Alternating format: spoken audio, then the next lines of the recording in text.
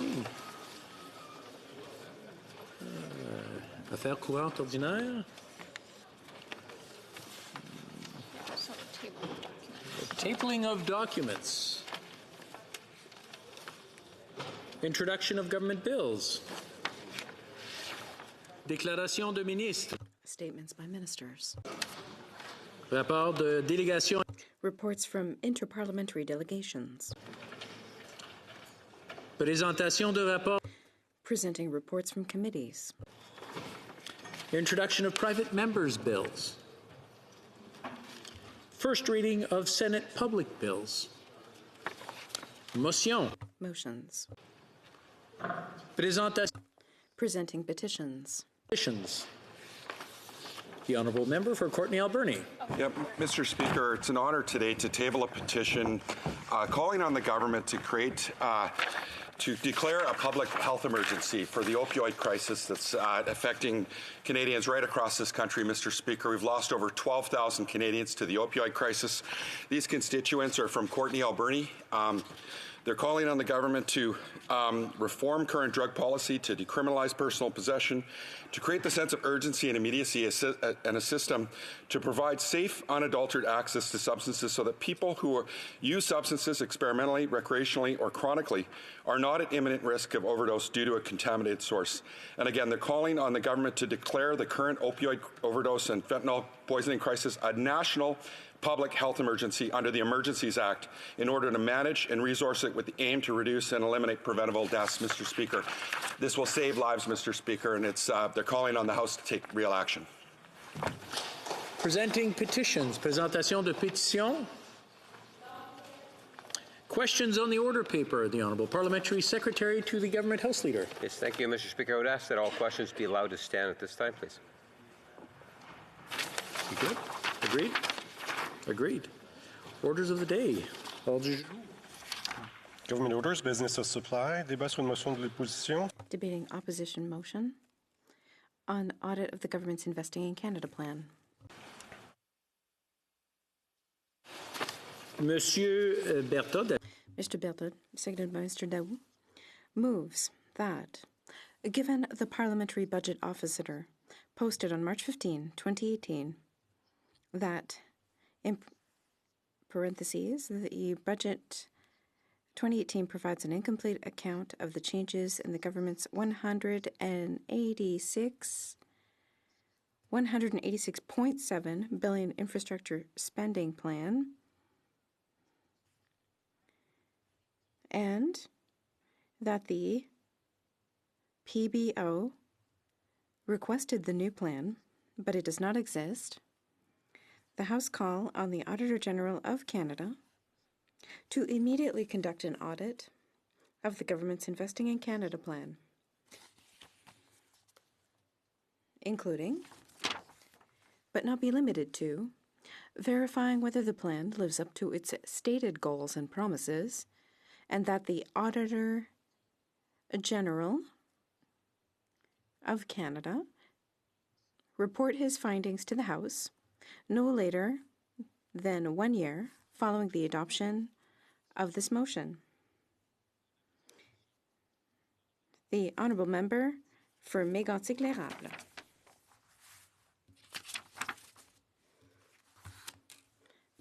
Good morning, Mr. Speaker. Dear colleagues, fellow Canadians, I'm pleased to rise to speak to make my first speech in this place in 2020. Before getting to the main motion today, I'm sure that my colleagues will be looking forward to hearing why I'm so proud to speak today. What changed since 2019? We've started a new decade. The Conservatives have launched a new leadership race. We have a new speaker. Regional media in Quebec has been saved. I am now critic for infrastructure and communities. But that's not what I am the most proud of. Madam Speaker, what is special about the year 2020 or 2020? Even though it doesn't seem like it just by looking at me, I'm the one who has changed, and it has nothing to do with New Year's resolutions. I don't exercise enough. I eat okay. I didn't take a resolution to be nicer with the government in the House. Sorry. What changed is my title. For a week now, my wife Caro and now are proud to be grandfather and grandmother. My son David, his spouse Audrey, have given birth to a magnificent little boy whose name is Clovis. I want to dedicate this very first speech to my very first grandson and to his parents who are making me so proud today. Welcome, Clovis. It is for you and the other young children like you, their parents, their grandparents, their great-great-grandparents, that we are all here to make Canada a place where families can prosper. As parliamentarians, we should never forget that despite our differing opinions, our different visions, the well-being of our children, of all children, and their future is our duty and our responsibility. Thank you again, and welcome, Clovis. Now, Madam Chair, as I said, I did not resolve not to hold the government to account, and that's why today, for you, Clovis, I have tabled on behalf of the official opposition this motion, which is holding the government to account on its infrastructure plan. The budget was very clear. The budget provides an incomplete account of the changes to the government's $186.7 billion infrastructure spending plan. And the PBO requested the new plan about what hasn't been spent, but was told that this plan does not exist. The Parliamentary Budget Officer has reached the limits of his ability to reveal what's actually going on to parliamentarians. That's why we're asking for the cooperation of all parliamentarians to ask the Auditor General of Canada to conduct an audit into the results and the way the Liberal government's program is being administered. In spite of everything that they claim, despite all the rhetoric, the infrastructure plan has not delivered. Although they shouted from every rooftop that their $186 billion plan was going to put Canadians to work, the numbers clearly demonstrate that a significant part of this money has not actually been spent. That impact on jobs has not been what was promised, and that promises to increase the GDP have not been kept. So let's go into the history of the situation. Let's go back to the 2015 election campaign, which is going to mark history as that when the government that was elected was that at the origin of the largest expenditures Canada has ever seen because of a promise that was going to be broken. One promise which pleased Canadians and hoodwinked them into voting for a party that was ready to promise them the moon in order to get back into power. The leader of this party, the current Prime Minister, quickly went back on his word and put the color of his party onto the public coffers. Since 2015, Canada is in the red because of the Reds. And we're sinking further with every passing day. What was this promise? It wasn't the electoral reform promise that they had made hand on heart. Remember, the Prime Minister and his candidates at the time repeated across the country, we're going to run small deficits, teeny tiny deficits, $10 billion in the first year, $10 billion in the second year, $6 billion after to balance the budgets at the end of our mandate, to reassure everyone. Because people suspected that the Reds loved being in the red. Today, we are faced with a government that not only did not honor its commitment, but decided that balancing the budget was not important. There's no more date in sight to return to balanced books, just spending, spending, and more spending. But what was the justification for that promise at the time? We're going to run teeny tiny deficits, to invest in our infrastructure, to create jobs and wealth. That's what they were saying. However, even though the previous Conservative government had managed to put in place an ambitious infrastructure plan that wasn't going to be made on the backs of our grandchildren, at some point, one should be able to understand that there were low interest rates, we could invest in infrastructure and get something concrete. We could have actually done something. We could have put Canadians to work.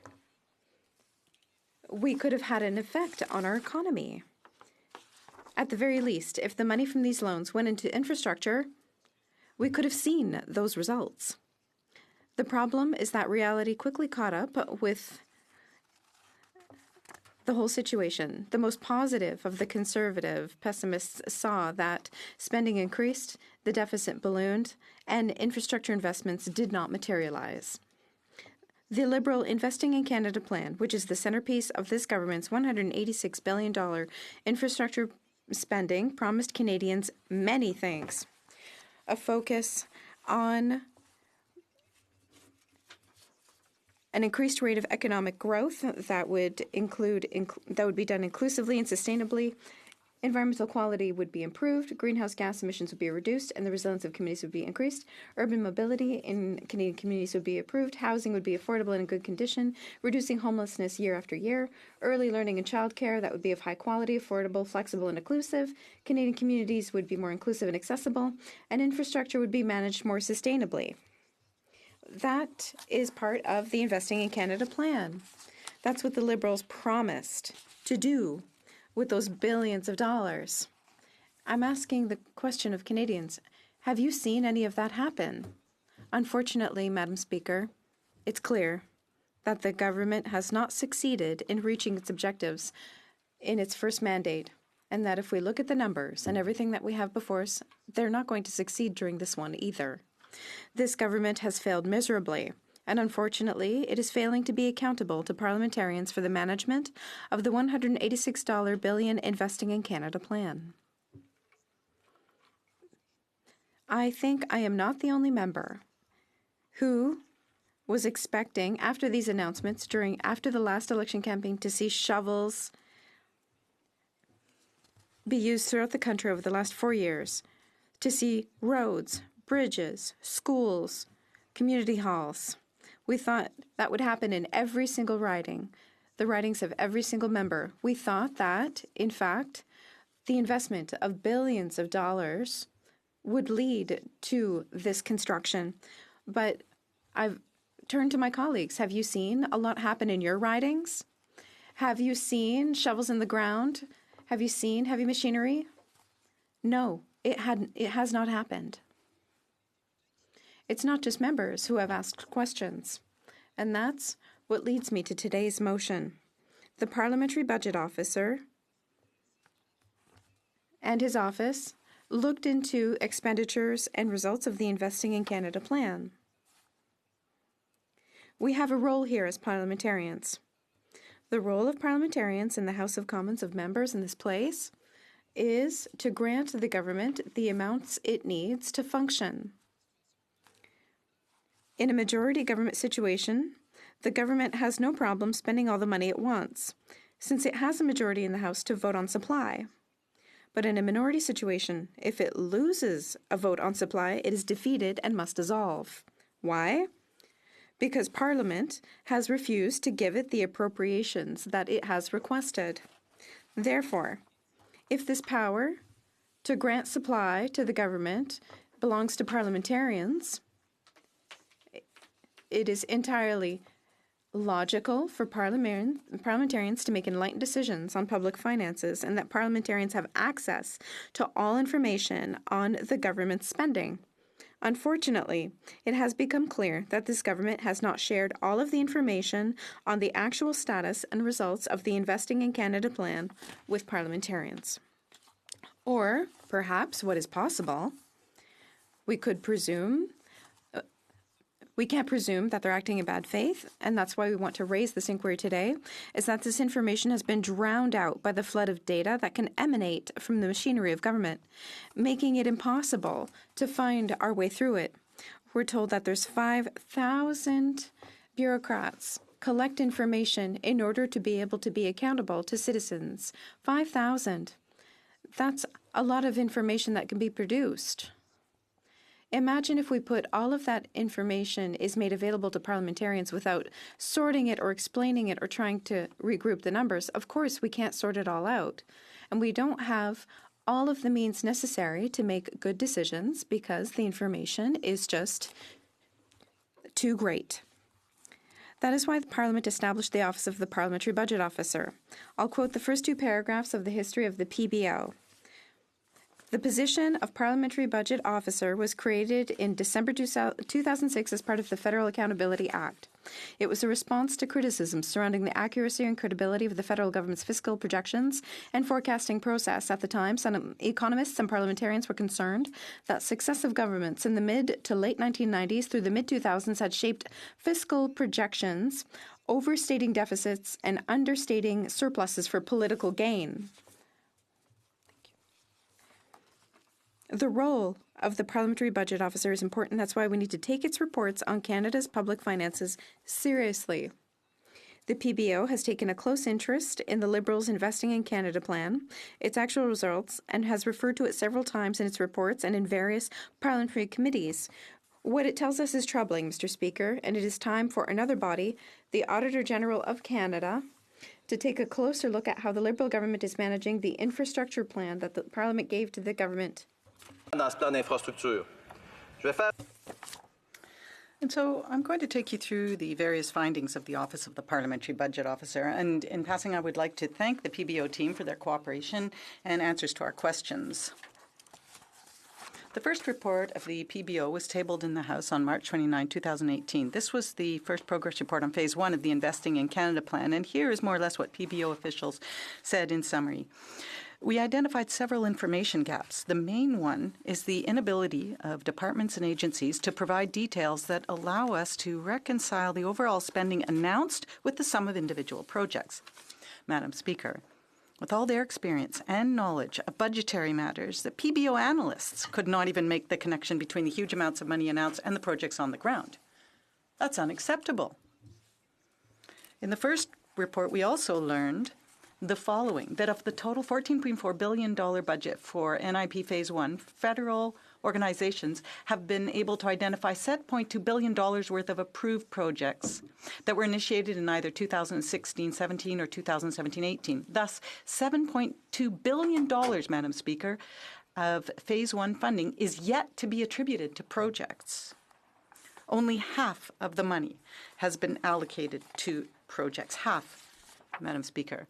And you'll remember argument number one, teeny tiny deficits to invest in infrastructure and create jobs for the middle class.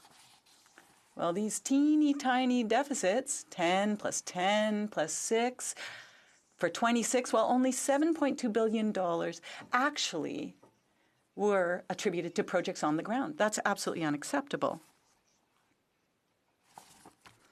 And what are the consequences? Well, the PBO said that such unexpected delays can also provide insight regarding whether federal infrastructure spending is a useful policy instrument for short-term fiscal stimulus. Well, if you don't invest, there isn't going to be a stimulus. If there's no shovel or trucks on the ground, there's not going to be any job creation. And so these beautiful promises were simply that, promises. So this was all window dressing. And in the report, it also said that there would be $11.3 billion being spent in cash infrastructure spending. And this was supposed to increase the level of real GDP by 0.2% in 16-17 and 0.4% in 17-18. Well, the reality is entirely different. 0.1, 0.1, Madam Speaker. Well, that's pretty much missing the target, I'd say. The PBO estimates that real GDP grew only by 0.1% in each of these 2 years due to infrastructure investment. And it also says that in budget 2016, this will modestly increase real GDP and employment.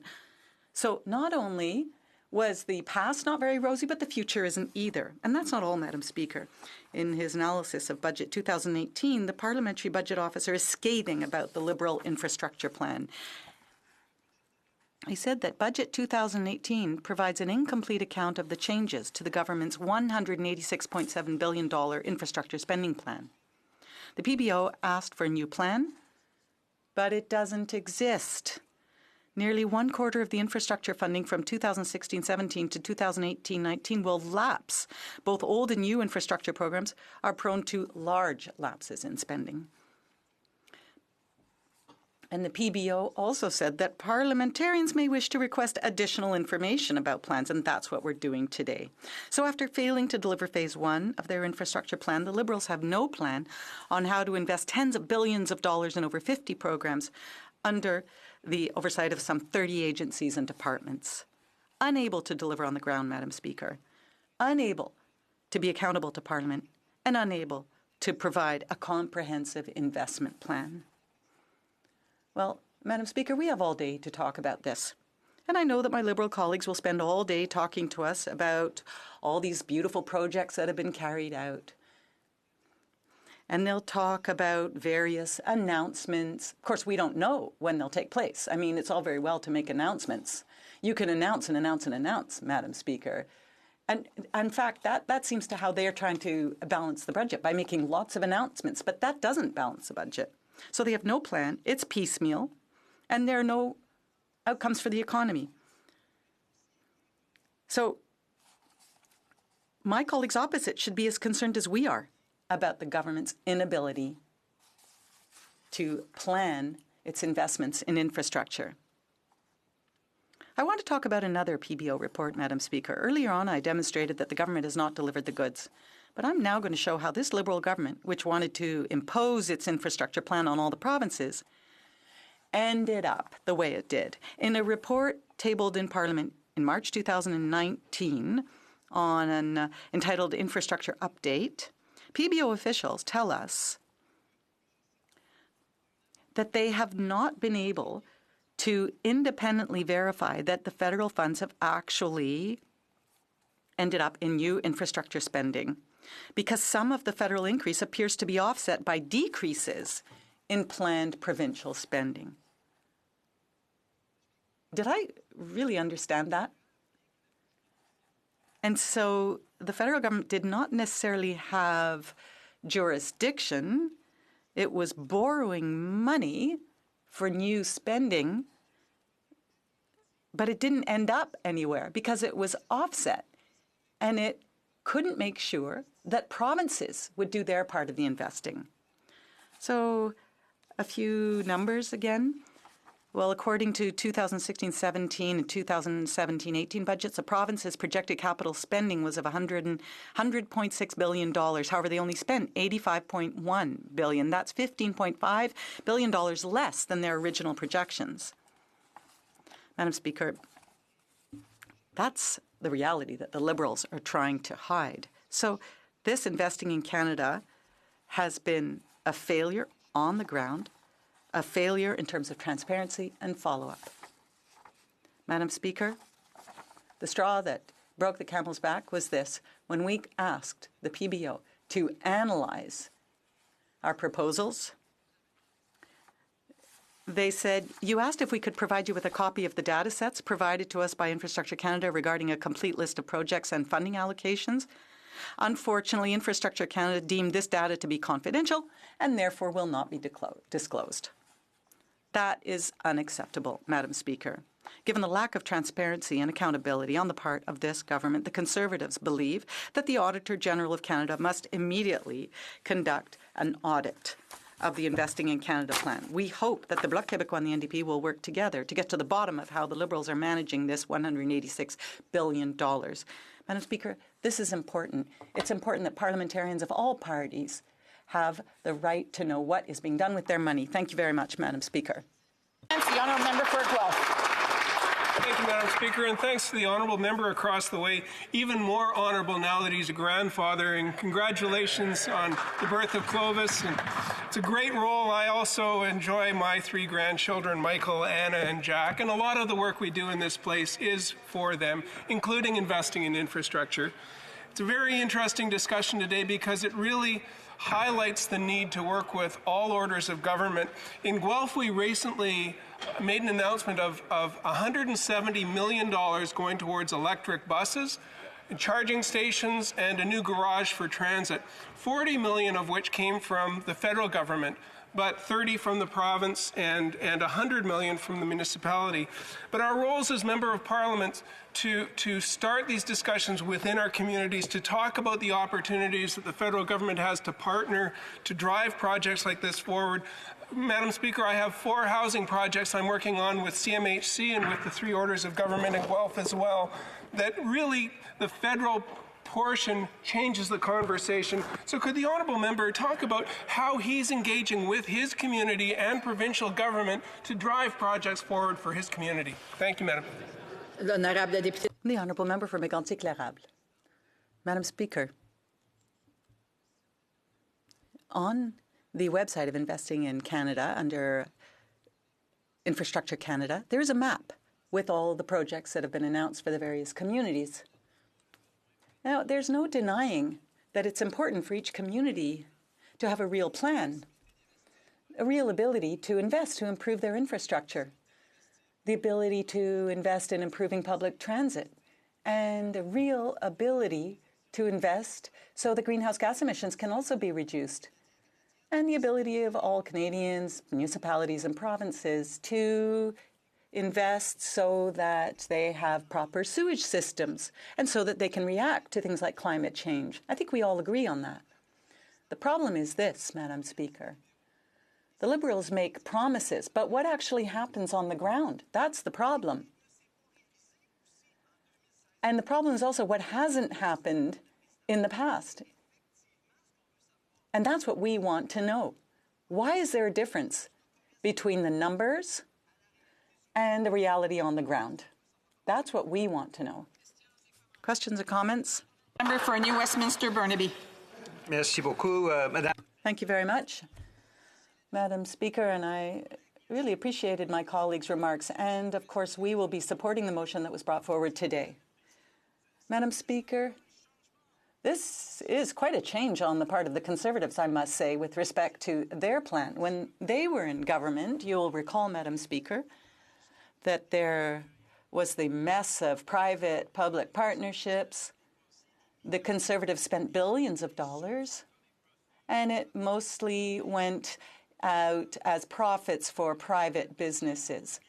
We even can see that here in Ottawa, how public-private partnerships have meant that there have been lots of profits for the private sector, and the public sector ends up taking on all the expenditures and also has to clean up any mess caused by the problem. So is this a change in approach on the part of the Conservatives? Do they now understand that their approach when they were in government was the wrong approach? The honourable member for Mégantic-L'Érable. Thank you very much, Madam Speaker, and I'd like to thank my colleague for his question. With your permission, Madam Speaker, I'm going to focus mainly on the first part of his question and rejoice in that, where he said that he will be supporting us on our motion. Because if you look towards the future now, and that's what we have to do, well, then it's obvious that we need to figure out where the money is going. Why was there money promised that wasn't actually forthcoming in communities?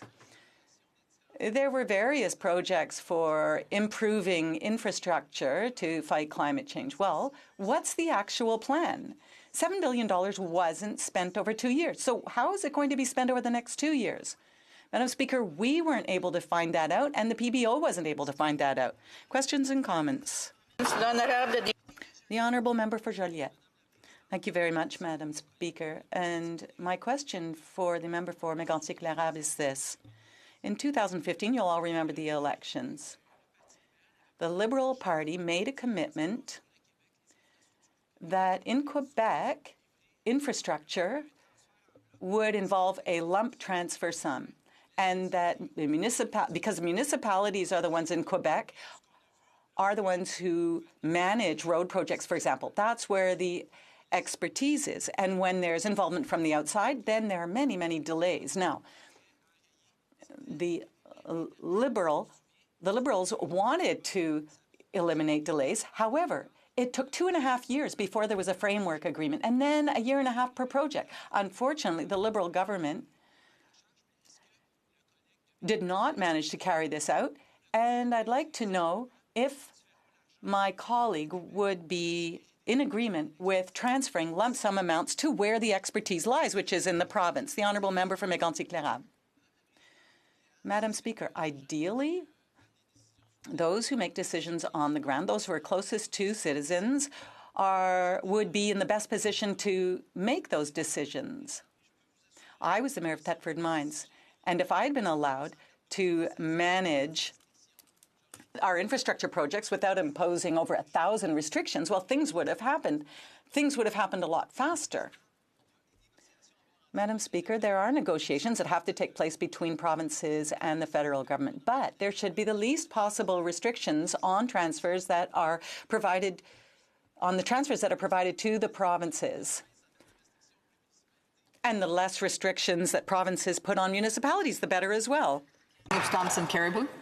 Thank you, Madam Speaker. And sometimes we can learn from the past. And during the global recession, our government at the time, a Conservative government, committed to get $47 billion out the door over 2 years. It did have an auditor's report which said that we managed to do it effectively, manage risk, and so if you have a government that's effective, you can get the commitments done that you've made in terms of your promises. So I would like to ask, because there was an auditor's report at that time, can my colleagues see any conceivable reason that the Liberals should actually vote against this in terms of transparency of government? The honourable member for Mégantic-L'Érable. Madam Speaker, today the question has to be put to all parliamentarians. Do all parliamentarians want all the tools they need in order to make the right decisions so that we can give the government the money it needs to operate? So what is that information? Transparency on investments, transparency on economic forecasts, transparency on reaching greenhouse gas emissions targets. When you say one thing, when you say you're going to invest in something to achieve a result, well, then you also need to know what is happening throughout that process, and we cannot get that information. The PBO can't get that information, so we're calling on the Auditor General to go and take a look. Go and take a look in those 50 programs that are administered by the federal government to see what the state of this matter is. This will be the last question. The honourable member for Kingston and the Islands. Thank you very much, Madam Speaker. During the back and forth between the Conservative member and the Bloc member, there was discussion about getting the projects at the ground level so that the actual communities and provinces can deal with with what those objectives and priorities are. But the interesting thing is that's exactly what the gas tax does. The gas tax, which we doubled in the last session of Parliament, gives the money, rather than doing one-off building of gazebos or fake lakes and having a ribbon-cutting ceremony like the Conservatives used to do. We've decided to give the money through the gas tax right to the communities and to the provinces so that they can decide what to do with it. Would he not agree that that program does exactly that? The honourable member for Mégantic-L'Érable has approximately 1 minute to answer. Well, in 1 minute then, Madam Speaker, it's going to be very difficult to explain to my colleague opposite what happens.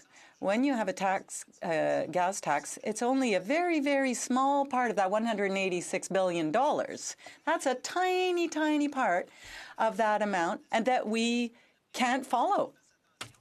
So he should be careful if he's saying that our request involves a little tiny amount.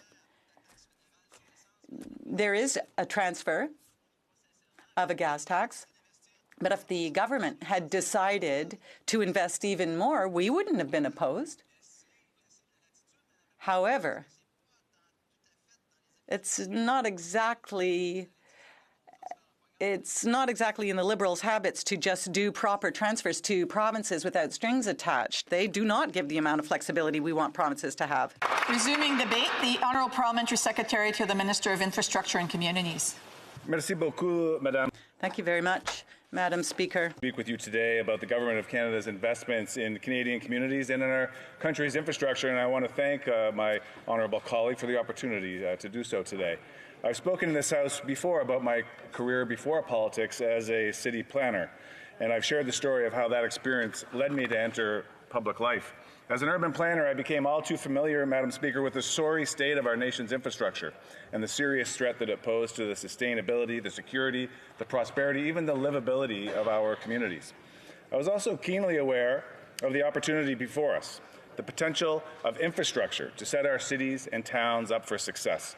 if only we could find the confidence to invest in our cities and towns and in our own future.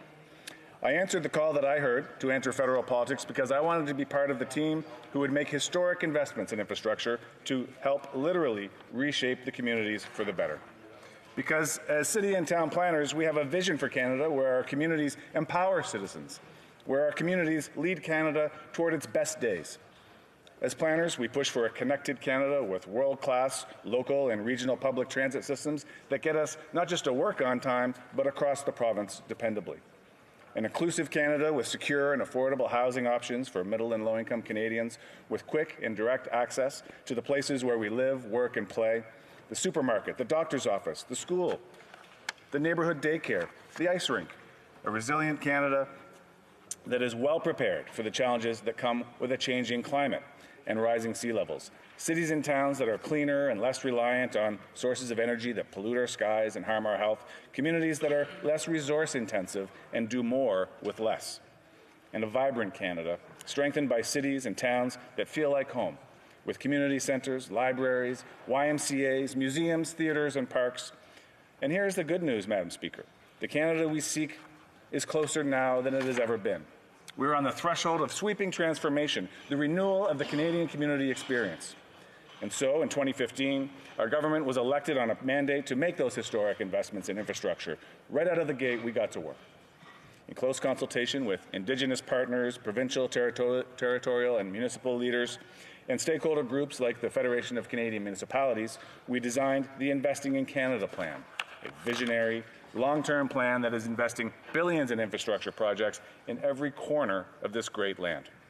A plan the magnitude of which hasn't been seen since Franklin Delano Roosevelt's New Deal of more than 80 years ago. Our government believes in the importance of investing in infrastructure, and the plan is tangible evidence of what the government has promised to Canadians: to create good jobs and to grow the economy, to invest in order to have clean air and water, and modern and reliable public transit, as well as solid infrastructure and sustainable communities. Progress has been tremendous, and since the plan was launched, over 52,000 projects have been announced government-wide, with federal contributions of nearly $60 billion. Almost all of these projects are either started or complete. As we've said it would, these investments are translating into greater economic growth. Since 2015, Canadians have created 1 million new jobs, 77,000 of them strong middle-class jobs in the infrastructure sector.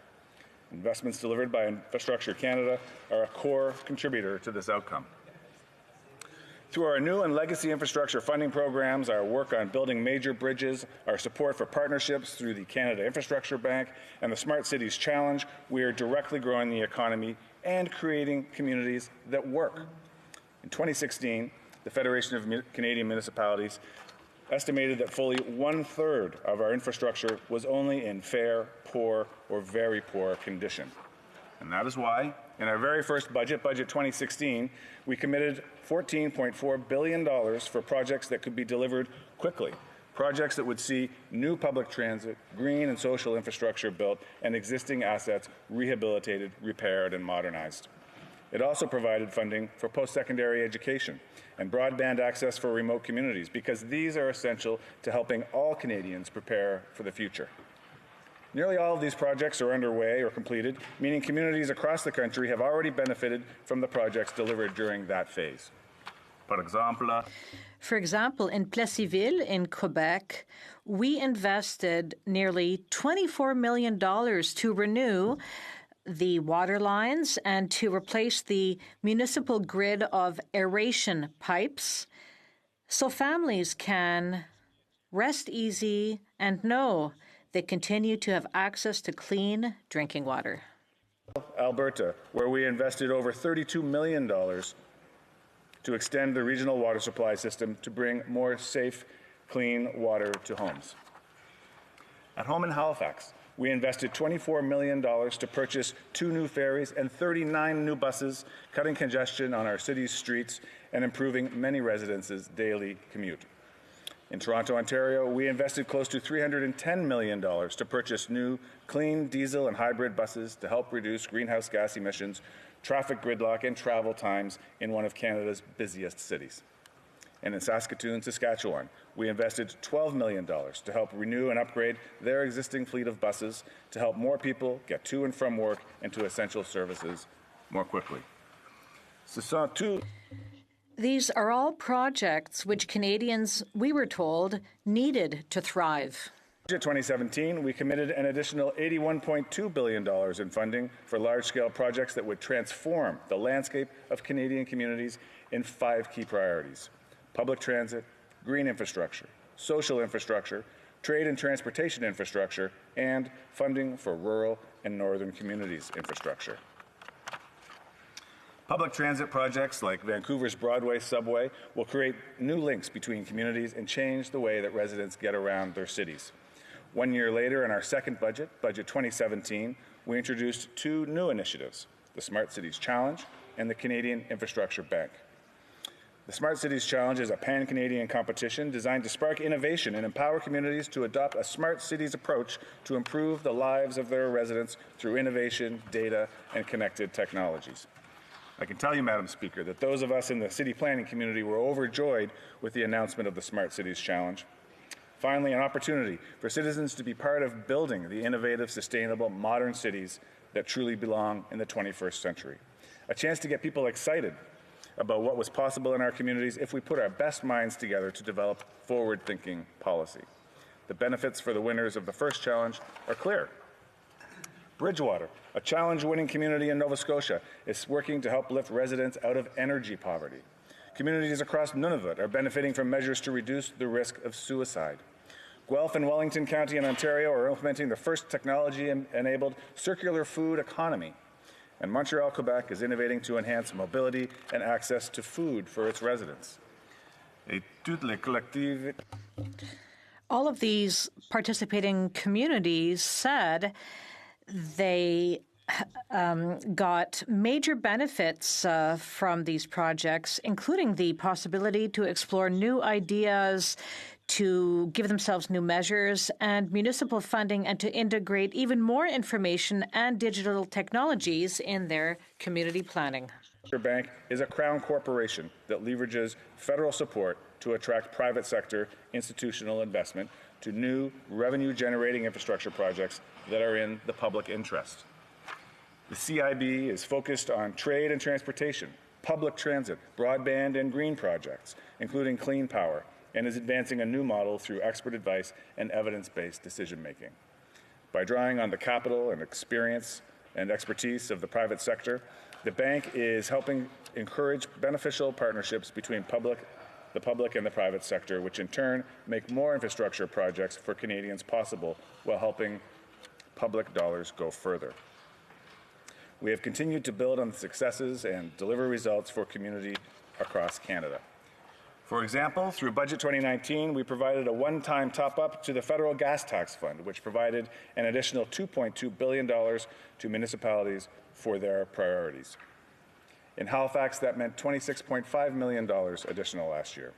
The Minister of Infrastructure and Communities mandate letter makes additional commitments to Canadians, commitments like permanent federal public transit fund that will rise with the cost of construction, a national infrastructure fund that will support major nation-building projects, and the promise that any funds from our existing programs that provinces and territories have not committed to approve projects by the end of 2021 would be reinvested directly into communities through another top-up of the federal gas tax fund. We are continuing to invest in infrastructure in new and innovative ways because our government knows that investing in infrastructure is not a one-size-fits-all approach, Madam Speaker, which is why it is not the work of one department alone.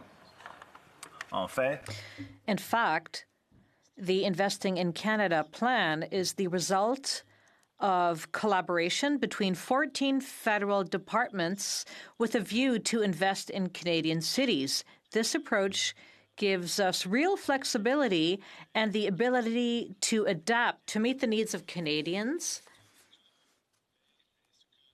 while ensuring that all levels of government take decisions which are enlightened, strategic, and well thought out. Well, let's be clear, though. The provinces, the territories, and the municipalities will benefit from this approach because they own 98% of basic public infrastructure.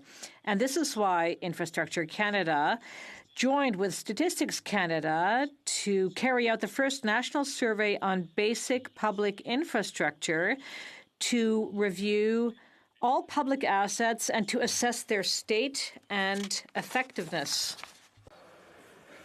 This inventory will not only help municipal, provincial, territorial, and federal leaders determine how best to invest federal funding based on what they need and currently have, it will also help provide baseline evidence to help monitor and assess the impact of federal investments under the plan over time.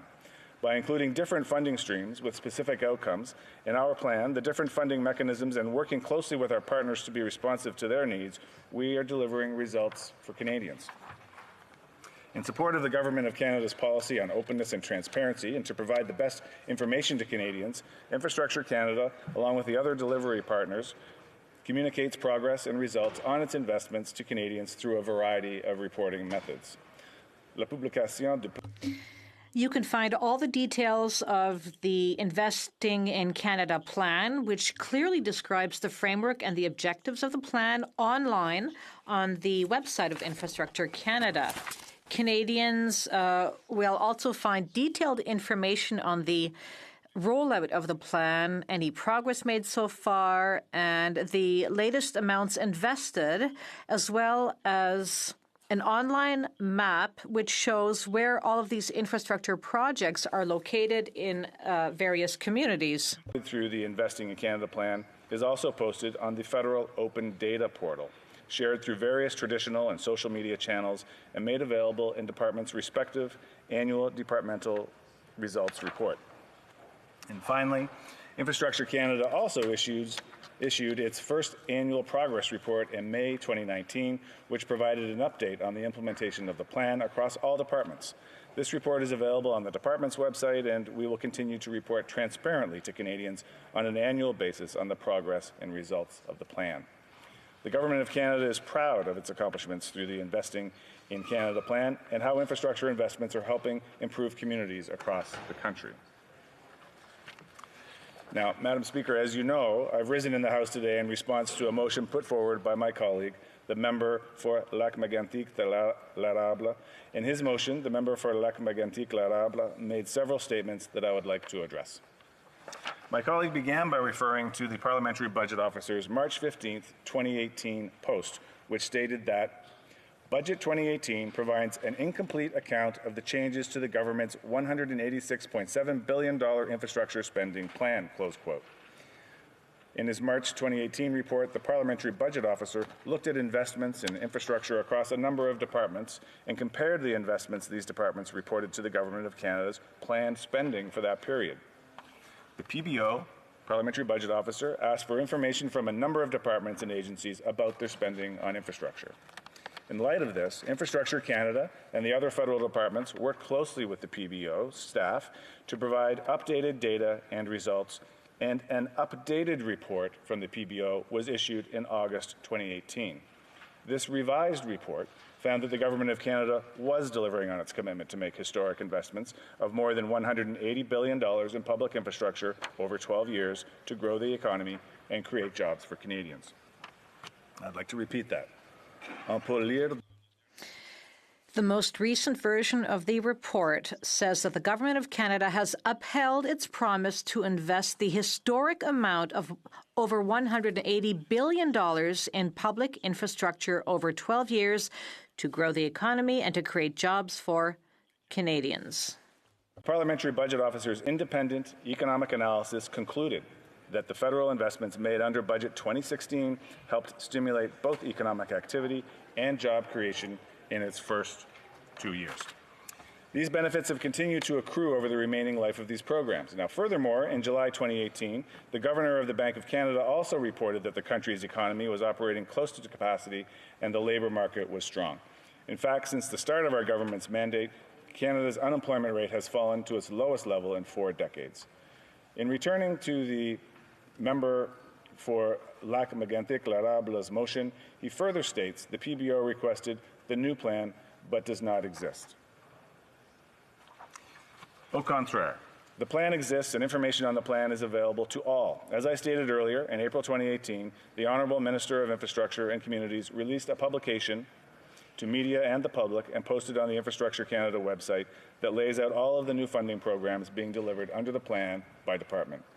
As I mentioned earlier, the annual progress report released in May 2019 is also available on the website.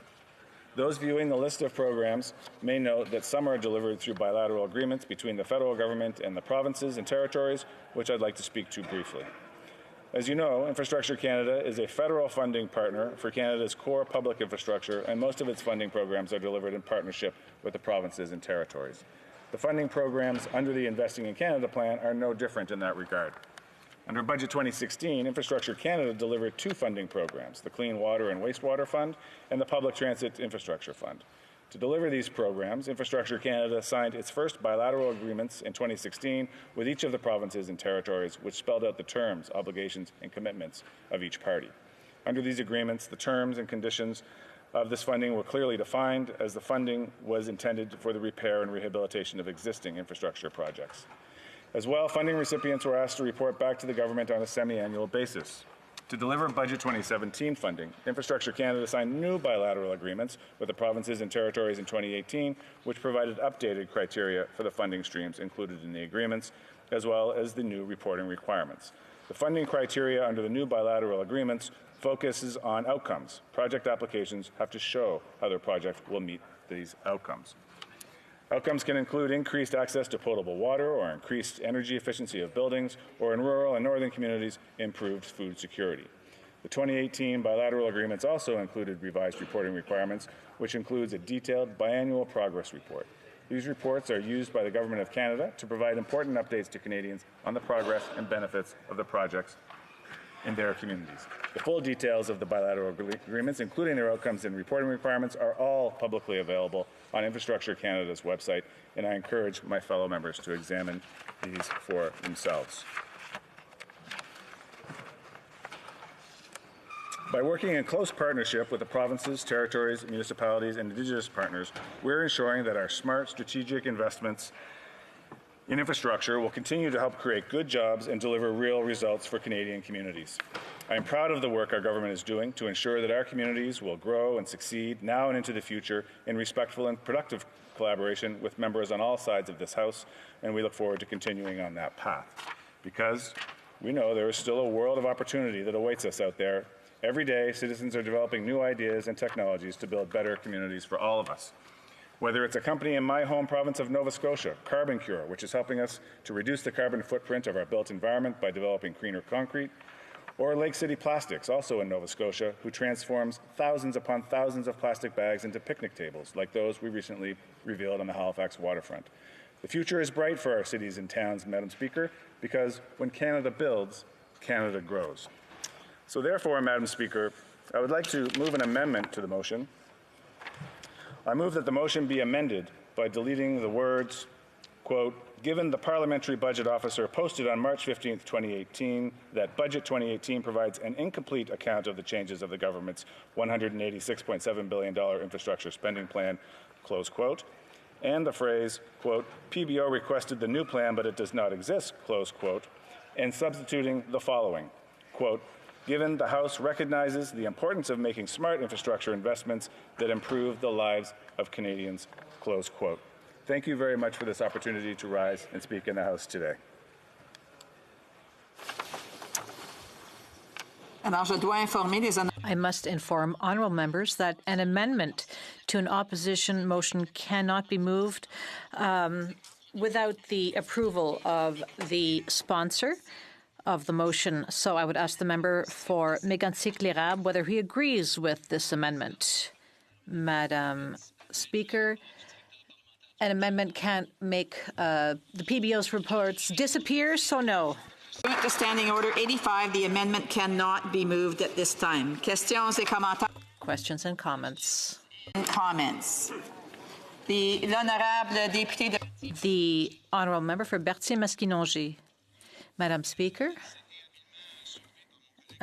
My colleague from Joliette rightly pointed out that if we want to accelerate infrastructure projects across the country, the federal government should transfer the funds with as few conditions as possible. The member for Mégantic, l'Érable, said that the fewer conditions there are, the better, because mayors are the experts on what is needed. So my question is, will the government be open to removing some of the conditions that come with the money?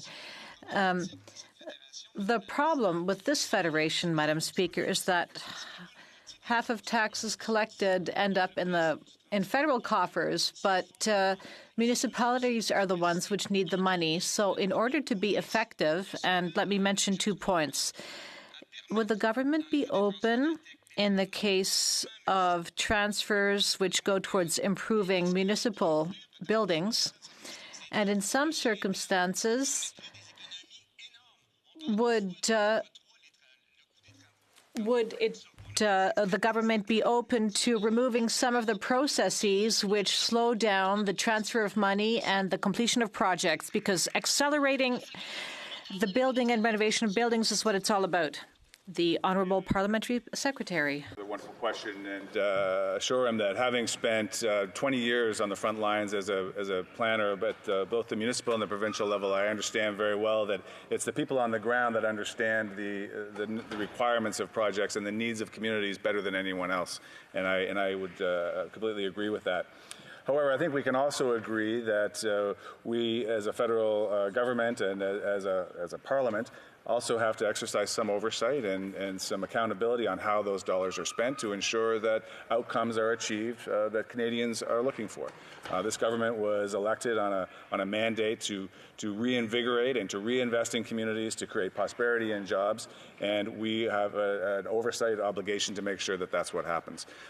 As the Prime Minister often says, better is always possible, and I'm open to any kind of suggestions to improve the language in the agreements that the member might offer. Thank you. The Honourable Member for Louis Saint Laurent.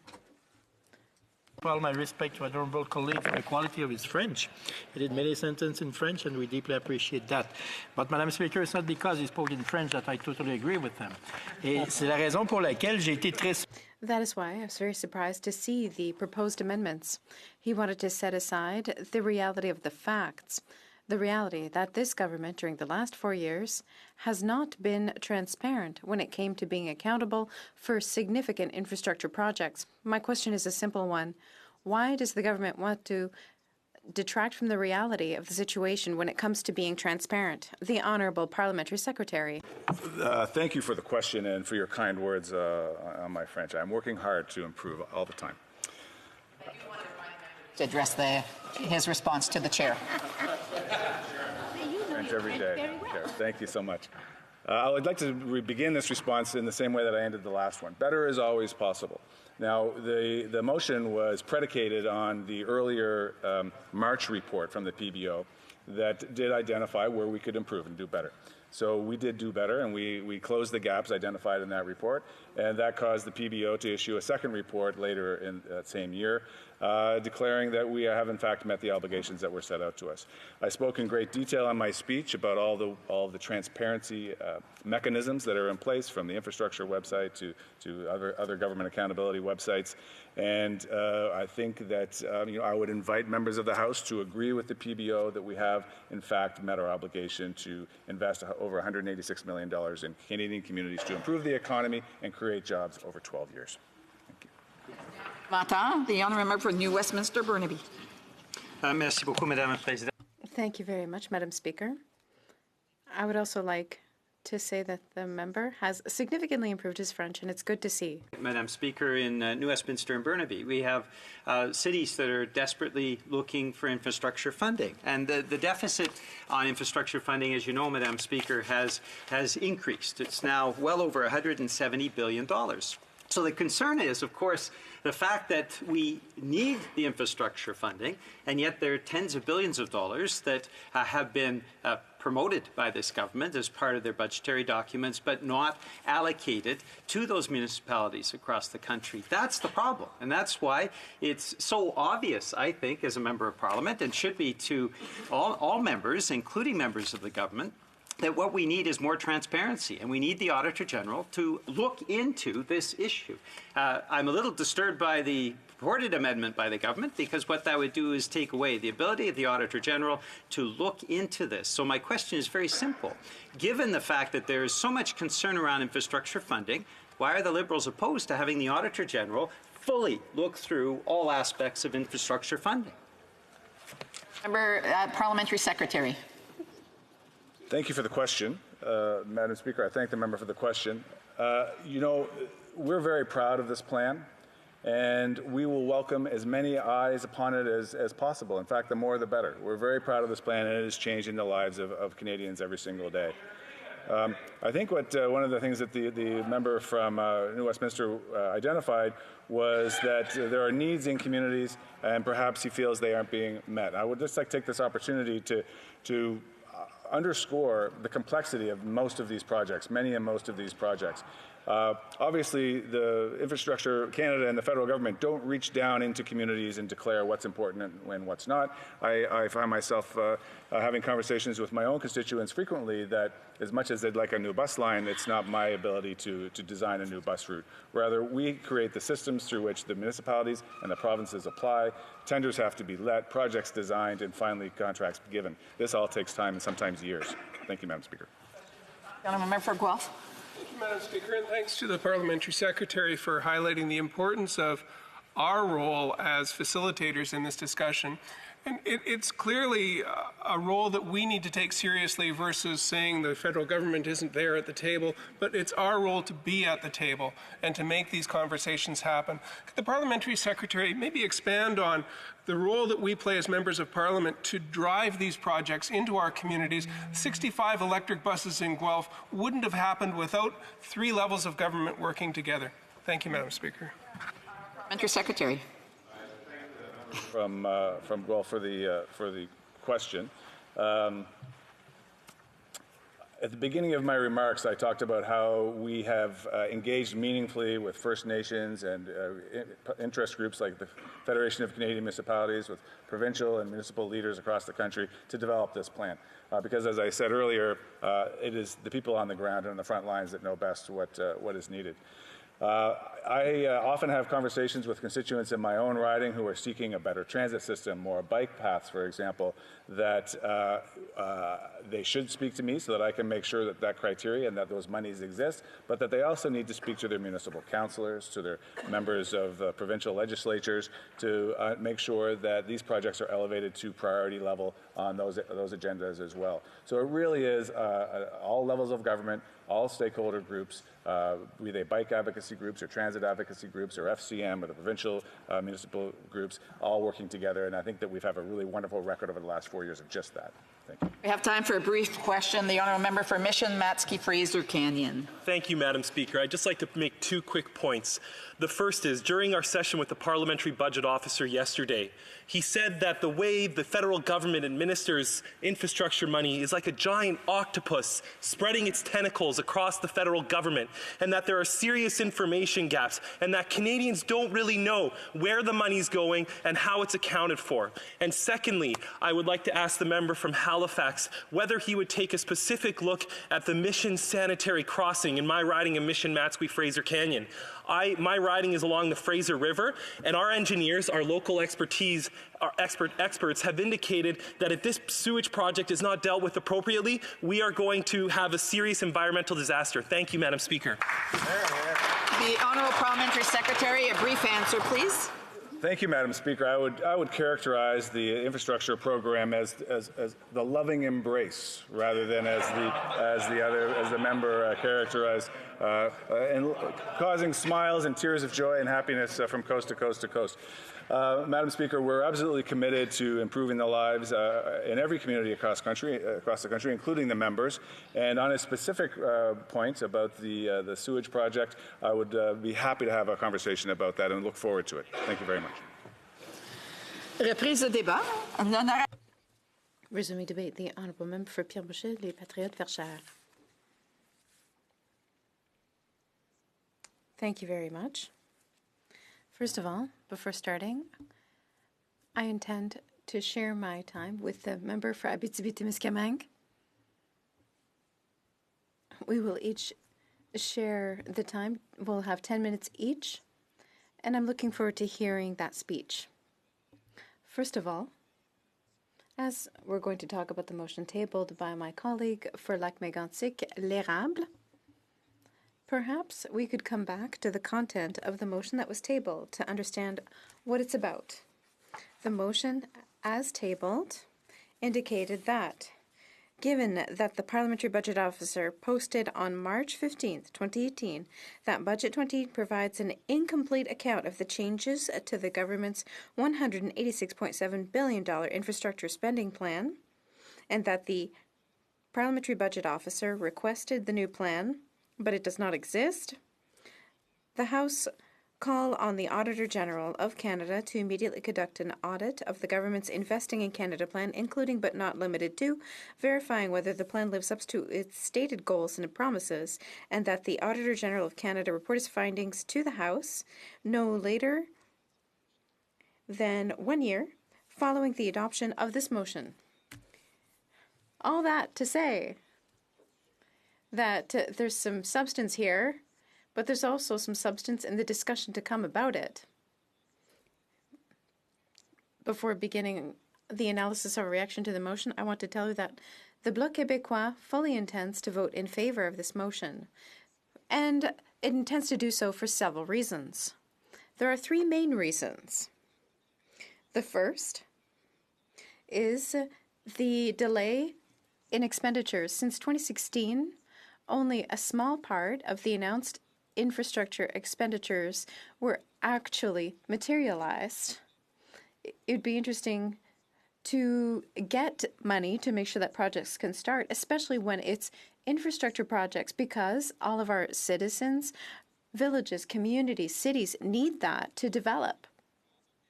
They need to make sure that they have this fund to feed their economy. The governments will announce $300 million for this and $1 billion for that, and yet the money never shows up. That's why it's important for us to look into these expenditures, because we think it is an issue, and we'd like the Auditor General to tell us more about the real scope of the situation. The second aspect is the transparency of economic data, because when we have no numbers, we don't really know what the situation really is, because if we have numbers from the government, it's never all that clear. They collect amounts that are made in later announcements. Some sums expired. Will they be reassigned? Will they be reclaimed? We don't know what's happening with that money. And we think it's important for money that is announced actually be spent on what it was promised for, especially when it comes to infrastructure, because there are significant needs for that in our communities. And in Quebec, we'll look further into why this is such an issue. We need to know where we're going, and we need to give people a clear idea and reinforce their trust in the information that's communicated to them by the government. This also helps us to make good decisions and to readjust as needed. Without that information, we cannot do this. The third reason we plan to vote in favor of the motion is that we think it's important for Quebec to get its fair share. Obviously, when there's a delay in expenditures, when there's a lack of transparency in the data, it's hard to know whether Quebec is getting its fair share. In one report from the Parliamentary Budget Officer on Phase 1 of 2016-2018, which was tabled in May 2018, it was mentioned that Quebec had received only 12% of total investments in the infrastructure program. 12%. Quebec represents 23% of Canada's population. You'll understand that we find this insulting and insufficient. We send taxes just like other person in Quebec sends tax money to Ottawa, and we expect to get that money back. In the meantime, we have to send the money here to Ottawa until we achieve our independence. Now, when it comes to amounts for other provinces, we had a little table in the report from the Parliamentary Budget Officer. We're looking at other provinces. For example, Ontario, 32% of amount received for 284 projects, an average of $161 per inhabitant. Ontario isn't positioned too badly in the total of what was announced and the share that it received. However, we can look at other provinces who were a little bit more spoiled. For example, the Yukon received an average of $1,787 per inhabitant, Nunavut $2,146 per inhabitant, Northwest Territories $1,600, Newfoundland $1,700. When we look at every single one of the provinces, one by one, Quebec is the one that seems to be the poor cousin. We see, with the exception of Quebec, Ontario is close to its share. If we compare Ontario, 32%, $161 per Quebec, Quebec 12%, $87 per inhabitant. When we think that there's provinces that are receiving thousands of dollars per inhabitant and we can't even get $100, you'll understand that we're not too pleased with these results, and we'd like some answers from the Auditor General. There are other things that were said in this infamous Auditor General report. Mr. Trudeau expected to spend $74 billion in his infrastructure plan.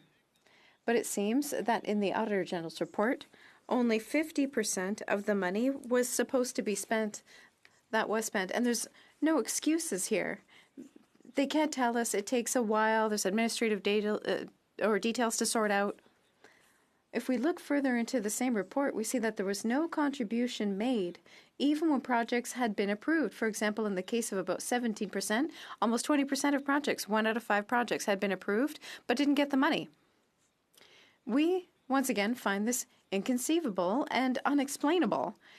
We really want to get some real explanations that will be provided to us. We're hoping the Auditor General will be able to enlighten us, since the government does not seem to be able to. Often we're told that in Quebec it's harder to get our funding because we have some demands. What we want is for 100% of Quebec, collected in Quebec, remain in Quebec, and be sent to the government that is the government of Quebecers, and that government stop imposing all kinds of conditions on that money, especially when those conditions are made in Ottawa and slow things down. However, Ottawa has 2% of public infrastructure in Canada under federal jurisdiction, but 98% of the rest of the infrastructure is either municipal or provincial jurisdiction.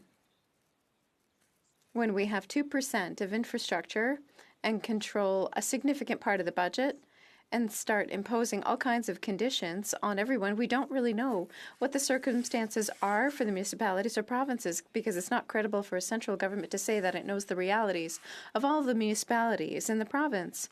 In Quebec, this is what interests us. Of course, Quebec above all, we talk about 1,400 municipalities. It's impossible to think that Ottawa knows the realities of all of those municipalities. And those rules can make things difficult for municipalities that want to qualify and get the money that is owed to them, especially for smaller ones who don't have an army of staff to try to understand how to get qualified for the different government programs and how to apply and how to figure all of those processes out. If we transfer the money to Quebec and we use the money to meet our own needs, it would be a lot more efficient. And the money would be spent a lot faster on the ground and be directed to where people need it. So this is the constant struggle we have. We have to constantly demand the money that we are owed. I know that I don't have a lot of time left, Madam Speaker, but I want to talk to you about Canada's Infrastructure Bank. Canada's Infrastructure Bank, which belongs to the Minister of Infrastructure, we have a really serious problem with this bank, especially for getting services in French. Ever since it was created, there's no management or press press person or somebody to communicate with municipalities that speaks French. That's a major problem, and yet 35 billion federal dollars have been invested, along with private sector money that might be added to it. That's a major problem. And again, we were talking about how we would go to the office of the Minister of Infrastructure and nobody there spoke French either. So you'll understand that we are not well understood. And if Quebecers managed their own money, they would come out much further ahead. Questions and comments? Comments. The honourable member for Mont-Royal. Madame la Présidente, et je... Thank you, Madam Speaker, and I would like to thank my honourable colleague for his speech. I would like to ask a relatively simple question. The government proposed an amendment that maintains the intent of the motion, indicating that the Auditor General will conduct an audit, but the government has proposed to remove certain words from the preamble that are not part of the real motion, that are just insulting to the government. Will the Bloc Québécois, through you, is in agreement to keeping the main intent of the motion? The honourable member for Pierre Boucher, les Patriotes, Verchères. In fact, Madam Speaker, what I have difficulty understanding is that the government is feeling insulted by statements that are not even the statements of the member from Mégantic-Lérable. They are the statements of the parliamentary budget officer, who is a neutral public official who's giving information to enlightened citizens and parliamentarians. For the government to be ashamed or to feel insulted by the statements of a public official indicates just how catastrophic their management is and how these sentences and these aspects of the motion are entirely relevant and belong in there. Questions and comments? The honourable member for Timmins James Bay.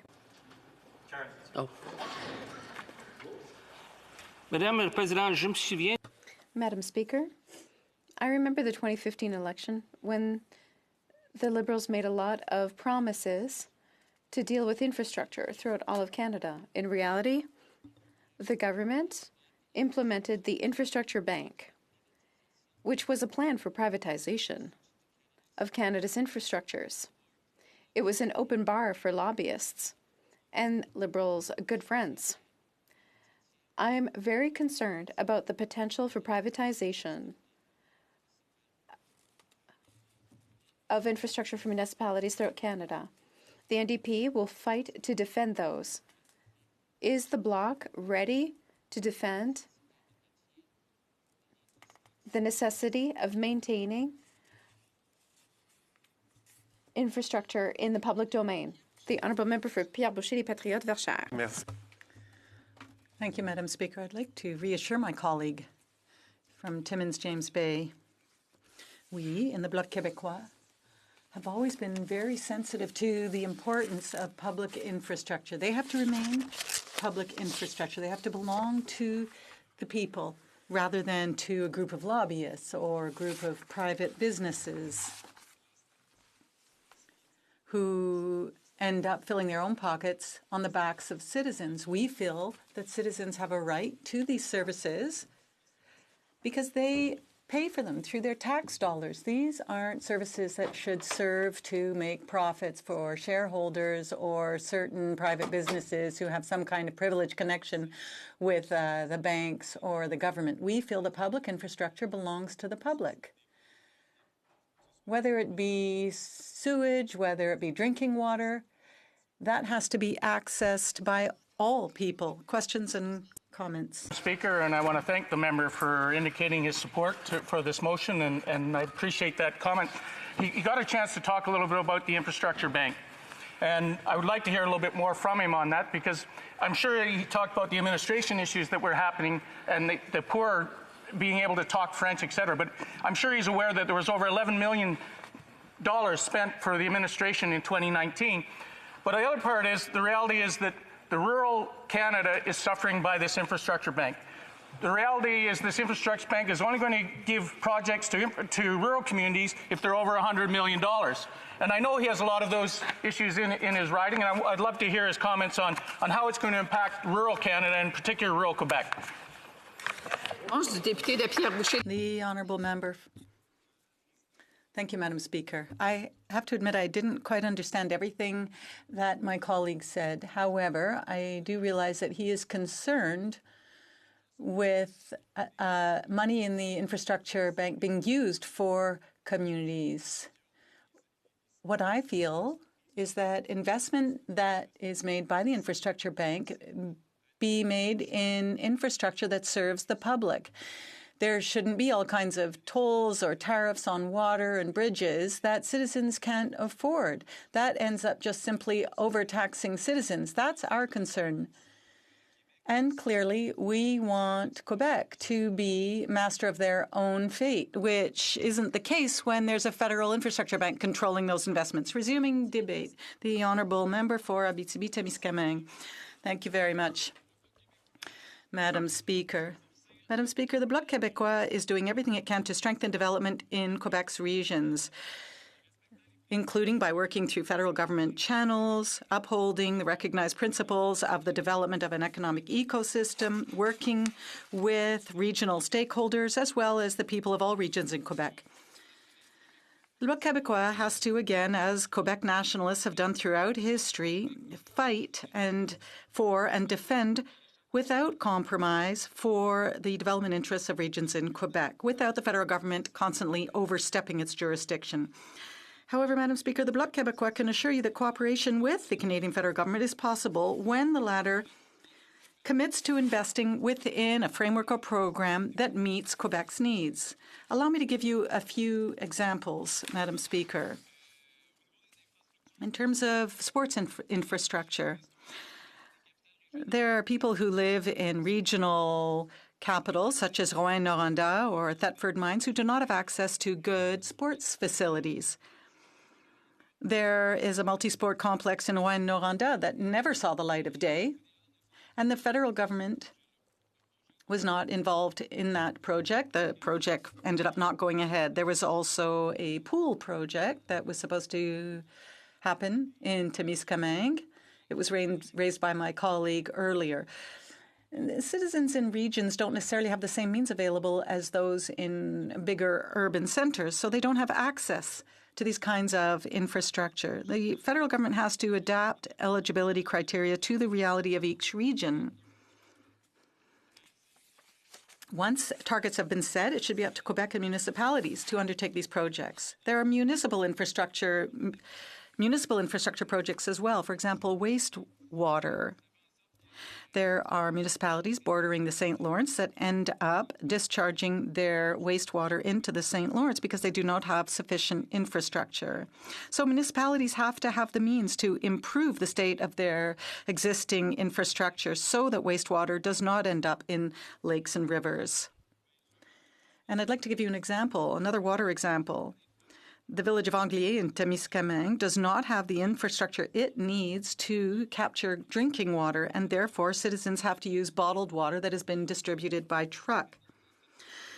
There are also issues of drinking water in Indigenous communities. There are Indigenous communities who do not have drinking water because of a lack of modern infrastructure. Another example of infrastructure affecting Indigenous communities is one that many social problems can end up occurring because of, and that is housing. Indigenous people are some of the people who have the worst housing in Quebec. Their housing is too small and unfit. And the federal government should be transferring money to help build social housing and retrofitting that existing housing.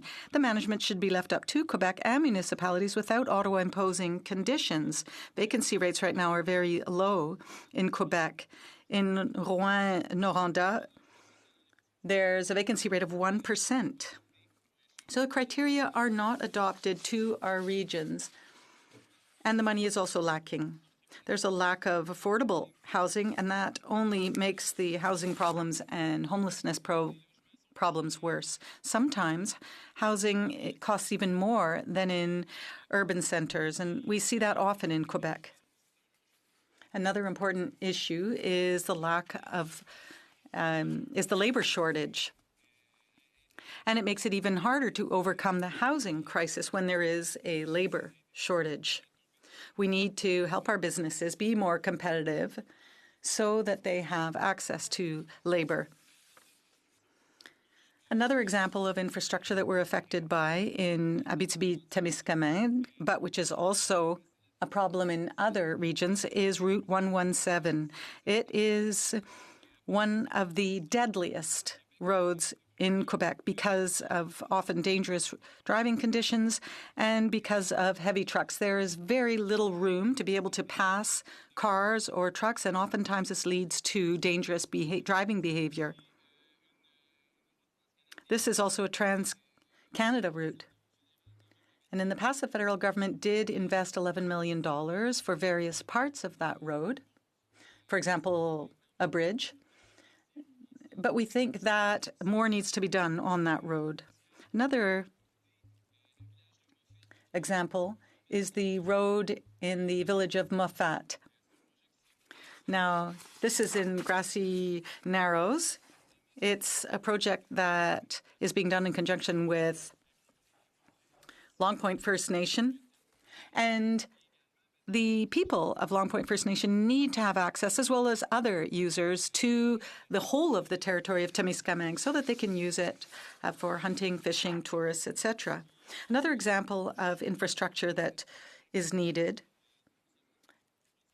is infrastructure for our agricultural producers, including slaughterhouses.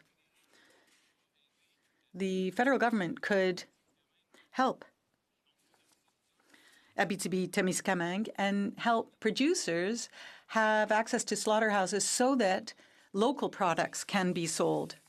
It would make a difference if the federal government were to fund initiatives that arise out of local regions. At this point in time, sometimes meat has to be sent, animals have to be sent to slaughterhouses 800 kilometers away, and that means that we can't consume local products. Now, we're thinking that there are various kinds of agreements that could be made with other ridings so that producers could use slaughterhouses that are closer by. So Quebec should be sitting down with Ontario and Canada to collaborate and come up with initiatives that could be funded in our areas. There's also the issue of transportation costs that affect our producers who need to have access to slaughterhouses. We also think that federal institutions that aren't being used, federal buildings that aren't being used, could be used by our regions for community centers, for early childhood centers. So sometimes there are these federal buildings that aren't being used. And it just becomes a white elephant. It's also an elephant in the room for everyone because these are buildings that aren't being used, that are empty, and they could meet a need in the region. There are many programs that should be adapted to regional needs. We don't necessarily have the numbers in people such as those in Toronto or Montreal. So there aren't the same number of people, and therefore these areas are less attractive to companies who want to invest in these areas. It costs money to not use the territory, and it costs money. It's also costly to get people into that area, and that's where there is a need for investment. We need young families to want to come into these regions. There's one example of initiative called the GIRAT,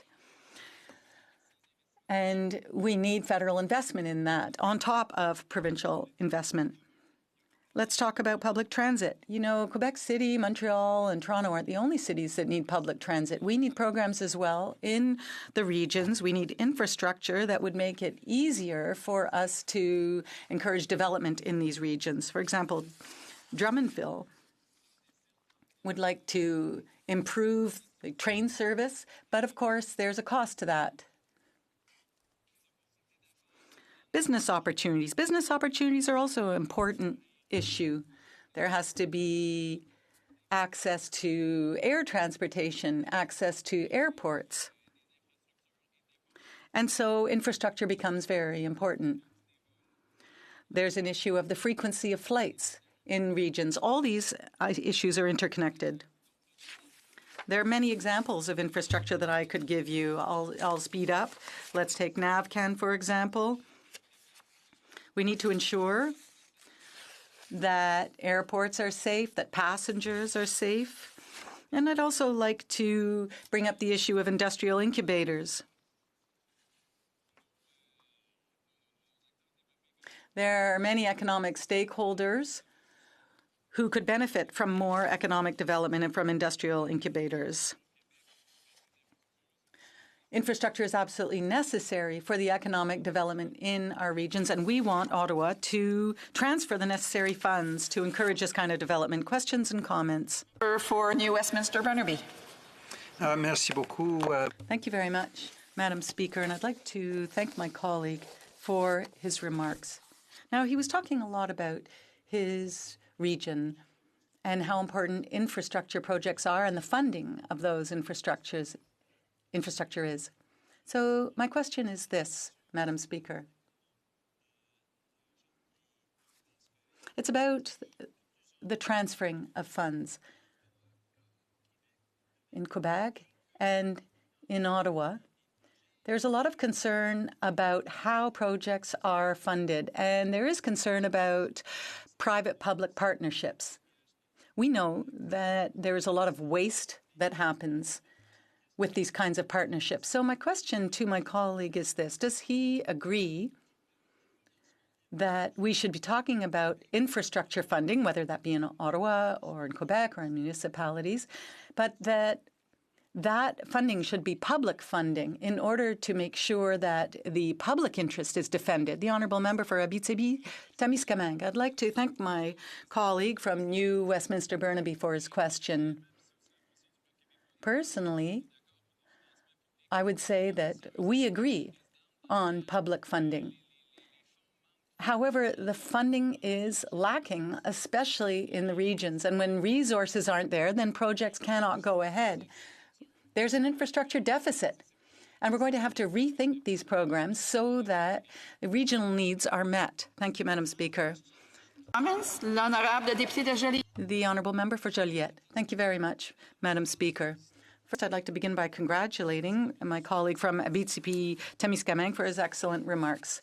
Now, he raised a whole list of needs. There are so many needs, and what we're seeing, unfortunately, is that there are delays, delay after delay after delay. And Quebec should have access to its fair share, whether that be for the region of Abitibi-Témiscamingue or the riding of Joliette or many other regions in Quebec. The need is pressing. We need high-speed internet in these areas. And what are we seeing?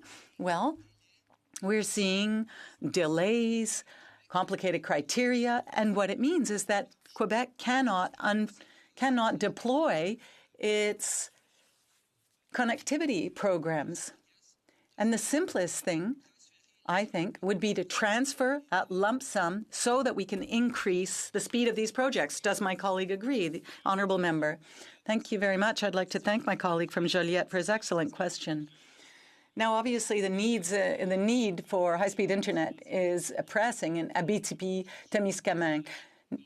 There's 10 million already under a provincial program in this region, but we're waiting for the funding from the federal government. 80% of citizens in Canada live in rural regions. Now, if we want to be able to connect these people through cell coverage, then there is going to have to be a change in the kinds of programs. You know, we're all paying our taxes. We're paying half our taxes to Ottawa, and so we should be getting our fair share of connectivity as well. Questions and comments? Question, please. Madam Speaker, and I think the Honourable Member is highlighting one of the challenges we have is to work with municipalities, to work with provincial governments. And previous questions talked about big business somehow being involved. Really, these funds are administered with our partner agencies through the provinces and municipalities. And Canada Infrastructure Bank or Canada Mortgage and Housing Corporation, Employment and Social Development Canada, we have several channels that we as parliamentarians use to connect to our communities. Could the member maybe comment on the work he does to connect his communities to these types of programs. The Honourable Member for Abitibi-Témiscamingue. A brief answer, please. I'd like to thank my colleague from Guelph for his question. You know, during my election campaign, that issue was my main priority, connectivity. I come from Rouyn-Noranda, where I live, and I can't even get to the airport without my cell phone giving out. So this is a real problem. We need to be able to attract young families into these regions. It's a major factor in the economic development of our businesses, and it's ridiculous that in 2020 we're not connected. So a network is extremely important. And there's a minister who's responsible for rural development, and that is also their main priority. That is to connect the regions, to give them access to cell coverage and high-speed internet. And you can count on my collaboration with her to make sure that there is a concrete outcome. Thank you. The Honourable Member for New Westminster, Burnaby. Merci beaucoup, Madame la Présidente. Et j'aimerais dire en commençant. Thank you very much, Madam Speaker. I'll just say from the outset that I'll be sharing my time with the excellent new member for Skeena-Bulkley Valley. Not a debate that is abstract at all. When we talk about infrastructure and infrastructure funding in this country, the lack of coordination and the shortchanging that we've seen over the last few decades from Ottawa are causing real hardship right across the country. And I would say in this regard, Madam Speaker, I would criticize as openly the Harper Conservatives as I do the current government for their refusal to adequately fund what is becoming a chronic problem in this country. Now, the Federation of Canadian Municipalities and many other groups have identified the shortfall. We're talking about an infrastructure deficit of over $170 billion in this country, and that does not include First Nations communities. Madam Speaker. What does that mean? Well, that means that the infrastructure that was put in place largely after the Second World War in the 50s and 60s, when there was adequate government funding for this, the infrastructure that was put into place to ensure that we have water treatment, we have sewage facilities, to make sure that we have roads and bridges, that infrastructure has not been renewed. Now, Madam Speaker, the Liberal government will say, well, we have funded some of the infrastructure that is needed. And today, as we go through the discussion and debate in the House of Commons, we will, of course, find that the Liberals will mention particular projects that have been funded. And that's certainly, those projects are welcome. But the reality is, when we're talking about a massive infrastructure deficit of over $170 billion in this country, the fact that some infrastructure funding is being forwarded does mean that it is making some good and some progress. But, Madam Speaker, what that indeed means is that while the house is still has a leaky roof, while the toilets don't work, while there's no heat, yes, we have windows being replaced and we have a new front door. What I'm saying is, Madam Speaker, we are far from the degree of investment that is required in this country to bring the quality of life right across the country up to speed. This is a profound problem, Madam Speaker, and that's why we welcome and we support the motion that is brought forward today, because the difference between the rhetoric and the reality, the government that has said that they're financing all of these infrastructure projects, and yet tens of billions of dollars remain unallocated to this day. That is something that only the Auditor General can look into with the expertise that he has to offer to make sure that, of course, parliamentarians, but more importantly, Canadians as a whole, can get a real handle on the massive gap between the rhetoric and the reality. The reality is that we are in an infrastructure crisis in this country. The rhetoric is that somehow the government is addressing this. But the few projects that they're financing are far from what is needed across the country. And of course, Madam Speaker, I'm proud to represent the cities of New Westminster and Burnaby. both led with very progressive city councils that are endeavoring with the small amount of taxpayers' dollars that the municipality actually gets, around 10% of the taxpayer pie. The tax dollars that are actually allocated across the country come from municipalities. And we have good infrastructure that has been put into place because the cities and because the recent new BC government has been providing supports for some of the infrastructure that is needed. But we are still a far way from having in place an infrastructure program that addresses the $170 billion and growing deficit that we have in this country. Alors, il faut que ça change. And this has to change, Madam Speaker. This deficit is seen in the state of our bridges and of our roads or water treatment plants. There really is a gap between the rhetoric we're hearing and the reality on the ground. As the media mentioned a few months ago, our roads are deteriorating not only in Quebec but across the country. Why? Because the funding for infrastructures, which should have been sent out there, has not been sent out. And that is why there is an infrastructure crisis in this country. We've allocated money in each budget.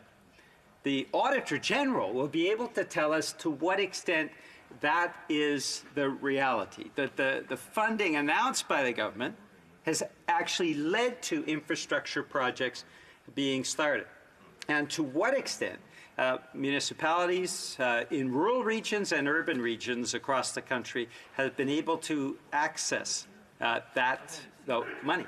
In New Westminster, we're looking for renewal of the Canada Games Pool, which was built over 40 years ago and needs to be renewed. And of course, New Westminster would like to see some of that funding coming from the federal government.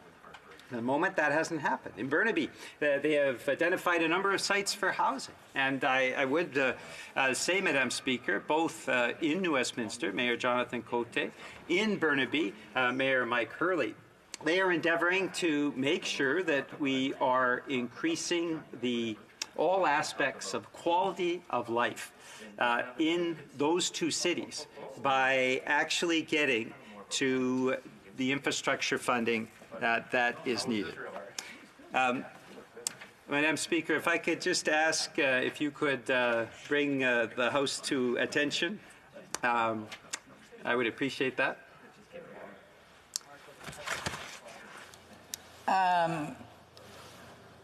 I'm not sure what the issue was. I didn't hear any disruptions in the House. If people are having side conversations, I would ask them to take them outside. The Honourable Member for New Westminster, Burnaby. Thank you very much, Madam Speaker. So what has been the government's approach? First off, when we talk about the overall allocation of funding, the Auditor General will be able to really determine in a way that only his department can the extent to which the funding has actually been allocated. But more importantly, I think when we talk about the funding itself, the question is how that money is being allocated. Now, under the previous government, we had public-private partnerships. And in public-private partnerships, as you know, Madam Speaker, it costs the taxpayer significantly more to ensure the private profit for what is essentially public funding. And Madam Speaker, I can just point to the debacle, which is the Ottawa LRT.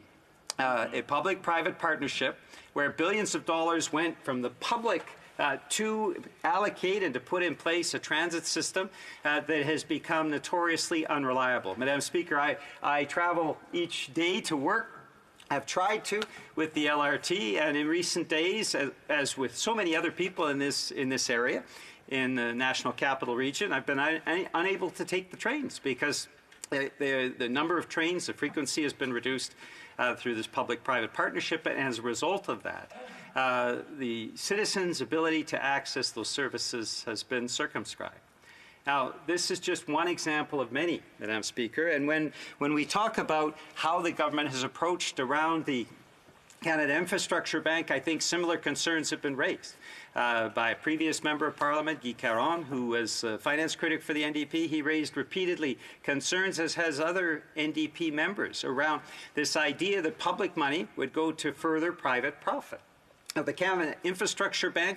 We've seen in the executive suite what can only be described as chaos, as a turnover of those people that have been appointed to head up the Canada Infrastructure Bank. Very little progress. In fact, arguably, the most significant projects that have come through the Infrastructure Bank were actually already online for public investment. And so the federal government played a bit of a shell game around that to try to give some credit to the Canada Infrastructure Bank. These are all aspects of the use of the public dollar that are so essential to be examined by the Auditor General. The Auditor General has the confidence of Canadians. The Auditor General can look at these projects, and within 1 year, the Auditor General can bring forward recommendations about how infrastructure funding should be treated in this country. It shouldn't serve for friends of the government to make profit out of this. It shouldn't be simply a piggy bank for election campaigns.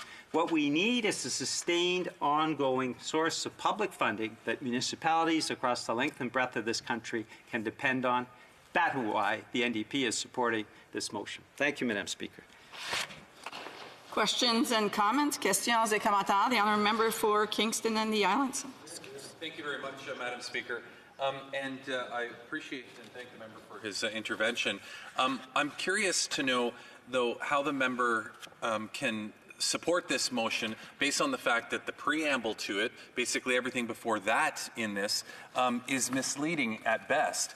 The truth of the matter is that although the PBO did make these comments at one point, later on, after the PBO was given updated information, they went on to state that the Government of Canada was delivering on its commitment and providing the right information. So I understand the motion, and I think that the motion in terms of involving the PBO is important and very well justified. The problem is that the information that follows that part in this motion doesn't paint the full picture. It's actually suggesting that the government never ended up following up on what the PBO was after when the government did, and the PBO acknowledged that. So why would the member support this, knowing that there is information that is misleading at the beginning of it? The honourable member for New Westminster Burnaby. I'm really concerned and disappointed by what the Liberals have said thus far. I mean, this almost seemed to me to be a no-brainer, Madam Speaker. The idea that the Auditor General intervene and provide the expertise that is needed around what is, at the very least, a very problematic approach on infrastructure that this government has taken. The difference between money allocated and money that has been purported or announced, the concerns around the money that is going essentially to fuel private profit as opposed to ensuring the public good is taken care of. These are all important questions. And I don't understand why the Liberals in this House are opposing having the Auditor General look into funding. That's the role of the Auditor General, and it's our responsibility, I think, as parliamentarians to refer this matter to the Auditor General. Comments, questions et commentaires. The honourable member for Berthier-Maskinongé. Thank you, Madam Speaker. I'd like to congratulate our colleague for New Westminster Burnaby for his speech. I have the following question for him. It seems the Bloc and the NDP agree on a lot of issues, including social housing and other social issues. So would the NDP support the Bloc's approach, which calls on the federal government to loosen the conditions to the greatest extent possible, conditions which come with these funding programs, because programs are closer to the people, know what the issue is on the ground. Social housing is an issue, but infrastructure is another issue which could apply to this. The honourable member for New Westminster Burnaby. Thank you, Madam Speaker. I'd like to thank my colleague for his question. It's actually for that precise reason that we think that the Auditor General should investigate this matter. The Auditor General would study the conditions which are included in funding agreements. I believe the federal government has mismanaged this entire infrastructure issue, which includes social housing, but that's a different issue. And I believe my colleague and myself would agree on the deplorable state of funding for social housing in this country.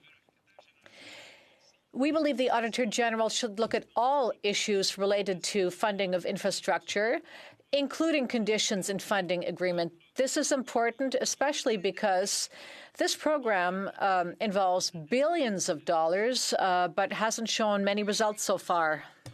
Innisfil. Thank you, Madam Speaker. And if you look at the mandate letters of previous ministers of infrastructure and the current minister of infrastructure, all infrastructure decisions are to be made under the lens of the impact on greenhouse gas emissions. Yet, the PBO has been unable to determine just what impact the lowering of greenhouse gas emissions has on infrastructure. So I'm wondering if the honourable member can speak briefly on that as well. Brief answer from the member from New Westminster, Burnaby. Well, thank you, Madam Speaker. That's actually a very big question. Very big question, and I think it demands more than a brief answer. But obviously, in a time of a climate emergency, where so much of that climate emergency is having a direct impact on infrastructure, that is something as well that we'd hope the Auditor General to take a look at. And I appreciate the member asking that question. Resuming debate, reprise de débat, the honourable member for Skeena-Balclay Valley. Thank you, Madam Speaker. As this is my first speech in this House, I hope you'll indulge me if I take a moment to thank the people of Skeena-Balclay Valley for placing their trust in me as their representative. I'd also like to thank my wife Michelle and my daughters Ella and Maddie for their unwavering love and support. The riding I have the honor to represent is not only the largest in British Columbia, it is arguably one of the country's most spectacular. From the snow-capped peaks of Atlin to the lush forests and fjords of the Great Bear Rainforest, this riding includes 3 of British Columbia's great wild salmon watersheds, the Nass, the Stikine, and the Skeena, for which it is named. Skeena-Balclay Valley is also home to tight-knit, resilient, hardworking communities and to Indigenous cultures that have called this place home for thousands of years. It is truly a privilege to speak on behalf of such a special place in the conversation about our country's future. The Wet'suwet'en people, on whose unceded territory my family has made our home, taught me the word Wagoose. It means respect. Respect for ourselves, respect for each other, and respect for the land. And I hope that over my time in this place, I will live up to the spirit of Wagoose in my words and my actions. Prior to this role, I had the opportunity to serve for 8 years as the mayor of the town of Smithers, which was an honor and a joy. The motion we are now debating concerns infrastructure, and my time as mayor helped me appreciate how important infrastructure is to the quality of life Canadians enjoy. And that is why, in general, I support this government's focus on infrastructure investment. When it is done properly, investing in public infrastructure creates jobs, makes life in our communities more enjoyable, and helps combat climate change. This motion is calling for an audit of the government's $186 billion infrastructure plan, however, and it is difficult to argue with a motion that seeks to help Canadians gain greater clarity on what infrastructure funds are being spent on and whether the investments are achieving the government's stated goals. I must admit, it was alarming to read that Budget 2018 only accounted for $21 billion of a total $91 billion in infrastructure funding, and that the Parliamentary Budget Officer found it difficult to fully account for the delivery of promised infrastructure funding. The question I and many Canadians are still left wondering is, where is the $70 billion that is left unaccounted for? This is a government that promised transparency, and yet we read that the Parliamentary Budget Officer has had difficulty accessing the documents needed to evaluate spending plans. I'm hopeful the work described in this motion will help Canadians understand if indeed their government is living up to the stated goals of its infrastructure spending program. Madam Speaker, one of those goals is supporting a low-carbon green economy, an imperative my colleagues and I certainly support. And yet the term green has become a bit of a catch-all that can refer to such a wide range of initiatives as to make it nearly entirely meaningless. When it comes to the climate crisis, Madam Speaker, Canadians deserve more than window dressing. They deserve measurable actions that add up to deep reductions in climate pollution. Does the government's infrastructure spending add up to these deep reductions? Is the government investing in, on the one hand, projects that reduce pollution, and on the other, projects that increase it? Is the government maximizing pollution reductions by requiring carbon sequestering materials like wood in projects, or materials such as lower carbon concrete that we heard my honourable colleague speak to earlier today? Is this government spending on transit, delivering projects that will most effectively reduce emissions and help Canadians access jobs and services? We need assurance that our investments put us on track to meet our international obligations, and I am hopeful that the audit called for in the motion we are debating today will provide such information. After all, this government has yet to show how it will meet even the Harper government's weak climate targets, which themselves fall far short of what is required to meet our obligations under the Paris Accord. And this is to say nothing of this government's new ambitions for 2050. Infrastructure projects are long-term investments, and Canadians deserve to know we're getting it right the first time. In many ways, we only get one shot at this. The Investing in Canada program includes a funding stream focused on investing in northern and rural communities. As the representative of a riding where the largest municipality has a population of only 13,000 people, I would like to see this audit include an analysis of whether there is an equitable balance between rural and urban infrastructure investments. Rural places are integral to the fabric of our nation, yet often get overlooked. At the very least, we must ensure rural residents are receiving their fair share of the overall infrastructure spending so they can realize the benefits that larger centres too often take for granted. I recently met with Carol Leclerc, the mayor of Terrace, who told me about her city's pressing need to upgrade transportation infrastructure and accommodate growth from unprecedented industrial activity. I know that the regional district of Bulkley-Nechako is desperate to see improvements in high-speed internet service for rural residents. Prince Rupert, a city of only 12,000 residents, has estimated its infrastructure deficit at over $350 million. Highway 16, the Highway of Tears, runs through our riding and still lacks adequate cell phone coverage along long stretches. On Haida Gwaii, residents want to end their dependence on diesel power and instead move rapidly to renewable energy. Nearly every community in northwest British Columbia has projects on the books to renew water and sewer lines, water treatment facilities, and other core infrastructure.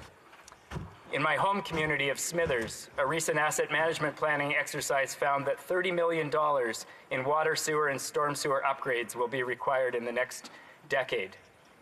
And finally, the Resource Benefits Alliance, a group of 21 local governments in my region, recently commissioned a study on the infrastructure needs of Northwest BC communities and found that approximately $1.3 billion is needed to replace and renew critical infrastructure in our region alone. This story is the same across Canada. Northern and rural communities deserve an equitable share of infrastructure dollars, and the audit we are debating today could shed light on whether they are getting just that. Finally, we in the NDP strongly believe in public infrastructure and that it should remain truly public. Canadians need the federal government to invest in infrastructure that will make a real difference in their communities, not add money to the bank accounts of investment companies. The priority of corporations isn't to simply provide infrastructure, but to profit from it. And yet, for some reason, this government keeps looking to put private investors and multinationals in control. It's troubling to read in the Canadian Infrastructure Bank's 5-year plan that the bank aims to, and I quote, develop mechanisms to engage private sector partners earlier in the project planning and design process to facilitate more commercially focused infrastructure decisions which can support user pay funding models. The CIB's touting of its $20 million pilot project in Mapleton, Ontario, where the bank is investing in the private delivery of public drinking water, shows its desire to expand privatization of basic public infrastructure. The fact is, municipalities and the rest of the public sector are well equipped to deliver high-quality, cost-effective, and safe public services. Federal investments should empower this role, not hand the keys over to private companies who will undoubtedly hike user fees and cut services.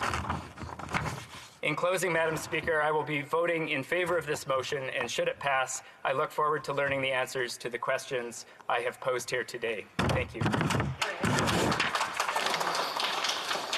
Questions et commentaires. L'honorable député. Questions and comments. The honourable member. I cannot call you by your name.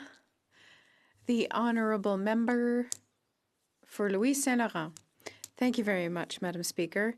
And what a delight for me to be able to call you Madam Speaker.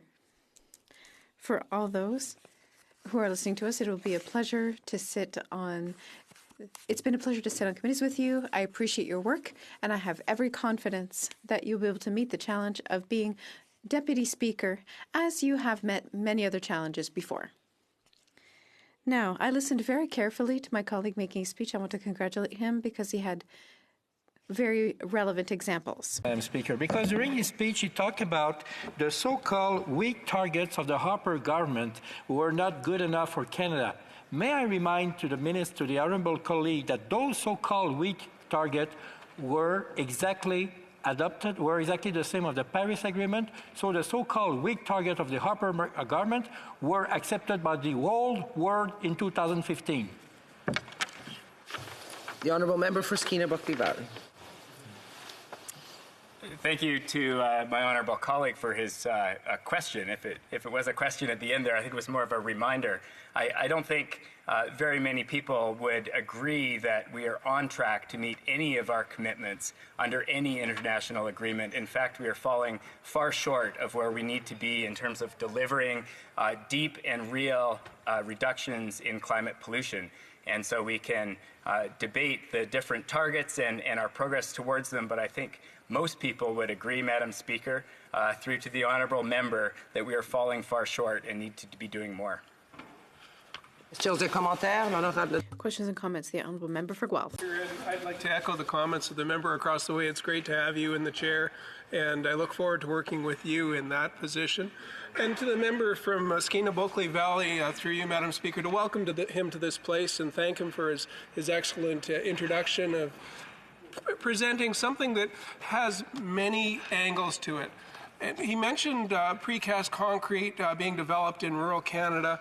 I'm thinking of chips from sawmill operations as biomass for some of the infrastructure projects that may end up in larger centers, and the role that innovation in rural communities play in terms of moving infrastructure forward, and in terms of how to audit that, and how that might be included in today's discussion of how do we include the developments from rural Canada to contribute to the infrastructure goals overall and the climate change goals that we have as a federal government.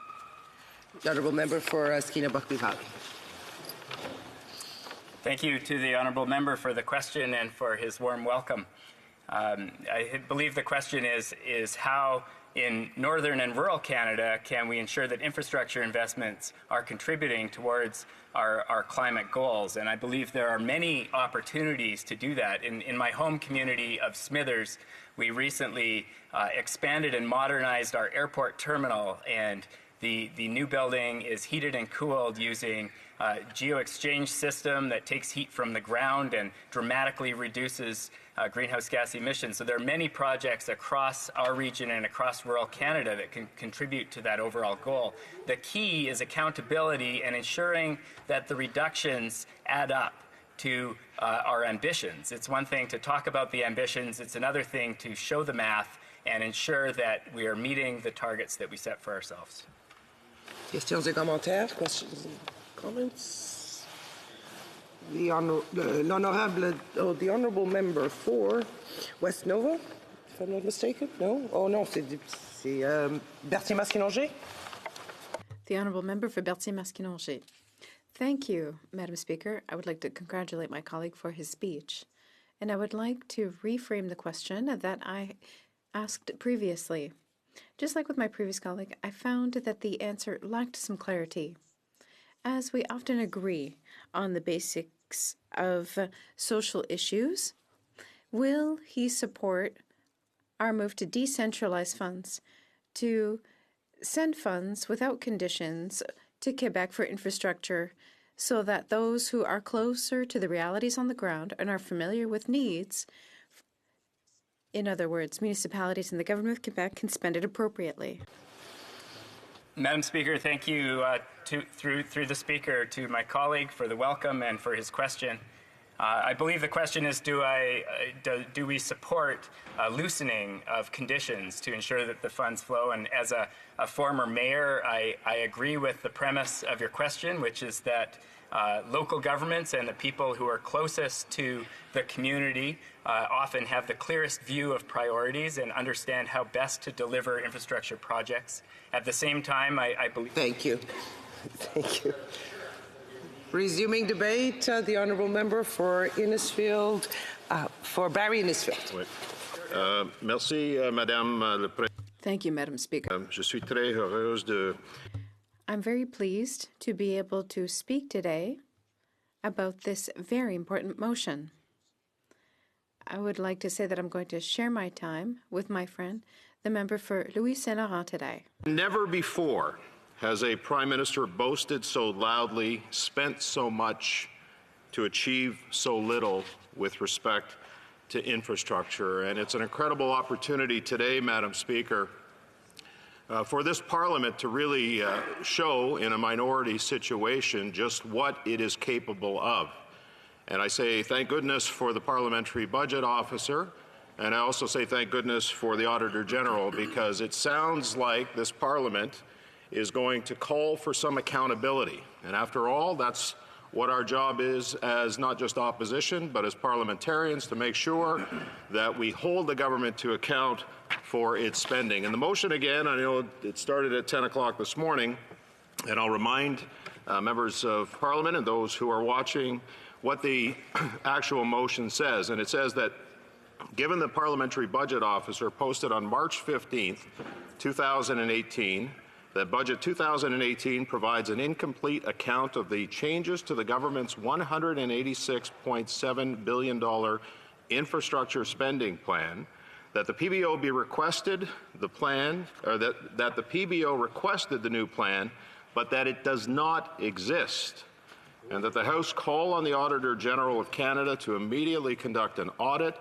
of the government's Investing in Canada plan, including but not limited to verifying whether the plan lives up to its stated goals and promises, and that the Auditor General of Canada report his findings to the House no later than 1 year following the adoption of this motion. Transparency and accountability, Madam Speaker, that's precisely what the opposition is asking for today. And when you look at the issue of transparency and accountability, I checked into the mandate letter of the Minister of Infrastructures and Communities.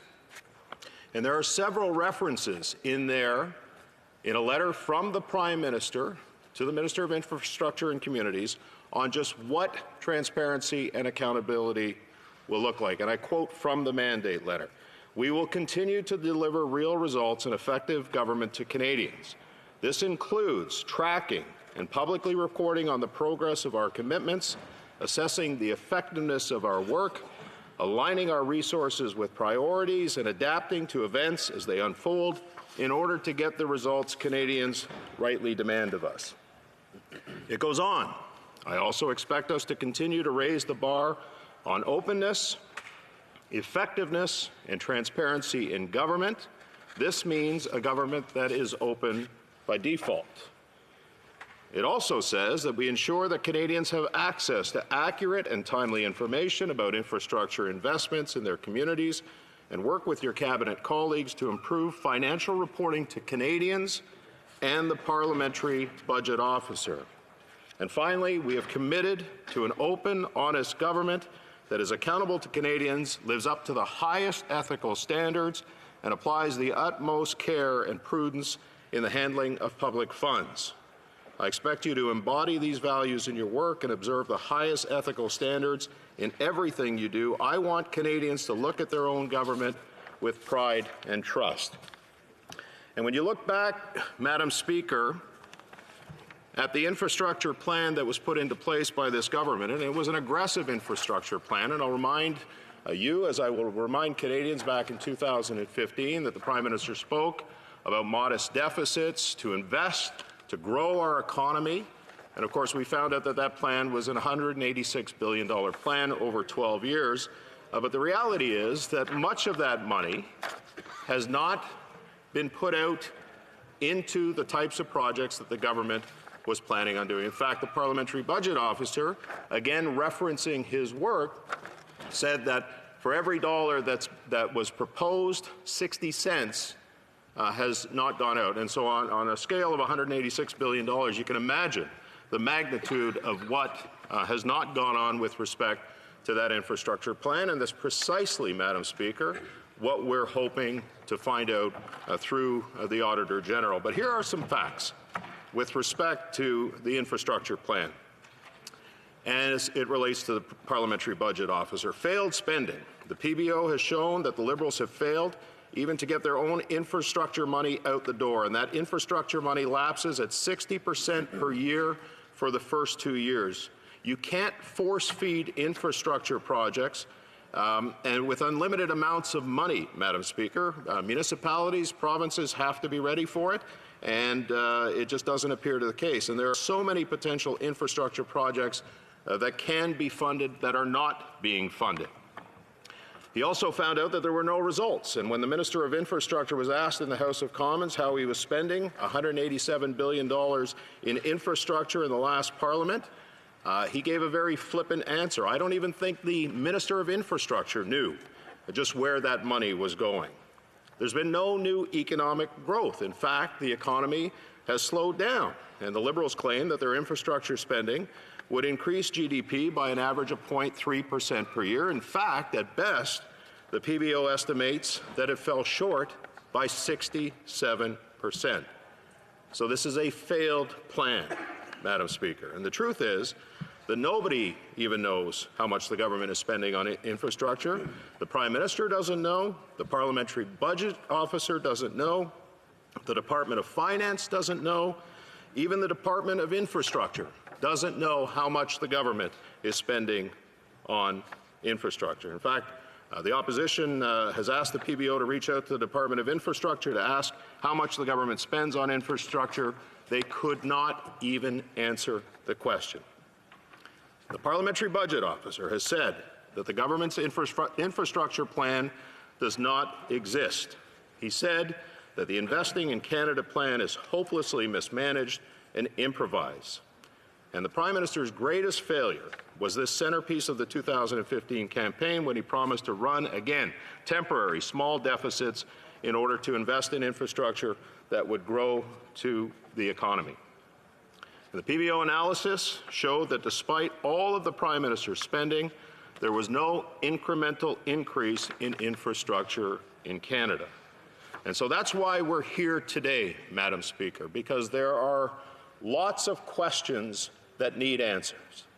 And we've seen over the course of the last 4 years many announcements across this country, big check announcements. David Akin from Global News had a program on social media that he would follow the government spending, billions and billions of dollars of announcements, but very little in the way to back that up, Madam Speaker. And that's precisely why the Auditor General is required to step up and provide to Parliament, on behalf of Canadians, just where that money is going. The other thing that the Parliamentary Budget Officer spoke about, Madam Speaker, is the fact that these deficits keep increasing and the infrastructure spending is accounted within that deficit structure. So if they're not spending the money, if the government's not spending the money, where is that money going and why are those deficits continuing to increase?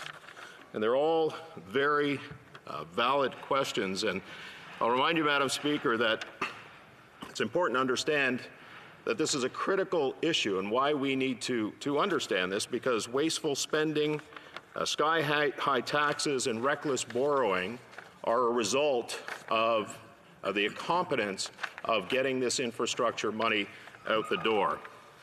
And lastly, Madam Speaker, in the last 3 successive years, in 2017, the Parliamentary Budget Officer found that the Liberals had spent only half of the promised infrastructure money.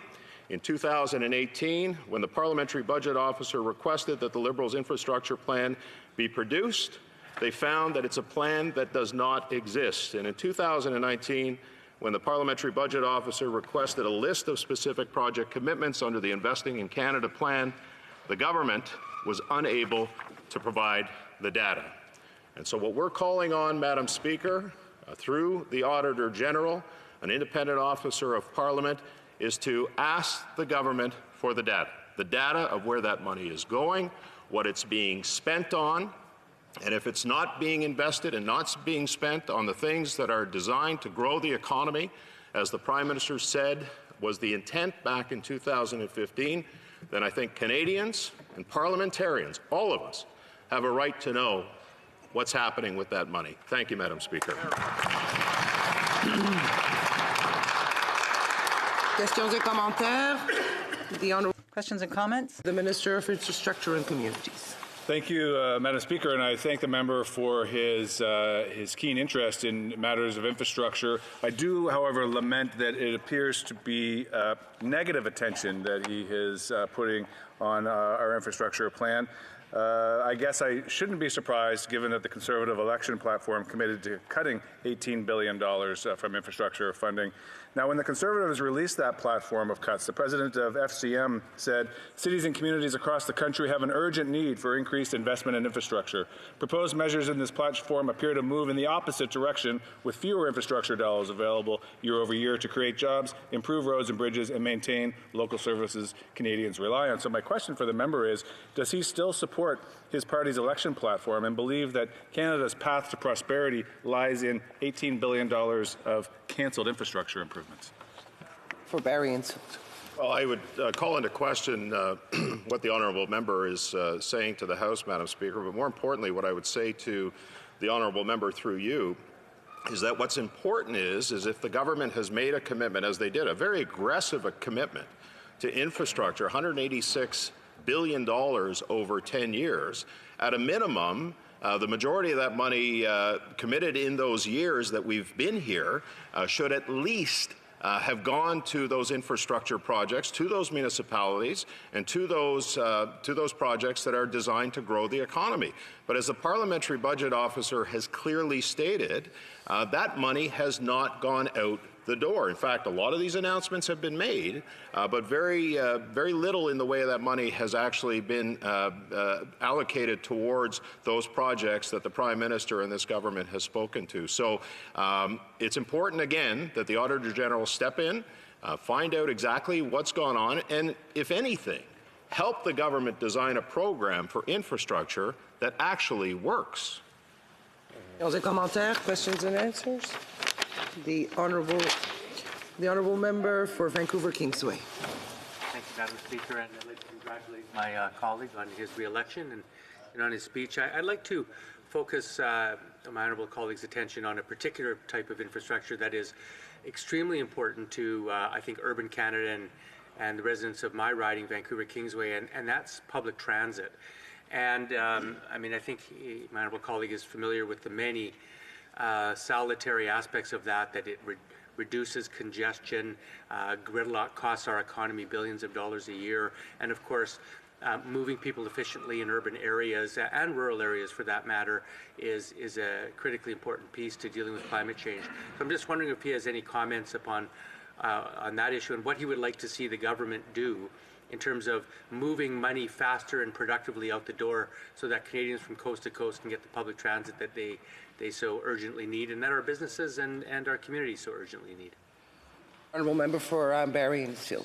Thank you, Madam Speaker. That's a terrific question. I want to thank my honourable colleague for it. As the former chair of infrastructure and transportation in the city of Barrie when I was a city councillor, we obviously advocated for increased funding for transit. And around areas like the GTA and the Greater Vancouver area, it becomes important. You know, the government does have a mechanism, and I said this in the last Parliament when we were debating an issue with respect to infrastructure, through the gas tax funding. It's the one and only area, I believe, where the federal government can have a direct input by allocating money into the gas tax that goes directly to those municipalities for the types of investments that the honourable member spoke to. And it gives those municipalities a lot of latitude as well. They can invest it in transit, they can invest it in roads, like there's that whole criteria as it relates to the gas tax fund. And I remember when I brought it up, the member from Trinity Spadina said that, and a former city councillor himself cynically said that, well, we don't want municipalities using it to reduce the tax rate. Well, that's not what the gas tax rebate is all about, and that's not what municipalities use it for. I can tell you as a member of City Council in Barrie, we didn't use it to reduce the tax rate, and I know the town of Innisfil Council doesn't use it for that reason either. Thank you. There is time for a very, very short question. The honourable member for the Thank you very much, Madam Speaker. Madam Speaker, I'd like to come back to a statement that the Liberals made and hear from my colleague on this. During the election campaign, we asked the PBO to assess the cost of our platform. And when Infrastructure Canada was asked for a list of specific projects and the expenditures, Infrastructure Canada said that it was not in a position to be able to provide that information, Madam Speaker. So it's incorrect to say that Conservatives wanted to cut costs. Does my colleague think that they are in the best position to be managing infrastructure projects in Canada? I'll answer that question shortly, in a short manner, Madam Speaker. Obviously not. I think the words of the Parliamentary Budget Officer have been consistent, not just during the last Parliament, but leading up to the election as it related to the Liberal Infrastructure Plan. And currently, as recently as yesterday, we met with the Parliamentary Budget Officer, and there are still significant issues that need to be dealt with in terms of transparency and accountability, which is what the Auditor General will do. Thank you. The Honourable Member for Louis Saint Laurent. Thank you very much, Madam Speaker, and I'm so pleased to be able to rise today and speak in this debate. The debate that was begun by my colleague from Mégantic-Larable and goes to the heart of what we're here for, management of public funds and transparency. We owe this to Canadians when we use their tax dollars and we make choices with that money. So the management of public funds, transparency and accountability, that is the very heart of the debate that we are engaging in today. Madam Speaker, let's just recall the facts. The current government has claimed to be the best government in history with its $186 billion investment in infrastructure over the next 10 years. Now, technically, it's true that this is the biggest amount of money that has been invested, but the reality is that this government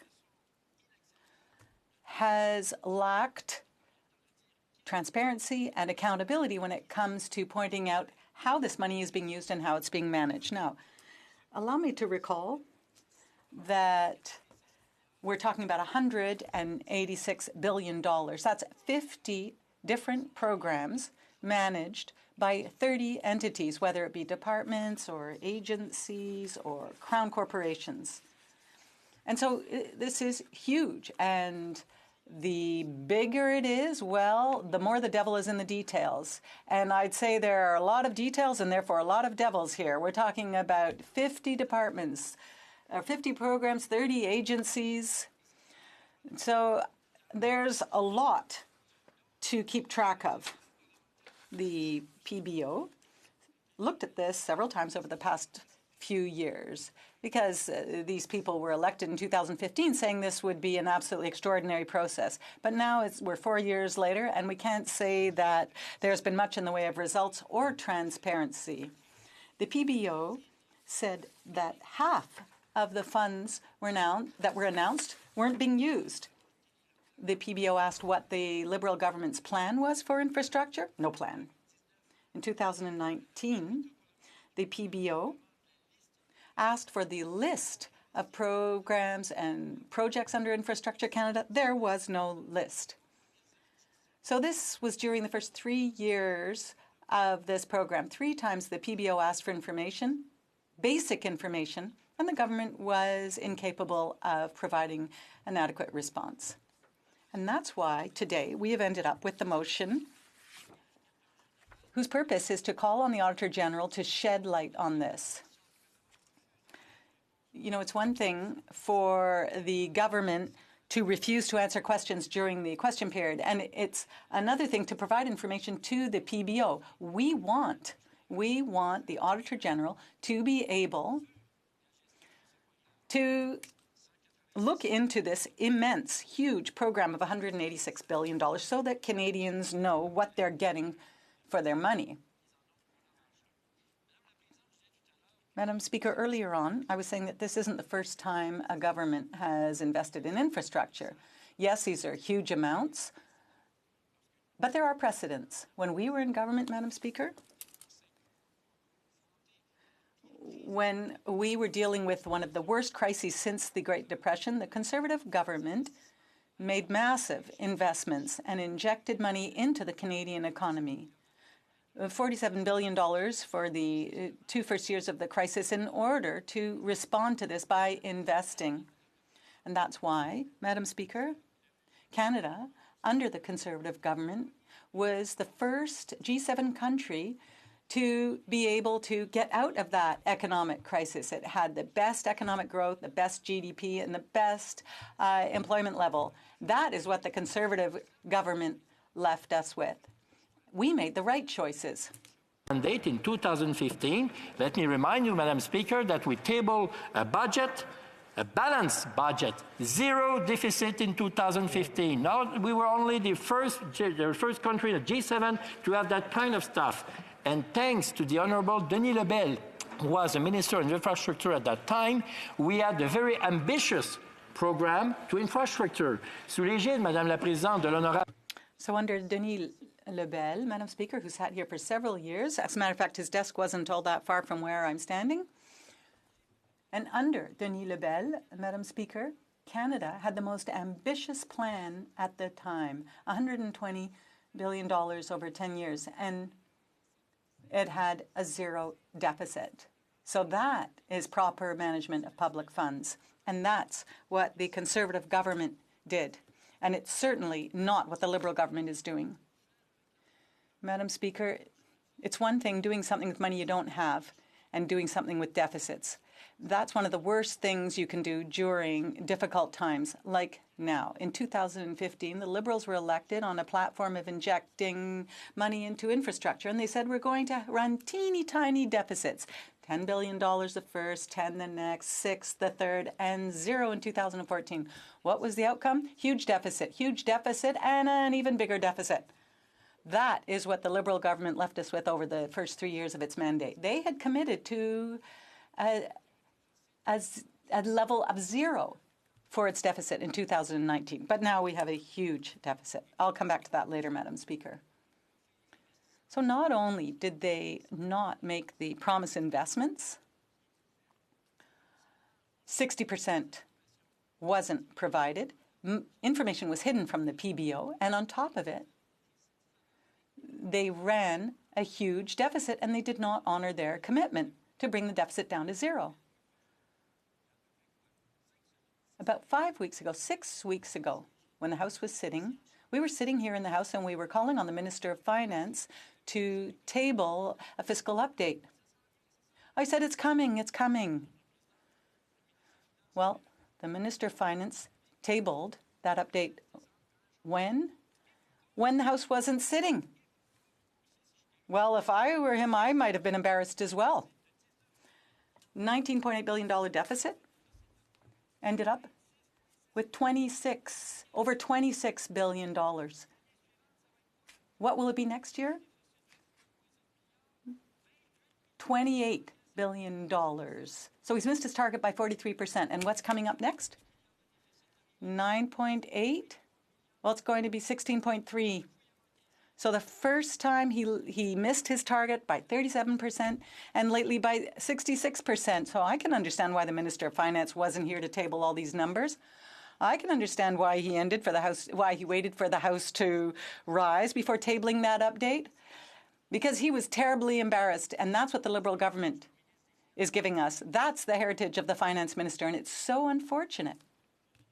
Because the Minister of Finance, when he was working on Bay Street, and when he turned his family business into a huge business, well, over those 20 years that he was managing his family business, there was a zero deficit. And now look at the deficit that he's left us with. And there's only more to come. Madam Speaker, allow me just to recall that a deficit is a debt that we are leaving our children with. Now, when the economy is going well, you have to make difficult choices. As Michel Leblanc said, the chair of the Chamber of Commerce in Montreal 1 month ago, he said businesses are telling us that they are worried. Taxes are going to increase, consumers will not be spending, and that's what happens when you spend money you don't have. Even Le Devoir said in its editorial that the economy is going well, and that is why we need to take advantage of the situation to prepare for more difficult days to come. When there are persistent deficits, it doesn't necessarily bother people when things are going well, but it can be a huge problem when there's a downturn in the economy. And so we have the motion from the member for Mégantic-L'Érable, and hopefully this will be adopted by the House. There has to be better transparency, better accountability, better management of public funds. Canadians have to be able to know if they're getting value for their money.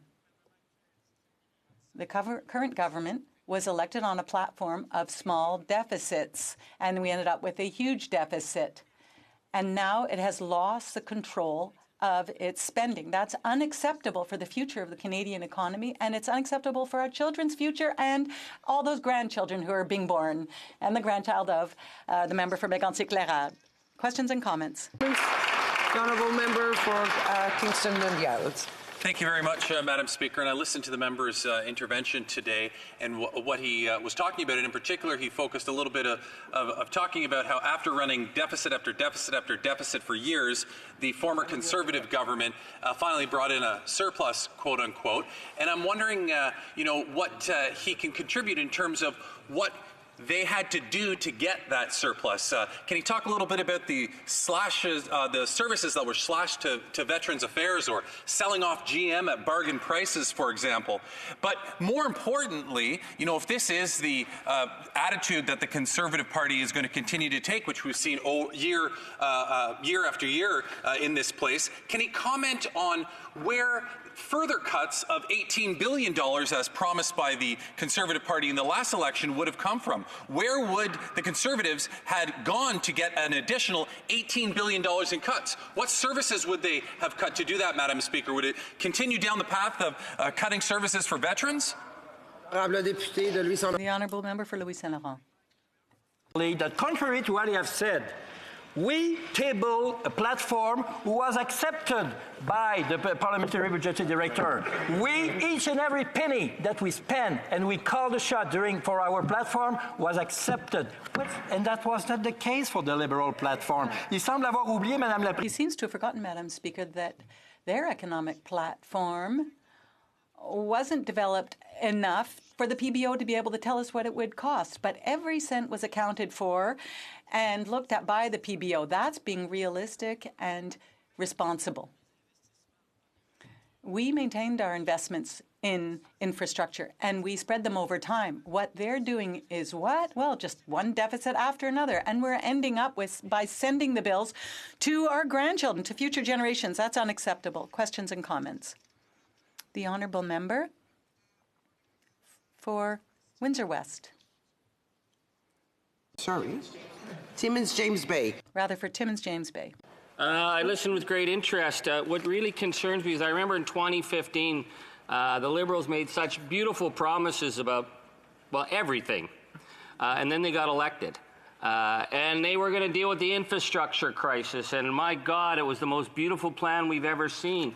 And then they set up the infrastructure bank with our finance minister, who's pretty much the finance minister for the 1%. And it turned into like an open bar for the lobbyists to come in with no oversight. And the privatization of key public assets is what they've been spinning to their friends. So one has only to look at the LRT in Ottawa, run by SNC-Lavalin, where they can't even get the doors to open. And it didn't even meet the criteria. But hey, they're friends of the Prime Minister. So I'm deeply concerned when I see that we can't even account for billions of dollars. We don't even know where it is. And that the Liberals are against oversight by the Parliamentary Budget Officer, the one opportunity that we have as parliamentarians to get straight answers. I'd like to ask my honourable colleague why he thinks it is that this Liberal government came in with such good promises and ended up in such a cynical place. The honourable member for Louis Saint Laurent. No, but it's true, Madam Speaker. Based on the history, this party always said something and do exactly the reverse. If there is someone who can know about that, is the NDP member. In 1974, Madam Speaker, the Liberal Party was elected saying there will be no control of the tax. There n'y aura pas de contrôle sur les prix. There'll be no control over salaries. The father of the Prime Minister said that in 1974, while our party said, no, we have to make control. What did the Liberal do in 1975? On October the 8th, if my memory is good, they called the shot on that. They said something, and they do the reverse. The history is still making on. Questions et commentaires? Questions and comments? The honourable member, l'honorable député. The honourable member for Mégantic-L'Érable. Thank you, Madam Speaker. I'd like to begin by thanking my colleague for Louis Saint Laurent for his kind words with regard to my grandson. And I would like to thank him for his interest in parliamentary history and the history of the relationships between the various parties here in the House. He is very well versed in Canadian parliamentary history. Does he believe that this government will make Canadian history? And his soon-to-be grandson, do you think that this soon-to-be grandson will also be able to talk about this government as being the most wasteful government in Canadian history? A 2-second answer, please. Yes, indeed, Madam Speaker. This government spends $9,066 per Canadian. It is the most, even more than was spent during the worst economic crisis in our history and the period following the war. And it's completely unacceptable, as the Fraser Institute has concluded. Resuming debate. Thank you, Madam Speaker. Before I begin, I will say that I will be sharing my time with the wonderful member for Surrey Newton. I want to thank the member for Mégantic-L'Érable for his motion. It is both timely and important. Timely because we are beginning a pivotal decade in which Canadians are looking to governments to lead on climate action and foster clean growth. And important because it allows me to talk about our government's vision for making Canada a global leader by transforming our economy and accelerating climate action, all while creating well-paying, good jobs and keeping life affordable for Canadians. That's what our Investing in Canada infrastructure plan seeks to do. The results from our investments are there. Over 1 million new jobs created since we formed government in 2015 and historically low unemployment rates. As the Parliamentary Budget Officer confirmed in his 2018 report, the first phase of our plan helped to stimulate both economic activity and job creation over its first 2 years. Canada's resource economy is central to all of this as a way to enhance our environmental performance, create new wealth, and generate the revenues we need to invest in our low-carbon future. This includes working with the provinces and territories and with municipalities and with Indigenous communities to create a clean energy future, drive new economic opportunities in rural and northern communities, develop a cleaner transportation sector through zero-emission vehicles and the deployment of charging infrastructure across the country, and build modern trade and transportation routes to ensure we can get our resources to markets at home and abroad. Madam Speaker, I'd like to use the rest of my time today to talk about these 4 specific areas: and how the Investing in Canada Infrastructure Plan is playing a critical role to advance each of them. The first is a clean energy future. Madam Speaker, we won't meet our climate change targets unless we are using more clean electricity throughout our national economy, especially in energy-intensive sectors such as transportation and heating, as well as our traditional resource sectors. Now, on this front, Canada is well positioned for continued success. Almost 82% of our electricity already comes from clean, non-emitting sources. In fact, we're the second largest producer of hydropower on the planet. Wind and solar are now the fastest growing sources of electricity generation in Canada. We are supporting clean energy projects across the country through our emerging renewable power, smart grid and energy efficient programs. Investments that are creating jobs and new opportunities in the clean economy. In Saskatchewan, we are providing over $25 million for the first of its kind geothermal facility that will produce enough energy to power approximately 5,000 homes. In Nova Scotia and New Brunswick, we are supporting a project to incorporate renewable energy into electricity grid in Shediac, New Brunswick and Amherst, Nova Scotia, creating jobs and lowering energy costs. And over the coming years, we'll drive emissions down even further through new zero-carbon electricity generation and transmission systems, as well as modern smart grids, and by connecting those provinces that have abundant clean energy to those that want and need it. The Investing in Canada Infrastructure Plan is helping us to do all of that, as we seek to make Canada home to the cleanest mills, mines and factories in the world.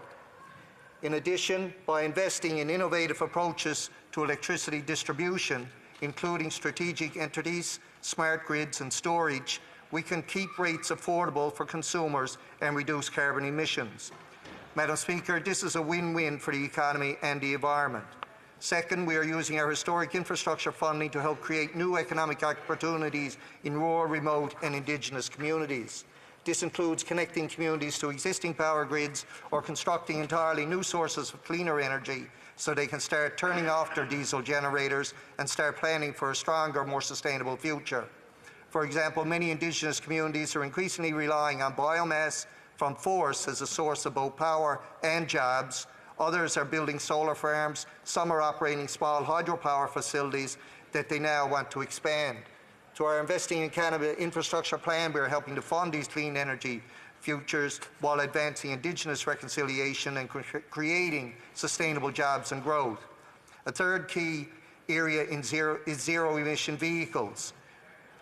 We know Canadians want more options and cleaner choices for their transportation needs.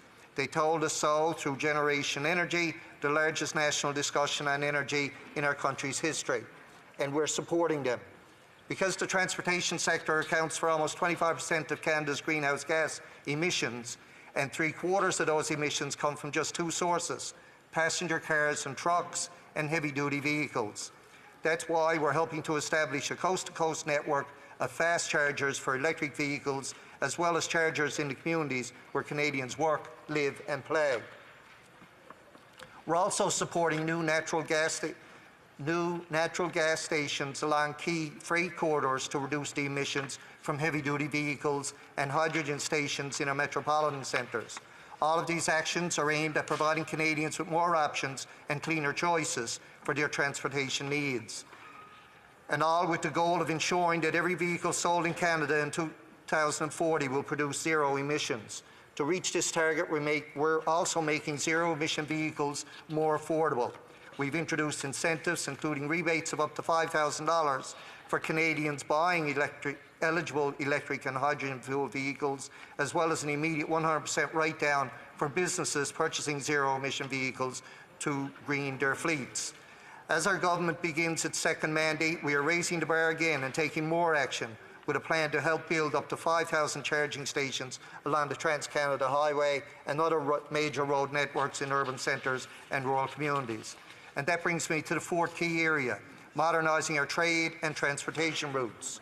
Madam Speaker, it is a core responsibility of federal government to help get our natural resources to market, and to ensure that our resource sectors remain a source of jobs, prosperity and opportunity in a world that is increasingly demanding that raw materials and finished goods are not just competitively priced, but sustainability and inclusively produced. And our Investing in Canada plan is helping us do just that. We have been accelerating infrastructure investments in marine ports, as well as rail and highway corridors, to remove bottlenecks and provide new opportunities for Canadian businesses to get their products to international markets. I would add that we have also been improving access to transportation data in order to help shippers optimize their routes and to help governments better target their investments to make supply chains more efficient. All of these things, all of our investments in infrastructure, are helping Canada to build a modern, resilient and green economy, as well as a cleaner environment for a brighter, more prosperous future for generations to come. I am proud to support our government's efforts, and I urge all members of this House to join us. Together we can create the prosperity we all want while protecting the planet that we all cherish. Thank you, Madam Speaker. Questions et commentaires? Questions and comments. And I'm a Lady Smith. Thank you, Madam Speaker. It's been noted by Healthcare Canada that we have which represents the hospitals and healthcare organizations across this country, that we have a $15 billion deficit in maintaining hospitals. Hospitals use 11% of the public infrastructure energy, and 5% of Canada's greenhouse gases are emitted by hospitals. 48% of hospitals are over 50 years old, and 69% of hospitals in our cities are over 50 years old and must operate in disaster conditions, fires, floods, earthquakes, viral outbreaks. Hospital and healthcare organizations are ineligible for federal funding. The Building Canada Fund, Disaster Mitigation and Adaptation Fund, and Knowledge and Infrastructure Fund. And my question is it not time for the federal government to put money into this crucial part of our society, to rebuild the infrastructure of our healthcare system, to make sure that it is resilient in a time of climate change and in a time to be prepared for disaster and disaster mitigation? Thank you. Excellent. Member for Avalon. Thank you, Madam Speaker, and I thank my colleague for his question. I know he mentioned about hospitals and the ageing infrastructure of those facilities, and I will say to him that the hospitals, the building of them, the running of a hospital is the complete control of the province. I do know through the Health Accord with each province there are monies transferred. Provinces decide if they want to replace some of their infrastructure, whether it be a hospital or do a clean water project or build bridges or do road maintenance. I don't think it's the place of the federal government to tell the provincial government which project to apply for to get support from. We encourage them to try and keep up on infrastructure, and I look forward to any application that comes in from any province getting approval to go ahead and get done, whether it be a healthcare facility or whether it be a clean water project. Questions et commentaires? Questions and comments. The Honourable, the Honourable Member for New Westminster Burnaby. Merci beaucoup, Madame la Présidente. Thank you very much, Madam Speaker. From Newfoundland, Labrador, for his speech. He speaks very eloquently, but I want to question him on some of the government's interventions to date on this debate today. The government seems to be reluctant to have the Auditor General, who is really the custodian of public finances across the country, to look in and evaluate the problems, the many, many problems that we've had with infrastructure funding. And I'd like him to comment on that. The second issue, of course, Madam Speaker, is the fact that we've seen members of the government say, well, infrastructure is very complicated, and that's why there's tens of billions of dollars that hasn't been effectively allocated. But at the same time, we saw this same Liberal government come up in 24 hours with $4.5 billion for the Trans Mountain Pipeline, an old leaky pipeline that was money losing, and yet the government had no hesitation to come up with $4.5 billion there. So my question to my colleague is quite simple. Why is it so complicated when it's in the public good, the public interest, to provide the infrastructure funding, but why is the government so quick to approve billions of dollars when it's in corporate interest? The Honourable Member for Avalon. Thank you, Madam Speaker, and I thank my colleague from Westminster Burnaby if I got that correct. If I haven't, I apologise to him. But he mentioned about the infrastructure deficit and how hard it is to get projects approved. As a former councillor and mayor in my hometown, it's not easy to get projects approved, I guess, just by saying you want to do something. The infrastructure money for my home community is based on a one-third funding envelope. So the community can apply to do a various number of projects. The province then has to oversee that and as well be a partner in that and forward that then in an application to the federal government to be a partner in it as well. So I don't think we can control what projects communities actually apply for or which ones they don't apply for. If we start dictating to the municipalities which project they should do, who are we to tell them what the best project to move forward is? And as well, municipalities, I know my own municipality, it has a limited amount of funding. It can't afford to do all the projects all at once or even to apply for them all at once. So I think they picked the most important, most strategic that fits the town or municipality at the time and hope they get them picked off one at a time. Thank you. Reprise du débat. Resuming debate. The honourable member for Surrey Newton.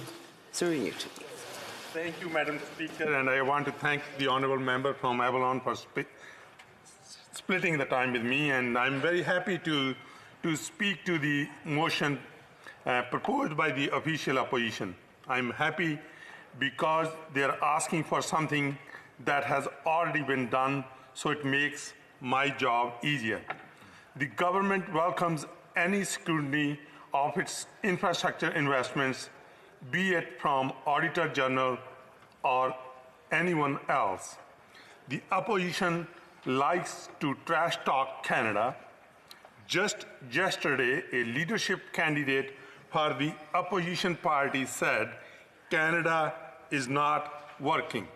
Madam Speaker, they seem not to have noticed that our Liberal government has helped Canadians create over 1 million jobs in the last 4 years, and that unemployment is lower than it has been in a generation. Canada has the fastest growing economy of all G7 nations. The opposition dismisses the hard work of Canadians who have built a country and an economy that is among the best in the world. And with this motion, they are casting aspirations on a program that, with our provincial partners, is helping Canadians build a better Canada. Building a better Canada is something with which they may be unfamiliar given the previous government's cuts to important investments in infrastructure, healthcare, and social programs. But, Madam Speaker, building a better Canada is something with which our government is very familiar. We have lifted 300,000 children out of poverty. Billions of dollars have been invested in affordable housing and infrastructure investments throughout Canada. In Surrey alone, since 2015, we have invested over $7 million in classroom space at Queensland Polytechnic University and $125 million to build a new sustainable energy and environmental engineering building at SFU Surrey. We have invested over $1 billion to expand our SkyTrain in Surrey, and we have delivered over 106 new clean energy buses, and we are replacing the aging SkyTrain cars. Residents in Surrey are also going to benefit from the widening of Highway 1, in which we invested $100 million in federal infrastructure funding. We have invested in our families with $600,000 for the Newton Recreation Center and Surrey Art Gallery. But most importantly, Madam Speaker, our social infrastructure is being strengthened by Canada Child Benefit. It is helping nearly 14,000 families in my constituency of Surrey Newton with an average monthly benefit of $630 a month. That is $8.7 million, helping parents and children lead strong, healthy lives. Those are just a few examples of how our government's $180 billion infrastructure plan is up and running. Funding has been approved for thousands of projects across the country, from small-scale jobs worth as little as a few $1,000s to large-scale billion-dollar projects. By 2028, the Investing in Canada plan will have invested more than $180 billion, split between the investments in new programs and funding for existing initiatives. Through some concerns remain about the flow of funding. I understand the Conservatives have brought this forward, but we have made significant progress as a phase one of the program is almost complete, and over 90% of the projects are either underway or have been completed.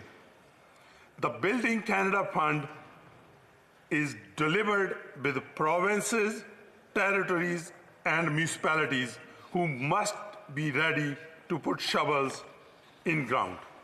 Madam Speaker, the opposition betrays a willful and deliberate lack of understanding of how infrastructure funding works with their complaints. And they do it to score cheap political points, not to help make life better for Canadians. As they well know, construction can begin as soon as a project is approved for federal funding. Communities are reimbursed for eligible expenses, and federal dollars flow at the rate construction occurs, after invoices are submitted for reimbursement, not before.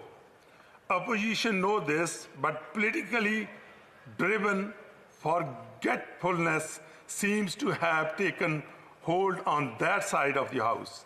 The long-term plan we put in place with our provincial, territorial, and municipal partners will meet their infrastructure investment needs.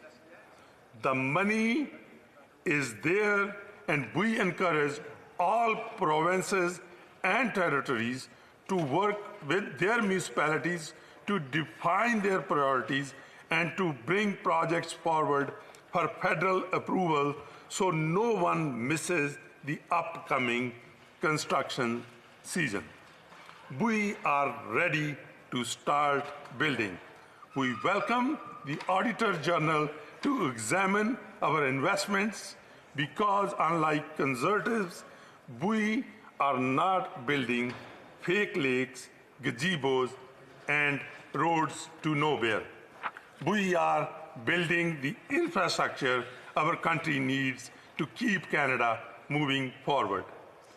Unlike the Conservatives, who campaigned on cutting billions of dollars from much-needed infrastructure projects across the country, our Liberal government knows that good infrastructure improves the lives of Canadians, creates jobs, and grows our economy. And we know that investing in the infrastructure needs of coming decades will help our country adapt to changing climate and reduce our greenhouse gas emissions. In the recent election campaign, the Conservatives promised billions of dollars in cuts to much-needed infrastructure projects. These cuts would have had a deep impact in every corner of our country, which is why Canadians rejected them. Our government knows, Canadians know, that good infrastructure improves the lives, creates jobs, and grow our economy. It will also help mitigate the effects of climate change and reduce our greenhouse gas emissions. We are building the infrastructure our country needs to keep Canada moving forward. Partnerships are essential to build communities and to improve the quality of life of all Canadians. We have worked closely with provinces, territories, municipalities, and Indigenous peoples to develop our ambitious infrastructure plan that has helped many communities. And Madam Speaker, it is sad that the opposition is content to stay on the sideline throwing stones. Thank you, Madam Speaker, for giving me an opportunity to share my... Questions et commentaires? Questions and comments. The Honourable Member for Beauce. Madame la Présidente. Madam Speaker, in 2015, the Liberals were elected by promising small deficits to invest in infrastructure. In 2020, the deficits are enormous, and $190 billion that were supposed to be invested in infrastructure did not materialize. The Parliamentary Budget Officer confirms that the overall growth of infrastructure expenditures has not changed. Billions of Canadians' dollars announced for infrastructure are missing. Can my colleagues say how they lost the trace of those billions of dollars? Thank you, Madam Speaker, to the member from Beauce for raising this question. But one thing, Madam, I can tell you that if member from Beauce comes to Surrey and ask the mayor and the councillors, ask the people of Surrey, and they will be able to tell the honourable member the benefits that they received through the infrastructure investments, whether it was investing in the Simon Fraser University campus in Surrey, or the Quantum Polytechnic University in Surrey, or the light SkyTrain moving through Surrey and widening the Highway 1. All those projects, whether it's small or the bigger one, that is helping the community needs, and I'm very proud of the work that our government done, and I will keep on working. Questions et commentaires? Questions and comments. The Honourable Member for Berthier-Masquinongé. Berthier-Masquinongé. Thank you, Madam Speaker. I would like to thank the member for Surrey Newton for his speech. We talk a lot about investments, and he says in his speech, he's mentioned that the money is there repeatedly. The reality on the ground is that many projects are currently blocked because of the onerous conditions that are imposed by the government in Ottawa.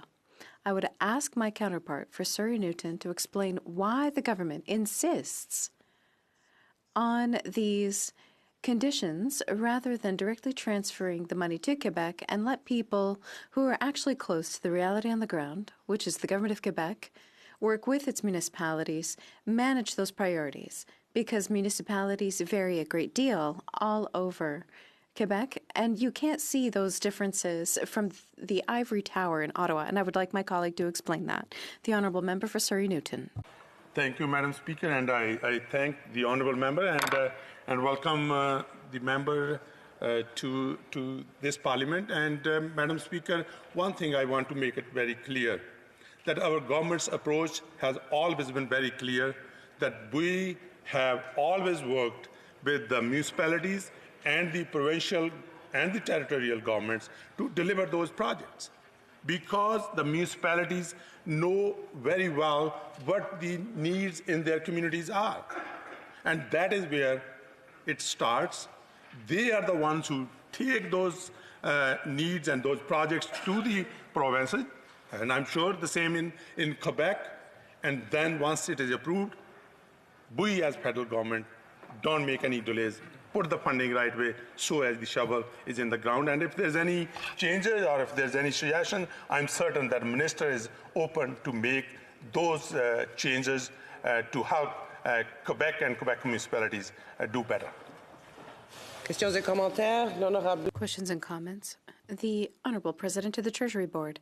Thank you, Madam Speaker, and I find the exchanges on collaboration with the Canadian government and municipalities very interesting. The member for Beauce is surely aware that the Canadian Federation of Municipalities said that the Liberal government has never been a better partner for all the municipalities than during the last 4 years.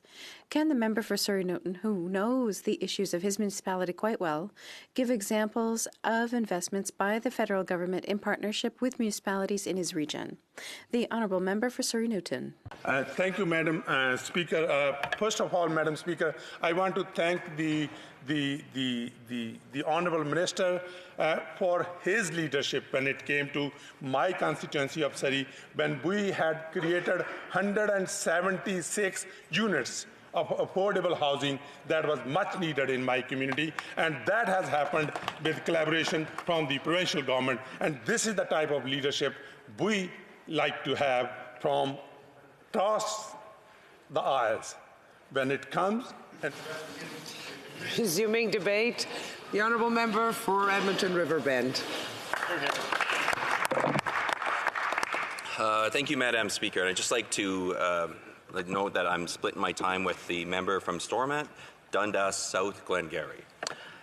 Just quick, before I get into my speech, Madam Speaker, just want to correct some of the record that the President of the Treasury Board just indicated, that FCM is absolutely thrilled with the party on the other side. I would certainly say that there's certainly a lot of hesitation from the mayors, the councillors, the reeves that I've talked to across the country that really are quite disappointed in the way that, one, money has flown by this government, and also, two, that this particular government, in terms of the communication back and forth on when exactly they're getting that money, has been a problem. So I'm sure he'd be happy to accept my correction to the record. But that being said, I'll get into the basis of my speech.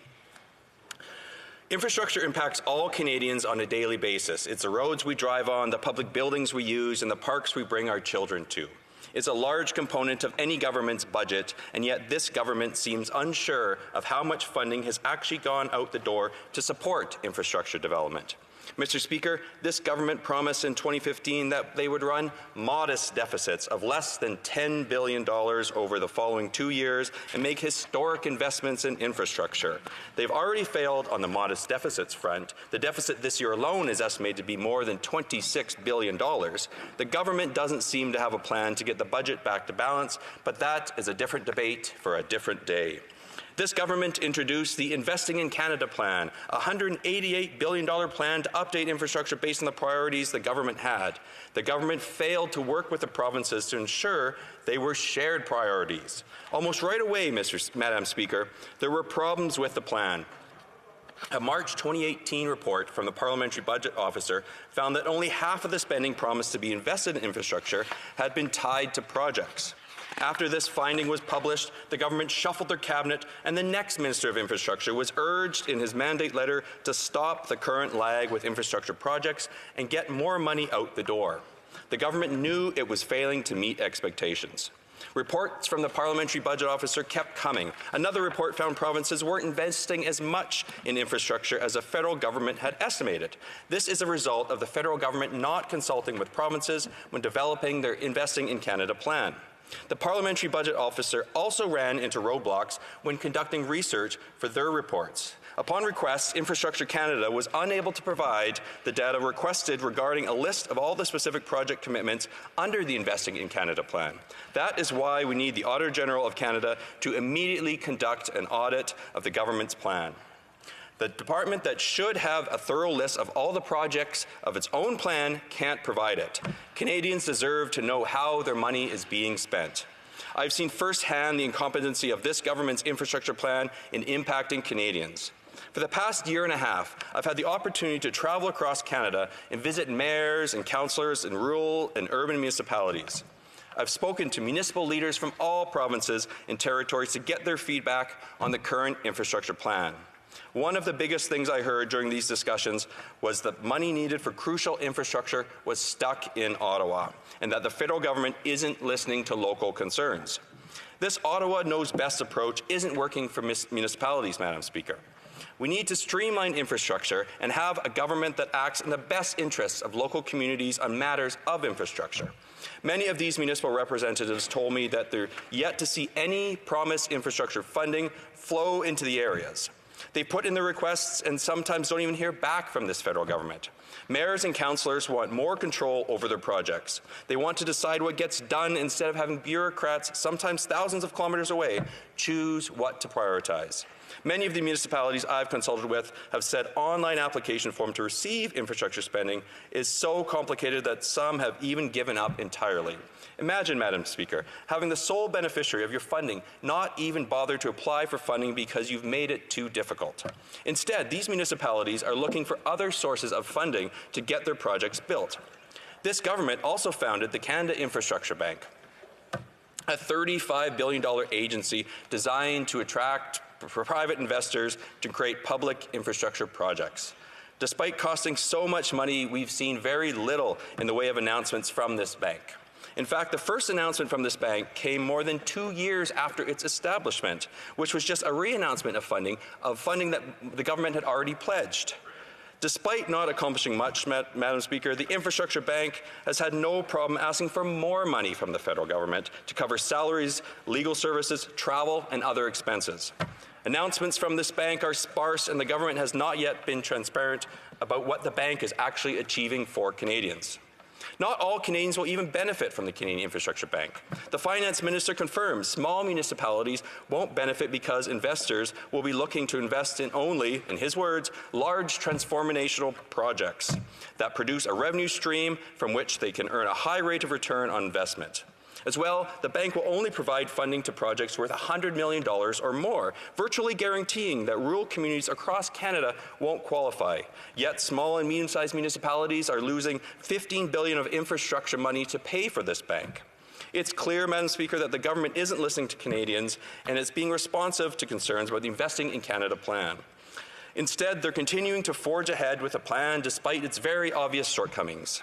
The government knows that their plan is failing too. In Budget 2019, they allocated a $2.2 billion top-up in municipal transfers to fund short-term infrastructure projects for the year, which we all know happened to be an election year. This was despite having the previous 4 years in government to address delays in delivering this much-needed infrastructure.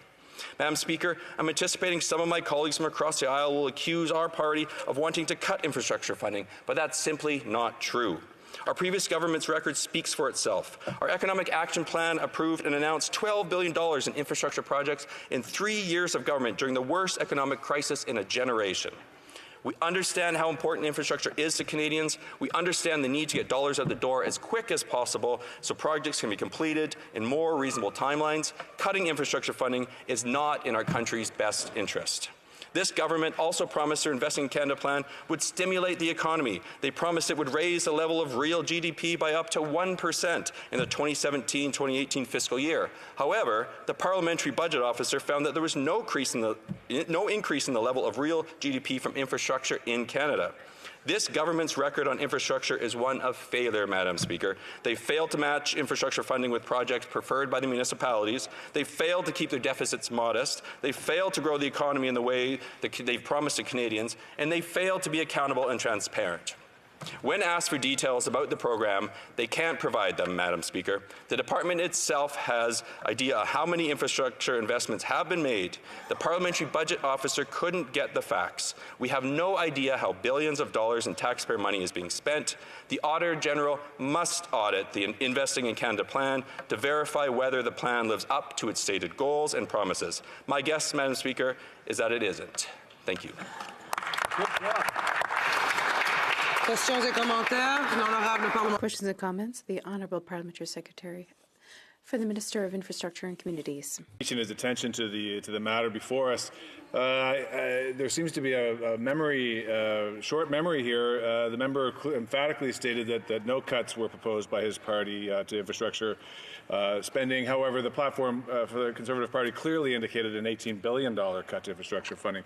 Be that as it may, I just want to make the point that we welcome the review by the infrastructure plan by the Attorney General. In fact, the only thing that we have objection to here today is the preamble to the motion, that mischaracterizes the Auditor General's report because it refers to an outdated report. That's a superseded report. The August report from 2018 clearly says that we are delivering the plan that we said we would do. And by the way, we're also delivered 1 million jobs for Canadians, the lowest unemployment rate in 40 years, and optimism is very high across the country. And I'm sorry that that confidence is being undermined. But I would ask the member, perhaps he would wish to have a do-over on not supporting the amendment so that we could all vote for this, this welcome review of the infrastructure plan. Thank you. Honourable Member for Edmonton Riverbend. Thank you, Madam Speaker. Color me shocked that he doesn't like the part of the motion that tells him that his government has failed. That be it as it may, we certainly seem to have a different memory of what happened in the past 4 years. I took 6 months to go across the country leading up to the election and heard time and time again about these delays in infrastructure funding. I said in my speech, we're absolutely not interested in cutting infrastructure funding. That's what our Canadian municipalities have asked for. But under this government, they can't even get the funding. So when he says, that he's accusing us of cutting the funding, I would actually remind him that that's the reason why we're here today. We don't know what his plan says. We don't know the dollar amounts in his plan. So that's why we need the Auditor General to come in and to give us a thorough review of the Canadian Investing in Canada plan. Commentaire, the Honourable Member for Timmins James Bay. Over the years, I've seen all kinds of egregious abuses by Conservatives and Liberals, and when they say they're going to work with us, it's like being invited by the crocodile to come down and have a nice little luncheon by the riverside. So the Liberals are saying, be nice to us and trust us. We're going to smother you like Teletubbies. But what I've been really concerned about with this government, despite all the smiles, is the undermining of the officers of Parliament. The Parliamentary Budget Officer is the one tool we have for accountability. And if we can't find billions of dollars in infrastructure spending, I'm sorry, I'm not going to trust the Liberals. I trust the Parliamentary Budget Officer. But I'd like to bring this to the point of when the Ethics Commissioner investigated the Prime Minister on SNC-Lavalin, and he was denied documents by the Prime Minister's office under the issue of cabinet confidentiality. How can we investigate a government if the government refuses to turn over the main documents to the parliamentary officers who work for all of us? They don't work for individual parties. They don't work for the opposition. They don't work for the government. They work for the people of Canada. So this motion is very important because we need the Parliamentary Budget Officer not to be interfered with or undermined by the smiling Teletubbies, or perhaps behind those Teletubbies, the alligators in the Prime Minister's office. The Honourable Member for Edmonton Riverbend. Thank you, Madam Speaker. I'd love to have lunch by the riverside with my friend from opposite way. Anytime, let's do it. Thank you, Madam Speaker. Absolutely. We saw in the last Parliament time and time again, just the egregious attacks on the independent officers, particularly the Parliamentary Budget Officer, who kept trying to help this government and putting forward these reports, yet the government continued on the same path, and then realized at the very last minute it was a failed path. So they quickly shoved $2 million into a fund to get $2 billion into a fund to get gas tax money out the door. Which that in itself shows that this is a failure, and they need to pay attention. And if they want to work with those of us across the aisle, they need to pay attention to the independent officers, like the Auditor General, like the Parliamentary Budget Officer, who are essentially here to help all parliamentarians. Very quick question, the Honourable Member for Senegal. Yes. Thank you very much, Madam Speaker. I appreciate this motion brought forward by the Conservative Party today, focusing on the Parliamentary Budget Office quote about infrastructure lapses. In that report, I do note that I'm wondering if this is a more generic problem than a political problem, because I see in the report from PBO that infrastructure spending promised before 2016 seems to have had the same problem. In other words, legacy infrastructure programs are prone to lapses at a 24% lapse rate, as are infrastructure projects at a 33% lapse rate in 2006-2017. I think this is an important issue. What do you think are the reasons for the lapses, and could they be much more structural than political? The Honourable Member, very, very quickly, the Honourable Member for Edmonton Riverbend. I'll do my best, Madam Speaker. Is that enough time? No. Madam Speaker, that's essentially what we need to get to the bottom of. I think she raises probably the most important point in infrastructure funding in this country, looking at structural problems, looking at budgetary problems, and that's essentially what hoping that the Auditor General will do as part of this report. You know, we have to look forward to work together, and I thank the member for raising that particular issue. Resuming debate, the honourable member for Stormont, Dundas and South Glengarry. Thank you, Madam Speaker. I want to thank the member from Edmonton Riverbend for sharing his time with me this afternoon here in the chamber. And through you, I want to thank the House of Commons staff for their warm and helpful welcome over the course of the last 3 months. I've had many constituents and many colleagues ask me how my experience has been as a newly elected member since October. And the line I keep reusing is, it's like a baptism by blowtorch. But it's been a wonderful experience, and I've enjoyed it all very much. From the House leadership team to colleagues here and staff, they've made a big change into a new role, very manageable, and I appreciate that very much. Being my maiden speech here today, I'd like to divert a little bit if I could, just to put a few thank yous into the record. First, I want to thank the constituents, the wonderful constituents of the riding of Stormont, Dundas, South Glengarry, for the wonderful honour that they've given me to serve in this House. This has literally been a childhood dream of mine. I think the first time I sat here in the chamber was with my aunt coming into the House of Commons. She worked for the House of Commons, and I was able to sit in the Prime Minister's chair about 20-some years ago. And I think I got the political bug, if not before then, certainly that night, being in the chamber for the first time. I want to thank my family, who has been so supportive, not only in this new journey, but my entire 32 years here. My mum, Bea, my father, Ed, my sister, Jill, and for those that wonder how I get a thick skin in politics, my 5 stepsisters have been a wonderful family of support and a family network for me, and I'm grateful for them and all that they do and continue to do for me. And I also want to acknowledge here today my predecessor, who served in this House as a Conservative Member of Parliament for 15 years, Guy Lauzon. Many would know Guy over the years, served as National Conservative Caucus Chair, and in government served as Parliamentary Secretary in a couple of roles. But he was quite known in our riding of setting the bar quite high for being approachable, being out in the community, in the customer service that he offered in the office. He certainly set the bar for me, and I know other people in our community, for being in public life, being accessible, and offering that customer service. It is very fitting that I have the opportunity to speak today to our Opposition Day motion about infrastructure, because one of my predecessors' great legacies is the amount of money that he was able to secure and bring home to Stormont, Dundas and South Glengarry under a Conservative government. Many ask how Guy and Frances are doing today, and Frances is in good health, and I appreciate all the members that are asking how she is doing. And both of them are loving their time down in Florida this winter. And people ask what Guy is doing these days. I say he's enjoying his role as the Honourable Member of Parliament for Fort Myers, Florida this winter, and doing well down there.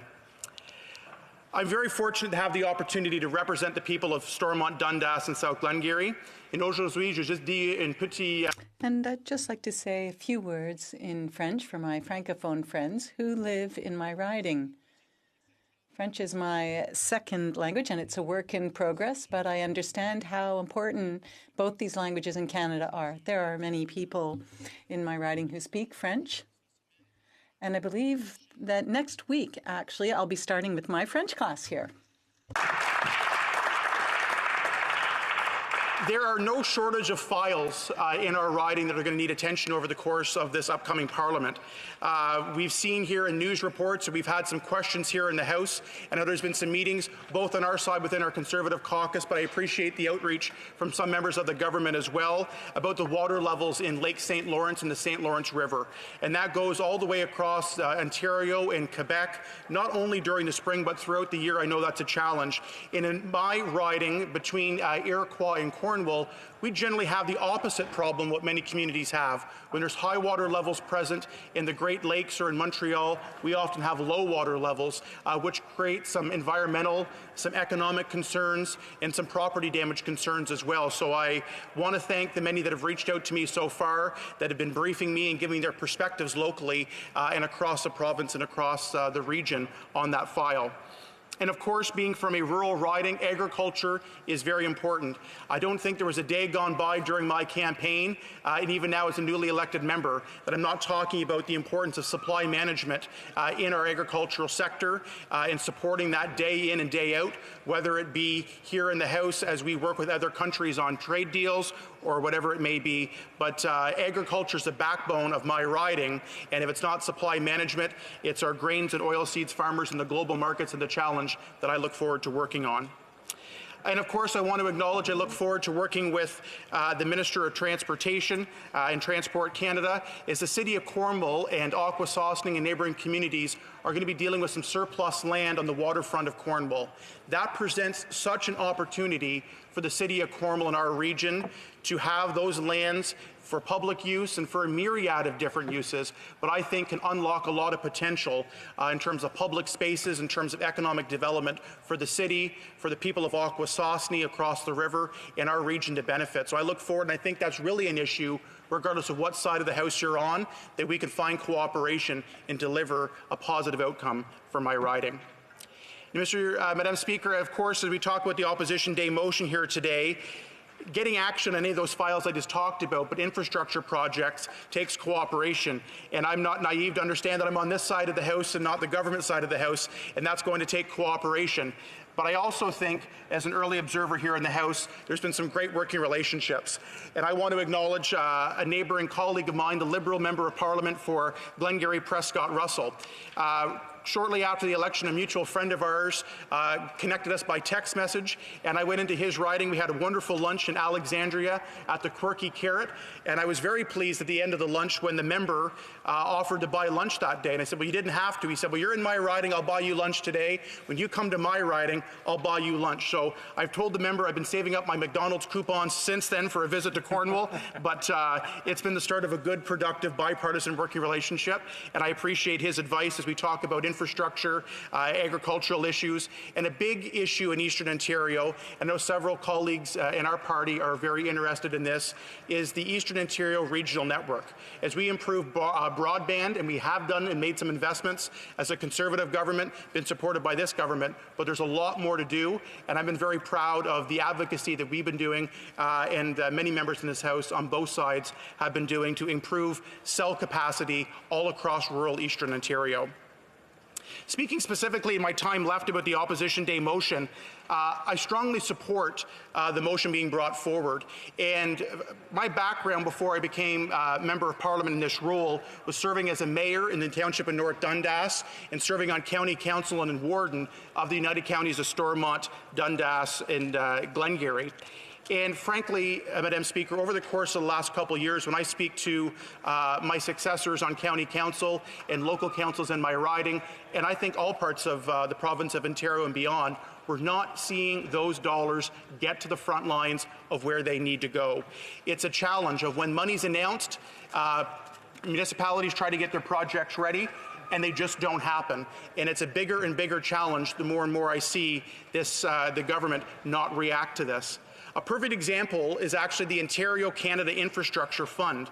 And there's a project in my riding I'll use as a perfect example. I had the honour of standing in the House in December and asking the Minister a question about this.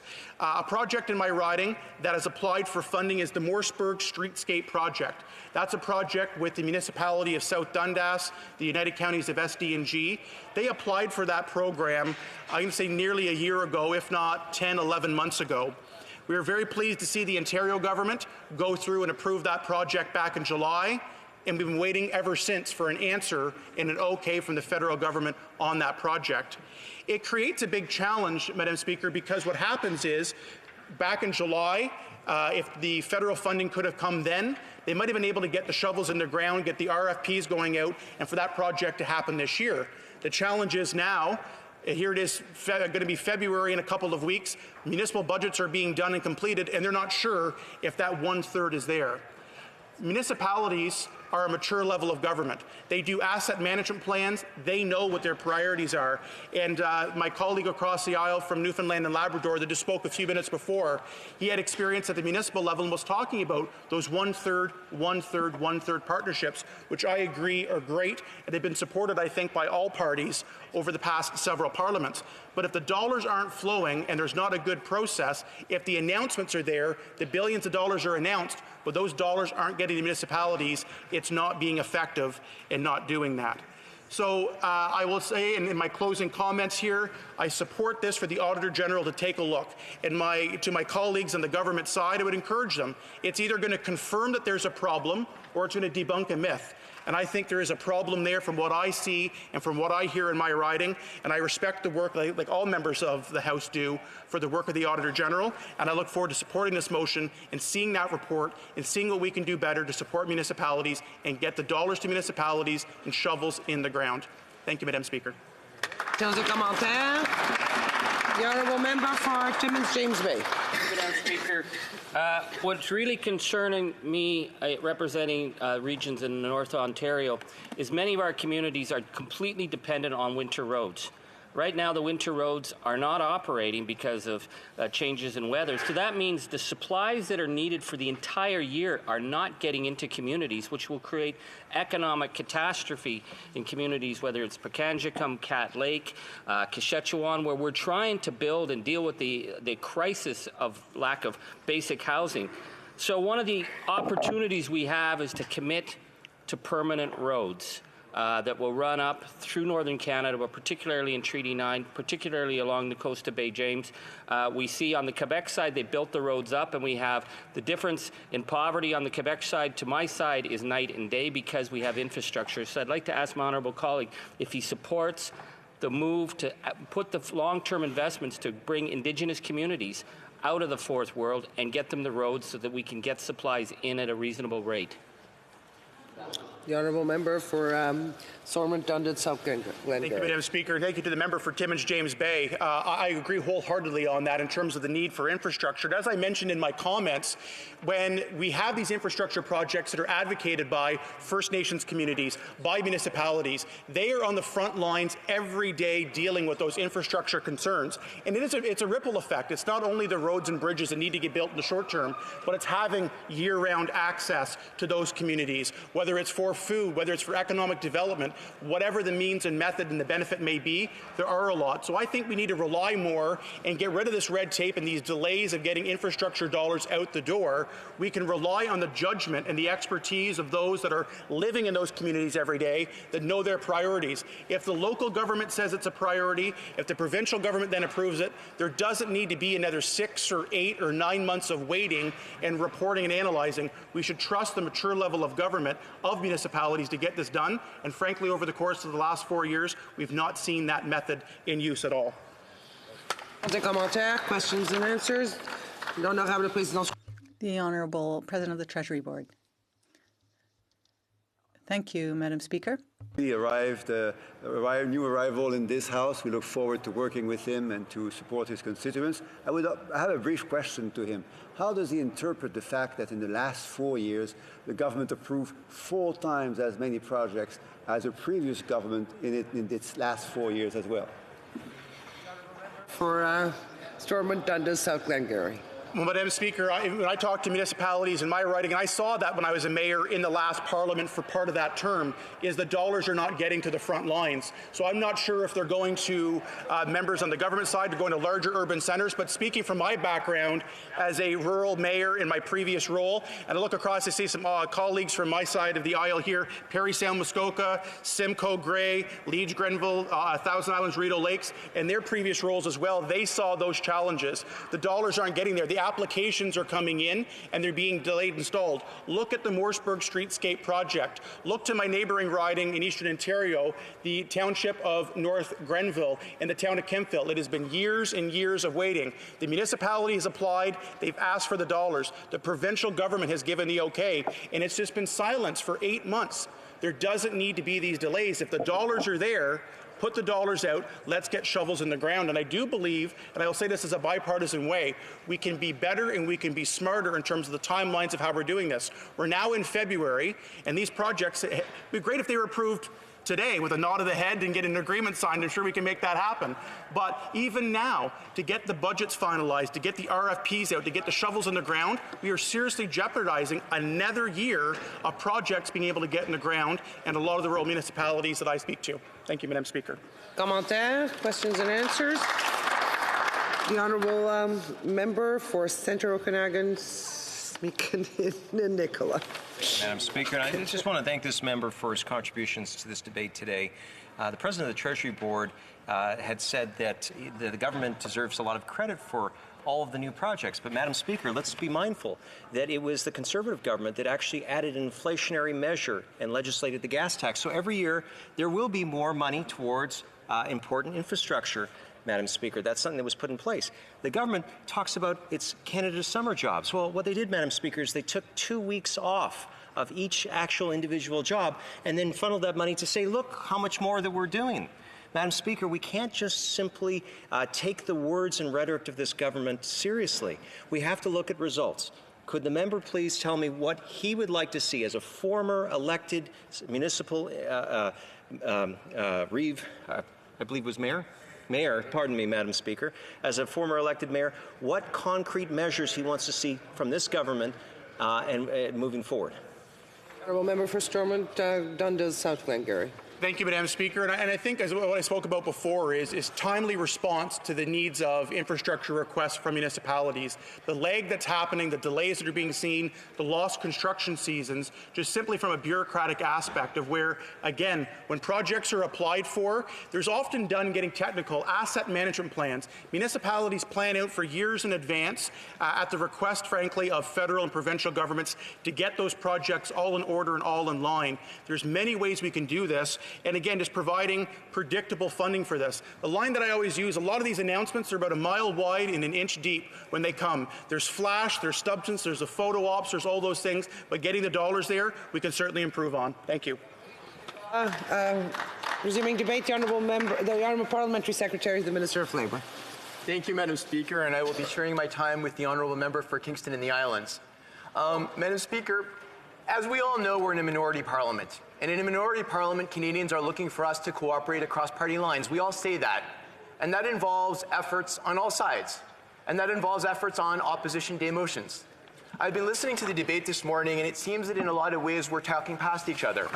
The substance of the motion is that the House call on the Auditor General of Canada to immediately conduct an audit of the government's Investing in Canada plan, including but not be limited to verifying whether the plan lives up to its stated goals and promises, and that the Auditor General of Canada report his findings to the House no later than 1 year following the adoption of this motion. I have no issue with the substance of this motion. I haven't heard any speaker this morning have any issue with the actual substance of the motion, which is the Auditor General, the Independent Auditor General, look into infrastructure spending and issue a report to the House. That should be the goal of the motion. However, there is a preamble that is not part of the motion, but that is included with it. The preamble is that given the Parliamentary Budget Officer posted on March 15, 2018, that Budget 2018 provides an incomplete account of the changes to the government's $186.7 billion infrastructure spending plan, and that the PBO requested the new plan, but it does not exist. The House call on the Auditor General of Canada too. That's not part of the substance of the motion. And in fact, it's belied those selective quotes from the March report by what happened afterwards. In light of those comments, Infrastructure Canada and other federal departments worked with the PBO staff to provide updated data and results, and an updated report was issued in August of 2018. The revised report found that the Government of Canada was delivering on its commitments to make historic investments of more than $180 billion in public infrastructure over 12 years to grow the economy and create jobs for Canadians, and they said that the government identified the vast majority, 95% of its infrastructure investments, and I found that the infrastructure spending, quote, raised the real level of GDP in Canada. So we agree with the substance of the motion. The government members that I've heard are simply saying the preamble that's not actually part of the substance of the motion is misleading, and we've asked that the preamble be removed. It would seem to me in a minority parliament where we're all trying to cooperate in the same way that the government should make effort to cooperate with the opposition, when we all agree with the substance of the motion, should say, okay, no big deal, the preamble, we believe this, you believe that, let's get to the substance of the motion. So I would again call on my Conservative colleagues and my other colleagues in the House to revisit the amendment that our Parliamentary Secretary for Infrastructure had proposed earlier today, so we can unanimously agree on the substance of the motion, which I think we all agreed to. So I would hope my colleagues would consider that. I know you're all reasonable people. Madam Speaker, my colleagues are reasonable people. I hope they'll think about it and talk to themselves about it and come back. I am pleased, though, to talk a little about the infrastructure investments that we are making as Canadians and as a government. We understand the need to take action to protect our environment and build sustainable communities that provide all Canadians with a good quality of life, good jobs, and most important of all, a bright future for our kids. Infrastructure is key to this because it can help us plan for the future. That's why we introduced the historic Long-Term Investing in Canada plan. Notre plan vise Our plan is based on 3 key objectives: create long-term economic growth, support a low-carbon green economy, and build inclusive communities. To do so, we committed to invest in 5 main infrastructure priorities: public transit, green infrastructure, social infrastructure, trade and transportation infrastructure, and rural and northern communities infrastructure. Today on how the government's investments in public transit infrastructure and green infrastructure are benefiting Canadians and their communities from coast to coast to coast. As I mentioned, our government has made supporting a low-carbon green economy, building inclusive communities, and protecting the environment top priorities. Investing in clean, resilient infrastructure that helps reduce emissions, that helps move to a net zero carbon economy, and that protects people from the impacts of climate change is the right thing to do. It also happens to make financial sense. It's win-win-win. That's why we're working together with provinces, territories, municipalities to encourage innovative transportation projects that will create low-carbon communities and position Canada as a leader in clean technology.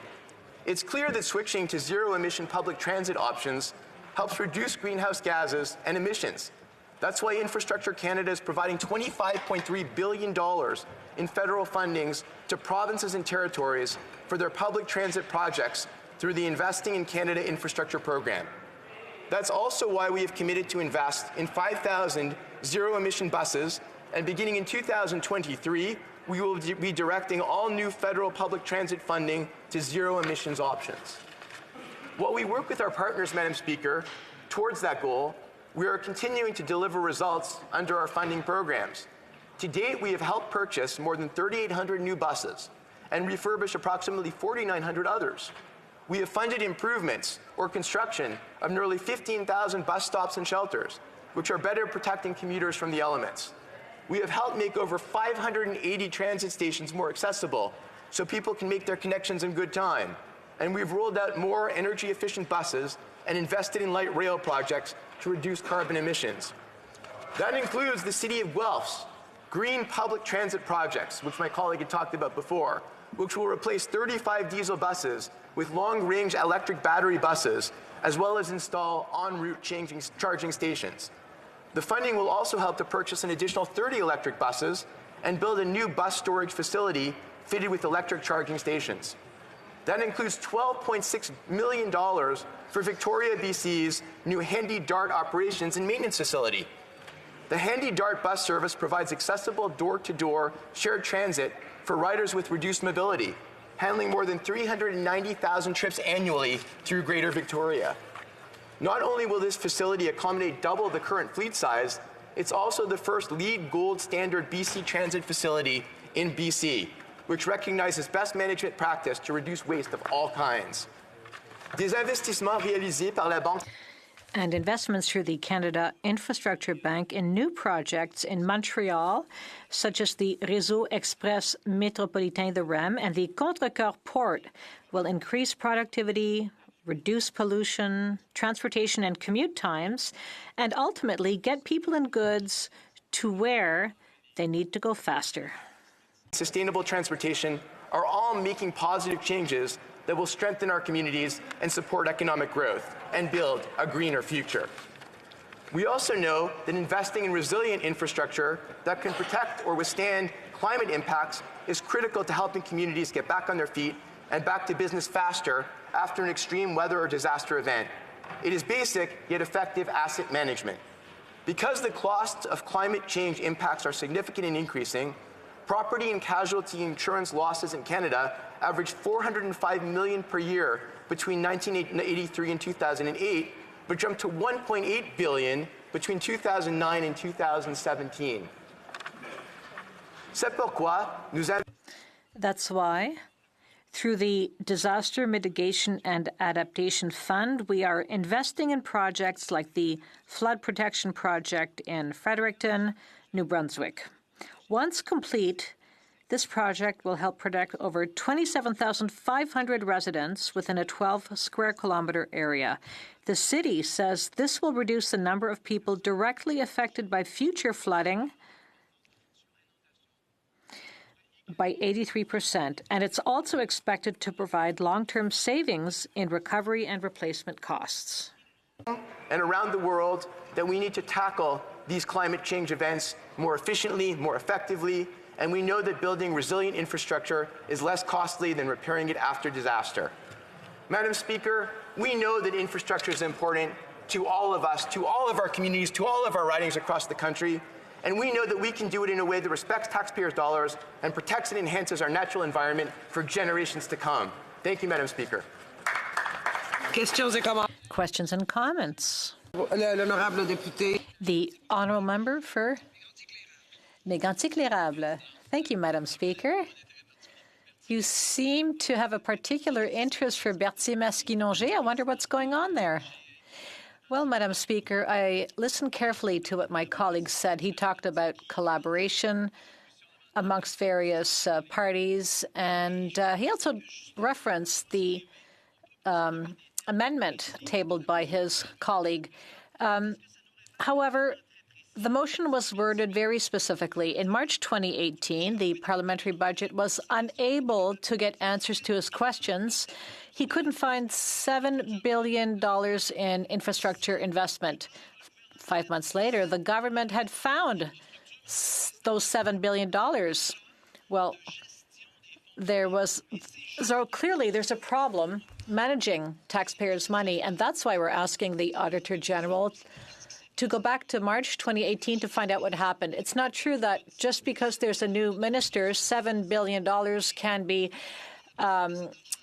spent in a few months.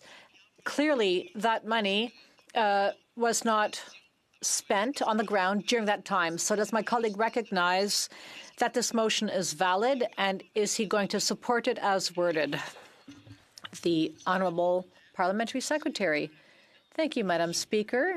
Well, I agree with the substance of the motion, as I said before, but what I object to is that there is selective language in the preamble where a couple of sentences are taken out of context. And as I said, Madam Speaker, in August 2018, the Auditor General issued a new report which went against what had been said previously. So, Madam Speaker, as I said to my colleague and to everyone else, we agree with the substance of the motion. We should amend the preamble, which has nothing to do with the substance of the motion, and I think everyone will be able to support that, and everybody will be able to vote in favour of the motion. It's that simple, Madam Speaker. The Honourable Member for Sanic Gulf Islands. Thank you, Madam Speaker. And to my honourable colleague, the Parliamentary Secretary, I'm interested to know more about the amendment that's proposed to today's Opposition Day motion. I haven't stated on the record that I plan to vote for the Opposition Day motion today. I'm curious to know what the amendment might bring to it, and if you have an opportunity to explain it further, I'd appreciate it. The Honourable Parliamentary Secretary. Thank you, Madam Speaker. Madam Speaker, I'll always thank my colleague for her questions. They're always pertinent. What I had said is the substance of the motion is the House calling the Auditor General to do something. That is what the motion is asking for. We all agreed to do that. What we object is misleading language in the preamble that selectively quotes from one report of the Auditor General and doesn't recognize that a second report was issued with contradictory information. If we really want to all agree to the substance of the motion, we can by simply amending to remove the objectionable words in the preamble, and then you get a motion that everybody agrees to, and that is the substance of what's trying to be achieved. Why would we not all agree to that? Thank you. Questions and comments? See if I get it right. For Central Okanagan, Similkameen and Nickel. I'd like to thank the Parliamentary Secretary for his interventions, but I have to ask again, is he really going to make the issue of contention the preamble? Really? Like, is that... No, it's just, to me, it makes no sense about a simple preamble, Madam Speaker, and I'd like to hear the member explain rationally why he doesn't, why, again, if the motion itself is something he agrees with, why is he getting hung up on a preamble? The Honourable Parliamentary Secretary. Thank you. I thank you, Madam Speaker, and I want to say to my colleague how I always appreciate his interventions. I think one of the things that's frustrating me, Madam Speaker, over my last 4 years in Parliament has been when there is a motion put forward that is deliberately designed to have one of the parties vote against it because they can't agree with something that that is totally outside the substance of the motion. We all agree on the substance of the motion, but you're asking, but Madam Speaker, the motion asked members of the government side to agree with a negative statement about the government, which is contradicted by other further positive statements in a subsequent report. If we all agree with the substance in either direction, and I'll say the same, and you can point to me when that happens in the reverse, we should get rid of the preamble, which means nothing to the substance of the motion, and just deal with the substance of the motion. It is that. Resuming debate, reprise du débat, l'honorable député de Kingston. The honourable member for Kingston and the Islands. 3 minutes left to conclude your speech after question period. Thank you very much, Madam Speaker. And it's an honor to rise today to speak to this motion. But before I do that, Madam Speaker, I would ask for your indulgence just for a few seconds to mention the passing of an individual in my riding, Jack Armstrong, who passed away last week. Jack was an extremely dedicated individual who cared so much about politics but was rarely ever partisan. He spent a lot of time volunteering on campaigns, but would just as likely volunteer on a conservative campaign as he did for my Liberal campaigns on a number of occasions. And we will truly miss Jack and everything that he offered to our community. And indeed, I miss him a lot, having had the opportunity to work so closely with him. So as we talk about this motion today, Madam Speaker, I really like the opportunity to pick up where the Parliamentary Secretary left off, and I appreciate him sharing his time with me, because what we're seeing here today through this opposition motion is a new approach, Madam Speaker, that's coming from the opposition. We used to see, and I really do respect it and I appreciate it, what we used to see is we used to see these motions that were drafted in such a way that never even thought that they would have the light of day of being passed. They usually started off with that the government is so horrible and the Prime Minister did this and this, and those are the way that, yeah, right, and clap for it, because those are the way that the opposition motions used to be presented over the last 4 years. But now we're seeing a new approach. And perhaps it's the minority government that's creating this sense of desire to be, so diligent in how they bring forward motions. And now what we're seeing are motions that actually contain substance because there's an opportunity that they might actually get them passed. And I think it's great that the opposition is now taking this new approach. And so now we get the opportunity to debate substantive opposition motions, which I think is great. And to that end, I will say that I believe that the objectives of this motion are perfectly in line with what is necessary for accountability and transparency. We need to have these kind of reviews, as is being asked by the Auditor General to do so in this particular motion, because this is what gives Canadians the information they need to be able to reflect on how the government is doing. But the problem comes up, and the Parliamentary Secretary who spoke before me very, very well laid out the argument. The problem comes up is when in the preamble there's information put in there that is, in my opinion, purposely inserted into the motion to create a scenario where the government or the governing party, in this case our party, will not support it. And it's because they're cherry-picking quotes, Madam Speaker, from a report in March, and that report has subsequently been updated and new information had been provided, and then the report was updated to suggest that the requirements of the government were being met. So the problem is why would you even bother with including this quote when you had new opportunities to quote a new report that came later on? Well, I can only come to the conclusion, Madam Speaker, that it was done intentionally to prevent a scenario where the government could vote in favor of it. And as a matter of fact, the member from that's the member who asked, the Conservative member who asked the question last, I apologize that I forget his writing, specifically said, well, why are you getting caught up in the preamble? Who cares about the preamble? And I couldn't agree more with him. As a former mayor, and I know that the member from Mel Royal was as well, nobody cares about the preamble. The city clerk usually just takes everything after, therefore be it resolved, because that's the action item in it. That's what actually matters. And so the Conservative member who asked the question said, why are you getting caught up in the preamble? Excellent question. Maybe he missed it earlier when we put forward a motion an amendment to remove that part. Because if it had been removed, which would have been so easy to do, then we would end up with a motion that everybody could support. So it's not the direction, in particular everything that follows the word "that" in this motion, that we have a problem with. It's the fact that the preamble is setting up a misleading scenario to suggest that after the Auditor General or the Parliamentary Budget Officer made a report in March, that was the end of it, and it ended there. But that's not the case. More followed that. In August, a supplementary or an additional report was tabled that said quite the different. And in fact, at that time, the Parliamentary Budget Officer conducted an independent economic analysis and concluded that the federal investments made under Phase 1 helped grow the economy and create jobs over the first 2 years. And I understand that cherry-picking this information is to the benefit of nobody, really, because it doesn't matter.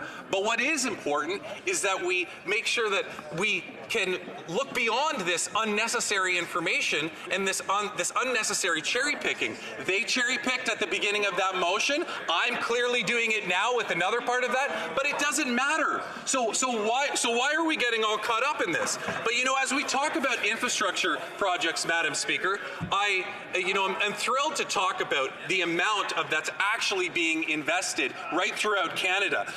This project or this fund sets aside $180 billion over a 12-year period.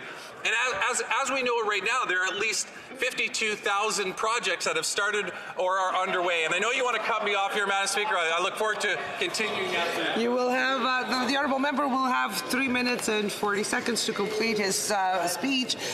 We are going now to statements by members. Déclaration des députés. L'honorable. Statements by members. The honourable member for Dartmouth Cole Harbour.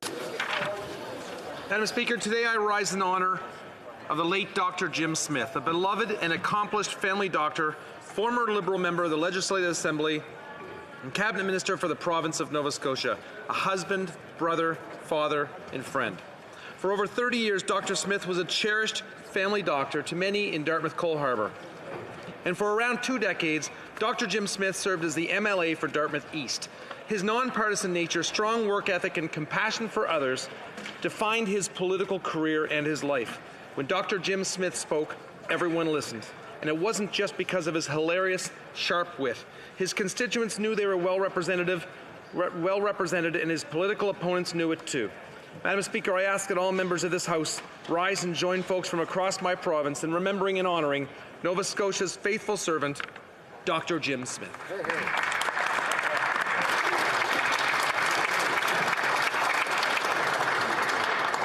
The honourable member for York Simcoe. Madam Speaker, I am honored to rise once again and represent the great communities of Bradford, East Gwillimbury, Georgina, King, and the Chippewas of Georgina Island as Member of Parliament for York Simcoe. My constituents had sent me to Ottawa with one clear message. This federal government is not working for them. Rural communities are being left behind. They have limited or non-existing broadband internet. They are faced with outrageous costs just to heat their homes. Small businesses are struggling. There's no affordable housing to be found, and environmental projects like the Lake Simcoe Cleanup Fund remain unfunded. This government's out-of-control spending has led to billions of dollars in deficits, but communities like mine have nothing to show for it. Under the Liberals, Canada is borrowing just to keep the lights on, because clearly vital projects like roads and hospitals just aren't being built. People are tired of politicians who just keep kicking the can down the road. I will stand up to this government and fight for my community and the people who call us home. The honourable member for Humber River Black Creek. As a Member of Parliament for Humber River Black Creek, a community with a large Vietnamese population, I'd like to rise today to bring to the attention the detainment of Mr. Chow Van Cam, an Australian citizen and a retiree detained by Vietnamese authorities.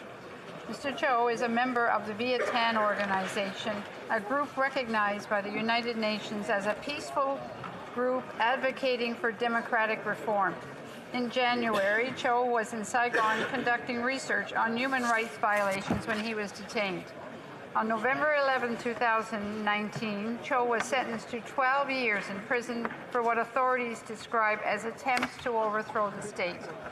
At 70 years old, many are concerned about Mr. Chow's health, which has already declined since his arrest. As a long-standing advocate for human rights, I want to call attention to the abuses and violations occurring against Mr. Chow Van Cam and denounce the actions of Vietnamese authorities against him and to further support the Viet Thanh organization's request for his immediate release. Thank you, Mr. Speaker. The Honourable Member for Thérèse de Blainville. Mr. Speaker, on behalf of the Bloc Québécois, I would like to underscore the passing away of a major Quebec union leader, Fernand Daou, who passed away last Thursday at the age of 93. He spent 40 years within the FTQ defending workers who were his cause. He fought for a modern Quebec. As a key union leader, he made a major contribution to social and economic development. He was an ardent defender of Quebec's interests. He was named Patriot of the Year in 1998. He was awarded Knight of the Ordre National de Québec in 2001, and he received an honor of the Order of Francophones d'Amérique in 1994. He was a passionate man who remained dedicated to the defense and the promotion of the French language. He was one of the artisans of French language in the workplace, and our sincere condolences go to his family and loved ones. Our thoughts are with the entire FTQ family. Mr. Speaker, sport has an incredible ability to bring us together, whether locally in our communities or as a nation watching our athletes represent Canada on the world stage. This holiday season was no exception to that rule, as we watched our top hockey athletes compete in 3 different international tournaments. Hockey Canada sent teams to the World Junior Hockey Championship in Czech Republic, the Spangler Cup in Switzerland, and the World Women's Under-18 Championships in Slovakia. In all 3 tournaments, Canada made the final and earned a gold medal at the World Junior Championship and Spangler Cup, while garnering a hard-fought silver medal at the World Women's Under-18. I would like to highlight 3 Nova Scotians who played key roles as part of the Canadian contingent. Jared McIsaac of Truro won gold with the World Junior team, while Antigonish native Alex Grant and Judic's Andrew McDonald helped Canada to gold at the historic Spangler Cup. I would ask that all members of this House join me in congratulating our athletes that represented Canada so well on the international stage. Honourable Member for Kildonan, St. Paul. I'm honored to deliver my first member statement, and I'm pleased to take this opportunity to acknowledge the 50th anniversary of Donwood Manor Personal Care Home, an important institution serving seniors in the North Kildonan neighbourhood of my riding. Donwood first opened its doors in 1970 and was founded by members of 8 Mennonite Brethren churches in Winnipeg. The founders recognized the need in the community for subsidized, quality Christian care of seniors and came together to create this incredible organization. Each time I visit Donwood, I'm in awe of the compassion and grace in the quality of care Donwood provides to seniors. It is a place that enables the elderly to transition from their homes to a caring community and to age with dignity and grace. I would like to acknowledge the dedicated work of Nina Laboon, CEO of Donwood Manor, Board Chair John Jansen, and Brian Lowen, Chair of the Donwood Manor Foundation, and the dedicated staff and the volunteers. Congratulations to Donwood Manor. It is my honor to formally recognize them in the House of Commons today. The Honourable Member for Miramichi Grand Lake. Thank you, Mr. Speaker. In my community of Rogersville, you can find Femme Forte, strong women. 2 years ago, feedback from a new widow really moved a city employee. The widow said that since she lost her spouse, she felt powerless and useless and realized how much she depended on her husband for traditionally male activities, such as mechanics and carpentry. This employee, Angèle McKay, approached the City Council with her project Femme Forte, or Strong Women, and she incorporated suggestions made during a meeting, and more than 30 workshops were organized from self-defense, woodshop, mechanics, anxiety, fitness, and gardening. Please note, Mr. Speaker, that if you drop by my community of Rogersville, you'll certainly find Femme Forte, such strong women. Thank you. For Davenport. Mr. Speaker, I rise today to speak on an issue that is of top importance to Davenport residents, and that is education. Over the last couple of months, there have been rotating strikes in Ontario, and this labour dispute is having a negative impact on our children and their education. Education contracts expired in August 2019, and teachers' unions have not been able to reach an agreement with the Ontario government over their wages and the future of education in our province. Teachers have legitimate concerns about the future of education in terms of class size, online courses, and proposed cuts within the system. Parents are equally concerned about the impact of the strike on their kids, including missed learning days, in addition to the future of education in Ontario. I want to encourage the Ontario government and the Minister of Education to immediately return to the bargaining table to address these issues and to bargain in good faith. The future of all Ontario students and their education depends on it. Thank you, Mr. Speaker. The Honourable Member for Barrie Innisfil. Mr. Speaker, Neil Peart died a few short weeks ago, but he left a legacy of music on a nation and world of fans who revel in the challenge of air drumming to the best of Rush. For 40 years, Neil Peart had us lost in the lyrics that would bring images of the limelight being caught up in the spirit of radio and the life and conflict of the subdivisions. Peart's lyrical adventure led us away from his world-renowned drum kit to motoring on highways and back roads. He rode his motorbike as a healing highway for his loss and pain, which he wrote about, taking us along for the ride. Neil Peart's legacy is more than one of books, albums, or hundreds of performances. Though he lived a private life, he shared his heartache and exhilarated us with his performances. Mr. Speaker, with every beat of his drum, with every lyric he wrote, with every story he told, Neil Peart will forever and always be closer to the hearts of Canadians. May he rest in peace, and may God bless his family and friends.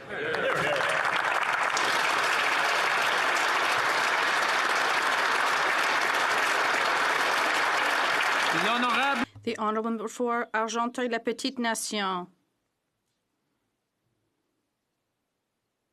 Member for Bruce Grey Owen Sound. Mr. Speaker, despite being a veteran infantry officer fully trained on a number of prohibited and restricted firearms, I am required by law to complete both the Canadian Firearm Safety Course and the Canadian Restricted Firearm Safety Course should I want to own a restricted firearm. I successfully completed both courses over the last few weeks. These courses are integral to knowing about firearm safety and to ensuring Canadians safely store and use firearms. It'd also be incredibly valuable to any member in the House drafting firearms legislation. I trust that all members working on this legislation have taken or will take these courses, including the Minister of Public Safety. My home riding of Bruce Grey Owen Sound, hunting, farming, and sport shooting are a way of life. I've been hearing from many of my constituents that they are deeply concerned about the proposed Liberal firearms legislation via an order in Council without any debate in this House. Forcing law-abiding Canadians to follow even more laws will not reduce urban crime and fails to address the real problems of gang, illegal smuggling, drugs, and poverty. As a newly elected MP, I'm here to solve problems, not create new ones. The member for Stevesman, Richmond East. Celebrating the Lunar New Year, a celebration of family and togetherness, making good fortune during this year of the rat. I would like to extend these wishes of health and prosperity to all. However, during this time, we must also take a moment to remember and honor the 75th anniversary of the liberation of Auschwitz. In 2014, I visited the place of unimaginable suffering, and I'm still affected by this experience. Mr. Speaker, I mourn the victims of this tragedy and encourage Canadians to be conscious of other human beings' abuses, other human rights abuses taking place globally. In Canada, we are safe, free to celebrate the diversity of our cultures, our faiths, and appreciate our differences. Many abroad are unable to do so, and it is our duty to serve as the global example of multiculturalism. In this time of celebration and remembrance, I encourage others to be conscious of such simple freedoms as well. Thank you. The honourable member for Vancouver East. The desperation I felt when I couldn't get my little guy into quality, affordable, licensed childcare space. It's no joke. The wait lists were so long that I wasn't offered a space until he was 8. Yet this is the reality for so many working families. We know investing in childcare is good for the child, for the family, and our economy. Every dollar invested in childcare is returned threefold in the economy. For decades, the Liberals have made endless promises on childcare programs, yet we have seen little real action, let alone a quality, universal, affordable, accessible system. In this new minority parliament, words are not good enough. Budget 2020 needs to have significant increase in investments to at least $1 billion annually so that families with children under 5 and elementary school age children who need before and after school care can access them. Federal investments can build on what the BC government has done based on their $10 a day model, saving families upwards of $1,000 a month. No more pretty words. It's time for action. The Honourable Member for Shefford. Mr. Speaker, I would like to honour the memory of Roger Nicollet, a renowned engineer and great contributor to Quebec public life. He was responsible for key projects such as the Pyramid at the Louvre, the CN Tower, and Montreal's Olympic Village. He worked tirelessly for the city as mayor of Austin for 33 years. He was a representative of the MRC and president of the Quebec Federation of Municipalities. We also remember his commitment to Quebec, notably as a member of the Bélanger-Campeau Historical Commission. He chaired public safety commissions for issues that marked Quebec, such as the ice storm and the Saguenay floods. His commitment won him many awards, particularly the Officer of the Order of Quebec Award. On behalf of the Bloc Québécois, I offer my condolences to his family and loved ones. Roger Nicollet was a man of talent and generosity whose memory we honor. For Foothills. This fall's harvest has been extremely difficult for Canadian farmers, and the Liberals made it worse. Liberal political blunders have cost Canadian farmers vital trade markets, and they added to that burden by implementing a devastating carbon tax. This fall, farmers had to dry their grain, and the carbon tax cost them billions of dollars, money they do not have. And yet the agriculture minister still says she doesn't know how the carbon tax will impact farmers. Through an order paper question, I asked the minister about an exemption for Canadian farmers from the carbon tax. In her response, she admitted she and her department, and I quote, do not have information concerning the administration of the federal carbon tax. How can the Liberals implement a crippling carbon tax on Canadian agriculture without having any clue how it will impact hardworking farm families. Hear, hear. The Liberals must stop ignoring the data, give Canadian farmers credit for their conservation efforts, and immediately exempt Canadian agriculture from the Liberals' crippling carbon tax. The honourable member for St. John Rothsay. I'm thrilled to rise for the first time in the 43rd Parliament to thank the wonderful people of St. John Rothsay and my incredible campaign volunteers for giving me a second mandate to stand up for them in this place. Since being re-elected, I've hit the ground running. I have worked to deliver nearly $8 million in new federal funding for our riding. Last week, this began paying off. I was thrilled to announce our federal government's investment of $750,000 through ACOA to help UNB St. John relocate its MBA program to St. John's Uptown Core. This significant federal investment in our riding will allow our community to fully leverage its entrepreneurial hub and its world-class university in order to unlock its full economic potential. This, Mr. Speaker, is only the beginning. I'm excited to continue delivering the unprecedented federal investments our riding needs by always putting it first here in Ottawa. Thank you, Mr. Speaker. Before going to oral questions, while I have your attention, I just wanted to remind the honourable members that the SO31s are limited to 60 seconds. I noticed a few of them going 5 seconds over and as much as 8 seconds over. It makes it difficult to stay within the parameters, so I just want to remind everyone to keep it within the 60 seconds. I wouldn't want to cut anybody off by standing and then cutting off their mic.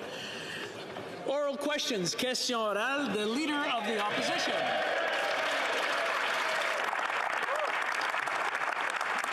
Mr. Speaker, under this Prime Minister, we have the worst of both worlds. We have the sky-high deficits that he promised, but we don't have the infrastructure spending that was supposed to go along with it. In fact, the Parliamentary Budget Officer has said that the infrastructure plan, quote, does not exist. Instead of spending their hard-earned money on things that will actually grow the economy, all Canadians have instead is reckless borrowing, wasteful spending, and sky-high taxes to pay for it all. If the Prime Minister is so sure about his infrastructure plan, will he support our calls to call in the Auditor General? The Right Honourable Prime Minister.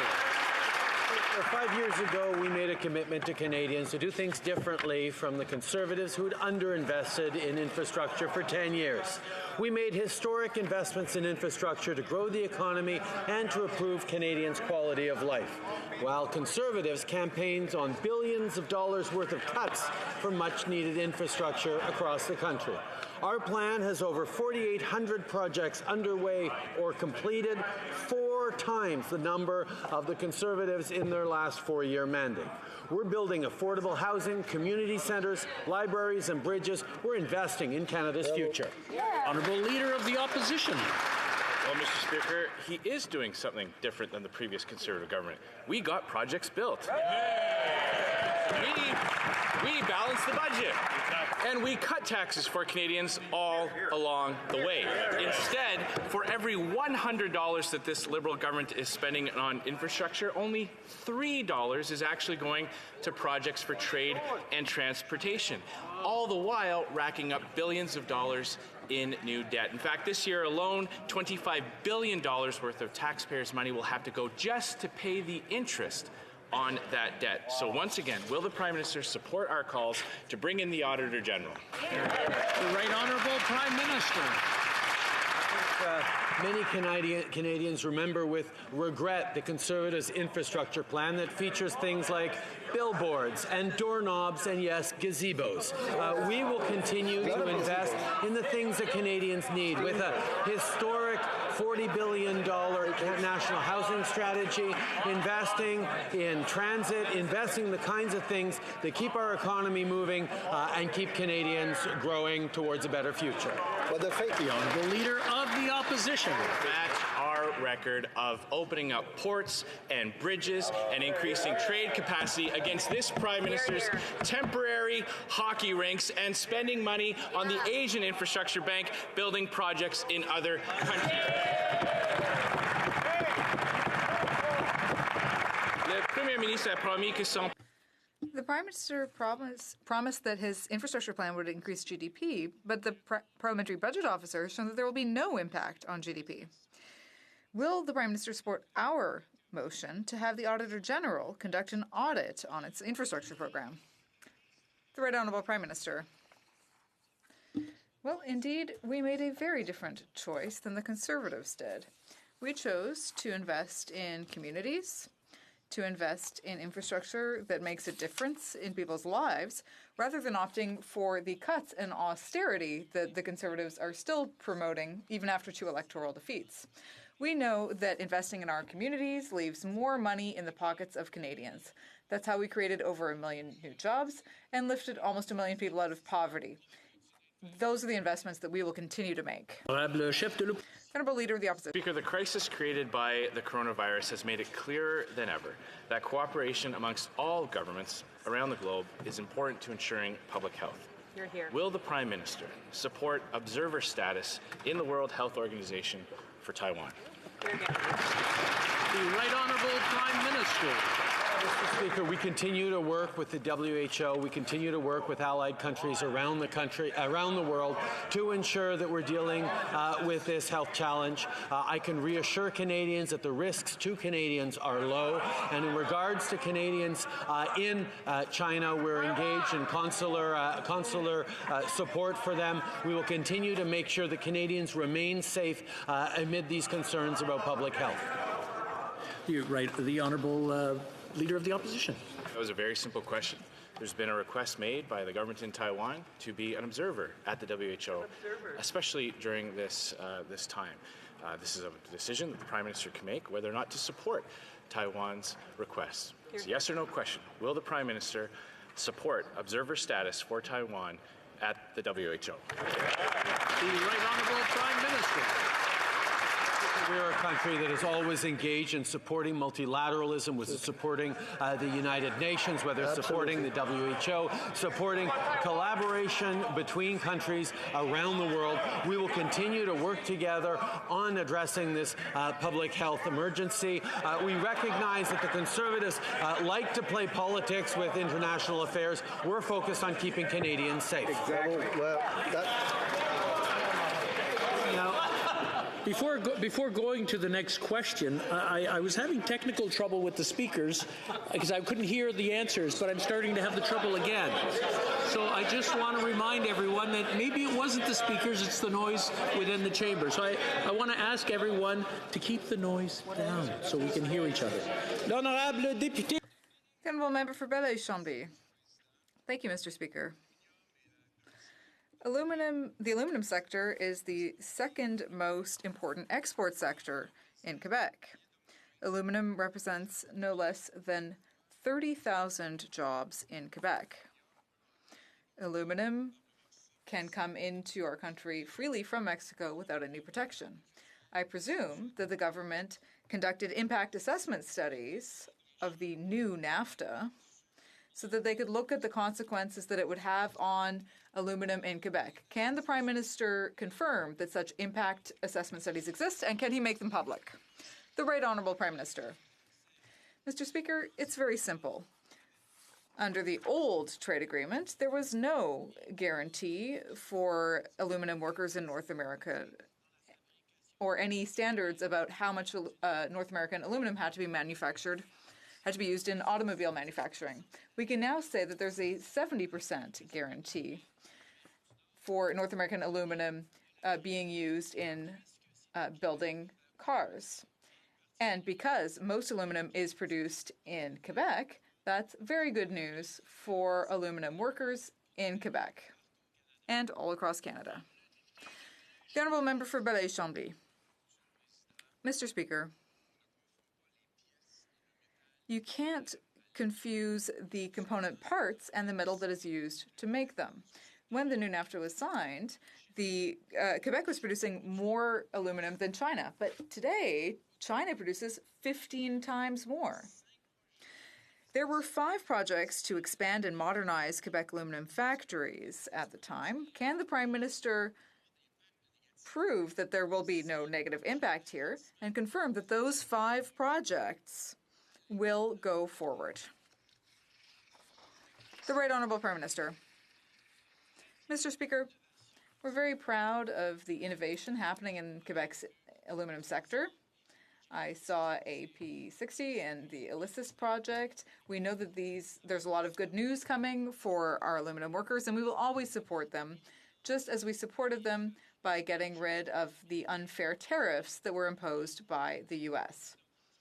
But don't take my word for it. You can listen to Jean Simard, the president of the Aluminum Association of Canada, who said, "We believe that the new NAFTA is the right path." Member for Burnaby South. Thank you very much, Mr. Speaker. In 2016, we learned that Volkswagen's vehicles were emitting illegal levels of toxins that are hurting people and the environment. Yet the Liberal government did nothing for 3 years. When they finally decided to act, they gave a foreign company that makes no contribution to our Canadian workforce a sweetheart deal, left them off the hook with no criminal charges. Volkswagen savait que leur voiture. Volkswagen knew that their vehicles didn't meet our human health and environmental standards. So why are the Liberals putting the interests of a foreign company over the interests of people and the environment? The Honourable Prime Minister. Mr. Speaker, we take our responsibility to fight for a better environment very seriously. That's why we're pleased that Volkswagen did face consequences for the way that they misled Canadians. It's important to ensure that in Canada we maintain the highest possible standards and that we fight climate change. We will continue to lead the charge in this respect because we know that our jobs and the future of our children and our planet is at stake. The Honourable Member for Burnaby South. A foreign company is now facing no criminal charges for this behavior. That's unacceptable. Yesterday, the minister was bragging about the fact that the Liberal government uses external assistance for our public services. Giving $12 billion in contracts to foreign companies is not a solution. Contributed to the tripling of outsourcing of public service work. That's tripling public money that goes to large international corporations. Outsourcing hurts our Canadian workforce. So why is the Liberal government favoring large international corporations over Canadian workers? The Right Honourable Prime Minister. Focused over the past 5 years on growing the Canadian economy by creating new jobs and by encouraging Canadians to create new jobs. And we've seen success in over 1 million new jobs created over the past 5 years. Lowest poverty rates in a long time. We've decreased poverty by significant percentages and lifted over almost 1 million people out of poverty. We recognize that when it comes to procurement, there's always an important balance to be made between making sure we're making responsible use of taxpayer money while at the same time we're creating good jobs, and we're always focused on getting that balance right. The Honourable Member for Lakeland. Mr. Speaker, in July, the expert science-based review said Teck's Frontier Mine should be approved. All local Indigenous communities support it. Yesterday, the Environment Minister said the Liberals might reject it. Today, he said they might delay it. Death by delay is a tactic of anti-energy activists. If approved, Frontier would immediately create 7,000 much-needed jobs in Alberta and show the world that Canada is open for business. Can the Prime Minister name a single project outside of the oil and gas sector that his cabinet rejected based on emissions? The Honourable Minister of the Environment. Thank you, Mr. Speaker. Canadians elected this government to protect the environment and to grow the economy, to advance reconciliation and to create good jobs. They also expect this government to oversee fair and thorough environmental assessment processes. Correct. This is a major project that is being reviewed under the 2012 environmental assessment process. Under that process, the Cabinet must make a decision by the end of February, and we will do so. Here, here. Honourable Member for Lakeland. The answer to my question was no. In fact, the Liberals have turned a blind eye to major emissions from projects in other sectors and even in oil and gas and other projects on foreign oil and on pipelines in China. Now, the Prime Minister said, quote, he heard the message from Albertans. Well, Premier Kenney made it easy with a 5-point list, including the quick approval of Teck's Frontier Mine. Oil sands are a world leader in emissions reductions, and they create jobs in every single province. Alberta needs them now. So will the Prime Minister approve Teck's Frontier Mine? Good question. The Honourable Minister of the Environment. Mr. Speaker, The oil and gas sector, as many other sectors, are very important to the Canadian economy, but Canadians expect that when you're reviewing major projects of any type that you do in an environmental assessment process, look at the environmental impacts. That is what we are doing. We are following the process that was actually put in place by the previous government in 2012. We will review that. We will be making a decision by the end of February. The honourable member for Cloverdale, Langley City. Yesterday, Reg and Sherry Renner from Langley reached out for help. Their daughter Lauren, her husband, and 2-year-old child live and work in Wuhan, which is currently on lockdown, and Lauren's 8 months pregnant. Due to the ban on all public and private traffic in the city, she's unable to travel freely to the hospital should she go into labor. Being a grandmother myself, I understand the real urgency of the situation. So what's the government's plan to ensure the safety of Lauren and her unborn child? The Honourable Minister of Foreign Affairs. I'd like to thank the member for bringing this matter to our attention. We take, obviously, the safety and security of every Canadian abroad very seriously. Canadian officials in Ottawa and in China are working closely with their Chinese counterparts to address the situation in the affected area in light of the recent events. Canada continues to liaise closely with our international partner to develop options, and at 4 o'clock, Mr. Speaker, we'll hold a press conference where we'll explain to Canadians what measures we're going to take care and offer consular services to Canadians in China. Honourable member for Edmonton Riverbend. Mr. Speaker, there's no excuse why they can't share that information right here in the House. We shouldn't have to wait outside in the press conference to hear that information. Because just today, we've heard that the minister from the other side of the wave, and the health minister, told that Canadians that the first individual identified with the coronavirus didn't self-identify when entering Canada. On Monday, we learned that the individual did tell the CBSA officer he'd been to Wuhan and did have a cough. There's no question that this raises concern between CBSA and health officials when China has seen a 65% increase in reported cases in just one day. How can Canadians be sure that the current screening measures are working? The Honourable Minister of Health.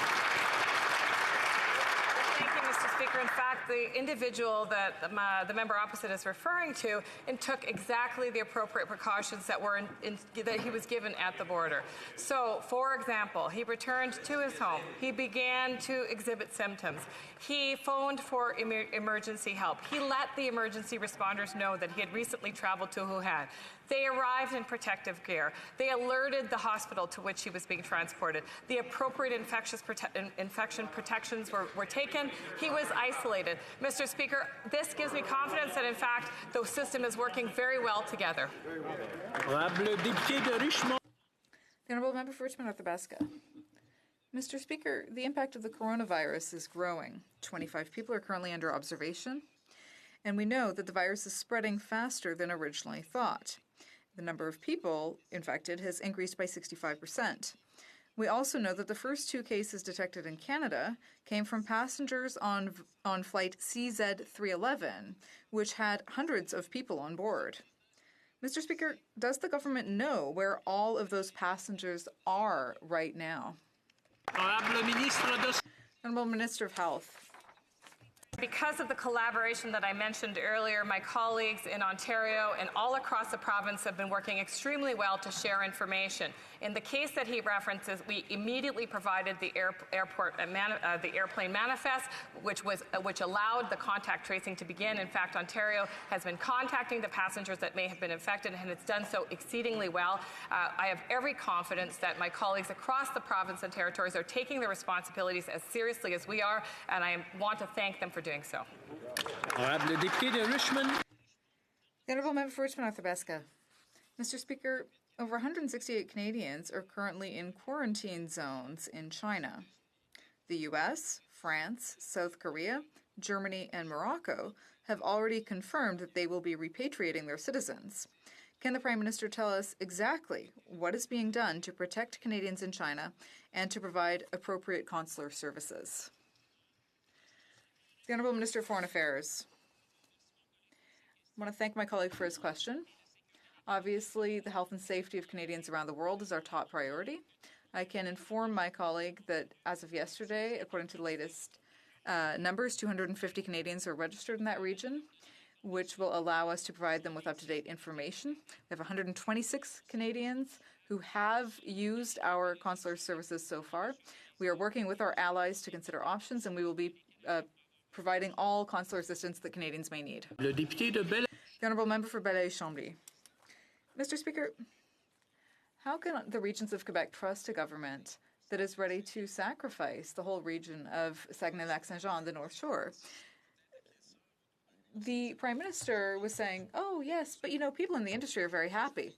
Well, sure, he invites people from industry to use coal and to pay them less money, even though this aluminum doesn't come from Quebec. The Prime Minister said, you know, we're ready to work with you. I told them that we had a proposal for them. Will you listen? Well, the Deputy Prime Minister talked to me about the Premier of Quebec and all kinds of other things. So I'm going to ask the question again. We have a proposal for you. Will you be open to it? The Honourable Deputy Prime Minister. Of course, yes. I'm always open to listen to any proposal from any member in this House. The Honourable Member for Manicouagan. Mr. Speaker, aluminum is crucial for the regions of Quebec and Quebec as a whole. It's important to Saguenay-Lac-Saint-Jean. I could mention Deschambault in the Capital Region, Bécancour in central Quebec. The North Shore with Alcoa and Alouette, which is the biggest aluminum factory not only in Canada, but in North America. This is a huge industry that is now being undermined by a trade deal that the Bloc Québécois is being asked to support without protest. And this is on top of the sacrifices made to the supply management system. Does the government realize the price that the regions of Quebec are having to pay? The Deputy Prime Minister. Mr. Speaker, the new version of NAFTA has significant advantages for Quebec. It preserves $57.3 billion in exports from Quebec to the U.S. It also preserves the cultural exception, which is a very important aspect of the deal for our government. And we preserved supply management when the United States tried to fully dismantle it. So this is a good agreement for Quebec and for Canada. The Honourable Member for Charlebourg-Haute-Saint-Charles. Mr. Speaker, we know that in 2017, a number of parole officers sent a letter to the Prime Minister warning him about possible consequences of changing the appointment process for parole officers, but they got no response. Experienced officers' terms were not renewed, and many of them were replaced by new people with less experience. Why did no one follow up on this important letter? The Minister of Public Safety. We worked very hard to implement a merit-based system for the appointment of people to these important board positions. And upon appointment, all board members complete an intensive 5-week board member orientation session wherein they receive training on relevant law, policy, and risk assessment. This is followed up by ongoing mentoring and coaching by the regional vice chair. And Mr. Speaker, no board member is assigned any decision-making responsibilities until they have fully completed their training and have the confidence of the regional vice chair. Thank you. The Honourable Member for Charlebourg-Haute-Saint-Charles. Mr. Speaker, we know that this is a very delicate case, but this is a serious situation and we need answers. The Minister yesterday said that there would be an internal investigation, but that's not good enough. Given the situation, it's possible that other criminals may be on parole in the same situation, and this is an issue of women's safety. Currently, we have officials investigating other officials, and that's not good enough. Will the government authorize an external investigation? Public safety.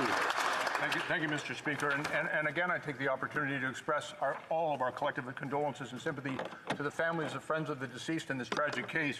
Mr. Speaker, public safety is our main consideration, will always be in parole decisions. And the parole board makes these decisions based on long-standing criteria established to promote safe and effective reintegration into society of all offenders in this case.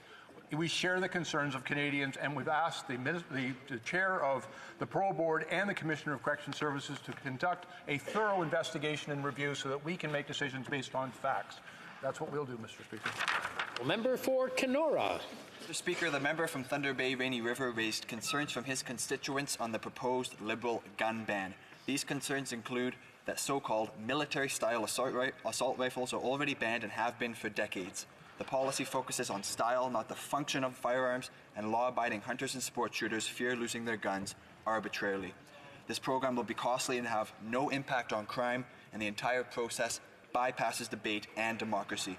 Mr. Speaker, will the minister listen to Canadians and the evidence and cancel this misguided policy? The Honourable Minister of Public Safety. Speaker, we have listened very clearly to Canadians, and we are going to eliminate the presence of weapons that were designed to kill people from our society. But, Mr. Speaker, that's not all we're going to do. We're going to strengthen the law with respect to securing our borders. We're going to strengthen our laws to prevent the theft of handguns that get into the hands of criminals. And we're going to strengthen our laws to deter criminal diversion of handguns. We're investing in law enforcement and giving them the tools they need to keep our community safe. And we're investing in kids and communities so that they can make better decisions. Thank you, Mr. Speaker. Member for Medicine Hat, Carson. Mr. Speaker, I can't believe the load we just heard. Canadians have been very, very clear. They want action on crime, they want action on gangs, and they want action on illegal firearms, and they want it now. Mr. Speaker, this was confirmed by the letter from the member from Thunder Bay Rainy River when he actually wrote to the Minister of Public Safety wherein his constituents objected to the misguided Liberal plan to ban firearms and that focuses on law-abiding Canadians and not on criminals. The member urged the minister to take their constituents' advice and follow it. Will the minister listen to constituents, to his own colleague, and stop this misguided Liberal confiscation?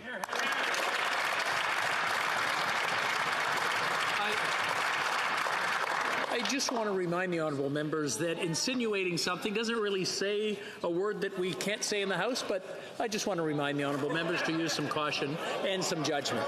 The Honourable Minister of Public Safety. Mr. Speaker, for decades, the police chiefs in this country have been asking successive governments to take firm action to remove military-style weapons from our society. Mr. Speaker, we've listened. We've also heard from law enforcement that they needed investment in tools and resources in order to deal effectively with the gangs. And we have undertaken to strengthen gun control laws. We've looked at the ways in which guns get into the hands of criminals. It's across the border, it's through theft, and it's through diversion. Mr. Speaker, we'll strengthen our laws to keep our communities safe.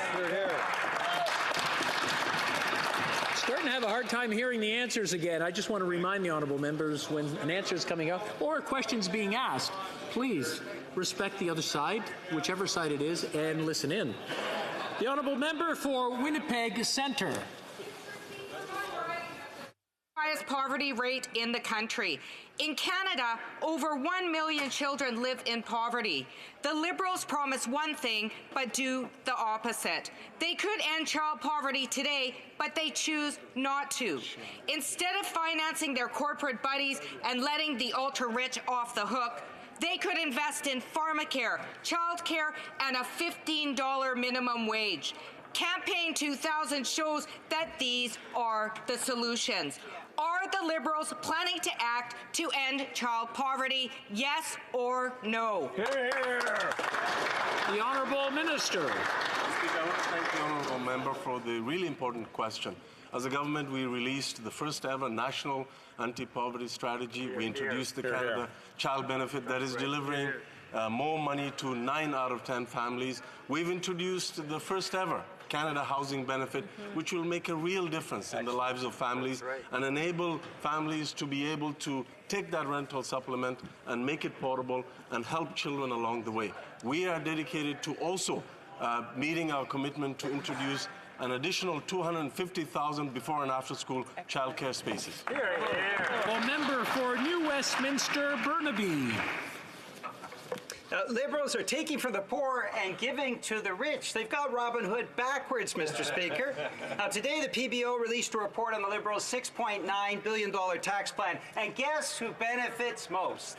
The wealthiest 10%. That's why we put together a better plan that also gives dental care to 4.5 million Canadians. Instead of giving away billions to the wealthiest, will the Liberals work with us to set up a dental care system for those who need it? The Honourable Minister of Finance. The question. It's important for us to look at how we can have the broadest impact on Canadians, and that's why we put in place a tax plan that's going to significantly make a difference for millions of Canadians. Yesterday in this House, I said that it would help 9 million. In fact, I went back to my office. It's actually 20 million Canadians that will be paying lower taxes as a result of our tax changes. And yes, it will be means tested so that the wealthiest will not get the tax advantage. So it will help those people that are most in need of help, and that's important for the future of our country. Honourable member for Avalon. Mr. Speaker, Newfoundland and Labrador recently experienced a record-setting and unprecedented blizzard that left parts of the province covered in up to 94 centimetres of snow, thousands without power and stuck inside their homes. Can the Minister of Public Safety please update the House on the steps taken by our government to assist and support Newfoundlanders during their time of need? The Minister of Public Safety. Speaker, as Canadians, we stand together in a time of need. Before, during, and after the storm, we were in constant contact with Premier Ball and Minister Bragg, and together we collaborated to immediately mobilize their request for assistance. Mr. Speaker, over 400 members of the Canadian Armed Forces and the Reserves were warmly welcomed by the people of Newfoundland, and they helped clear snow and attended to the elderly and sick to ensure that those who needed help received it. On behalf of all Canadians, I'd like to commend the resilience of the people of Newfoundland and to acknowledge the outstanding efforts of all first responders. And in particular, Mr. Speaker, I'd like to say thanks to the Canadian Armed Forces and our Reserves for answering the call to service. Member for Selkirk, Interlake, Eastman. Mr. Speaker, Vice Admiral Mark Norman has been cleared, and it's time for these Liberals to explain why they spent $1.4 million taxpayer dollars on their malicious political prosecution of an innocent Navy officer. The Liberals obstructed justice, used code words, and refused to turn over evidence. The Prime Minister twice said publicly that Norman would be put on trial even before charges were laid. Meanwhile, our military's dangerously unreliable 75-year-old pistols need to be replaced. How many new pistols could have been bought for our troops using these unnecessary legal fees? Minister of Defence. Mr. Speaker, we are committed to making sure the Canadian Armed Forces have all the tools necessary, and our defence policy is fully funded and we're making sure that our women and men get the equipment that they need. The government and the Vice Admiral Norman reached a mutually acceptable agreement, the details of which remain confidential. After consulting with his family, Vice Admiral Norman retired from the Canadian Armed Service, and I want to thank him for his long service of 38 years of dedicated service. Thank you, Mr. Speaker. The Honourable Member for Kamloops, Thompson Caribou. Mr. Speaker, this government has failed to recognize the softwood lumber crisis in British Columbia. Over 24 mills have closed down, and forestry-dependent communities are losing their primary industries. Yet, Western diversification, the money into British Columbia, has primarily gone to the thriving cities of Victoria and Vancouver. There have been crumbs to the communities that need it the most. Will the Minister for WED commit to supporting these desperate communities in Budget 2020? Full Minister for Economic Development. Of course, we understand that certain times some people across the country and in BC feel anxiety towards economic downturns, and we understand that the growth that we've seen across the country has not necessarily been equally reallocated. And so therefore, of course, we want to work with WD to make sure that people in BC and across the West know that we've got their back, and that's exactly what we'll be doing, my team and I, on this. Thank you. Member for Edmonton Mill Woods. Mr. Speaker, the government recently fired a public service employee who oversaw anti-racism initiatives for speaking out against the Prime Minister for wearing blackface. She was just doing her job. Now we received documents that outline, quote, duty of loyalty training for the Department of Heritage. Wow. While that sounds Orwellian enough, it goes on to note that failure to observe the duty of loyalty may lead to disciplinary action, including dismissal. Mr. Speaker, why does the Prime Minister need our nonpartisan professional public service to profess absolute and total loyalty to him? Just like his The Honourable Minister. Thank you, Mr. Speaker. The most important duty that the government and parliamentarians have is to serve Canadians to the best of their abilities. That's what we expect also from the public service, which is a professional service, the highest world standards. We expect from public servants the service that they need to give to Canadians with the expectations and the requirements that go with that level of service. Member for Banff Airdrie. For all their talk about reconciliation, the Liberals are shutting First Nation students in my riding out of their school. Exshaw School is home to nearly 200 First Nation students. The Liberals have terminated a 47-year-old agreement and cut funding for the students. The school is left with an insurmountable $1.6 million shortfall and will be forced to close their doors if Indigenous Services Canada continues to refuse to work towards a solution. Typical Liberal lip service won't do. Why are they shutting the door on Indigenous students and the school that they've chosen to attend? The Honourable Minister of Indigenous Services. Mr. Speaker, to put it clearly, no First Nation child will go without funding. This is about advancing First Nations control of First Nations education. Stoney Nakoda and the Stoney Education Authority expressed an interest in taking over the administration of their own funding agreement with the Canadian Rockies Public Schools Division from my department, and we did so.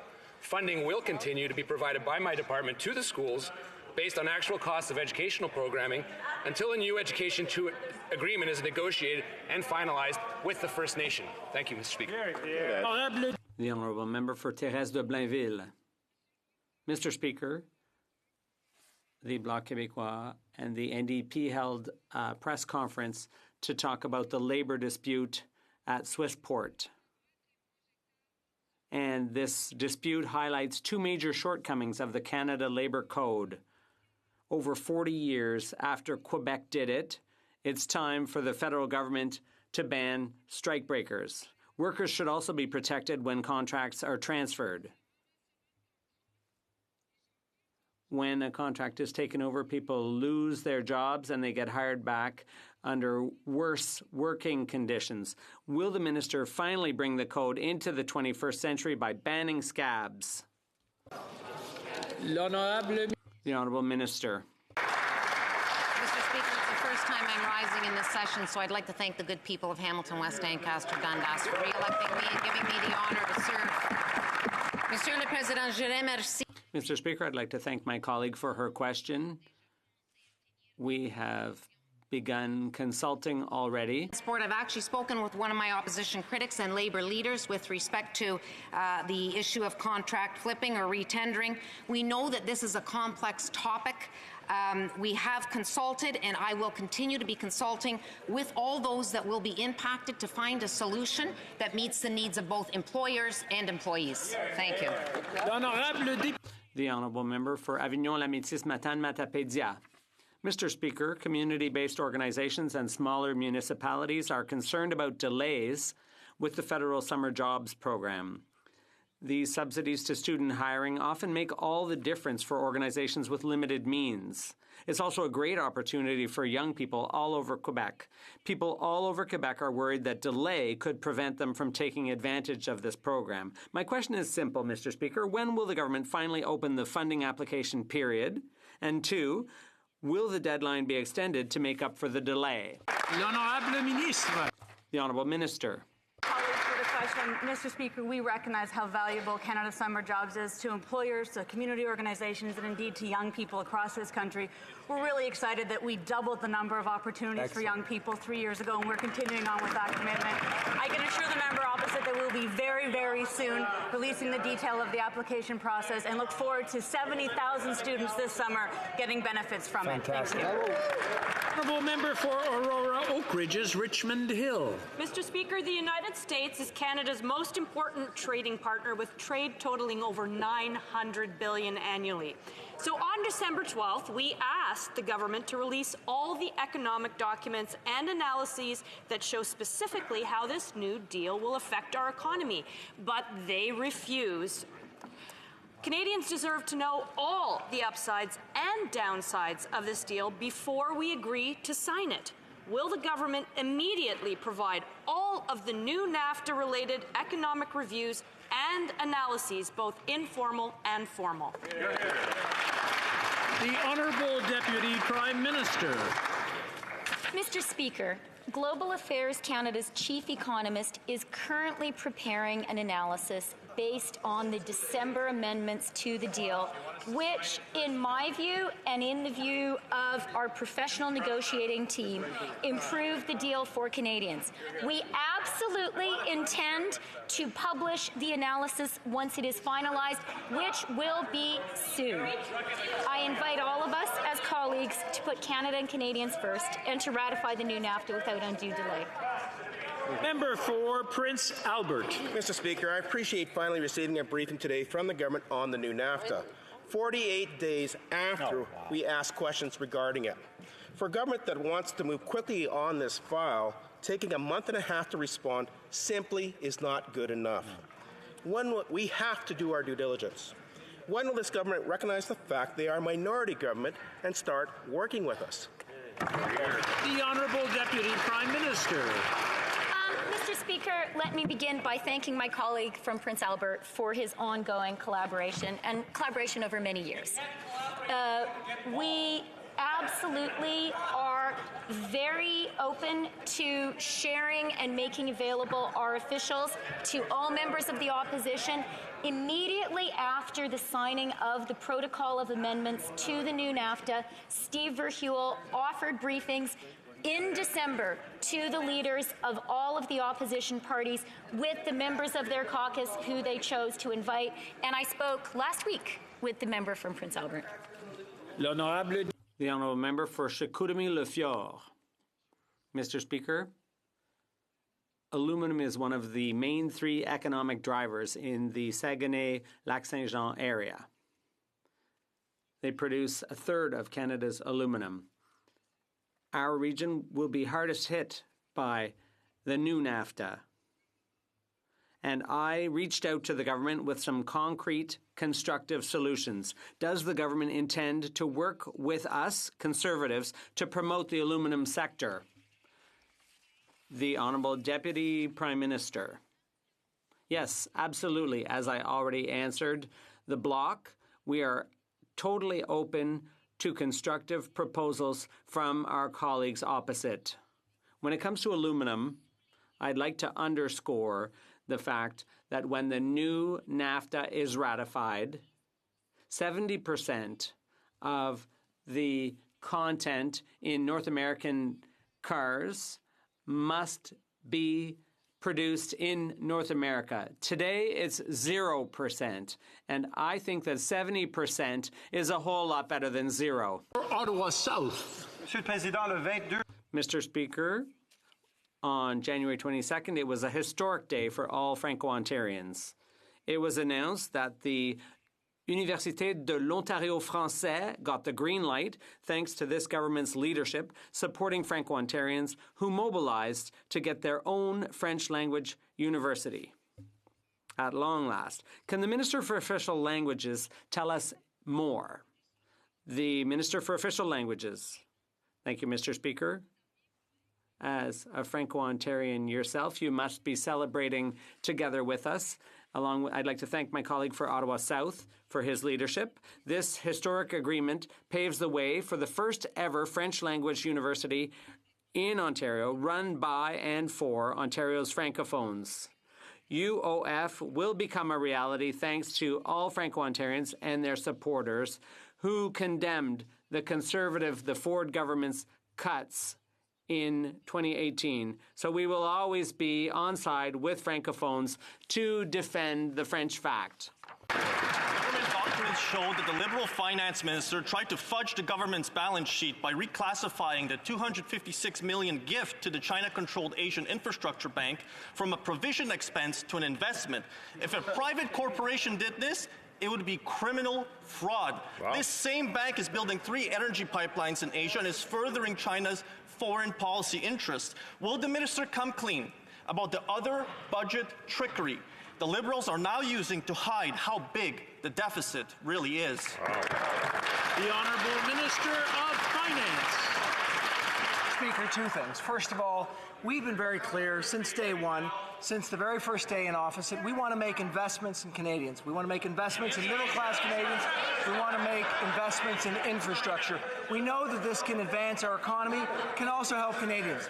With respect to the Asian Infrastructure Bank, what we've said is that we want to support multilateral development banks. We know that they help the global economy grow, and by helping the global economy, of course, they help Canadian firms and Canadians to have a better future. Thank you. The member for Brantford Brant. Mr. Speaker, CTV, Global News, and the Toronto Star have all reported that 40,000 veterans are trapped in a benefits backlog boondoggle of this government's own making. Yesterday, I asked the minister, how many veterans are currently waiting longer than the 16-week standard for a decision on their benefits? He didn't answer. So I'll ask again. How many veterans are currently waiting longer than the 16-week standard for a decision on their benefits? The Honourable Minister for Veterans Affairs. I said yesterday, I wish my honourable colleague, when he was in his government, would have not fired the 1,000 people that we needed so badly in Veterans Affairs. But we have picked up the problem, and we're going to solve the problem. The Honourable Member for Brantford Brant would like to hear his answer. I'm sure we don't want to interrupt the Honourable Minister from giving him an answer. Let's have an answer. I'll let him answer. Thank you very much, Mr. Speaker. And again, I will tell my honourable colleague that, yes, we understood the problem. That's why we invested $10 billion over 6 years in Veterans Affairs. That's why we're revamping the system so that we will be able to deal with the backlog that exists in Veterans Affairs, which is unacceptable, Mr. Speaker. But it's important to note, too, that first applications have about doubled, and we have hired 700 new people. We will solve the problem. The Honourable Member for Barrie Springwater, Oro Medonte. Mr. Speaker, Lake Simcoe is the jewel of Central Ontario. It contributes to the great quality of life for those who live nearby. On October 9, 2019, the Deputy Prime Minister visited Barrie and promised that a re-elected Liberal government would reinstate funding for the Lake Simcoe Cleanup Fund. Will the Deputy Prime Minister tell us when she will be making good on her commitment and reinstating the $40 million to the Lake Simcoe Cleanup Fund? Hear, hear. The Honourable Minister of the Environment. Thank you, Mr. Speaker. This government has committed significant funds to the Great Lakes and other freshwater initiatives to address a number of the issues, such as the ones that are referred to by the Honourable Member. We committed during the campaign to put in place a new a Canada Water Agency that will look to prioritize the issues that are of greatest regional significance and to focus resources on those. So stay tuned. It's exciting. The Honourable Member for Glengarry, Prescott Russell. Mr. Speaker, last week I attended the conference of the Rural Ontario Municipal Association in Toronto. The conference gives municipal leaders a chance to discuss key issues affecting rural Ontarians, especially after years of conservative neglect, and the importance of having a good partnership with Ottawa to make life more affordable for rural communities, regardless of where they live. Can the Minister of Rural Economic Development tell the House what investments this government is making to target rural areas? The Honourable Minister. Mr. Speaker, unprecedented investments by our government in rural regions are bearing fruit. Since 2015, we have connected 400,000 rural homes to high-speed internet. From coast to coast, we are investing in ports, highways, and communities to create jobs. Investing in rural regions benefits all Canadians. The Honourable Member. Timmins, James Bay. Speaker, 4 years since this government was found guilty of systemic discrimination against First Nation children. This Prime Minister, 7 non-compliance orders, millions spent on lawyers, going to federal court to try and quash the ruling, and now he's blown off tomorrow's deadline for negotiating while refusing to support the class action that he said he was going to support. This Prime Minister has built his political reputation fighting the most vulnerable children in this country, and kids have died. So when is he going to call off his lawyer, sit down with Cindy Blackstock and negotiate a just solution for all these children and their families? When is he going to do it? The Honourable Minister for Indigenous Services. Mr. Speaker, our commitment to compensate First Nations children harmed by past Child and Family Services policy is firm, and it remains firm.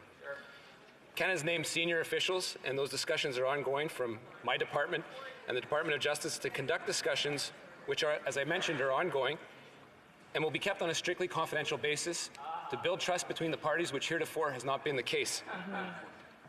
No party will be speaking publicly about this because we want to make progress specifically focused on children who have been harmed by past policies. The CHRT has asked our parties to sit down and determine what the compensation process might look like, and that's exactly what we're going to do, Mr. Speaker. The Honourable Member for Vancouver-Grenville. Canada's correctional investigator recently said the indigenization of Canada's prison population is nothing short of a national travesty. I agree, the TRC and calls for justice also agree. More action is required to address the over-incarceration of Indigenous, Black, and other marginalized Canadians. Evidence clearly shows that mandatory minimum penalties are a big part of the problem and is not smart justice policy. There's been enough study and too much delay due to political expediency. Can the government please confirm that it will repeal mandatory minimum penalties for all but the most serious of crimes? The Honourable Minister of Justice.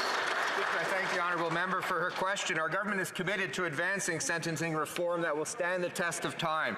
This means continuing to work with our provincial and territorial partners, with leaders from Indigenous communities, and all actors of the criminal justice system, as well as taking advice from our courts and listening to Canadians. We're committed to achieving a modern and efficient criminal justice system that addresses the tragic problem of overrepresentation of Indigenous peoples and marginalized Canadians while holding offenders to account and protecting victims. And that's all the questions and answers for today. The Honourable Government Whip has a motion. Thank you very much, Mr. Speaker. There have been discussions among the parties, and I think if you seek it, you will find consent for the following motion.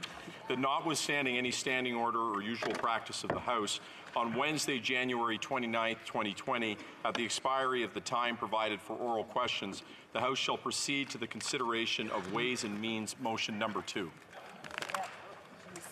The Honourable, does he have the unanimous consent of the House to move his motion? In terms of the motion, is it the pleasure of the House to adopt the motion? Carried. The Honourable Opposition Whip.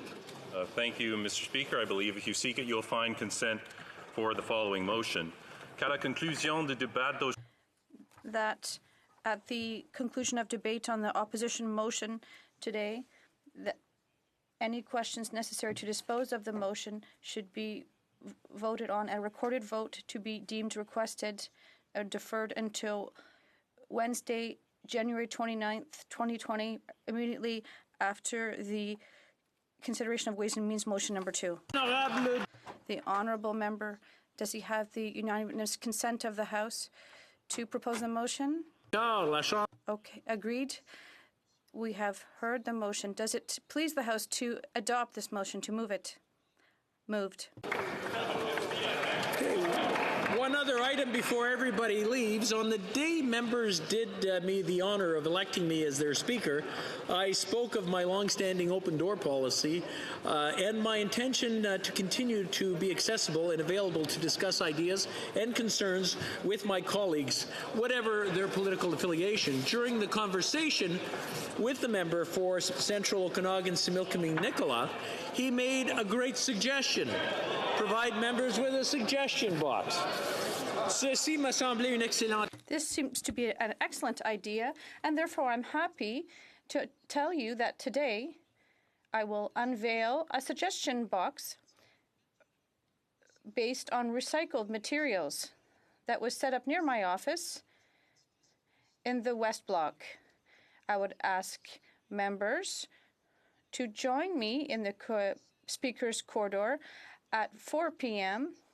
with the member for Central Okanagan For the official unveiling of the box. Members to submit their ideas on how to improve the House of Commons, and I look forward to working with all of you beginning right now in 2020. Thank you. Merci. Thank you. Okay. I'm sorry. Orders of the day. Ordre émanant du gouvernement, travaux. Government orders. Business of supply. Resuming debate on the opposition motion from Mr. Berthold, audit of the government's Investing in Canada plan. The honourable member for Kingston and the Islands. I believe he has 3 minutes and 40 seconds left, and then we'll go to questions. That's not nearly enough time, Mr. Speaker, to discuss this very important issue, but I am pleased to continue on my discussion on this. And I guess, as I was saying before question period began, Mr. Speaker, what this really comes down to, for me at least, is what I see as a good idea that's been put forward by the Conservatives in their opposition motion. It's just perhaps the rhetoric that preceded it in the preamble that makes it extremely troubling to support, because if you were to support the motion, you're supporting that preamble, and the preamble is misleading, Mr. Speaker. But I am, very much looking forward to the results that come out, because I have a sense that this motion will pass today. I'm looking forward to the results that will come from the Auditor General. I'm very proud of a lot of the infrastructure projects that have gotten off the ground in Kingston in particular. I'm just going to disrupt the honourable member for a moment.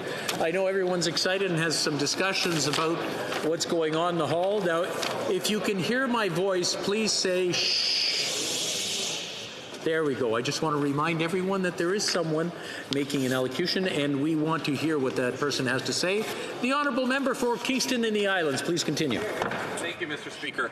As I was saying, I'm very proud of a number of those infrastructure projects that have gotten off the ground in my riding.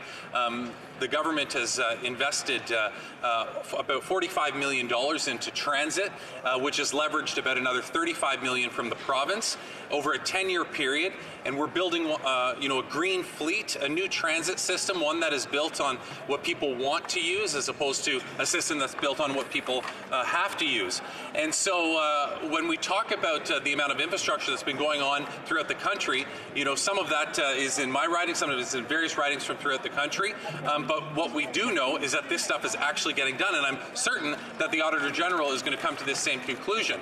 So I do support the concept and what's the main crux of the motion, Mr. Speaker. I support everything that follows the resolve clause, basically, everything that says determines the actions. But what I can't support is the misleading information that has gone into the preamble prior to the direction that's given in the motion. So with that, Mr. Speaker, I'll conclude, and I'm happy to take any questions. Thank you. Questions and comments. Questions et commentaires. Questions and comments. The honourable member for West Burnaby. Sorry, I do this every time. New Westminster Burnaby.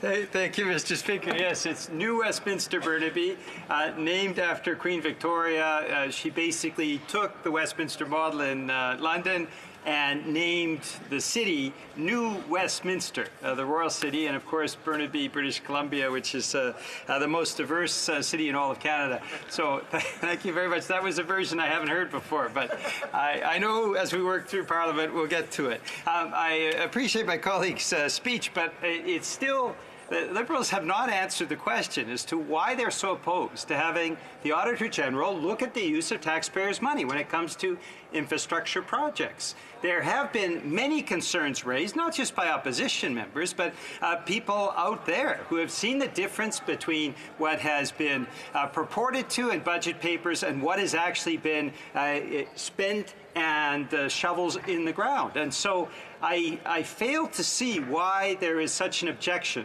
having the Auditor General, who is the custodian of public finances in our country, looking into the whole extent of the Investing in Canada program and providing real recommendations so all the mistakes that have been made over the last few years will never happen again.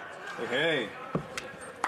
in the Islands. Thank you very much, Mr. Speaker, and I'm really glad that the member asked me this question, because I'm going to give him the benefit of the doubt that perhaps he didn't hear my speech before question period, but I know he's been asking the same question throughout the entire debate. And as a matter of fact, I asked him a question after his speech, and I specifically said that we support the Auditor General and the work that they're going to do, but what we don't support or have a very difficult time accepting is the preamble. And I asked him, in my question to him, why is it that you can support this motion that you know is not addressing, it does not address the real facts as to what actually happened? And so what we're seeing right now, Mr. Speaker, is another question about why we don't support this, or we don't support the Auditor General's work, but we do. And that's what I've been saying throughout my entire speech. We support the Auditor General and the work that they can do. What we have a problem with is the misleading rhetoric in the preamble of this particular motion.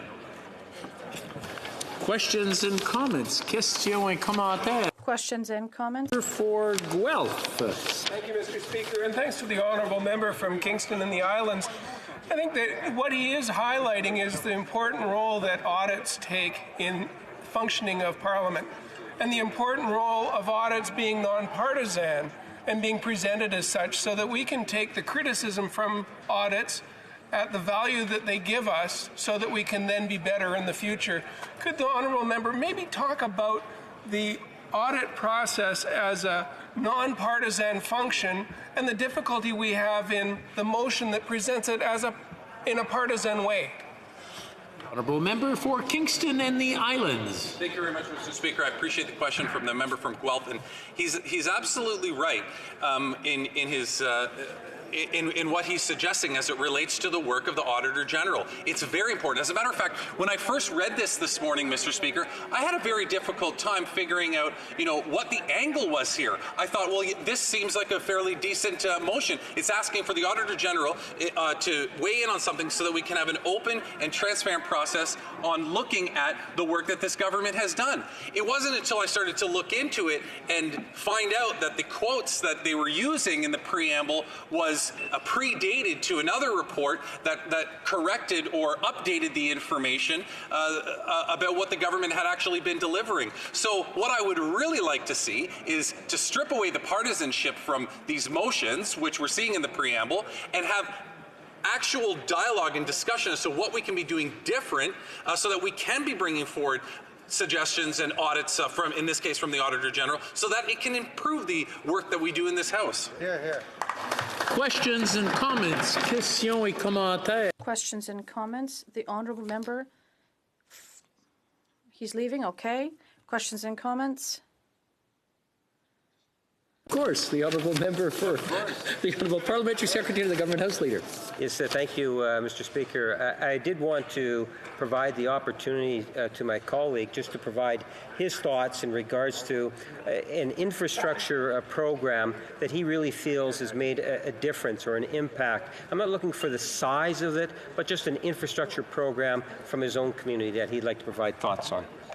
For Kingston and the Islands in 60 seconds or less, please. Thank you, Mr. Speaker. That project would be the third crossing of the Cataraqui River in Kingston. This is a project that had been talked about since the 1960s about connecting our community, in particular the center-west part with the east part, and it's this bridge. It's we call it the third crossing because it's the third crossing of the river. This is a bridge that we've talked about. As mayor, I fought, and my predecessors did, to get money for this bridge so that we could link the city together. And to be quite honest, I went forward in front of a lot of Conservative ministers in previous governments asking for money, and the money was never there.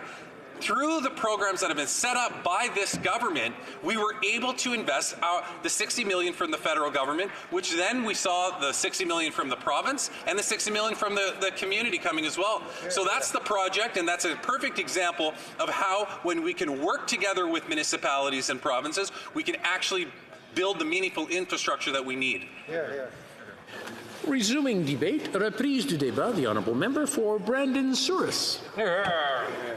Thank you, Mr. Speaker, and as this is my first opportunity since the election to address Parliament here in our 43rd Parliament, I want to take a moment to thank the good people of Brandon Souris for their confidence again for sending me to Parliament to work on their behalf. There really is no greater calling than to serve and to improve the lives of those people who you represent.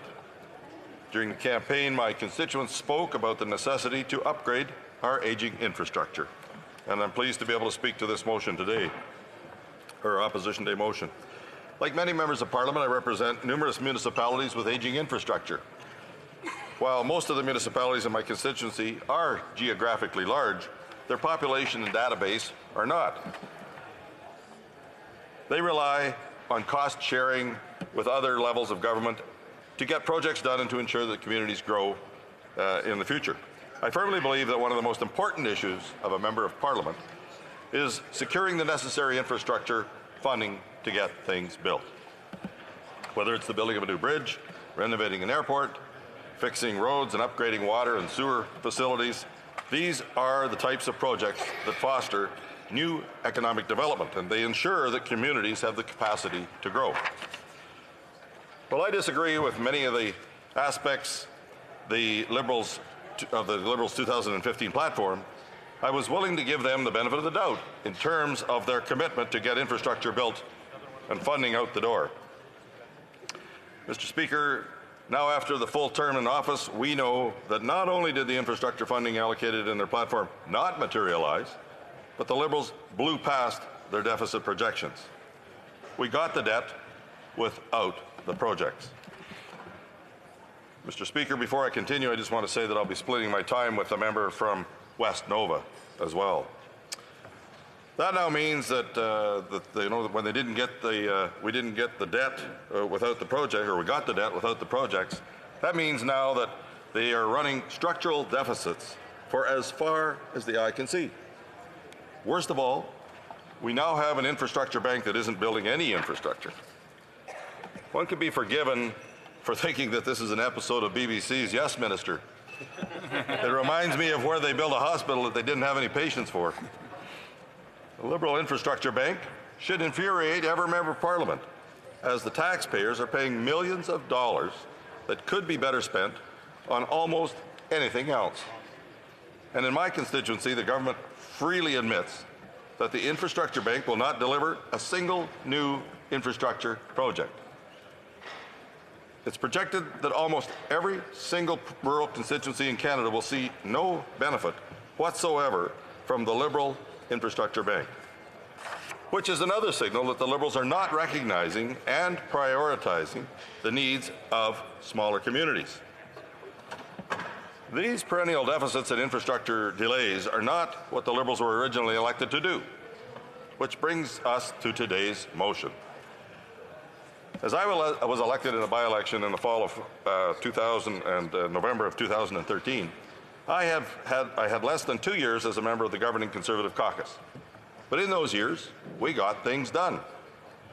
I worked extensively with Minister LaBelle and Peter Braid, who was his parliamentary secretary, so that my constituency would be ready to get projects funded.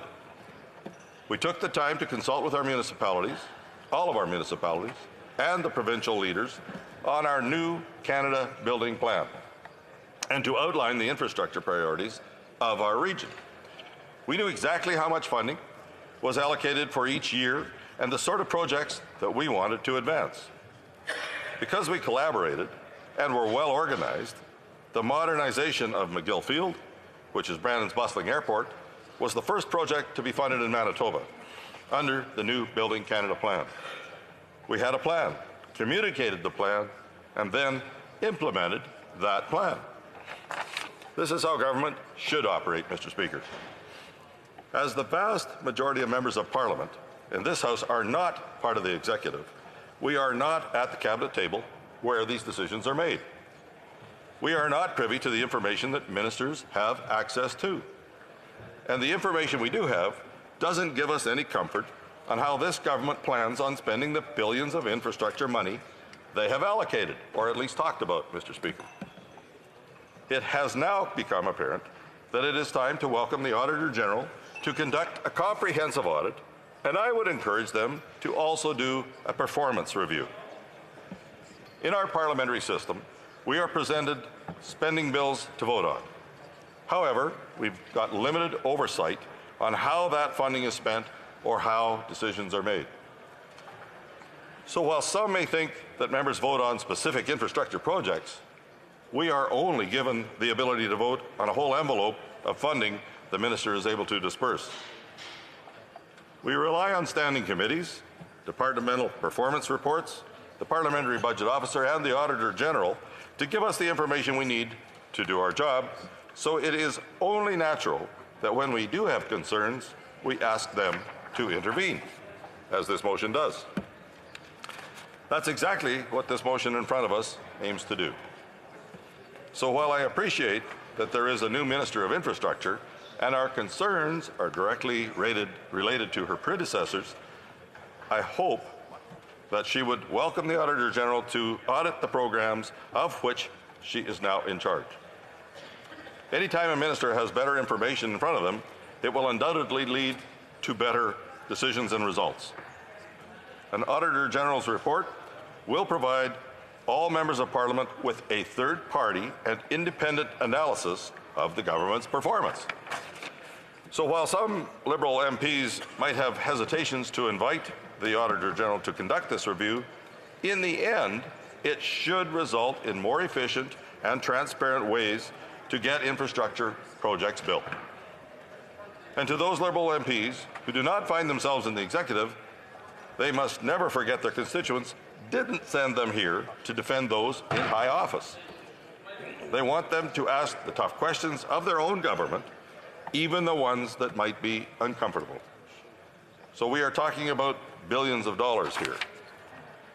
If the department and the minister do not have a coherent plan to allocate that funding for infrastructure projects, we all here in this House deserve to know it.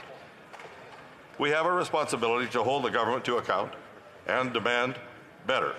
If we also take an historic view of what has transpired over the last 4 years, Liberal MPs must also acknowledge that their own government has yet to deliver what they promised they would do. The Parliamentary Budget Officer is also quick to note that the Liberals do not provide a list of all specific project commitments under their Investing in Canada plan and their spending profiles. He said, and I quote, "Infrastructure Canada was unable to provide the data." That's right from the Parliamentary Budget Officer, pardon me, Mr. Speaker. It also goes without saying that there are some serious apprehensions of the costing in the recent election platform, particularly their infrastructure commitments. It's not too far of a stretch to say that the government's commitment to keeping their election promises is spotty at best. After the Liberals gave the Parliamentary Budget Officer the power to review the various party platforms, their own campaign team did not request that analysis on many of their commitments. It boggles the mind how far and how quick their commitments to transparency evaporated. Even Minister Sohi, who at the time was the Minister of Infrastructure, said, "There is an information gap from our end," and that's a quote, Mr. Speaker. Mr. Speaker, allow me to summarize how we arrived at this situation and why the official opposition put forward this motion. One, we know the government didn't keep their promise to balance the budget. We know they set up an infrastructure bank that doesn't do anything. We know they don't have a plan to prioritize their infrastructure funding. We know they failed to get all their infrastructure funding allocated. We know the Parliamentary Budget Officer doesn't have the necessary information to know what projects the government says they want to fund. So, Mr. Speaker, we now have a minority parliament to get motions passed, instead of the bewilderment we had to put up with for the past 4 years. So I urge my Liberal colleagues to vote in favor of this motion in this minority government.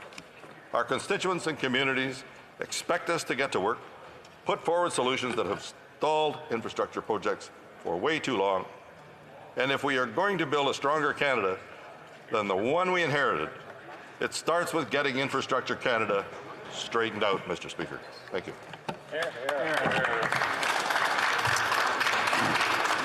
Questions and comments? Question commentaire. The Honourable Parliament Secretary to, the Honourable Member for Yukon. Thank you, Mr. Speaker. I have two questions for the member, and I'd first like to, my preamble is that I work great with the member. We're on the Canada-Europe Parliamentarians of the Arctic region together, and we, I think, work very well and represent Canada very well with all the other Arctic nations, so thank you for that. I have two questions. One is, All our rural municipalities have received infrastructure projects. They're very happy about that. I wonder if the minister applauds, the member applauds that. And second of all is that, yes, every single one, a Conservative is asking the question every single one of our municipalities received infrastructure projects. So obviously they're surprised, but they're very happy that we're doing that. The second question, my second question is, the member made a very good point that the provinces have to put in a amount of money to a smaller amount, but have to put into a project. And I'd just like to ask him, I'm not familiar with his riding in province that much, whether the Premier has as quickly as possible put in the provincial money and got the project going after when the federal government is ready to go. For Brandon Souris. Well, I want to thank my colleague as well. I enjoyed working with him on the Arctic Climate Parliamentary Group as well. You know, I guess when he says that all of our municipalities have received funds, I think he must be talking about the Liberal ones that he represents, because we certainly haven't seen them in the rural municipalities that I represent, and that's some 30, Mr. Speaker, in my constituency. So I appreciate that, and that's just a comment, and that was what my whole speech was about, was how we had a plan, we delivered the plan, we talked to the municipalities, we talked to the provincial people, and we got it done, and we delivered the funds. And they were in water, sewer, and roads, Mr. Speaker, in those areas. So these are the things that build strong communities and keep them going. And so to his question about the present government in Manitoba, yes, they are waiting for the federal government to be involved in some major projects, and some of them are to prevent disasters that take place in the future, like the Lake Manitoba drain as well. Thank you. Questions and comments? The honourable member for Cowichan, Malahat, Langford. Thank you, Mr. Speaker, and thank you to the member from Brandon Souris, and I'd like to welcome him back to the House for his speech. You know, when we look at infrastructure announcements and plans, there can be a fair amount of politics involved with them and so on. And I liked how the member during his speech sort of underlined the role of the opposition in holding the government to account, but also the role of the Auditor General, that nonpartisan office, which is so very good at cleaning through the political fog and giving Canadians the pure, unvarnished truth. Now, there are communities in my riding, one in particular that desperately needs some infrastructure investments to deal with the effects of climate change, that so-called green infrastructure. And I know that the Association of Vancouver Island Coastal Communities, the Union of BC Municipalities, the Federation of Canadian Municipalities, nothing but good can come from getting this information from the Auditor General. So perhaps I'd just like to invite my colleague to maybe expand a little bit more on how important it is to get that unvarnished truth, so we know effectively what we're dealing with and how we can make more efficiencies and improvements to the whole system overall. For Brandon Souris. Well, I appreciate my question from my honourable colleague as well, and of course he represents a very strong area of Canada as well, and we know how important those infrastructure projects are for all of the things that he just outlined, and that's why I included in my presentation, Mr. Speaker, the use of the Auditor General. I've had the opportunity to use the Parliamentary Budget Officer's office myself a number of times in regards to getting information that's pertinent to the government, particularly in, you know, the administration and enforcement of marijuana use before it was licensed, and also public budget officer in regards to other areas as well. And so when you get that independent information back, then you can make solid decisions, and I think it would help even the government side, particularly in the minority position, to help them make use of the some $180 billion that they were talking about in infrastructure dollars, when we know that there hasn't been, you know, the majority of that is still in waiting from the first term of this government, and in the second term here in a minority position, I look forward to working more collaboratively with the government in regards to making sure that some of these major infrastructure projects that need to be built and done are successful, and I think an independent review from the bodies that I talked about and my colleague in his question asked about would be very beneficial to everyone in this House and all Canadians. Resuming debate, the Honourable Member for Nova West. Merci beaucoup, Mr. Président. It's with great interest that I rise in the House today. So looking for the white light to show up here, make sure it picks me up. There we go. To speak to this important motion that was put together and introduced by my colleague from Mégantic, L'Érable, a motion calling for the Auditor General of Canada to immediately proceed with a audit regarding the government's Invest in Canada plan announced back in 2016. Now, we all know that government investments in infrastructure are a very important part of the success of the economic development in our country, our provinces, our urban rural communities, and without these investments, it's impossible to ensure a strong and long-term economic development in our communities because it is directly linked to their infrastructure needs. If a rural riding like mine has a hard time developing and modernizing, its residents will leave, and that will have a direct impact on our local economy and will considerably increase the tax base for the remaining population.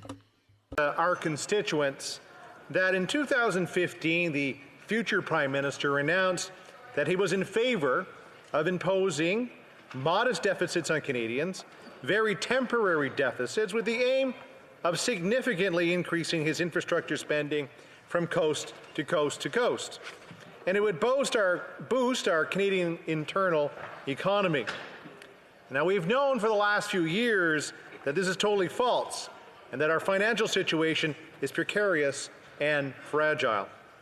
And while the former Conservative government had made significant investments in this area, it is therefore difficult to understand the current situation, the one that the Liberal government had announced in its 2016 and 2017, its intention to spend $186.7 billion over 12 years on infrastructure projects. I'm trying to say that number again because every time I say it, it kind of throws me off because it's such a large number. $186.7 billion over 12 years. Now, since this announcement, infrastructure spending has been subject to delays, and moreover, it's not actually been as high as that number was first announced. So today, I cannot explain to my constituents in my riding, to the mayors, to the businesses, or to the entrepreneurs how we are dealing with such a disproportionate deficits from the Liberal government that the funds planned for many of our infrastructure projects are still on ice, delayed, unanswered, or, Mr. Speaker, simply refused. Shame. Or how a government that continues to boast that the Canadian economy is doing well is unable to finance its needed and urgent infrastructure projects that create jobs, contribute to economic development, and ensure the survival of rural communities by creating jobs which significantly reduce the departure of citizens from rural regions to larger urban centres. In 2020, the situation is clear. The only record that the Liberals have in terms of infrastructure is their failure. And already in 2017, we learned that the Office of the Parliamentary Budget Officer that the Liberals had barely spent half of the planned infrastructure investments. So that the following year, in 2018, facing this complete, irresponsible, and unacceptable situation, the Parliamentary Budget Officer asked for the Liberal infrastructure plan in order to have a better understanding of the situation and quickly realized that the plan didn't even exist. But that's not all, Mr. Speaker. A year later, in 2019, the Parliamentary Budget Officer, in order to help us better understand this disaster, asked for something very simple, something basic, that any responsible and respectful government of hardworking taxpayers deserve to have in Canada. And that's a list of all specific project commitments under the Invest in Canada plan. Well, again, Mr. Speaker, guess what? The Liberal government has not been able to provide that data. Again, Mr. Speaker, this is totally unacceptable and irresponsible. Taxpayers in my riding across Atlantic Canada and across the country demand to have a right to have a clear answer about how their money is being spent. Hear, hear. We Conservatives believe that the Auditor General of Canada must immediately investigate the matter and conduct an in-depth audit of the government's Invest in Canada plan. Mis à part des déficits. When you look at the out-of-control deficits on top of the planned deficits, the low investment in communities, job losses, the failure to create new jobs, and the lack of accountability and transparency, it's clear that there's nothing good on the horizon under the Liberals. Mr. Speaker, back at home in my beautiful riding of West Nova, there's an urgent need for available infrastructure. funding for our local projects. Our local economy, of course, depends on it, as I said earlier. If we want to preserve our achievements, continue to develop our markets, share our expertise, and attract new investors, it is essential that our infrastructure projects get their funding. West Nova has been waiting for years for certain pieces of infrastructure. Some, I admit, require partnership with other levels of government, which take longer to negotiate. Some are completely the responsibility of the federal government. Roads and bridges, especially along the 100 Series Highway, part of the Trans-Canada system, need partnership. And, Mr. Speaker, so far nothing. There are a couple of interchanges that have been announced due to their current unsafe listing that need to be installed, and far too many accidents and deaths are occurring. Yet, you know what, Mr. Speaker, before the election, a new interchange a couple of 100 kilometers away from my riding, up the highway in the South Shore riding, was announced, which underlines this government's planning process. Announce projects that are politically expedient and not announce them in other areas. I'm not saying, Mr. Speaker, that Bridgewater intersection isn't important, but the one in the intersections in West Nova was identified as the third most dangerous interchange in Nova Scotia. And you'd think it would have been safety first when we announced these projects, but I guess not. Speaking of safety and the effects of sea level rise, there are several instances where roads that never flooded are now flooding at every high tide. The province of Nova Scotia applied for the climate change mitigation funding, part of this project. But it seems that these smaller projects are falling off the table. I need to see work done. My constituents need to see work done on the Rockville Point Road and many others, so that children can get to school, patients can get to work, and seniors can get to see their doctors at their doctor's appointments. And God forbid that there might be emergency when there is one of these high tides. Changing it to internet and cell phone service, of course, is a requirement of this century, but many parts of our riding still have poor or no service. It requires support from all levels of government to help build out these large infrastructures. The Nova Scotia government has money available. The municipalities, of course, are ready to support projects that make sense. But it seems that several of these projects have been turned down, making organizations and municipalities go back to the drawing board. Now, Mr. Speaker, I'm all for cheaper rates as a goal that's been put forward by this Liberal government, one that I, of course, support. But let's not forget, many Canadians do not have access to good internet service or cellular service. And I worry that this government pushing back in this respect, they're pushing back on the very companies that they want to partner with to provide these kinds of infrastructures. And finally, as you know, West Nova has probably the highest seafood landings in all Canada, and the fishers rely on government-owned infrastructure to bring their catches in safely. These ports, in many cases, are anything but safe. Some of them are actually falling into the water. My estimate, due to chronic underfunding of these structures over the years, it requires almost $500 million of investment. Some fall under DFO and small craft harbors like Port Maitland and East Pubnico and Pubnico, but others, due to failed divestiture program of the Chrétien Liberals like Digby, fall under this larger invisible program. Digby has become the safe harbor on the eastern side of the Bay of Fundy. We are responsible to provide safe harbor for those boats and fishers who will find themselves in unsafe situations due to weather. And we can see their usage swell to close to 135 vessels, which effectively almost doubles the capacity of that port. They need help. The fishery is important, and it's time that we actually pay attention to them. Aujourd'hui, Ottawa should continue.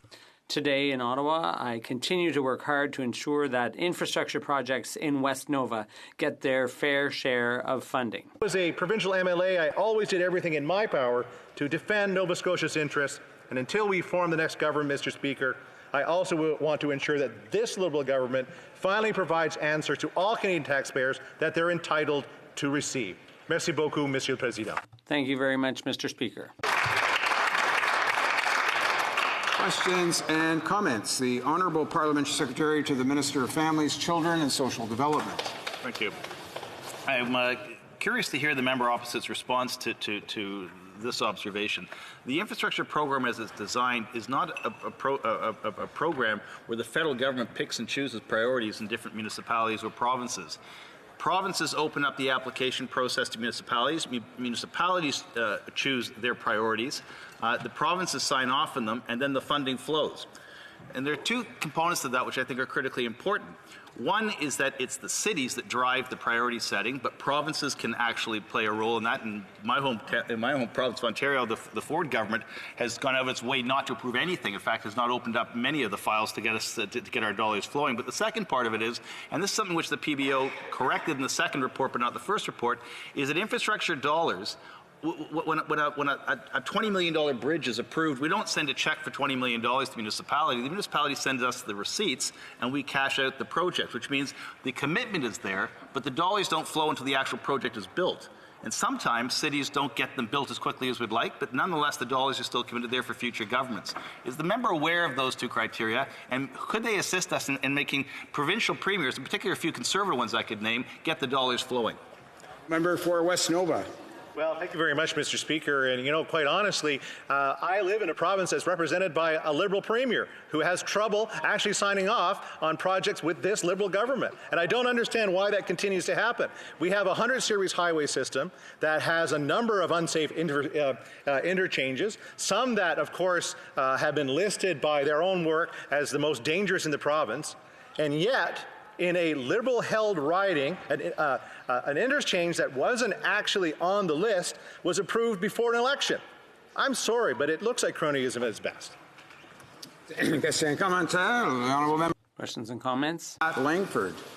Thank you, Mr. Speaker. I'm glad my colleague made reference to the problems that his community is facing with regards to climate change, and especially the amount of infrastructure that his community is looking at to mitigate those effects and adapt to them. It's happening in my community and in many other communities.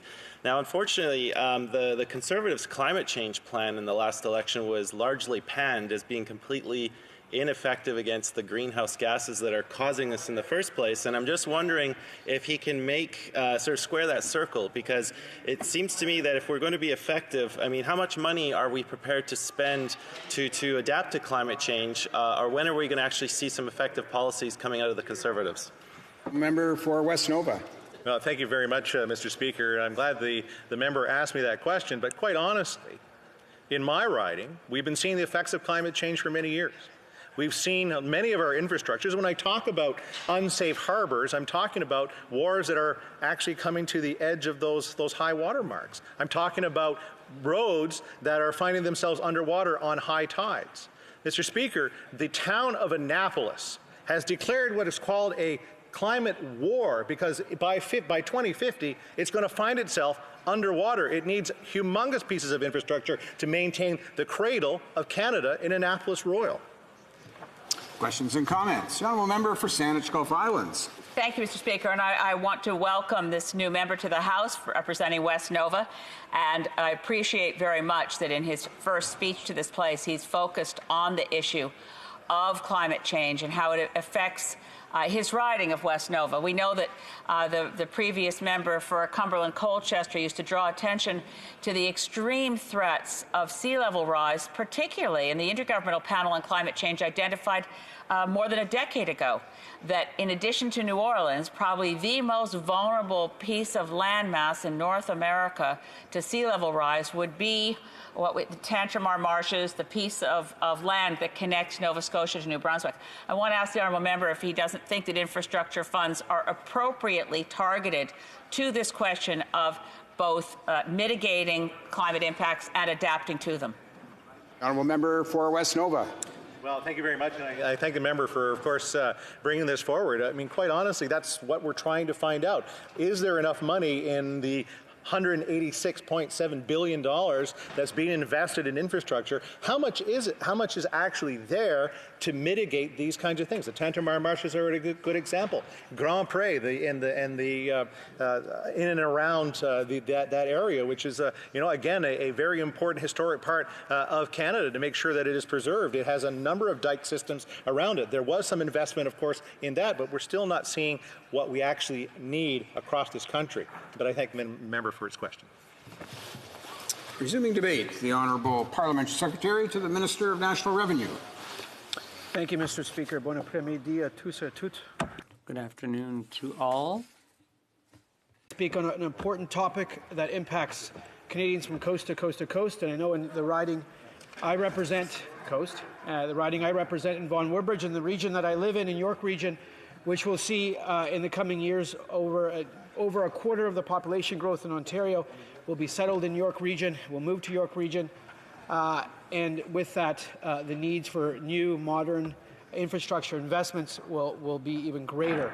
Economic activity in York Region is second to none. We're an area of over almost 1.3 million people with leading technology, auto parts, auto manufacturers, tech companies, you name it, we have it happening in York Region. Modern infrastructure is necessary. It's necessary to get our families home and our kids home safely in the evening. It's necessary to have the resources for internet to rural areas in Canada, including the northern areas in York Region. And what I can say before I begin about speaking about specifically some of the actions that we've taken in specific funds, our government is committed to investing in infrastructure across Canada. We're committed in our plan. And when we talk about deficits, we know the prior government left a number of deficits. They left an infrastructure deficit. They left a social deficit. They left a green deficit. They left a cultural deficit. Why? Because they had no plan to invest in Canadians and Canada across things. I hear some of my colleagues on the other side are agreeing with what I said, so I thank them for those comments that they would say, and I look forward to their questions afterwards. So thank you so much.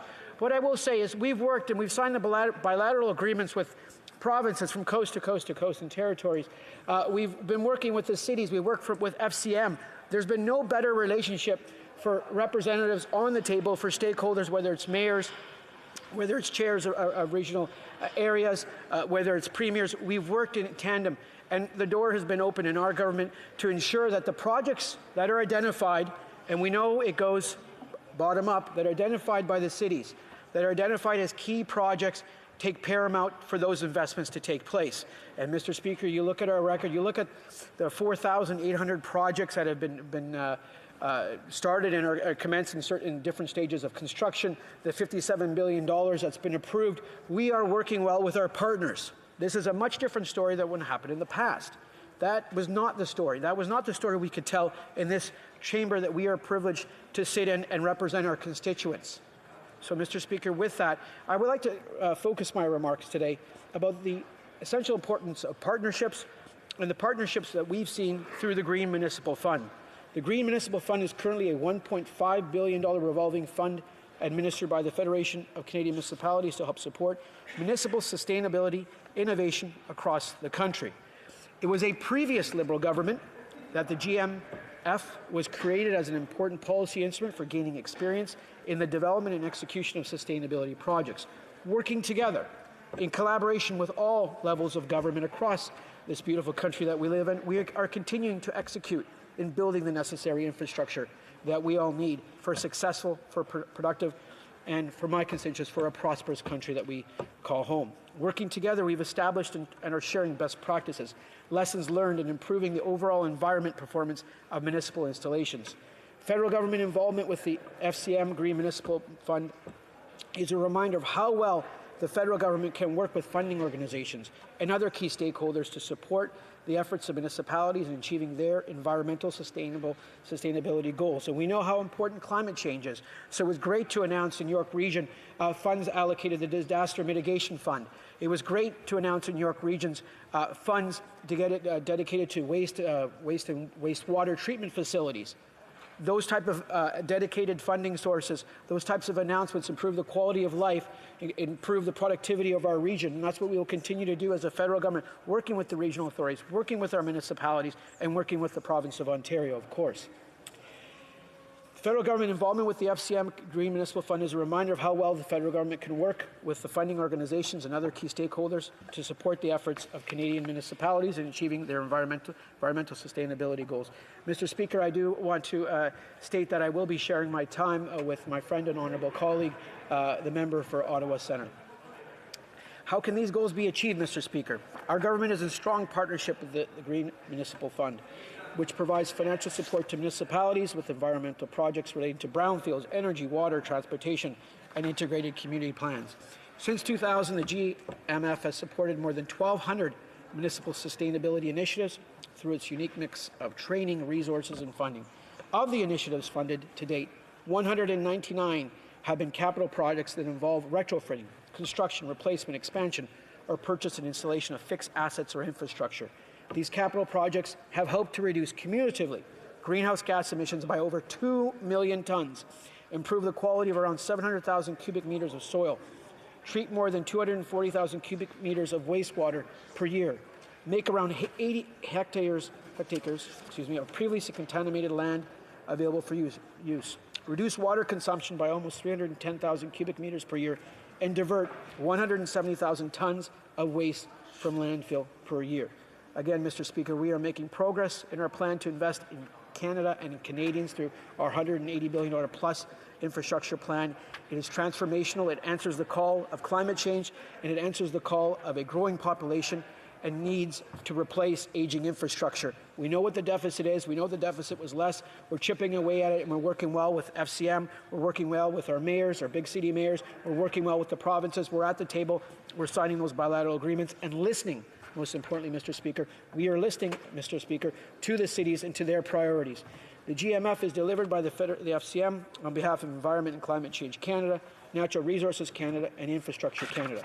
Our job as a government is to provide oversight of GMF operations through its GFM Council and its peer review committee. For the record, GMF Council is comprised of 15 members, 5 which are federal. The Council advises the FCM on the management of GMF. The Council comprises representatives from the federal government, Environment and Climate Change Canada, Natural Resources and Infrastructure Canada, municipal officials and external members representing the public, private, academic, and environmental sectors.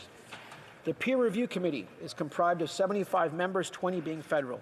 This committee provides the GMF and the federal council members with expert environmental science, as well as clean technology advice, analysis of funding proposals, and the evaluation of the environmental outcomes of the projects that are funded.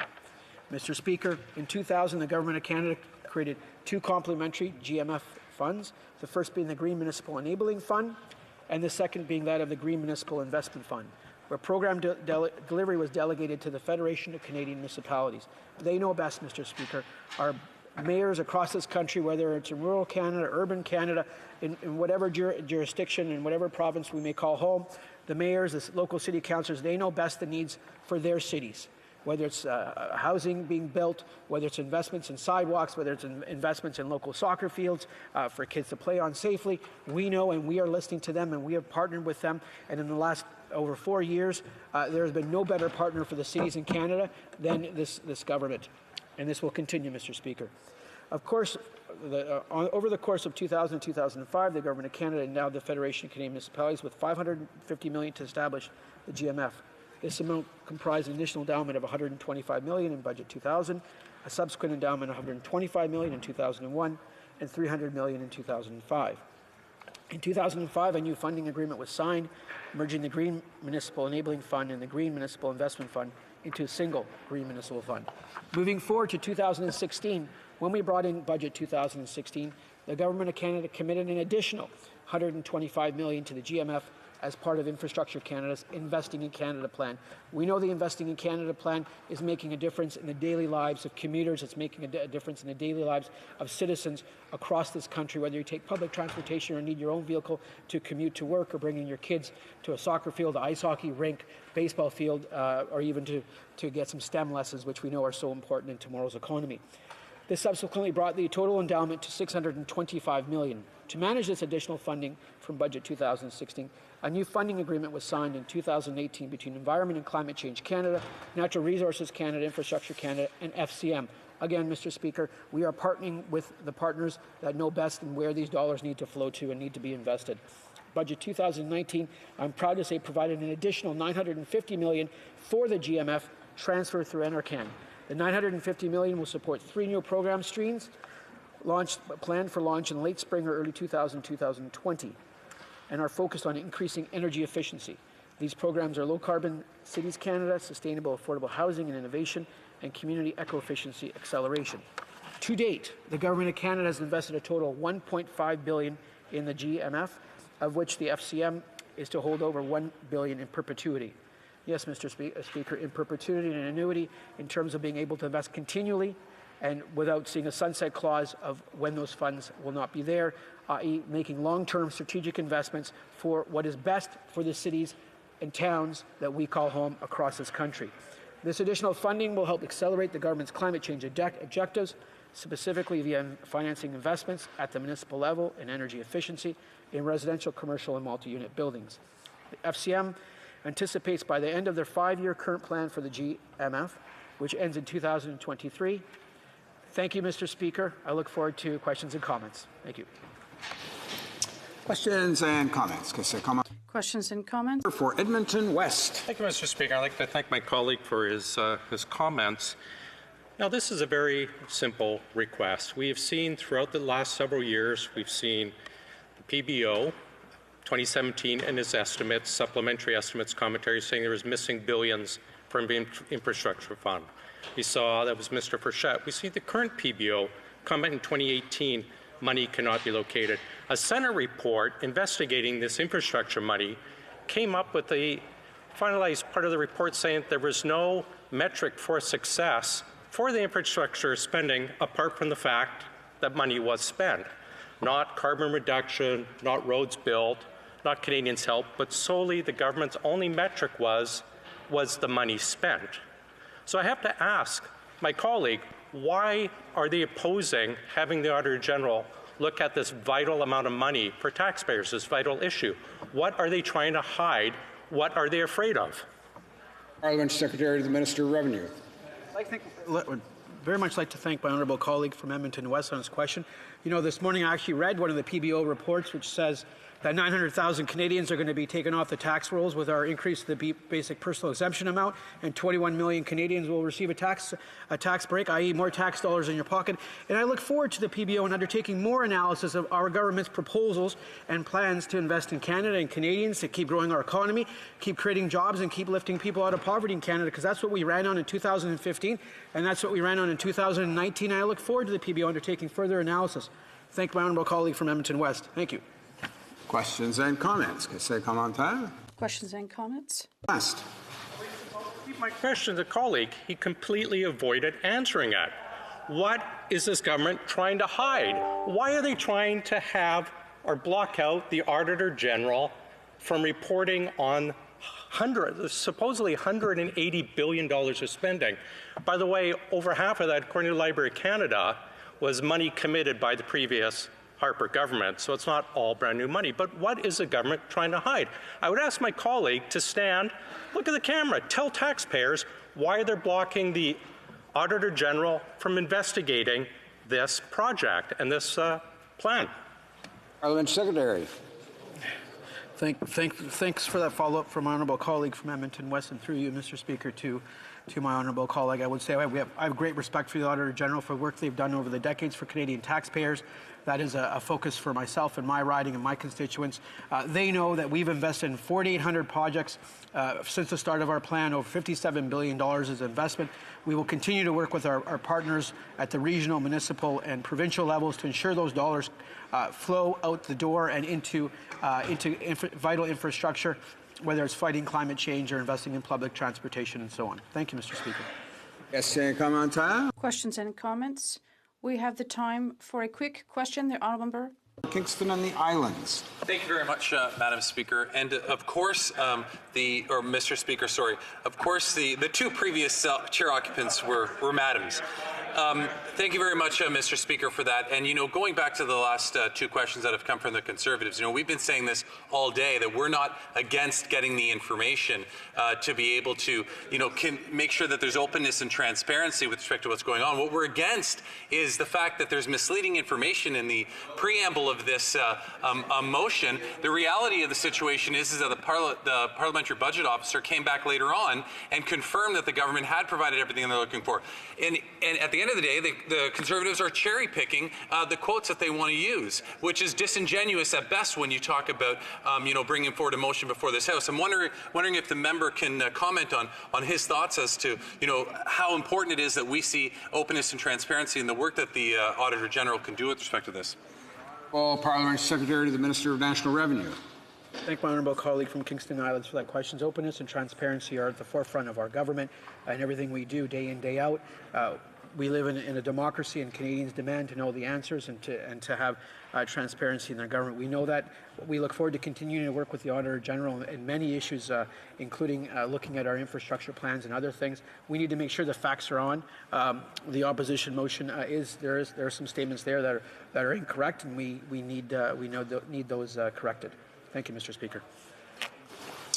Please, the débat. Resuming debate, the Honourable Minister of Infrastructure. Speaker, I'm pleased to speak today to our government's commitment to building strong, sustainable communities that will benefit Canadians for generations. As Minister of Infrastructure and Communities, I have three main priorities.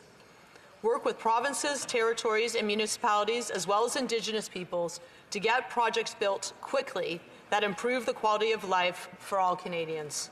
2, build projects that grow our economy, create jobs, and boost Canada's productivity. 3, ensure that our projects help build a low-carbon and more resilient future.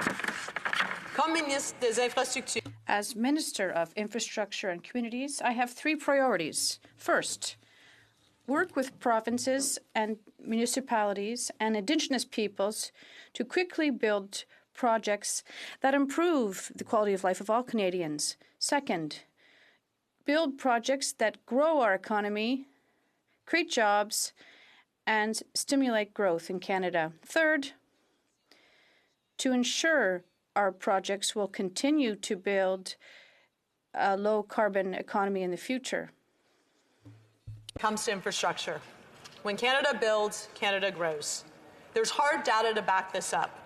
The Finance Minister's Task Force on the Economy identified infrastructure as the most powerful driver for growth and productivity in both the short and long term, growing local economies, growing the Canadian economy, and creating good jobs from coast to coast to coast. Countless studies have pointed to infrastructure investments as one of the best ways to prepare for the economy of the future. And as we face the stark reality of climate change and how to manage it, we know there's also an enormous economic opportunity staring us in the face. As a former governor of the Bank of Canada, Mark Carney, has said repeatedly, the new lower carbon economy is worth trillions and trillions of dollars. Building clean, smart, sustainable, and resilient infrastructure will put Canada on the front foot as we manage the transition to a low-carbon economy. The benefits are obvious. It begins with improving the lives of Canadians. Our infrastructure investments will improve the quality of life of Canadians, create jobs, and grow our economy, and also build a healthier and resilient future with respect to climate change. Think about the Blue Line in Montreal, the tramway in Quebec City, the Champlain Bridge, and affordable housing across the country. Or consider the Gordie Howe Bridge between Windsor and Detroit, a key economic corridor that will transform the movement of goods between Canada and our most important trading partner, the United States. That is smart investment in future growth, something I am proud that our government supports. Public transit is a huge part of what we do at infrastructure. It is key to a more sustainable economy. It is critical to supporting growth in our cities. It is about getting people around faster, cleaner, and cheaper. Our government has committed $28 billion to public transit. We're funding important projects right across the country, from the Millennial Line in Vancouver to electric buses in Guelph. It was just a couple weeks ago that I was in Guelph, Ontario, to help announce the city's Green Transit project. This will replace 35 diesel buses with long-range electric buses, as well as install en route charging stations. This funding will also help purchase an additional 30 electric buses and build a new storage bus facility fitted with electric charging stations. The opportunity to electrify bus fleets across Canada is huge. It's why we've committed to help public transit authorities procure up to 5,000 electric buses for their fleets over the next 5 years. And guess what? We have companies right here in Canada that can help meet that demand. Just last week, I saw firsthand in Winnipeg the amazing work that New Flyer is doing in bringing electric buses to market. Aussi, Novabus. Also, Novabus, an international leader in electric bus technology. And there's STM, the Public Transit Authority in Montreal, created a pilot project for electric buses. And it will quickly launch other electric buses this year. And look at the history of Quebec. Quebec is a leader in Canada in electric vehicles. The government is working hand in hand with Quebec and other partners such as Hydro-Quebec to establish electric charging stations across Quebec. And by the end of the year, Quebec will have more electric charging stations than gas stations available to the public. And don't forget investment conducted by the Canadian Infrastructure Bank. There will be projects in Montreal, such as the Réseau Express Métropolitain, and there'll be a port. And this will increase productivity, reduce pollution, cut transit time, and move people quicker and products quicker to destinations. Have seen the future of clean infrastructure and are doing amazing things right now. And guess what? It's not just big cities. Summerside PEI, population 15,000, is one example. I had the opportunity to visit there just a few weeks ago. With the help of our government, the province, and the private sector, the city is moving forward to build its own solar energy farm and storage facility. This project will allow Summerside to meet nearly 2/3 of its electricity needs through renewable energy, as well as reduce carbon emissions by 21,000 tons a year. It's also creating good jobs in Summerside and helping to grow a clean local economy. That's green infrastructure in action, making lives better for the people of Summerside and reducing emissions for Canada and the world. There's also the stuff you can't see, but that makes the lives of Canadians better. Here in Ottawa, there's a major project underway that almost nobody really knows about, but if you use the Ottawa River, it will ensure that water is cleaner for swimming, drinking, and fishing. The combined sewage storage tunnel of federal, provincial, and municipal partnership will allow the city to largely eliminate the discharge of sewage into the Ottawa River after a big rainstorm. And we know with climate change, more severe weather events are more and more common. For our government, that is $62 million well spent. There are projects like this one right across the country. In Fredericton, New Brunswick, we're investing in flood protection. Once complete, this project will help protect over 27,500 residents within a 12-square-kilometer area. The city says it will reduce the number of people directly affected by future flooding by 83%. It is also expected to provide long-term savings in recovery and replacement costs for people, government, and businesses. Important investments that will ensure your communities are resilient. I've highlighted a few specific projects today, but the reality is I could talk all afternoon about the thousands of projects our government has funded. To date, my Infrastructure Canada has invested in 4,700 projects all across the country, making a real difference in the lives of Canadians. This is 4 times the number of projects built under the Conservatives. And if you consider all the infrastructure projects across the federal government, we are investing in 52,000 projects with provinces and territories, municipalities, and Indigenous peoples. That translates to thousands of new buses, light rail, transit vehicles, and tracks to help Canadians get where they need. New systems that produce cleaner electricity that communities will substantially reduce greenhouse gas emissions. Cleaner, safer drinking water and high-quality water treatment plants that protect our homes, our families, our communities, affordable housing that is needed across the country, And to make this happen, we are working closely with our partners, including the provinces, territories, municipalities, and Indigenous peoples, who together own approximately 98% of all core public infrastructure. We are doing that work collaboratively, responsibly, and quickly to build infrastructure that makes Canadians' lives better. When Canada builds, Canada grows. We want to help Canadians everywhere to build a better future. Lorsque Canada bâtit, when Canada builds, Canada grows. We're working with Canadians from coast to coast to build a more prosperous future and a cleaner one. Thank you. Questions and comments? Questions et commentaires? Questions and comments. La députée de Mégantic. The honourable member for Mégantic-L'Érable. Thank you, Mr. Speaker. Thank you, Minister, for giving us your vision about infrastructure. Minister, I'm somewhat disappointing, but I was expecting you to give us a whole laundry list of projects that were approved in recent years. You could have spent the afternoon talking about a list of projects, but what the PBO said about these projects, well, we don't have any answers. We don't have any responses about the results expected from these projects. You talked about results with respect to climate change and GHG emission reductions, but the PBO was clear. He said there is no mechanism in place right now to check whether infrastructure projects that were approved will have an impact on climate change. What will this impact be? There's no measure in place to look at this.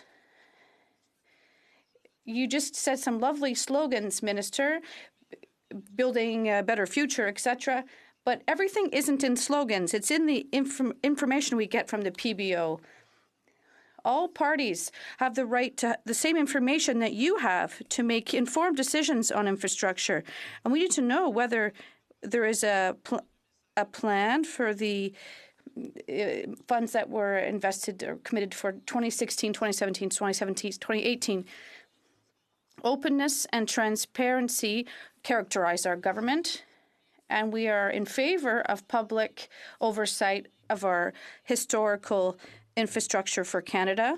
I'm happy to see that the member opposite is now interested in infrastructure and to improving communities and to fighting climate change. I'll remind you that during the last election, the Conservatives want to cut $18 billion from investment infrastructure, and we want to invest in a better future for our children. Canadians want to know, what projects do you want to stop? In Montreal, the tramway, in Quebec, the Champlain Bridge, affordable housing. What project would the Conservatives like to slash? Questions and comments? Cowichan, Malahat, Langford. Thank you, Mr. Speaker. In my riding in the Cowichan Valley, the Cowichan River, which has long been a source of inspiration for the First Peoples that have lived there, very deep historical and cultural significance, is really starting to feel the effects of climate change. And one of the proposals to help us save that river is to build a new weir so we can hold more lake supply water back in Lake Cowichan and control the flow during the dry spring and summer months. Now, I look at the motion before us today, and the crux of the matter is that we want to see if the plan is living up to its stated goals and promises. Now, I believe the Auditor General's Office plays a very important role to help us as parliamentarians to see if it's actually doing that. So I'd like to ask the Minister, why is her government so against us getting this information to see if we can try and find more efficiencies in the plan and to actually give our constituents who need this funding the information they need to make the appropriate applications and resources necessary to get the funding in the first place? Mr. Infrastructure. Mr. Speaker, I want to thank the member opposite for his question. Openness and transparency is a hallmark of our government. We certainly welcome parliamentary and public scrutiny. In terms of the project that the member opposite is asking about with respect to the Cowichan Valley, I'm happy to speak with him, to talk to him. We are looking at ways to ensure that we can be supporting municipalities that are facing the impacts of climate change. It's having a huge impact. Also, how do we enhance programs so that we make sure that they are actually accessible for municipalities? So once again, this sounds like a project that is worth pursuing. Happy to work with the member opposite. Time for one more short question. Questions et commentaires. Questions and comments to the Honourable Member for Lac Saint Jean. Thank you. I'd like to congratulate my colleague for her speech and her position as minister. I'd like to say that, Mr. Speaker, 2% of infrastructure spending is federal jurisdiction, but the money is not trickling down to the provinces. The municipalities and provincial governments are asking us to look at this because under the Conservatives, the municipalities were happy, but there wasn't enough money, although they were receiving it. But what I want to say, if there's a lot of money, yes, that's great, but it has to get down to the provinces and the municipalities one way or another. What are you going to do to give the provinces their money? She's in charge of this money, and we have to do so quickly. Thank you. The Honourable Minister of Infrastructure. Thank you, Mr. Speaker. I'd like to congratulate my colleague for his election as well. Of course, we're going to work with provinces and territories. It's very important with respect to the investment we're making. We're working with Quebec and the municipalities there, with, for example, the Blue Line in Montreal, the Champlain Bridge, affordable housing. I could talk about other investments as well. It's really important. I've had the opportunity to talk with my many counterparts in Quebec, and I'm going to continue to work with them. Thank you. Debate. The Honourable Member for Edmonton Centre. Thank you, Mr. Speaker. I'll be splitting my time with the member from Mission Matskill Fraser Canyon. Mr. Speaker, I rise today on the Opposition Day motion on this mind-boggling infrastructure spending debacle that the Liberal government has got themselves into. Now, we've got a very simple motion in place here that allows the Auditor General to be able to go in and determine whether the government's investing in the Canada Plan, including but not limited to, verifying whether the plan lives up to its stated goals and promises, and that the Auditor General report his findings to the House no later than 1 year following the adoption of this motion. Well, Mr. Speaker, this program that the Liberals have come up with was supposed to do a few things. It was going to have these tiny little deficits that would be there to try and improve economic growth. They also said that the program would improve productivity, and they also suggested that it would create a lower carbon environment. All those things are measurables that should be able to be have outcomes that you can actually take a look at. So there's no accountability, and there is no measurables that are in it. So this isn't about the spending necessarily, but it's about the principles of the program. It's about no deliverables, no follow-up, no transparency, no economic growth, no tracking of productivity, all of those things that they promise to do within their program, and it's important for taxpayers to see that they're getting value for the dollar. Now, the way that they've crafted this program is that they've got over 50 individual programs scattered over 32 departments, and it's like an octopus across government with very serious gaps. It's like Swiss cheese. It's really difficult for anybody to determine where the spending's at and whether we're getting value for the spending. In fact, I look at this from my business background. If I had a strategic plan that was to make some investments and to spend some money, that certainly I would have measurables, I would have outcomes, and I would be able to report back to the shareholders that we're actually getting the things that we said we were going to invest on. And this, according to the PBO, is sadly lacking. Now, from the taxpaying end, the funding recipients aren't being held accountable. So if we are putting out, when the cash is being put out, certainly it should be incumbent upon the grantees to be able to report back to government. We should be able to see results back from them, and there seems to be a miss on this. Now, most of the projects in place, according to the PBO, have either been behind schedule in delivery or have not even been started. And there should be some accountability around that. And that is why we're asking the auditor to be able to look at this use of funds and make sure that we're getting these deliveries. Now, one of the reasons that the deliveries are behind schedule is that you've gone ahead with funding portions before the provincial governments could come up with all the money. And there seems to be a lack of coordination, another thing that we can have the auditor report back on. Sometimes provinces aren't even contributing to shared projects and shared costs because the feds aren't collaborating in advance. So there's a lot of flaws and there's a lot of problems within the program. And we're here to protect the taxpayers' money. We are here to make sure that any kind of investment that is spent is, we're accountable for it and we're getting the results that we expect. Now, on the productivity front, all the spending was supposed to enable or increase it. But of course, in good old Liberal fashion, you haven't been able to tell us if you've been able to increase any kind of productivity. And that was one of the main goals of the program. So certainly there should be some kind of measures in place that are ensuring that we're getting productivity. In fact, on the spending side, only 3% is towards trade and transportation, which strikes me as a big productivity issue in the country, and we're not investing into it. So we seem to get a lot of answers that are predominantly a bit of word soup, and we don't really get the hard answers that we're looking for. Now, on the failed spending, the PBO has shown that the Liberals have failed even to get their own infrastructure money out the door, and that infrastructure money lapses 60% per year for the first 2 years. And you can't force feed the infrastructure with potential amounts of money. These projects have to be well thought out, and they have to be able to be designed so that we get those outcomes on productivity and growth. And certainly we're not seeing that today. You know, the problem is that the truth is nobody really knows what's being spent. And this business of spreading it out over a large area into a bunch of different programs, into a bunch of different departments, it makes me think it's like a shell game, which you would see in the circus, where you'd have, where is the ball? You never know where the ball is, and that's sort of what this looks like, that we're having a hard time finding out what the truth is.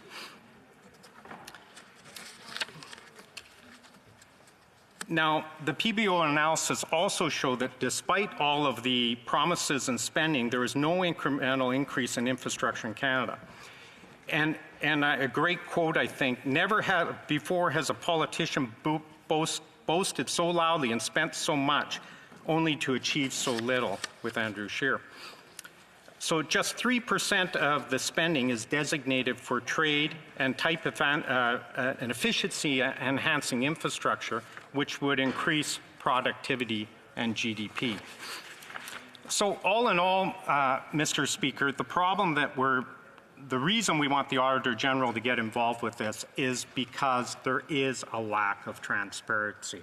You know, the PBO asked some very specific questions about very specific projects and couldn't get any answers. It said it was a secret so that they couldn't divulge what the projects were.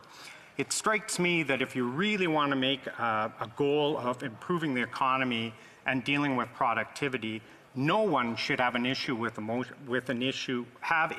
motion like this, and it is just good governance to get the Auditor General involved. It's not uncommon to ask for something like this, and I think it's worthy in this particular case and certainly should have the support of all parties.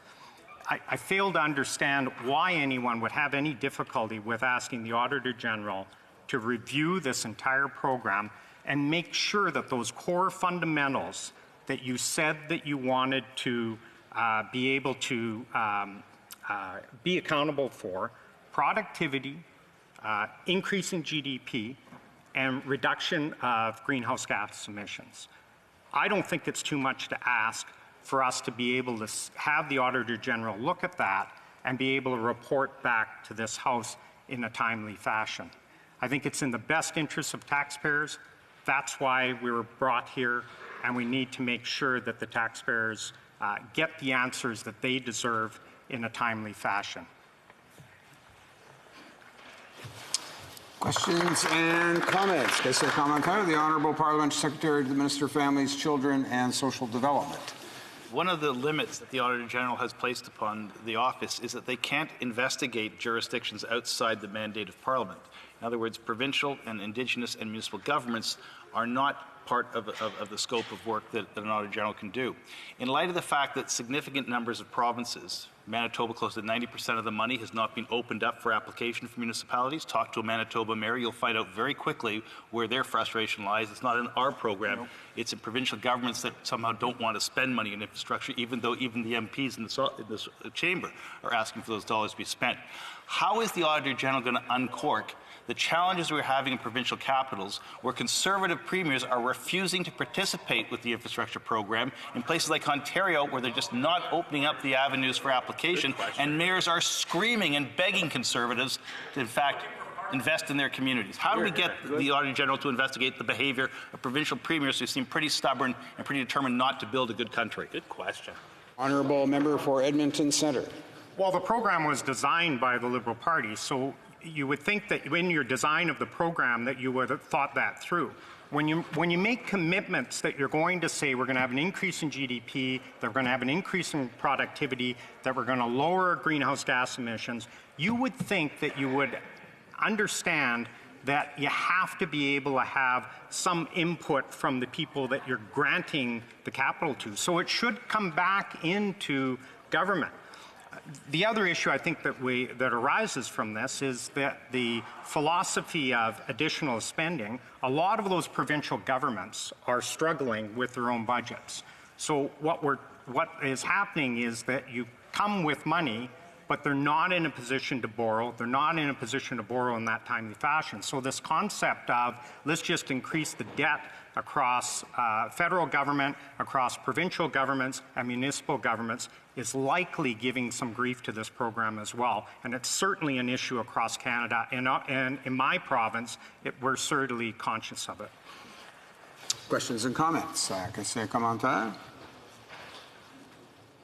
Questions and comments? The Honourable Parliamentary Secretary to the Government House Leader. So thank you, Mr. Speaker. And, you know, in the days in which I was in the opposition, we had called upon the Harper government to invest more into Canada's infrastructure, and it was a very low priority of the former Harper government.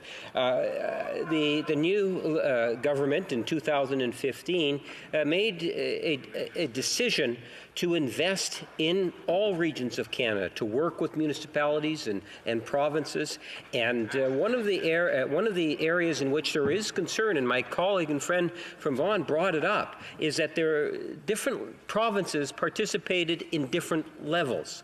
And government has been looking at ways in which we can ensure that there's sincere, genuine investments in infrastructure throughout the country. And I look to my colleague and friend from across the way and would ask him, how would he advise government, or if he were in government, what would he do to solicit additional support from those provinces that are somewhat reluctant to invest in infrastructure like the national government is? Member for Edmonton Centre. Well, I find that on the preamble that the suggestion that Conservative government wasn't interested in infrastructure is a bit of a fallacy. We were certainly interested in infrastructure and made significant investments in infrastructure, particularly in infrastructure that increased productivity, that allowed us to be more competitive and helped with Canada's competitive advantage.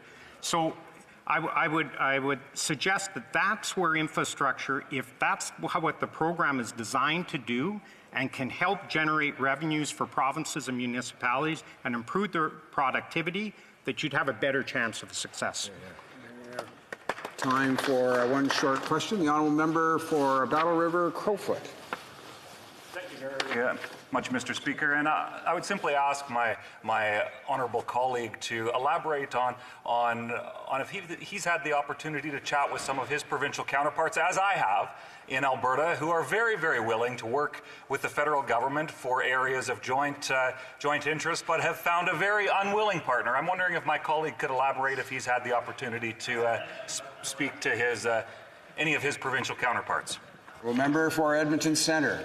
Yeah, certainly. I've had an opportunity to speak to them, and it's this balance that they're struggling with is that they're, particularly in Alberta, where we're struggling with large-scale deficits, mostly because of the issues that we have with trying to get our resources to market, and this government on their program of bills that have not allowed us to be able to get our resources to market. So what I hear from the government, they would like to invest more into infrastructure, but there's a problem in doing it when you have a government that is completely against trying to get the resources to market out of Alberta. Before we go to resuming debate, it's my duty pursuant to Standing Order 38 to inform the House that the questions to be raised tonight at the time of adjournment are as follows. The Honourable Member for Courtenay Alberni in respect to fisheries and oceans, the Honourable Member for New Brunswick Southwest regarding privacy, and the Honourable Member for Dufferin-Caledon in respect to agriculture. Resuming debate, the Honourable Member for Mission Matsqui, Fraser Canyon. Thank you, Mr. Speaker. I'd like to thank my honourable colleague from Edmonton Centre for sharing his time with me today. Mr. Speaker, all of us in this House, irrespective of party, share probably two key things in common. One, we collect big paychecks from the taxpayer. And two, our constituents speak to us about infrastructure, probably every single week. Yeah. How are these two facts related? Well, Canadians pay a lot of taxes, and they expect their government to work for them. And they expect all of us in this House, irrespective of party, to work for them as well. Unfortunately, we all know the government doesn't always work for the people who pay for it. And same goes for this House. So today I'm here to push. I'm here to urge our ministers to demand their departments and the public service to move forward and get infrastructure built, and to provide the services that we as Canadians collectively need, and to do so in a transparent manner. As my colleague, the MP for Mégantic-L'Arabe, states in his motion, the Parliamentary Budget Officer has reported that Budget 2018 provides an incomplete account of the changes to the government's $186.7 billion infrastructure spending plan, and that the PBO requested the new plan, but it does not exist. Will Budget 2020 contain a new and transparent plan? I can tell you that members on this side of the House are not holding our breath, but I'm not losing hope. And that's why we're calling on the Auditor General to immediately audit this Liberal government's Investing in Canada plan, including, but not limited to, verifying whether the plan lives up to its actual and stated goals and promises, and that the Auditor General report his findings to the House within 1 year.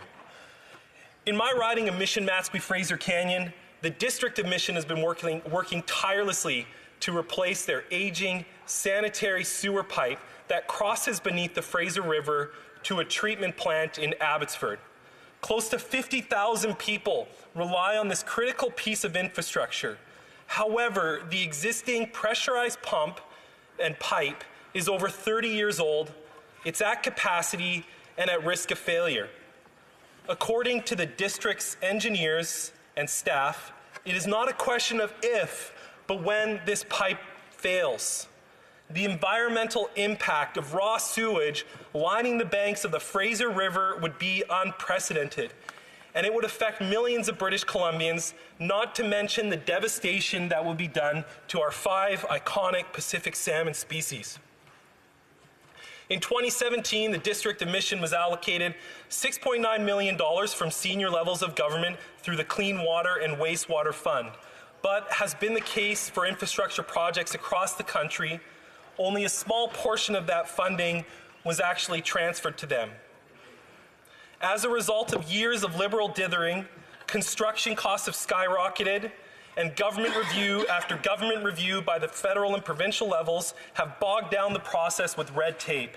And Mr. Speaker, people are really, really frustrated. So right now I'm asking, and I thank the Honourable Parliamentary Secretary earlier today, for an immediate cash injection and intervention by the federal government to see the Mission Sanitary Sewer Crossing project through to completion. Sanitary sewer is an essential service for growing communities everywhere and ensures our environment is protected for future generations. Again, I cannot stress enough the importance of moving quickly on this infrastructure issue. And another big issue in my riding in the community of Abbotsford is the expansion of Highway Number 1. Highway Number 1 connects the Lower Mainland in the Fraser Valley to the rest of the province and our country. And it's required expansion for decades. This 2-lane stretch of highway sees over 40,000 users per day, and motor vehicle accidents have soared to over 1,000 per year. According to ICBC, between the years 2015 and 2017, the number of motor vehicle accidents from Langley to Chilliwack actually doubled to 1,100. With traffic volumes already exceeding peak capacity, Highway number 1 poses an alarming risk to travelers, especially in a disaster scenario where the Abbotsford International Airport would have to support the entire region as the alternate to the Vancouver International Airport. As a result of the positive growth and increased capacity in our ports, truck traffic volume has also increased. Commuter numbers have risen, and people are every day bogged down in traffic. Let me tell you, Mr. Speaker, I hear more about highway congestion than any other issue in my riding. Speed, incidentally, is what this Liberal government promised and announced in Budget 2016.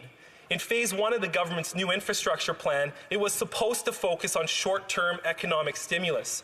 Well, Mr. Speaker, we're in 2020 now, and nothing has happened.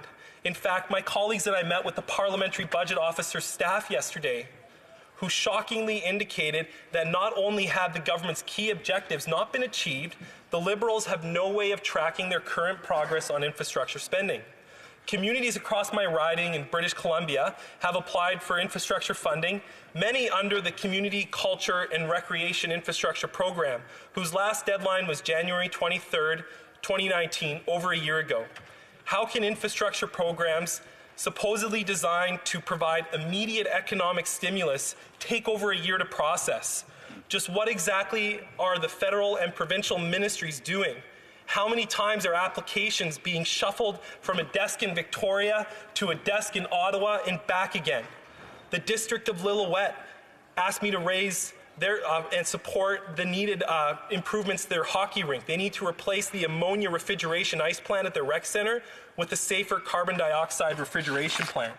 Cache Creek is still recovering from devastating floods in 2017. Harrison Hot Springs needs its Miami River Lift Station upgraded, another sewage sanitary project. Agassiz needs support for an indoor pool. Their only pool is outdoors and 40 years old. The village of Lytton, and in fact all the rural communities that I represent in Mission Matsqui Fraser Canyon, need infrastructure for broadband internet. And the list of infrastructure projects requiring federal support goes on, and I'm not unaware that that's the case in every other riding as well.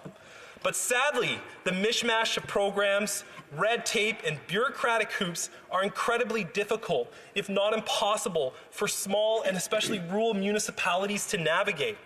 The PBO reports that the Investing in Canada plan consists of over 50 individual government funding programs administered by 32 government departments and agencies, and that using public documents, it is literally impossible to reconcile the taxpayer money that has been allocated with the money that has been spent.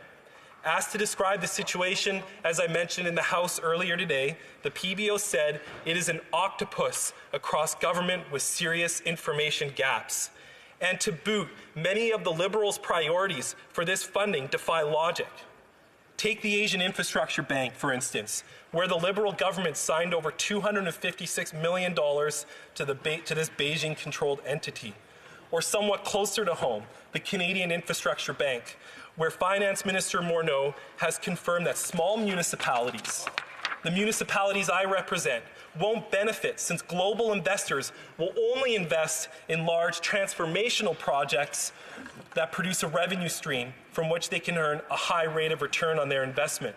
So small and medium-sized municipalities in rural Canada are nonetheless out of $15 billion in infrastructure funding to pay for it. So in conclusion, the Trudeau Liberals' so-called infrastructure plan has been a failure to date, and the PBO predicts continued failure. Deficits have risen to staggering levels, yet Statistic Canada's infrastructure economic accounts show almost no increase in infrastructure spending in Canada. Between 2015 and 2018, the most recent years available, annual inflation-adjusted infrastructure investment went from $70.7 billion to $71.5. That is only a $0.8 billion annual increase in infrastructure, despite a staggering $35 billion in infrastructure spending allocated over a 3-year period. Canadians deserve better. Canadians deserve to know where their money is being used and how it's being used to effectively serve them and not being lost in a bureaucratic maze. let's let the Auditor General do their work, audit the infrastructure program, and increase transparency over how taxpayer dollars are spent to improve our communities. Thank you, Mr. Speaker. Just a brief reminder to honourable members in the course of their remarks, just to avoid the use of the given names of other honourable members. It does happen from time to time, and I noted there wasn't, last two speeches, there wasn't any disorder arising from that, but nevertheless, it's good habits to get into. Questions and comments. The honourable member for Surrey Newton. Thank you, Mr. Speaker. As the honourable member from Mission Maskey Fraser Canyon said, that the Canadians have to be reminded and have to be told where the government has invested. But I tell you, Mr. Speaker, under the Harper government, there was not a single dollar invested in Highway 1. I want to remind the member and also his constituents that it is the Liberal government that put $100 million to widen Highway 1 to 264th Street out. And that is where the dollars are flowing, is helping not only the people of Maskey Fraser Canyon, but Canadians in general. Honourable member for Mission Maskey Fraser Canyon. I'd like to thank the honourable member for his intervention today, and I will note that portions of Highway Number 1, both under Conservative and Liberal governments, have received significant investments. But Highway 1 actually extends into Abbotsford, and the same people that you represent, the same people that I represent, they're stuck in long haul, in their trucks every day, stuck in traffic because the investments haven't gone far enough out of Vancouver to help the very people that need those investments today. So let's work together. Let's bring our MPs from Surrey and Abbotsford together and demand that the federal government, that the provincial government support Highway Number 1 to serve all Canadians, the Canadians in Surrey, the Canadians in Langley, and the Canadians in Abbotsford. Let's work together, sir. Thank you. Questions and comments. The honourable member for Vancouver East. Thank you very much, Mr. Chair, Mr. Speaker. Thank you to the member for his comments. Now, of course, in terms of infrastructure, I think that we all recognize that there is a climate emergency before us, and I sure as heck hope that the government would invest in major infrastructure to address the climate emergency, such as an example, to retrofit both private and public institutions and buildings, to retrofit them to ensure that we tackle the climate emergency together in that effort. I wonder whether or not that's something that the Conservative members would support. Aside from that, I'm also wondering, the Liberal members who spoke earlier also offered to say that they would be happy to support this motion if it was amended. So I am curious as to know whether or not any of the Liberal members, the Cabinet Minister, the Parliamentary Secretary, or anybody at all has approached the Conservative members about the amendment to this motion so that we can move forward to ensure that accountability measures are in place to make sure that infrastructure programs and the spending of the money meets the targets and do what I think Canadians hope for us to do.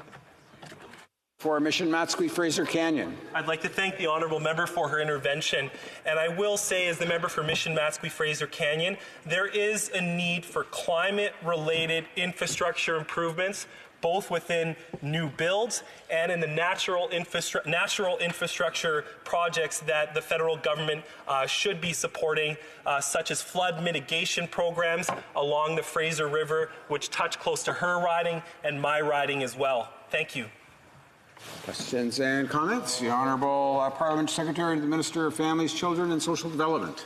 I'll give the new member a break on this, and perhaps he could talk to one of the members of long-serving members in his caucus, because the infrastructure program and the accords we signed with the provinces were effectively rolled over from the Harper years, which were effectively rolled over from the Chrétien-Martin years, when the one-third, one-third, one-third formula was put in place. The one difference we made, though, was we gave cities much more priority in setting the projects than provinces. But the stretch of highway that he refers to, if the provincial government nominates a city's request, we don't stand in the way of funding it. And so the question you're asking, we better put perhaps in the BC legislature or perhaps in the city council chambers where your constituents find their representation locally. We don't set the priorities. We don't choose from the list. We don't edit the list. Cities nominate. Provincial governments agree. We fund. And when the provincial governments don't participate, the money stays in Ottawa, and that's not our fault. That's the provincial government's fault. The good news in BC is the government of BC is actually one of the more aggressive provinces in spending infrastructure dollars, especially on climate change adaptation. I suggest you write the minister a letter. There you go. The honourable member for Mission Matsqui, Fraser Canyon. I'd like to thank the member for his intervention, and I'll just reiterate the frustration that mayors and councils in rural communities across my riding have with both the provincial and federal government in getting the infrastructure dollars that they need. And I would refer to my earlier comments to the member from Surrey about let's work together. I want members of Surrey, members of Abbotsford, members of Langley in this parliament all want to see this highway constructed, and I do understand that it's going to require the intervention from both the federal and provincial levels of government. Thank you. We're going to take just one more short question in response. The honourable member for Saanich Gulf Islands. Thank you, Mr. Speaker. I'll try to be brief. I would love to congratulate the honourable member for his recent election, except for the fact my husband was running against him. But despite that, I do want to welcome the honourable member for Mission Matsqui, Fraser Canyon, and fully support this issue he has raised in this House today of the sewer pipe under the Fraser River. It's old, it could leak, it could break, and it's worse than how he depicted it here today, although he did a great job, Mr. Speaker. I spoke with Mayor Pam Alexis of Mission about this project. They actually got $11 million of funding. And then they found, that was federal, provincial, and municipal. And then they found out that it was going to be $22 million, at which point all levels of government said, oh, too bad, so sad. And then the feds said, give us the money back. So I'm sorry, Mr. Speaker, I needed to take a little bit more time to urge all members in this place to work to ensure infrastructure funding for Mission to get the sewer pipe replaced. Member. I'd like to thank the honourable member from Saanich Gulf Islands for her intervention regarding the Mission sanitary pipeline in Mission. And I think this project is very unique in that there is a failure on the part of multiple levels of government to see this project through. We need to get this done. It's a project of national interest because if this sewage pipeline fails, salmon are going to die, and then everyone in the province is going to be upset. There is a serious environmental risk here that needs to be addressed. And I want to work with all members of the House of Commons because this is a project of national interest. Thank you so much. All right, please to debate. Resuming debate, the honourable member for Joliette. Yes, thank you, Mr. Speaker. First of all, I'd like to let you know I'll be sharing my time with the colleague for Abitibi, James Bay, Nunavik, AU. Mr. Speaker, the Bloc Québécois agrees with this motion for three reasons. Delayed rollout of spending. Since 2016, only a small part of the infrastructure spending has actually been spent. Secondly, transparency around economic data. The absence of clear figures skews the calculation of the impact on the GDP and employment figures. 3, Quebec's share of the pie. Quebec wants its fair share.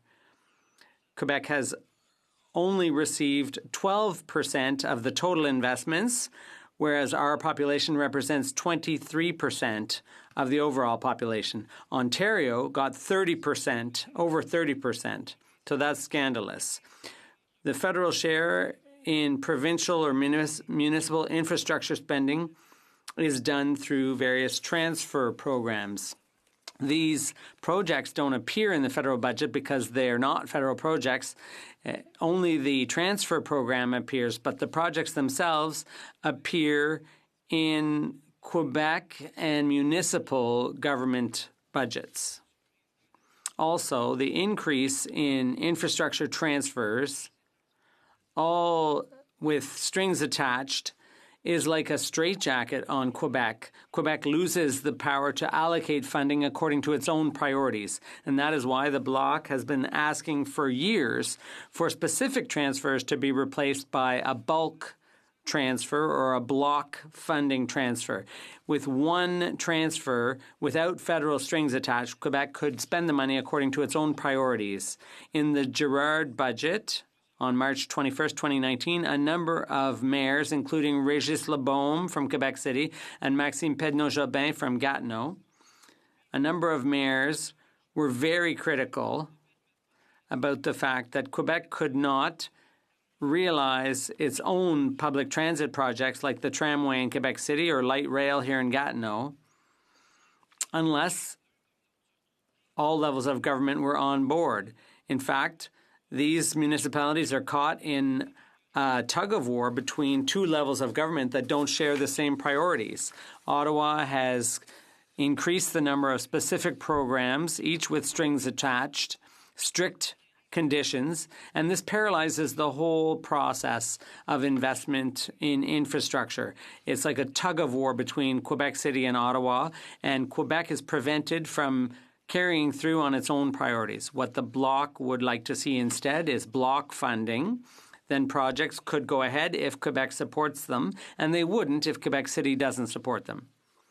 2% of public infrastructure projects in Canada come under federal jurisdiction. The other 90% comes under the provinces and municipalities. That may be surprising to some people to learn. Only 2% of infrastructure spending comes under federal jurisdiction. But when you look at the actual spending, it's only 5% of federal spending. So Ottawa's hardly an expert in this area, but they're causing huge delays. In 2016, the Liberal government launched Phase 1 of its infrastructure program, and the Prime Minister said that Ottawa would be spending $14.4 billion over the next 4 years, and yet the half of that money has never been spent. In 2018, the Liberal government updated its new infrastructure plan because the money wasn't rolling out, and the Parliamentary Budget Officer, or PBO, said that there were still many questions and shortcomings. People can't tell where the money is going, if it's going anywhere at all. For example, the PBO pointed out that only $21 billion of a total of $91 billion had been spent. Basically, 3/4 of the announced spending has not been explained or justified. That comes from the Parliamentary Budget Officer's report. And still, according to the PBO, nearly a quarter of infrastructure spending for 2016 to 2019 is going to lapse, so that money will never be spent. How can Canada claim to know what the priorities should be, what the specific needs are of the 1,400 municipalities in Quebec, or yet alone the 5,000 municipalities in Canada? That requires a lot of paying attention. And let's not forget that this government defines a rural community as a town with less than 100,000 residents.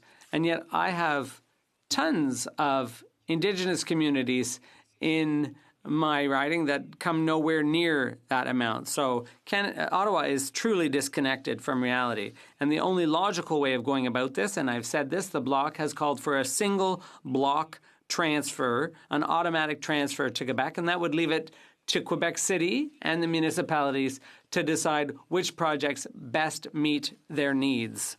And they're in the best position to make those decisions because they live closest to the people affected. And I'll give you an example of high-speed internet access in the regions.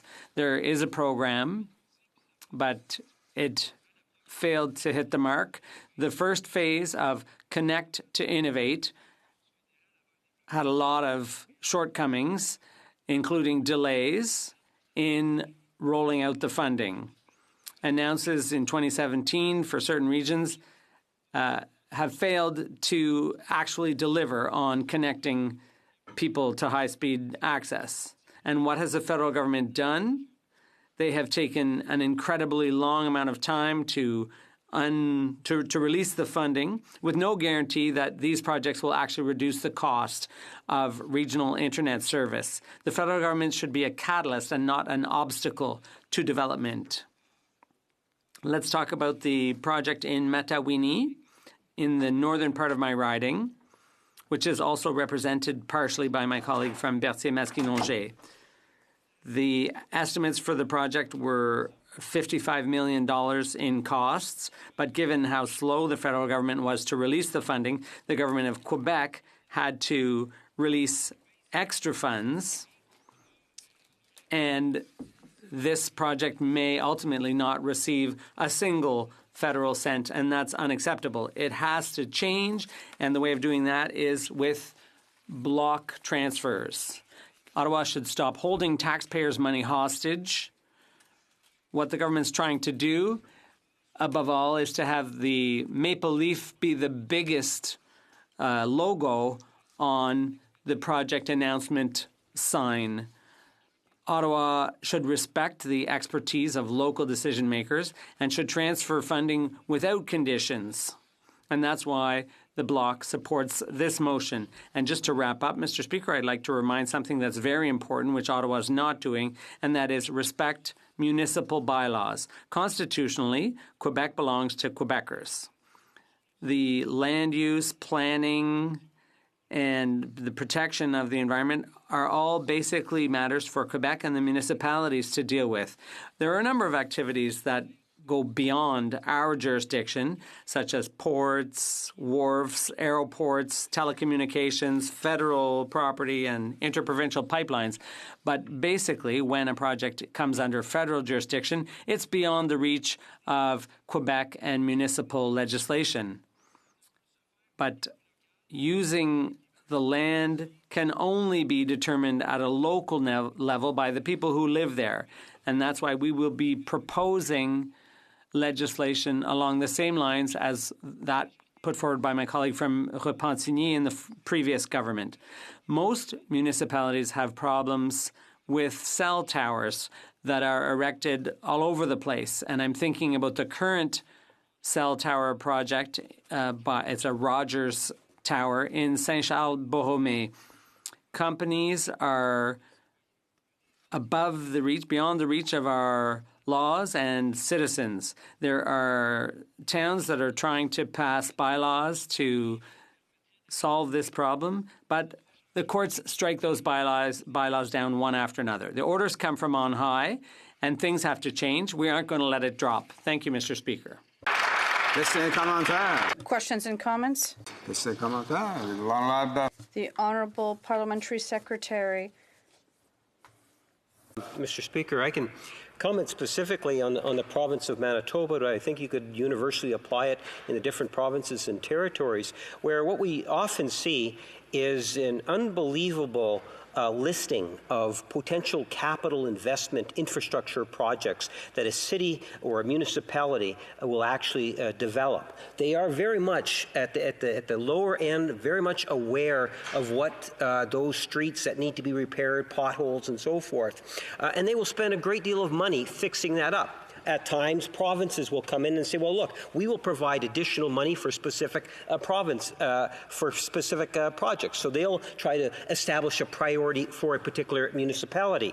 And then at times you get a national government from a national perspective that will say, well, here's what we're prepared to do, in particular in terms of matching funds, again, to provide incentives so it's not just one area of the country, that incentive program goes across from every region. Would the member not agree? At times, there is a need for the national government to provide those incentives on Canadian priorities.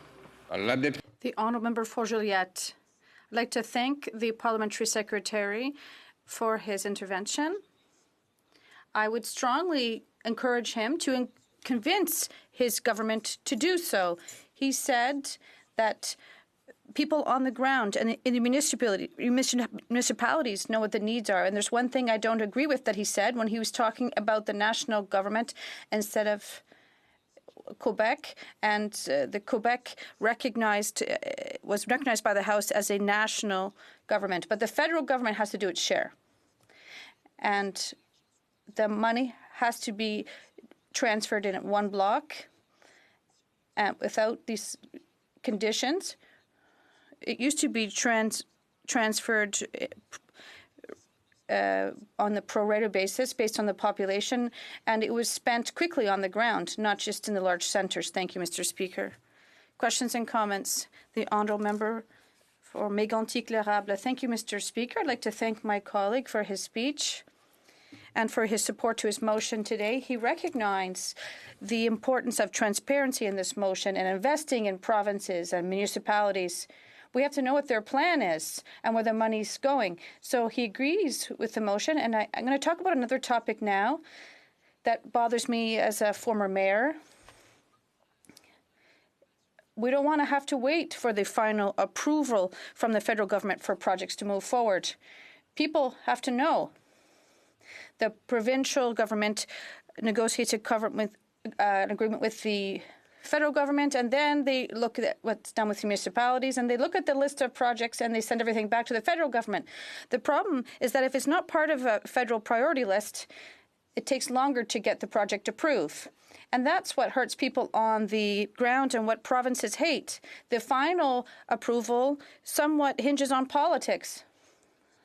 So the federal government gets itself involved. And does the member agree with my vision of things, the member for Joliette? I agree entirely. Ottawa has to stop getting involved and unblock the funds. We saw this in Phase 1. Only half of the money allotted was spent because of the problems mentioned. And under the Conservatives, it took 2.5 years before we had an agreement. It took almost 1.5 years per project to be realized. So the money has to be freed up without conditions. It has to help people.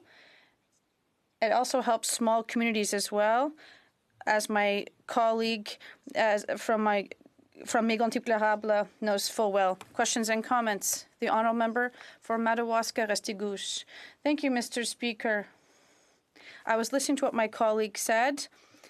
I understand what they said, particularly my colleague from Mégantic-Plénrable, who was a mayor. All the mayors in my riding said the exact opposite to what he said.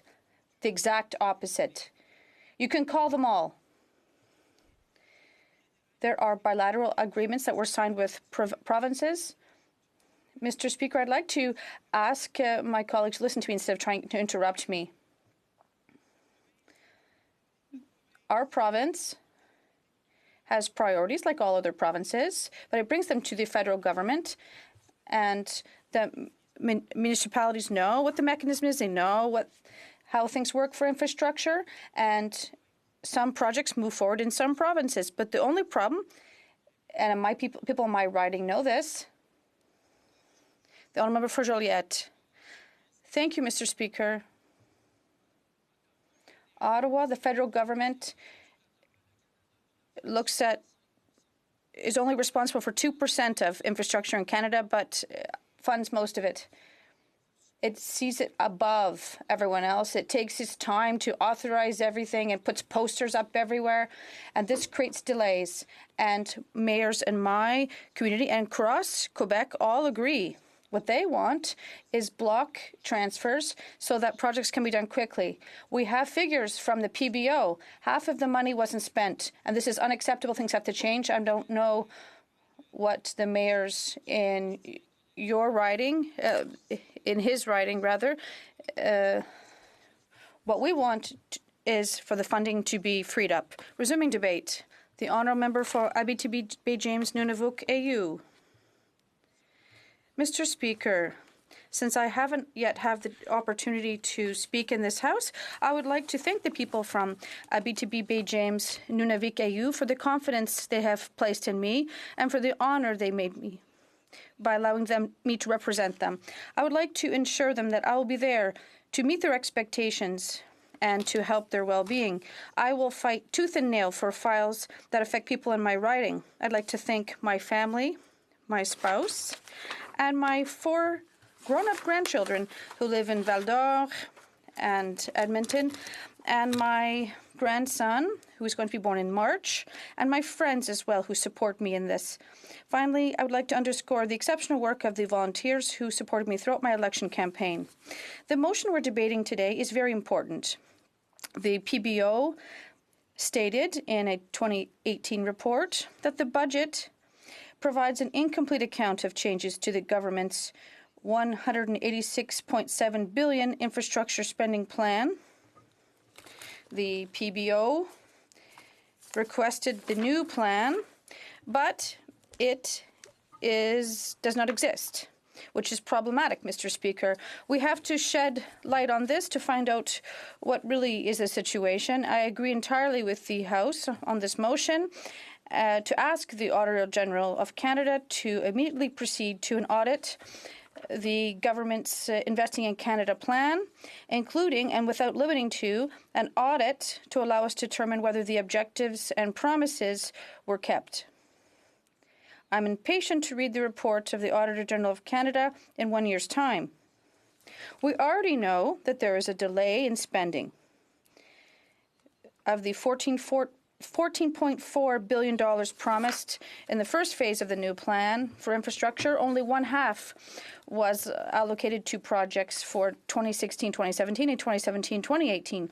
The PBO noted in his report that the huge investments promised by the Liberals haven't really hit the ground and have not been undertaken.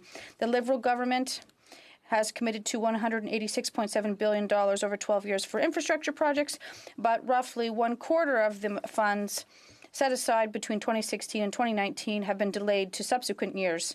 Quebec wants its share, and municipalities are waiting to unfold their projects. There is a clear lack of infrastructure across the board. For example, in my riding of Abitibi Bay James, we need more roads, more railways, telecoms infrastructures, and we need to improve airports and many other things. It's important to improve rail transportation of merchandise and people, and road transportation of merchandise ruins our roads. We also have to ensure security of dangerous goods, notably oil. There's many other mayors in Matagami and elsewhere mentioned how important rail transportation is, and this has been ignored by the federal government for 25 years. There's another issue in my area, housing. Given the mining sector in this area, there's a lack of housing, and the vacancy rate means that rents are very high and they're rising. Owners hike up the rents, and some students even go study elsewhere because it's too expensive for them and complicated for them to find housing. And our regions are becoming deserted. The solution would be to build new housing, but we need infrastructure. Municipalities have to build and improve water mains and sewer systems to support this development, and for this we need funding. When we talk about telecommunications, this also improves economic and social conditions. For example, there was someone who died in Matagami before the holiday season in northern Quebec. His car, they had a car accident, and this person had to walk a long distance. They weren't able to use their cell phone, and they died from frostbite. So according to the Auditor General report, there's also an issue in terms of the transparency of economic data. There's no precise figures, and this skews the impacts of calculated GDP and employment figures. We need infrastructure programs to stimulate the economy and create jobs. Yet the given figures do not only partially reflect this reality, and it's hard to evaluate the scope. The PBO says there's a lack of information, not only with respect to transparency and good governance, but also with respect to the slowdown in spending for infrastructure. I'm wondering if they agree with NAV Canada to look at security services. The PBO says there's a lack of information, not only for transparency and good governance, but also he's gone even further, saying that any slowdown in expected spending in infrastructure would have a sizable impact on the balancing the budget and the vigor of the economy. Quebec wants its fair share, and the municipalities are waiting to develop their projects. Quebec is one of the provinces that receives the least amount of money with respect to its population. It only receives $143 per person, and it's $703 per person nationally. This is unacceptable. Why such injustice, Mr. Speaker? Moreover, there has been a multiplication in infrastructure transfers tied to rules and regulations, and this creates a straitjacket for Quebec. It's no longer allowed to allocate its funding based on its priorities. And this is why the Bloc Québécois has been asking for specific transfers be replaced by block transfers. So we just want one transfer of funding without federal conditions so that Quebec can use this money to reflect its own priorities. Provinces know their own priorities better than the federal government does, and this only makes sense. How can Canada think it can understand and prioritize the specific needs of more than 1,400 municipalities in Quebec? It makes sense for Quebec and Quebec municipalities to choose their projects themselves that meet the needs of their populations. I would like to conclude, Mr. Speaker, by saying that I support the motion that we're debating today and that I will vote in favor of it. We absolutely need to know whether the objectives and promises made have been kept. Thank you, Mr. Speaker.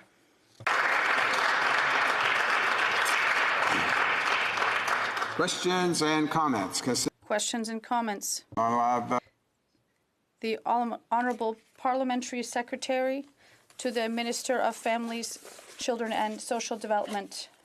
In the first term, it was when we put infrastructure dollars on the table and put infrastructure dollars at the front door of provincial parliaments.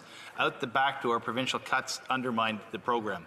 In particular, in Alberta, we had a significant problem with this, where a government where we didn't bind the government into spending levels with conditions. What we had was a government that simply used federal money to fund provincial programs and didn't add to the mix. We're trying to increase infrastructure spending, not simply change who's funding it.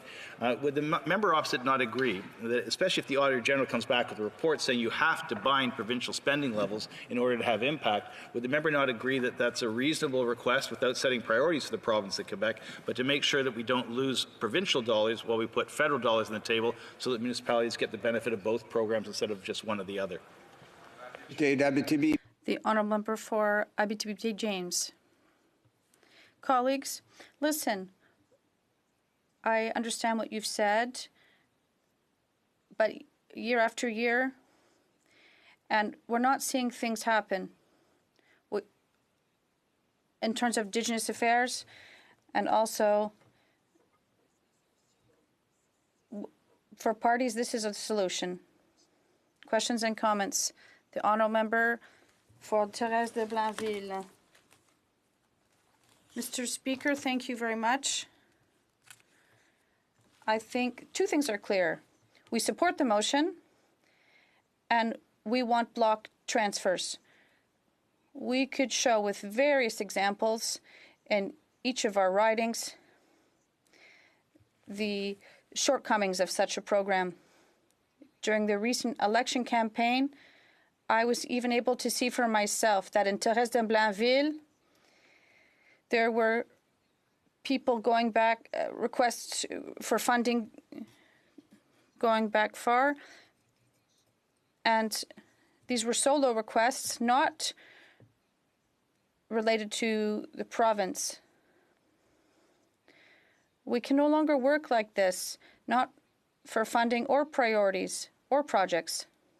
It's up to the provinces and the municipalities to decide what they want to do, and not the federal government. So transfer the money and things will be much more efficient. Thank you, Mr. Speaker.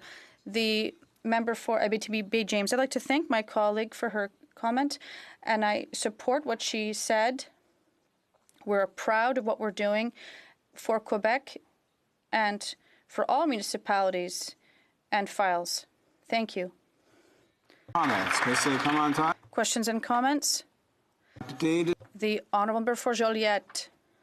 For Vancouver East. Thank you very much, Mr. Speaker, and I thank the member for her comments and congratulations to her for her election to this House.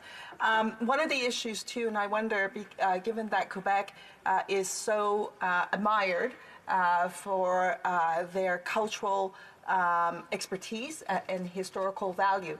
And one of the issues to which I have in my own community is infrastructure in the cultural sector. We'd love for the federal government to invest in the cultural sector to really feed our soul, to support our communities in that effort. So I wonder whether or not the member could comment on the federal government's infrastructure vis-a-vis the importance of cultural components and whether or not that should be supported as well.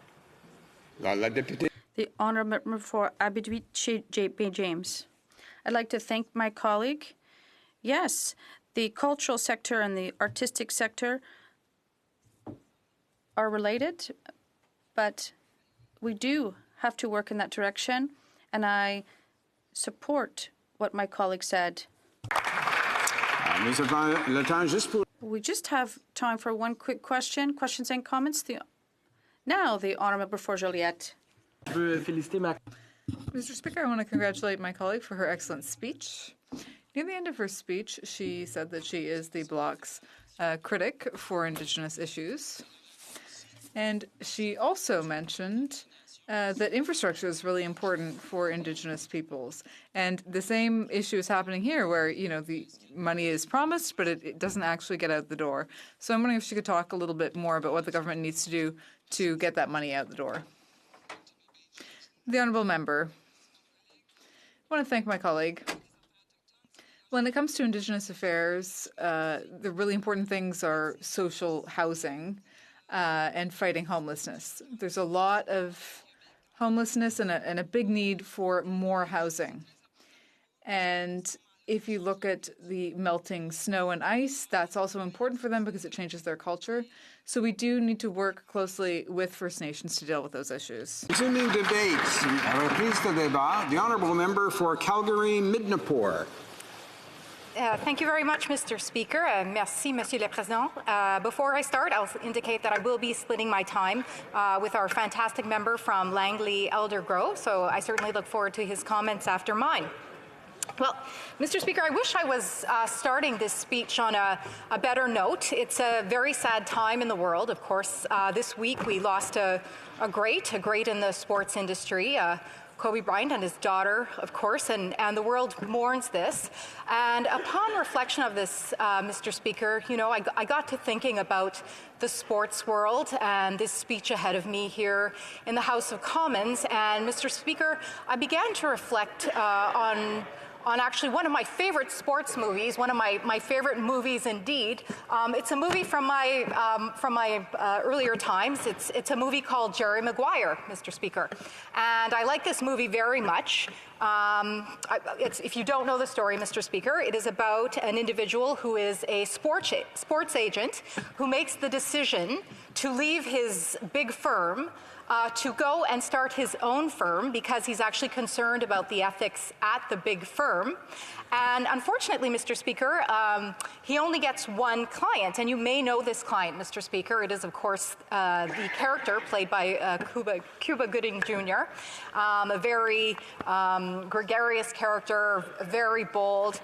But there is one line, Mr. Speaker, that he is known for in the movie, which comes to my mind here as we discuss this Opposition Day bill, and that is, show me the money. Show me the money.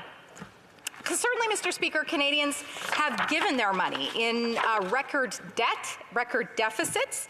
The federal debt as of 2017-2018 budget was $671.3 billion, not a small amount, Mr. Speaker.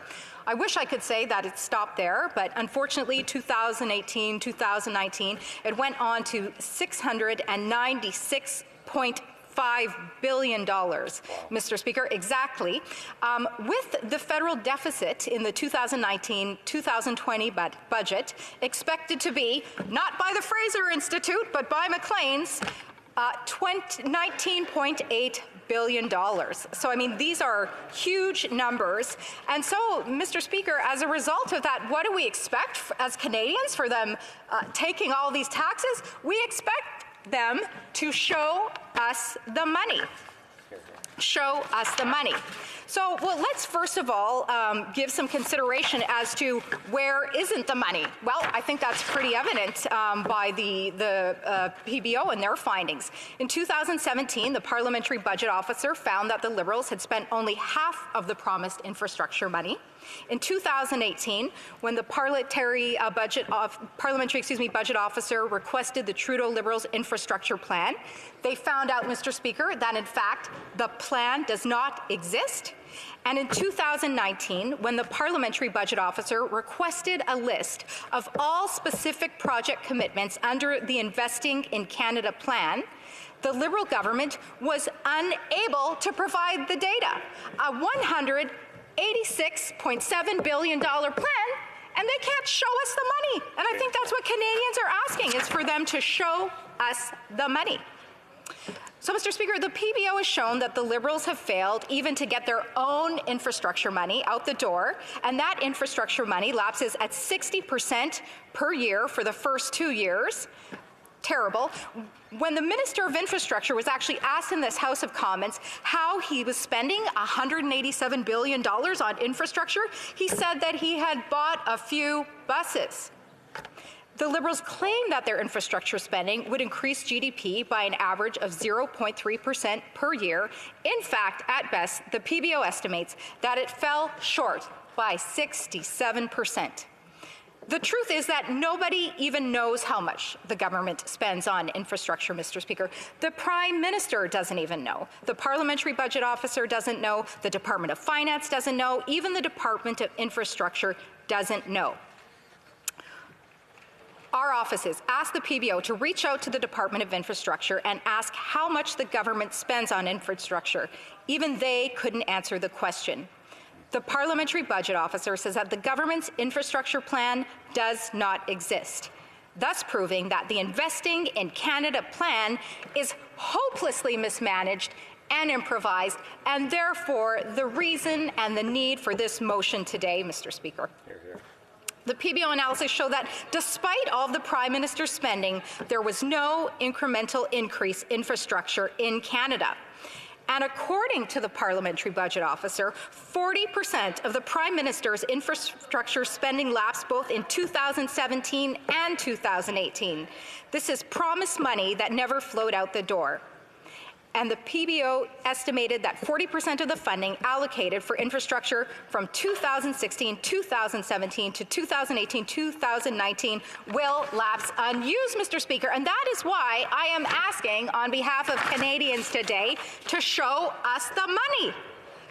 Statistics Canada's infrastructure economic accounts shows almost no increase in infrastructure. However, spending between 2015 and 2018, the most recent years available, annual inflation adjusted infrastructure investment went from $70.7 billion to $71.5 billion. There was only a tiny $0.8 billion annual increase in infrastructure, despite a staggering $35 billion in infrastructure spending allocated by the Prime Minister over all of these years, Mr. Speaker.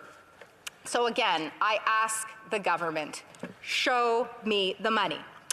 Well, after that, Mr. Speaker, I thought that, perhaps if we're not seeing it in these grand offices of the Parliament and of the Government of Canada, perhaps I could look closer. I could look in my own backyard to see some evidence of spending. Well, unfortunately, I can't see the money there either, Mr. Speaker. I look, for example, at a $4.4 billion pipeline, which my province is desperately in need of at this time. But unfortunately, Mr. Speaker, I understand there were some shovels in the ground as of December, but we look ahead to the future, far into the future, very frankly, and currently, Q2, Q3 of 2022 is the best case scenario completion date. That's 3 years. That's another 3 years lost in Alberta, Mr. Speaker. And again, I ask this government to show me the money. Let me look harder in my backyard, Mr. Speaker. Let me look to a very dear project to all Calgarians, the Green Line. The Green Line. After many years of humming and hawing and toing and froing, we finally get a commitment from the federal government. But guess when the implementation date is expected to be completed? 2026, Mr. Speaker. I'll be over 50. Hopefully my son will have a learner's permit by then. So again, I ask, Mr. Speaker, the government to show me the money. Now, Mr. Speaker, I can tell you 2 places where we can see the money. The first certainly is in the cost of administration of the infrastructure bank. If there's nothing built, well, there's some money there, which is currently, in 2019, $11.376 million, which includes staff compensation, professional fees, travel, but not a single infrastructure project. You know, someone please call John Williamson and get the waste report going again here, because we certainly can't. We see the money there, but certainly no infrastructure. There is one place, Mr. Speaker, we are seeing the money, but unfortunately it's not in Canada. It's in Asia with the Asia Infrastructure Bank, a $256 million contribution over 5 years, where we're actually 1% shareholders. That's pretty impressive. 3 pipelines over there, Mr. Speaker, none here, but 3 over there. And, of course, as my colleague from the lovely riding of Calgary-Shepherd indicated today, in fact, we're actually seeing this money moving from gift to investment. So we're not even being transparent of how we're recording it, much less how we're spending. And I don't even want to talk about the Belt and Road Initiative around the world that we're contributing as a result of these investments. So, Mr. Speaker, as I go to wrap up here, I will say that this government has continued to be a tax and I can't even say spend, because we haven't spent the money. I wish this was at least a tax and spend government, but it is just a taxing government. So they continue to take our money through these taxes, through these debt and deficits, as I have indicated at the beginning of my time here, which I see is quickly concluding. So in the end, I would ask, on behalf of Calgarians, Albertans, the good people of Calgary-Minnepore, and Canadians, show me the money. The Honourable questions and comments. The Honourable Parliamentary Secretary. Happy to show the member the money, but I need her to explain why the provincial government in Alberta just cut the Calgary transit budget by 86%. While the Green Line project, which we approved and were prepared to spend money on, has suddenly now disappeared as a project because of a cut from $550 million from the province to $75 million. And without the provincial contribution, you don't match the federal dollars and they don't flow. I'd also could show the member opposite a $200 million investment that the previous government had made before Kenny came to office. He's cut $200 million, and now the LRTs won't be rebuilt. Federal dollars are going to match the provincial dollars there, but because Kenny has spent the infrastructure budget, the federal dollars now don't flow. So the hard part about our infrastructure program is that we don't spend the money unless there's a real project. We don't send money to Alberta hoping they may someday decide to build transit projects. When they start to get constructed, we cash out the receipts as they're submitted to us, which was part of the reason as well, while the money remains in Ottawa until such time as the city spends it. But fundamentally, if the Conservatives in Alberta are worried about unemployment and worried about construction trade workers getting jobs, destroying the project, destroying the Green Line project by cutting 86% of the provincial contribution, therefore eliminating the federal contribution, a project that we had already approved and were ready to build. When you do that, it's pretty hard to show you the money because you don't want to spend it. The Honourable Member for Calgary. Menopur. Thank you. Madame la Présidente. Well, first of all, I'll say I actually think you're right. That wasn't Kenny's announcement originally. It was actually the member for Calgary Nose Hill's announcement originally. So I thank her very much in her portfolio of Western diversification for doing that. But Madam Speaker, I think it's actually very rich that the parliamentary secretary stand there and lecture me on that when he was actually just in my city, not 2 or 3 weeks ago, announcing 200 spaces for housing. Do you know why we need those 200 spaces for housing? Because his government has destroyed my economy there, has destroyed our economy there. So thanks for the 200 spaces. Why don't you do something significant to bring back the economy in Alberta? Thank you very much. Good answer. Questions et commentaires, questions and thoughts? L'honorable député de Shefford. The honourable member for Shefford. I want to thank my colleague for her speech. When it comes to transparency and efficiency, I think my colleagues at the Bloc Québécois have demonstrated that the provinces, including Quebec, are really in the best position to understand the needs of their citizens. So I'm wondering why the member voted against a motion that the Bloc brought forward to respect provincial jurisdiction, and saying that anything that went against a province's ability to govern their own issues should take precedence. Thank you. Honorable député de... The honourable member for Calgary-Midnapore. Présidente.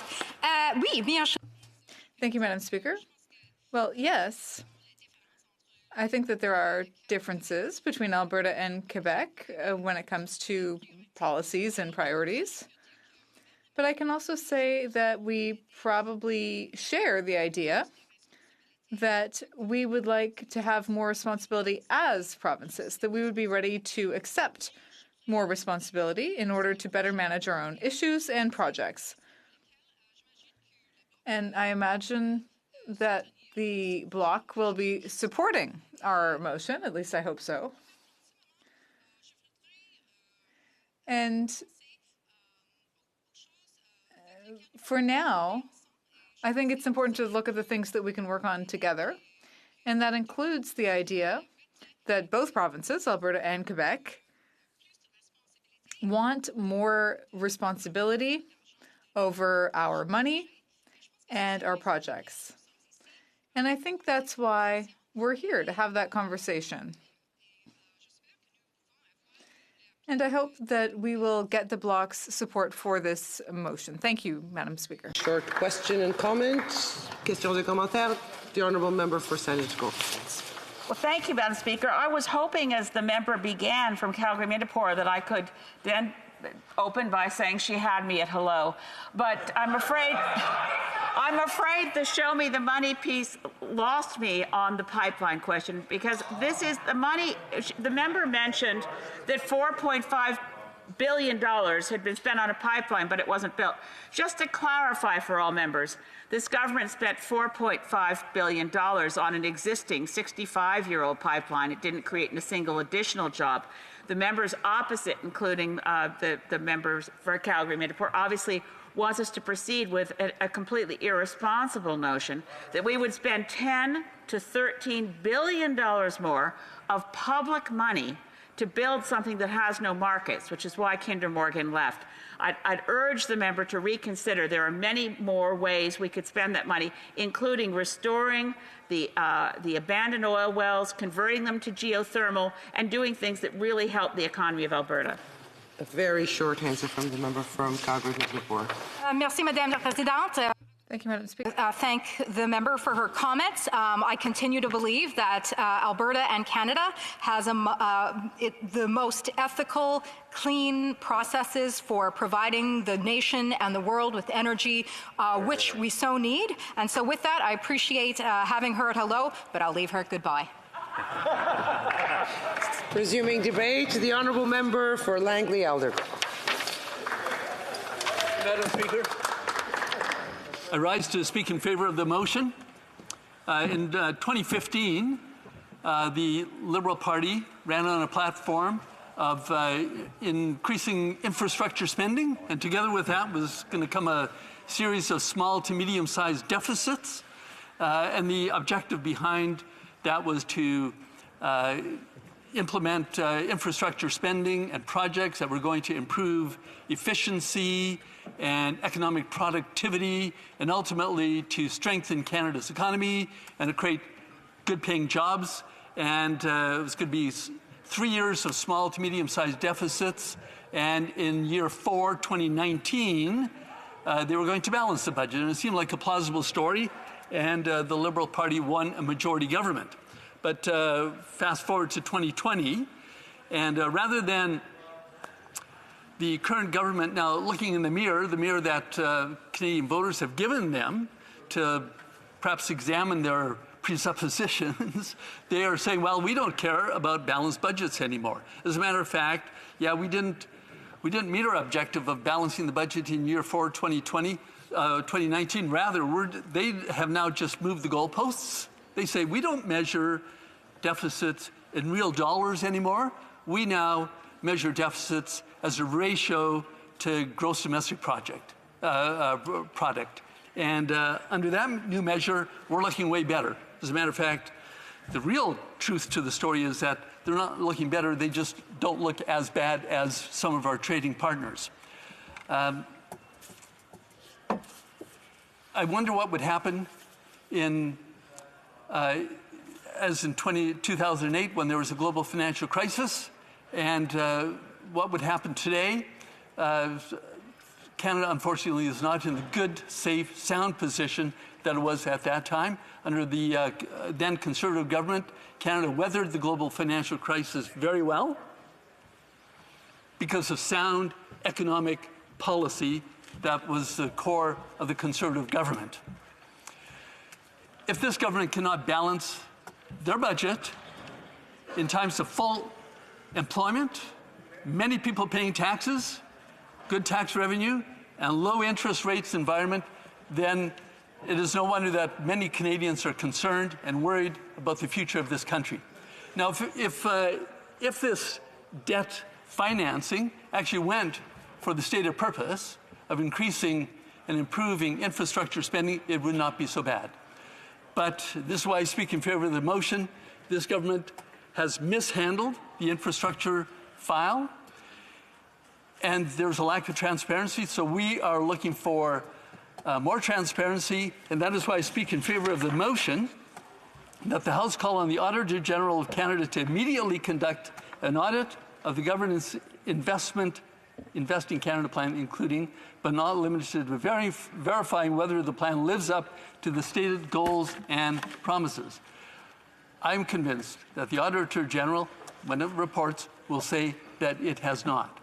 Now, I've heard members from the other side say that, well, we're having trouble spending the money because of lack of cooperation from provincial governments and municipal mayors. Well, I can tell you that there are a couple of projects in the Fraser Valley that would love to have a commitment from the federal government. I've spoken with the mayors in my riding, Langley, but also in West Abbotsford. My riding also extends into West Abbotsford, and so I've spoken to the mayor of Abbotsford as well, and they are fully in support of expanding Highway Number 1, and I thank my neighboring member of Parliament for speaking in favor of that great project. So many people are tied up in traffic every day, every morning. There's a big long lineup of people getting into Metro Vancouver. So it is high time that this project, Highway 1, is expanded. It was pointed out by a member of Newton that the government, Conservative and Liberal governments, have supported the expansion of Highway 1 as far as exit 264. But that only tells half the answer. That's now where the bottleneck is going to be. Highway Number 1, Trans-Canada Highway, was built in the mid-60s, and beyond exit 264, there has never been any expansion. It is still a two-way highway. It is a core transit corridor, and it is high time that it expanded. I also want to talk about SkyTrain expansion. The western part of my riding is in Metro Vancouver, and all the mayors in Metro Vancouver, 21 of them, are fully in support of SkyTrain expansion. There's a commitment funding commitment from 3 levels of government to bring SkyTrain to the Fleetwood area in Surrey. But we're looking for another $1.6 billion to complete the project to bring it all the way to Langley. Now, we point out that $1.6 billion is less than 1% of the total $186.7 billion that has been committed for infrastructure spending. So that is one project that has full support from all the mayors of Metro Vancouver and the members of Parliament, the members of the Legislative Assembly as well, both Liberals and NDP. So there are a couple of projects that have full support of the members of my constituency, the mayors, and the members of the Legislative Assembly. Those are shovel-ready. They're ready to go. We are looking for the federal government to come forward and support those 2 projects. Thank you, Madam Speaker. Questions et commentaires, questions and comments. The Honourable Parliamentary Secretary. Langley is a beautiful city, and I'll read from its wonderful news service, the Langley Advance Times, a headline from October 16th, 2016, as a result of our infrastructure program. And the headline is very clear about exactly where dollars have landed. Langley City, among the first BC municipalities to benefit from the new federal infrastructure grant. In fact, it was the largest grant in BC in 15 years. The largest grant arrived in your city. The difference between BC and Alberta is in BC you've got a provincial government that wants to partner with municipalities and partner with the federal government and deliver real results. In Alberta you've got a provincial government that wants to cut. Could the member opposite explain to me the conservative theory that somehow propositions the fact that you can build SkyTrains, or you can build highways, or you can build water sewage plants with tax cuts? I was a municipal councillor for 10 years. I never saw a single piece of infrastructure built with a tax cut. It's built with investment. And I know I'm not going to get a thank you for the investment in Langley. We got that from the previous MP. But what I will tell you is this, is the largest investment that was ever made in Langley by a federal infrastructure program was made by this government under this program. Thank you. Bravo. The Honourable Member for Langley Aldergrove. Well, I will take the opportunity to thank him and the Liberal government for that investment. It was very much appreciated. What I'm telling you today is that I'll give credit where credit is due. But I'm just telling you that that SkyTrain, we're looking for an expansion of that. We're ready for it. So you bring it on. The mayors, I understand, are going to be here in Ottawa next week. They're going to be talking to you. And it certainly has my support, has the support of the members of the MLAs as well. Both NDP and Liberals. Make it happen. Questions et commentaires, questions and answers. Resuming debate. And I have the Honourable Member for Dorval-Lachine-LaSalle. Merci, Madame la. Thank you, Madam Speaker. It's important to take stock of the Government of Canada's commitment to build strong, dynamic communities that Canadians will be able to benefit from for generations to come. The government understands the need to build sustainable communities that bring Canadians together, ensuring they have access to services, programs, and cultural and social opportunities where they live and work. Sociale. C'est ce qui ressort. That's what we heard from Canadians across the country. We heard it from Indigenous partners as well as from provincial, territorial, and municipal leaders. They told us that they needed strong, safe, livable, and prosperous communities in order to be successful. And that is why our historic long-term Investing in Canada plan is based on 3 key objectives: creating long-term economic growth for communities across Canada, supporting a low-carbon, green economy, and building inclusive communities for all Canadians. Pour y parvenir, to do this, we're investing more than $180 billion over 12 years in 5 main infrastructure priorities: public transit, green infrastructure, social infrastructure, trade and transportation infrastructure, and rural and northern communities infrastructure. Madam Speaker, I forgot to mention that I would be sharing my time with the Honourable Member for Winnipeg North. Thank you. These priorities are broader than one department alone. The plan is being delivered by 14 different federal departments and agencies, including Infrastructure Canada, working together to make Canada's communities strong, vibrant, healthy places to live. Infrastructure Canada manages the Investing in Canada Infrastructure Program, which is providing funding through bilateral agreements between the department and each of the provinces and territories. This federal investment includes 4 funding streams: $20.1 billion for public transit, $9.2 billion for green infrastructure, $1.3 billion for community, culture, and recreational infrastructure, and $2.4 billion for wide-ranging infrastructure needs in rural and northern communities. I'd like to speak to you today about the importance of and investments being made in Canada's community, culture, and recreational infrastructure.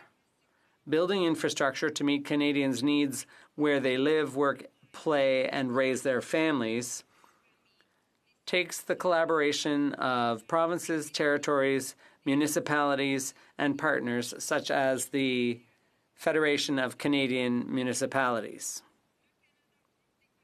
Our country is made up of communities of all sizes, and our government recognizes that the success of our country as a whole depends on building safe, attractive, and inclusive places that Canadians can call home. All of these investments have economic benefits, but the social benefits cannot be understated. Because when we build inclusive community centres, we encourage Canadians of all ages and abilities to come together, learn about each other, engage with each other, and get involved in physical activities that will help them increase their quality of life. Investments such as $6 million for the new Ben-Calf Robe School in Alberta, which will enhance the ability of Indigenous communities to teach, promote, and preserve their cultural heritage within Canada without having to leave their home communities. Or the $16.1 million investment in 6 new cultural and recreation facilities for members of the Tawasan First Nation and surrounding communities in British Columbia. These funds will go to renovations and retrofits for an arena in Coalwood, an Indigenous cultural center in Lake Country, a new field house for the Sportsplex in North Cowichan, a new community building in Williams Lake, and a new culturally specialized multi-purpose community and recreation facility for residents and visitors to the First Sumas Nations to enjoy. These facilities help bring people together to take advantage of a wide variety of community services and programs. But more than that, for many First Nations communities, they help to foster cultural awareness, protect traditions, break isolation, and allow more families to stay and grow in their home communities. When we work together with the provinces, territories, municipalities, and communities to build safe, new affordable housing and new sports facilities, what we're really doing is building the Canada of the future, one community at a time. The Investing in Canada plan was designed to be flexible and responsive to the needs of Canadians. And I am pleased to report that through the plan, our government has invested over $57.5 billion in more than 52,000 projects in municipalities of all sizes. Almost all of these projects are currently underway or completed. Nowadays, the problems our communities are facing aren't the same as they were 50 or even 20 years ago.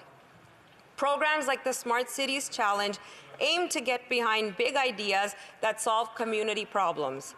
By using data and connected technologies, we can solve the issues communities are currently facing as well as the challenges of the future. And that is in addition to the reliable, predictable funding provided by the Federal Gas Tax Fund. The Gas Tax Fund provides more than $2 billion per year and benefits all municipalities across the country. This federal funding, which supports approximately 4,000 projects each year, flows from the provinces and territories directly to the municipalities, who are responsible for planning, identifying, and implementing projects under the 18 categories of eligible funding.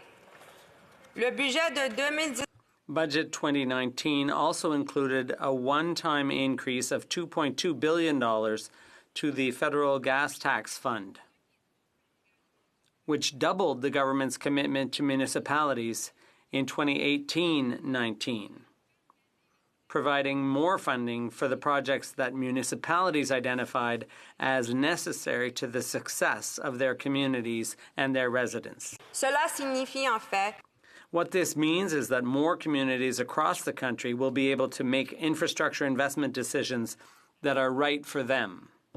they will be able to put funds toward the much-needed sports arenas, cultural centers, and natural green spaces their residents need, want, and deserve. And in turn, these investments will strengthen our communities, support their social and economic growth, and build a stronger future for all Canadians. They will also help strengthen communities during times of climate crisis. Parce que les coûts et les répercussions des changements Because the costs and impacts of climate change are significant and ever increasing, we know that the social and economic costs to building resilient infrastructure that will protect communities from disaster are less than disaster recovery costs. We know that catastrophic events are becoming more frequent here at home and around the world, so we have to start thinking about how we can use our resources to more effectively protect our communities. So by focusing on infrastructure that is cleaner, more efficient, and more resilient to time and to the effects of a changing climate, we are building a healthy, prosperous, and sustainable country for our children and grandchildren. with our partners, including the provinces, territories, and municipalities, who own approximately 98% of all core public infrastructure. En travaillant avec les By working with partners in all orders of government, Indigenous leaders, and stakeholders, we can build the communities that Canadians can proudly call home. And we can do it in a way that respects taxpayer dollars and protects and enhances our natural environment for generations to come. Thank you very much. Madame la Présidente. Commentaire. The Honourable Member for Northumberland, Peterborough South. Thank you very much, and thank you very much for the wonderful speech from the Honourable Member. I would just like to say, and the Honourable Member certainly told us about some great projects. My example, though, in my riding is it hasn't been as positive. There are many. There is an arena in Orono, Ontario that desperately needs repair. There's a waste treatment facility in Brighton that also needs help. There's lots of projects that need help. So I'd love to have a member to come down to my community so that I could show her some of the projects that need her help. And in addition to that, when I think of having the Auditor General in town or to do a review, I don't see any negatives coming from it. At best, perhaps they can have some ideas that will help the government get the money out quicker. Maybe the Auditor General comes back and says, you know what, everything is great, but we really haven't lost anything, and we could benefit tremendously from it. So I'm asking the member through the Speaker directly, will they vote for our motion? Thank you. Dorval-Lachine-LaSalle. Thank you, Madam Speaker, and thank you to my colleague for sharing a little bit about his writing and for his question. We are committed to transparency, so if the Auditor General would like to conduct an audit concerning this matter, he is welcome to do so. That's why the Parliamentary Secretary to the Minister of Infrastructure proposed an amendment that simply replaced the misleading preamble of this motion and left the main body intact, where it is open to the Auditor General coming in if he wishes to do so and performing an audit to verify if everything is in order. Thank you. Questions et commentaires? L'honorable député. The honourable member for Thérèse de Blainville. No, whoops, I got it wrong. I'm sorry. Beauport-Limoilou. Thank you very much. Where is she? Merci, Madame. Thank you, Madam Speaker, for giving me the floor, which I almost missed. And thanks to my colleague for her kind words. A number of parts of that speech were very interesting and instructive, and the list of projects. But there was one thing that didn't make that much sense to me, and that was when it comes to the 18 eligible categories and working with the municipalities. Everything has to be structured, of course, but infrastructure remains a matter that comes under the jurisdiction of the Quebec government. And we're asking for the funding without strings attached. And when you talk about eligible categories, it smells like strings are attached. I get the impression that the federal government intends to go directly to the municipalities behind the back of the government in Quebec City. Can my colleague explain all of that and reassure us, above all? The honourable member.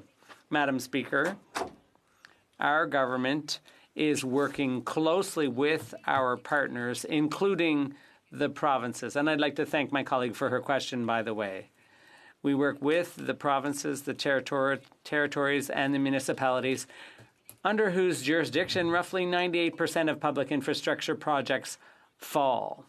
I'll give you an example. Public transit. We take into account ridership and the population to be served, and this is a matter for the federal, provincial, and municipal governments to work on together. So, as usual, we will continue working with those partners, and I hope that our colleagues will be able to understand that it's very important for there to be infrastructure and for everyone to work together. Thank you very much. Questions and comments, very briefly. Vancouver East. Chair, Madam Speaker, and thank you to the member for her comments. With respect to the infrastructure issue in the motion today, of course, it is important to have accountability, and so the NDP supports the motion. But with respect to infrastructure programming, one of the issues for local communities, for municipalities, of course, especially for the smaller communities, coming up with that 1/3 of funding is very difficult for them. And so to that end, I wonder whether or not the government has entertained or contemplated adjustments to that infrastructure requirement, as well in terms of soft infrastructure. One of the key issues for my community in Vancouver East, to which I'm very proud of, we are in fact a community with the largest per capita of artists in the country, and we are in need of great infrastructure in the cultural and artistic community, and particularly we're losing studios at such a rapid rate that many of the independent. We need to get to the answer, please, from the honourable member of Dorval-Lachine-LaSalle. Very quickly. Thank you very much, and I thank my colleague for her very important question. Cultural centers and community centers are very important so that a community can get together and bond and share and be there for each other in times of need. And as I mentioned, in a very detailed way, very concretely, that what projects are in place, and if Canadians want further information, they could go on the infrastructure website and see what projects have already taken place and the future ones that are going to come along. Thank you very much. Resuming debate, the Honourable Parliamentary Secretary to the President of the Treasury Board. I'd like to put this into a bit of a perspective, if I may. You know, the City of Winnipeg recently released an infrastructure program where it's actually established priorities. And I believe it's somewhere in the neighborhood of about 45 priorities that they have established. When you take a look at the cost of those 45 projects, it's well over $5.5 billion, Madam Speaker. And that's just 45 projects. If you read through the projects, it doesn't include many of the communities, streets, neighborhoods in the area that I represent or other members of Parliament represent throughout the City of Winnipeg. It is virtually an endless pit in terms of just how much money we could be spending on fixing roads, back lanes, community structures, and so forth. And if you want to get a sense of it, maybe take a look. You know, Winnipeg, City of Winnipeg is not the only community that actually publishes documents that illustrate how it is that they've prioritized the importance of spending infrastructure dollars. We're one of many cities in Canada. We're a population of 700,000. You can only imagine the demands for infrastructure across our country, in all regions of our country, whether it's urban or rural, Madam Speaker. Now, when I was in opposition a number of years ago, I had stood up and I had challenged the then Harper government to seriously look at investing nationally in infrastructure. I had pointed out the types of deficits of infrastructure that were in the City of Winnipeg. And I believe back then I even underestimated it, Madam Speaker. There is nothing new. This has been happening now for many, many years. And the difference is back in 2015, we had one political party that was actually campaigning back in 2015 saying that we wanted to invest in Canada. We wanted to invest in Canada's infrastructure. And that is something that municipalities, urban, rural, and many different stakeholders were wanting to hear, Madam Speaker. Because for so many years, the Harper government was starving the investments in infrastructure and helped create a massive, or adding to, the infrastructure deficit. So when we had taken the reins of government back in 2015, there was no one in Canada that was surprised that we came out with record amounts of commitments towards building Canada's infrastructure.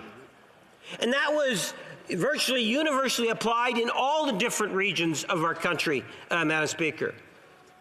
Now, back then, we had Conservatives and New Democrats that were more focused on, well, we have to balance the budget, not realizing by investing in infrastructure, we're building the economy, and by building the economy, it helps the larger picture, including revenue that comes back to the government, Madam Speaker.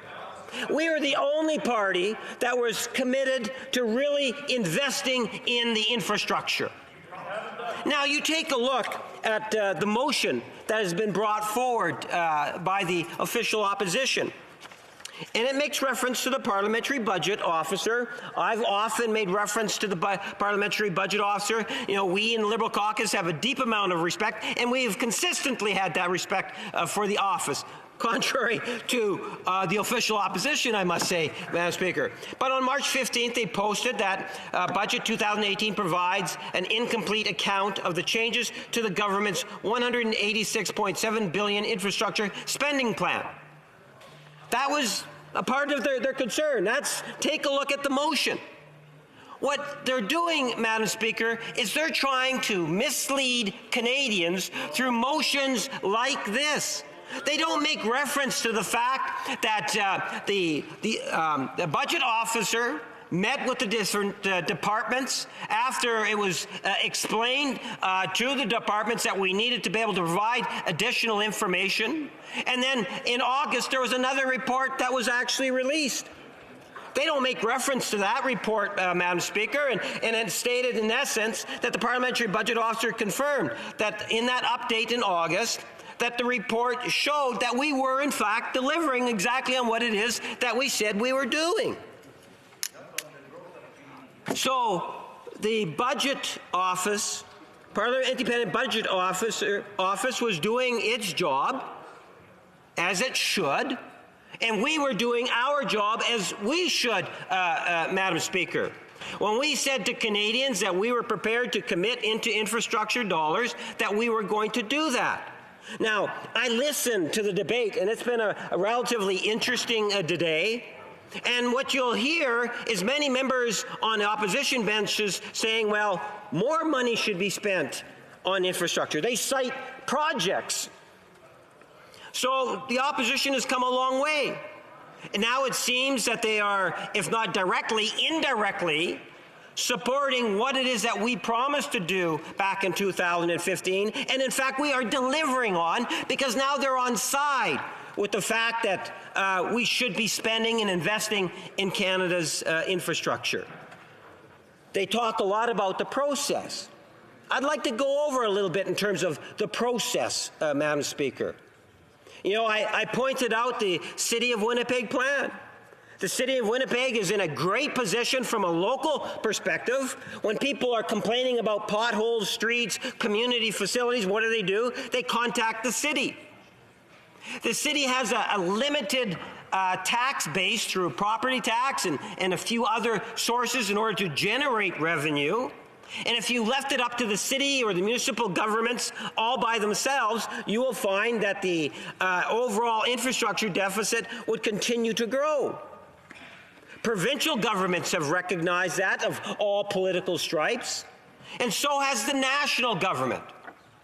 But in the last 4 or 5 years, we have seen a national government that truly cares about the infrastructure. So we have actually done two things. Not only have we allocated record amounts of money out for infrastructure, but if you take a look at the last budget that we presented, we actually doubled down for that one budget year on the gas tax.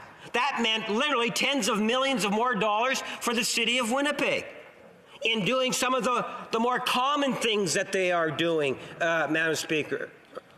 Things such as fixing up those potholes, maybe identifying some streets in Winnipeg North and other ridings that needed a little bit more attention. But we very much have been dependent in terms of the local levels of government to establish those priorities, work with the provincial entities, and see if, in fact, we can get the different levels of government participating, Madam Speaker. That is the essence of what has actually been taking place. Would we have liked to have seen some additional projects? I personally would have loved to have seen the Chief Peguis extension. And the member from Kildonan stood in her place earlier today talking about the Chief Peguis, or maybe it was yesterday, talking about the Chief Peguis extension. I agree it's important.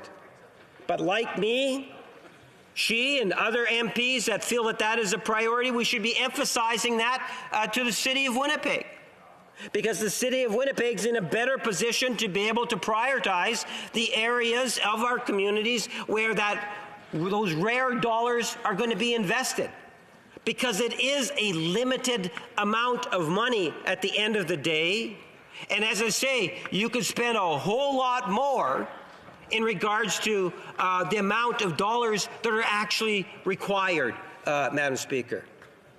I am very proud of the fact that we have a national government that is committed to investing in infrastructure. I would challenge any member of the opposition to demonstrate in the last 50 years where we have seen the type of commitment that this government has committed to building Canada's infrastructure from coast to coast to coast. Thank you, Madam Speaker. Questions and comments? The Honourable Member for Brandon Souris. Yes, thank you, Madam Speaker. I listened with interest to my colleague along the way there, across the way from Winnipeg North. I just want to bring three things to his attention. You know, the 3 points to be made here. The one that the Harper government, the previous Conservative government, governed in a recession. This government's never been in a recession. The previous government Conservative government invested $150 billion. They may cause one, Mr. Speaker, but they haven't governed in one yet. Yeah. And the previous government invested $150 billion in infrastructure during a recession to save jobs and corporations in this country, including the auto industry and others, Mr. Speaker, and we're very successful at it. This government has, and they got the money at the door. This government has said they've got an investment plan in infrastructure, but they haven't got the money out the door. The third thing is that the previous Conservative government, while they got the money out the door in a recession, also had a plan to balance it in 7 years and did it in 6. And this government, not in a recession, hasn't spent the money and still got a huge deficit on top of it all. Does this mean my colleague across the way agree with me? The Honourable Parliamentary Secretary. Yeah, Madam Speaker, I don't agree because it's factually incorrect. In fact, if you take a look at Stephen Harper, when he assumed power, he actually inherited a multi-billion-dollar surplus. And the recession didn't occur until after 2 years of him being in that majority situation. Right. And in those first 2 years, Madam Speaker, he had 2 years of deficits. And if you add up the total deficits over the Stephen Harper era, it's well over $150 billion. So the facts of reality or history will clearly demonstrate that maybe the question could have been a little bit better phrased. Questions and comments, the honourable member for Repentigny. Thank you, Madam Speaker. I'd like to thank the honourable parliamentary secretary for his speech. But he hasn't put his finger on the problem. For the Bloc, the problem is not investing in infrastructure. No, it's good to do so. The problem is that when they impose federal standards in Quebec and in the provinces, and I'll give you an example. At the airports, for example, whether it's infrastructure, to have airports in the middle of a cornfield. Why can they do this? Because the federal government imposes its standards. It's just one of many examples. So I'd like to hear from the parliamentary secretary, why is it so complicated for the government to allow what the Bloc Québécois is asking for is a block transfer of funds? Terry. Madam Speaker, what the Bloc wants is to say, here's X number of dollars and just give it to the province. Who cares in terms of how the provinces spend that money? And I think that what we need to recognize is that Canadians in all regions, including the province of Quebec, recognize at times there's a national interest. For example, we have, as a government, want to see infrastructure built to complement, green initiatives. So a part of that infrastructure dollars is being encouraged to ensure that we're more sensitive to the environment, and it's universally applied across the entire nation, Madam Speaker. I see that as a good thing. We are responding to the citizens of Canada in all regions. Not all provinces might be as progressive as other provinces, and it's important that the national government demonstrate leadership. So when I see, the tie-ins in which the Bloc would oppose, I see opportunities for Canada as a nation to move forward in an area such as building our infrastructure in a multifaceted way that includes consideration for our environment, something in which I know many people in Quebec and across Canada are very much in favor of.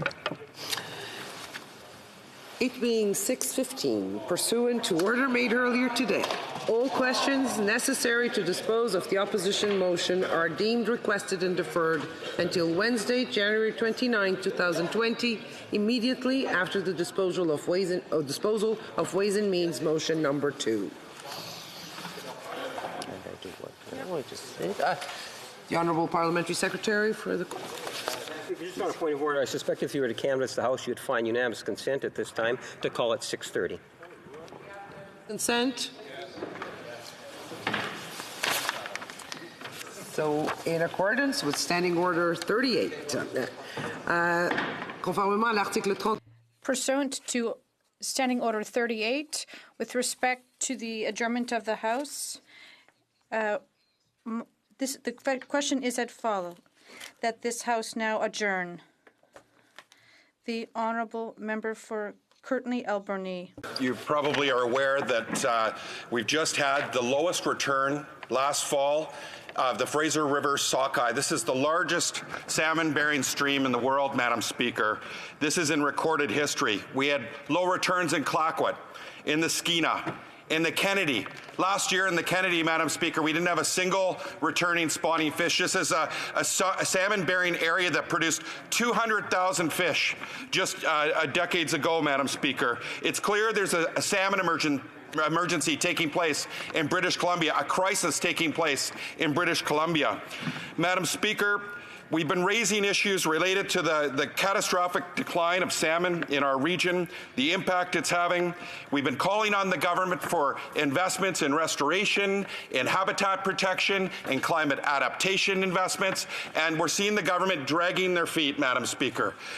We just had in 2019, our commercial fleet were only able to harvest 3.5 million pounds of salmon, compared to almost 37 million pounds in 2016 and 2019. This was the lowest year since 1951, Madam Speaker, where we harvested 200 million pounds. So we are seeing, as I said, a catastrophic decline in the amount of salmon. Madam Speaker, the government has dragged their feet when it comes to dealing with salmon farms and open cage salmon farms, Madam Speaker. We've had a terrible year. We had the highest infestation of sea lice. We've seen disease escalate, and the transfer of PRV and infected fish into open net fish farms. We've had a massive die-off where 200,000 fish died, and the industry just blew it off as a natural cause, Madam Speaker. And then we just had an escape of 20,000 Atlantic salmon, foreign species, Madam Speaker, in Pacific waters over the holiday season. I just want to read a quote from the BC Supreme Court, Bruce Cohen, in the Cohen Commission. He cited, quote, "The potential harm posed to Fraser River sockeye salmon from salmon farms is serious and irreversible.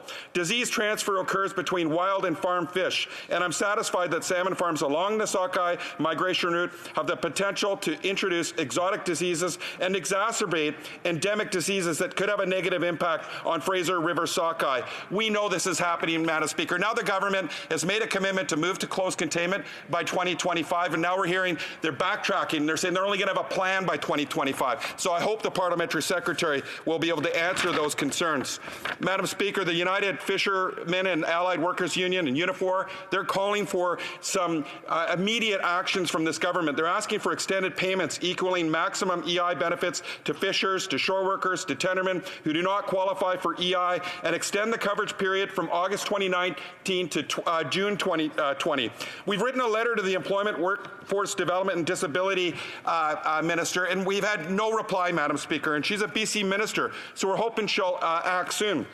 That she'll refund the salmon license fees paid for the 2019 season, make moorage and small craft harbors free for salmon vessels, and make forgivable loans up to $10,000 available to vessel owners for repairs and maintenance, and implement the report that the Fisheries and Oceans Committee unanimously supported on sharing risks and benefits. We're calling on the government to come up with an emergency aid package, a record amount of investments in restoration, enhancement, adaptation funds, and we need this government to do this immediately, Madam Speaker. People are losing their boats, they're losing their homes, cupboards are empty, the ecosystem will crash if we don't save our wild salmon. Will this government be the government on the watch that watches our wild salmon go the way of the Atlantic cod? The Honourable Parliamentary Secretary to the Minister of Fisheries and Oceans. Madam Speaker, I would like to start by thanking the member opposite for his question on this issue, and I would like him to know that I share his concerns regarding the health of our Pacific salmon stocks. Protecting Pacific wild salmon is a priority for our government, and that is why we are taking urgent action to ensure that they are sustainable for generations to come and to support the communities who depend on them. In BC in particular, salmon are iconic. They feed people, they contribute to our economy, they feed our southern resident killer whales, and they have immense cultural significance to Indigenous people. This is why our government has worked so hard to implement the wild salmon policy, to return protections and add modern safeguards to the Fisheries Act, and to create a $142 million salmon fund in partnership with the province of British Columbia. And obviously, there is still a lot of work to do. Sadly, today, many runs are in steep decline. As a direct result, the number of factors, including habitat destruction, harvest, and the effects of climate change. In 2018, the Committee on the Status of Endangered Wildlife in Canada reported that 8 of 16 salmon populations are considered endangered. 4 are threatened, 1 is of special concern, and the health of 2 remain unknown. In fact, just a few weeks ago, I visited Big Bar with the Minister of Fisheries and Oceans to see firsthand the impact of the rock slide on the Fraser River. This was the minister's first visit to British Columbia as minister, and the fact that she spent her first days in the province meeting with Indigenous communities and stakeholders around wild Pacific salmon show how large of a priority this is to our government. The sheer magnitude of the rock slide and the effect on migration of salmon cannot be understated. The hard work and collaboration on the ground between BC First Nations, technical experts, the province, industry, and other stakeholders has been an inspiring effort and will continue as we move forward. Recently, we announced a contract to begin work on rock remediation to allow for fish passage come spawning season, and we are hopeful for a long-term solution. This phase of work will go into the spring and should be completed before the first salmon runs arrive. The work will include breaking up and removing rocks from the site of the landslide, some of which are the size of homes. British Columbians need to understand the scale of this problem. We are literally working to move mountains. The slide extended from an area almost 35 stories high and as wide as 18 stories across. It has been said that it is enough debris to fill up 10,000 dump trucks or fill the Pacific Coliseum. We are hopeful that our efforts will be enough to create safe, natural passage for the 2020 runs, but we are preparing for the chance that we need to do more. That's exactly why we have established 2 technical working groups to help guide our contingency planning. Failure is not an option when it comes to protecting wild salmon, and we will make sure every possible contingency is examined. In the case that the slide area continues to present a height or water velocity barrier in the 2020 season, we will be prepared. Indeed, it has been a particularly challenging year for workers and their families whose livelihood depends on this industry, and we sympathize with them. That is why the Minister of Fisheries and Oceans recently spoke to the Minister of Employment and Workforce Development, and we are working with all our departmental colleagues to explore all options available. Madam Speaker, the seriousness of this issue cannot be understated, and our government is giving it the level of national importance and attention that it deserves. Thank you. The honourable member for, from Courtenay-Alberni. Madam Speaker, his sympathy is not enough. We're talking about it's like a natural disaster. It's like a forest fire in northern Alberta or the floods in eastern Canada where the federal government came to the plate with an emergency package. They need to do that in British Columbia, Madam Speaker. It's going to be under their watch that Pacific salmon are going to go the way of the Atlantic cod. It's gut check time, Madam Speaker. Does this government have the intestinal fortitude, the courage to do the right thing, Madam Speaker, and that's deliver an aid package? And we're counting on this parliamentary secretary who's from British Columbia to be the spokesperson, to stand up to his cabinet and ask them to do the right thing. People are losing their homes. This is our food security. Everything is interconnected on the West Coast. Our whole ecosystem relies on our wild salmon, Madam Speaker. People are losing their homes. And despite the Big Bar slide, and we appreciate the efforts there by the government, they had the lowest return in the Fraser. And this was before the Big Bar slide, Madam Speaker. This government needs to take action, and we're counting on this member right now. Minister of Fisheries and Oceans and the Canadian Coast Guard. Thank you, Madam Speaker. As I stated in my previous speech, wild Pacific salmon are a priority for our government. That is why we've restored protections in the Fisheries Act, invested in coastal restoration through our $1.5 billion Oceans Protection Plan, and increased our level of ocean protection from less than 1% in 2015 to more than 13%, and we're going to go further and take it to 25%. We are investing in projects under the $142 million BC Salmon Restoration and Innovation Fund that will help conserve and protect Pacific salmon. This includes, as 2 examples, the Innovative Habitat Restoration Demonstration, which is being led by the British Columbia Conservation Foundation, and another project which will allow First Nations to partner on activities to assess, prioritize, and restore critical salmon habitat in a wide variety of river systems throughout the province of British Columbia. Madam Speaker, our government is taking action to ensure that we continue to protect and restore our salmon stocks on the West Coast, and we are going to do even more going forward. L'honorable député. The honourable member for New Brunswick Southwest. Mr. Speaker, during tonight's adjournment debate, I'll be speaking about the privacy rights of my constituents.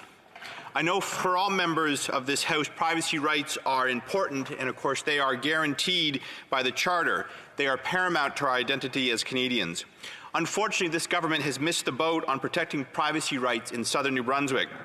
Some of you may recall my question last year about Canada Post mail delivery to a beautiful part of my riding called Campobello Island.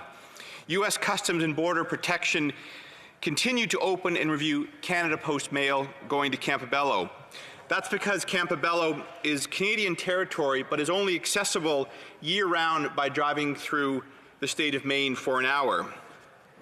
The government responded to my question by stating, quote, "We will be looking at this matter and we will have further things to say on it in the future."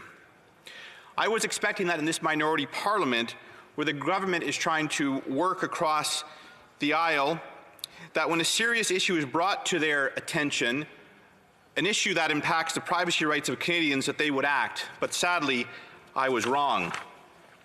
My office has received a letter from Canada Post, which I will table after these adjournment proceedings. And quite frankly, the response from this government-owned Crown agency, Canada Post, is tone deaf. They say the United States has a right to open the mail through Canada, and Canada Post understands, quote, "if this has caused you concern." Second, it says that the delivery route through Maine is, quote, "the only available option beyond seasonal ferry service," end quote. But from what I understand, Canada Post has not requested use of that seasonal ferry service. They have not contacted the ferry operator whose craft is in the water and available for private or public charter. Third, the letter says Canada Post is working on resolving the matter with the United States government or officials and hope to see, quote, "fewer delays in the coming weeks," end quote. Mr. Speaker, nearly 2 months have come and gone. And here's the problem. The letter closes by saying, quote, "timely service, and we ask that you refrain from ordering or sending items that cannot be sent by mail or that could be seized by a customs agent, as they may delay passage of all mail through the border." So what Canada Post is asking is for Canadians living in Campobello just to use the mail less or not to use it at all.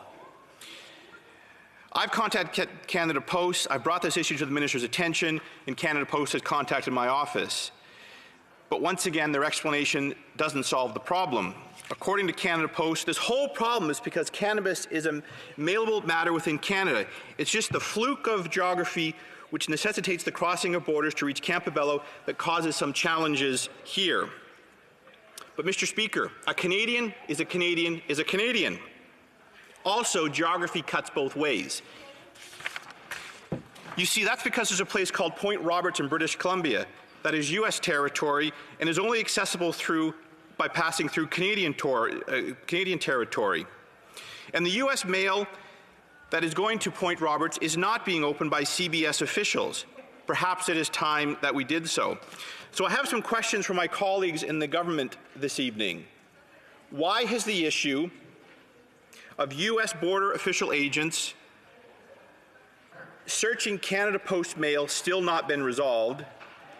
And what will they do today, not in the future, to protect the privacy rights of Canadian residents living on Campobello?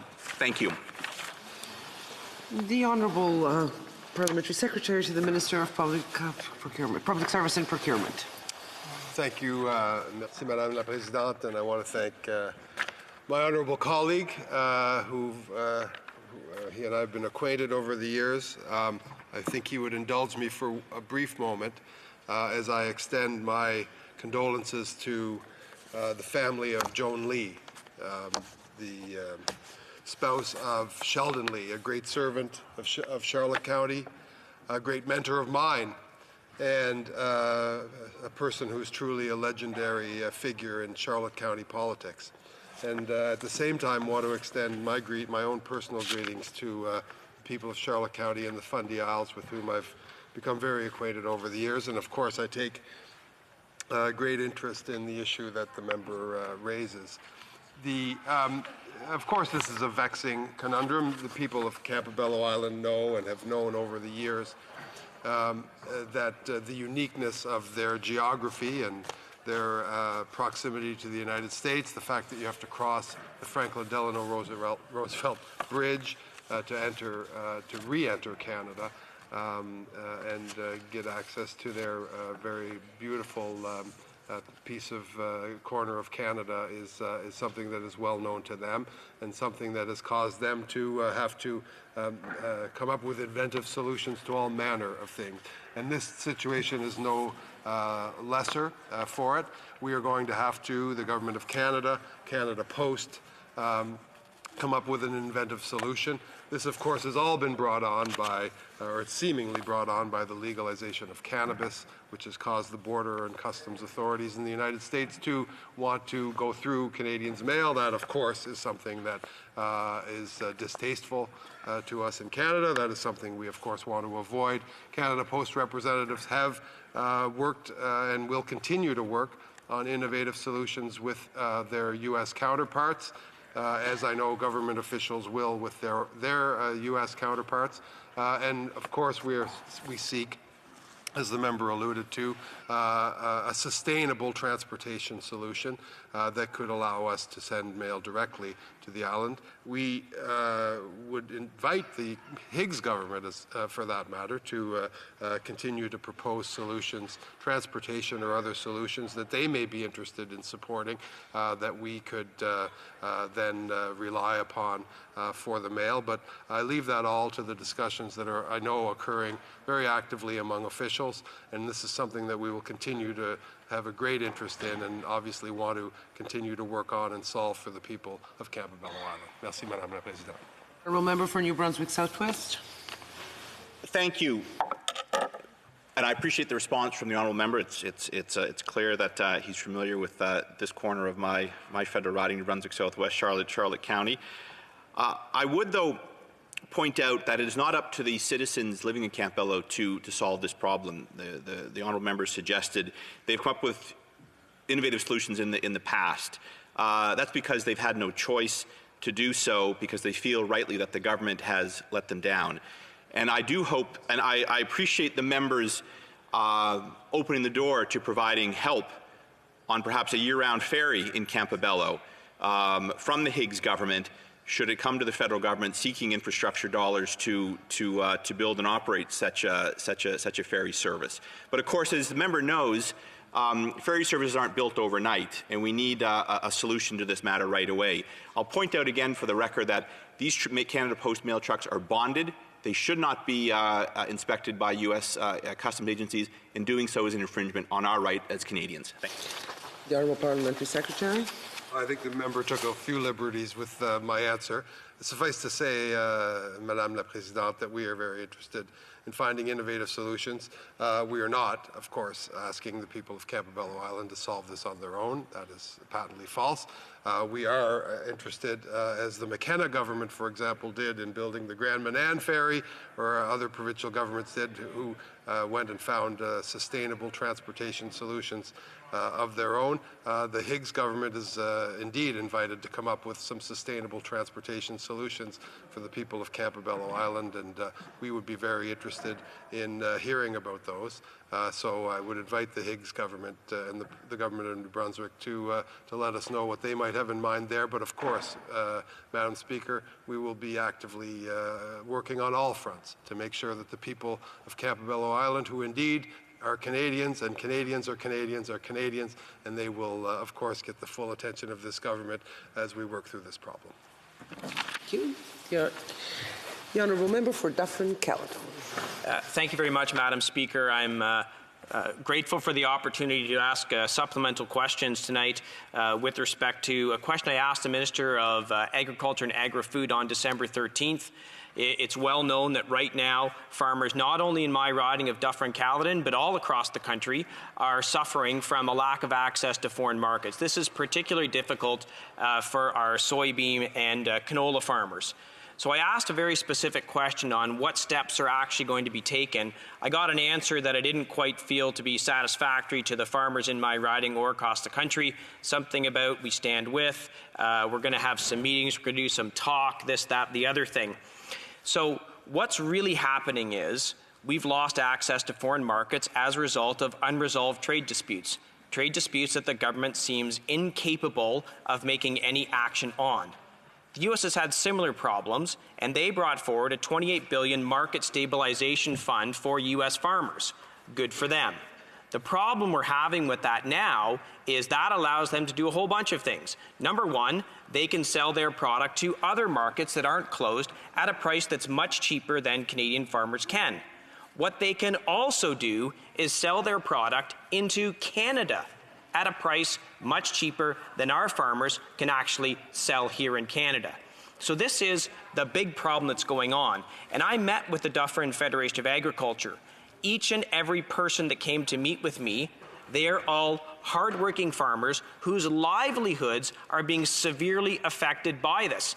And most farmers don't just farm soy, they don't just farm canola, they have a whole bunch of other things they do. So on top of this issue, they're now struggling with the fact that they had a wet harvest in Ontario. They're now having to pay to dry their corn and wheat. And on top of that, they're getting slammed with a carbon tax. Some farmers are getting bills for $1,400 worth of carbon tax just to try and dry their product so they can get it to market, with no relief in sight from this government.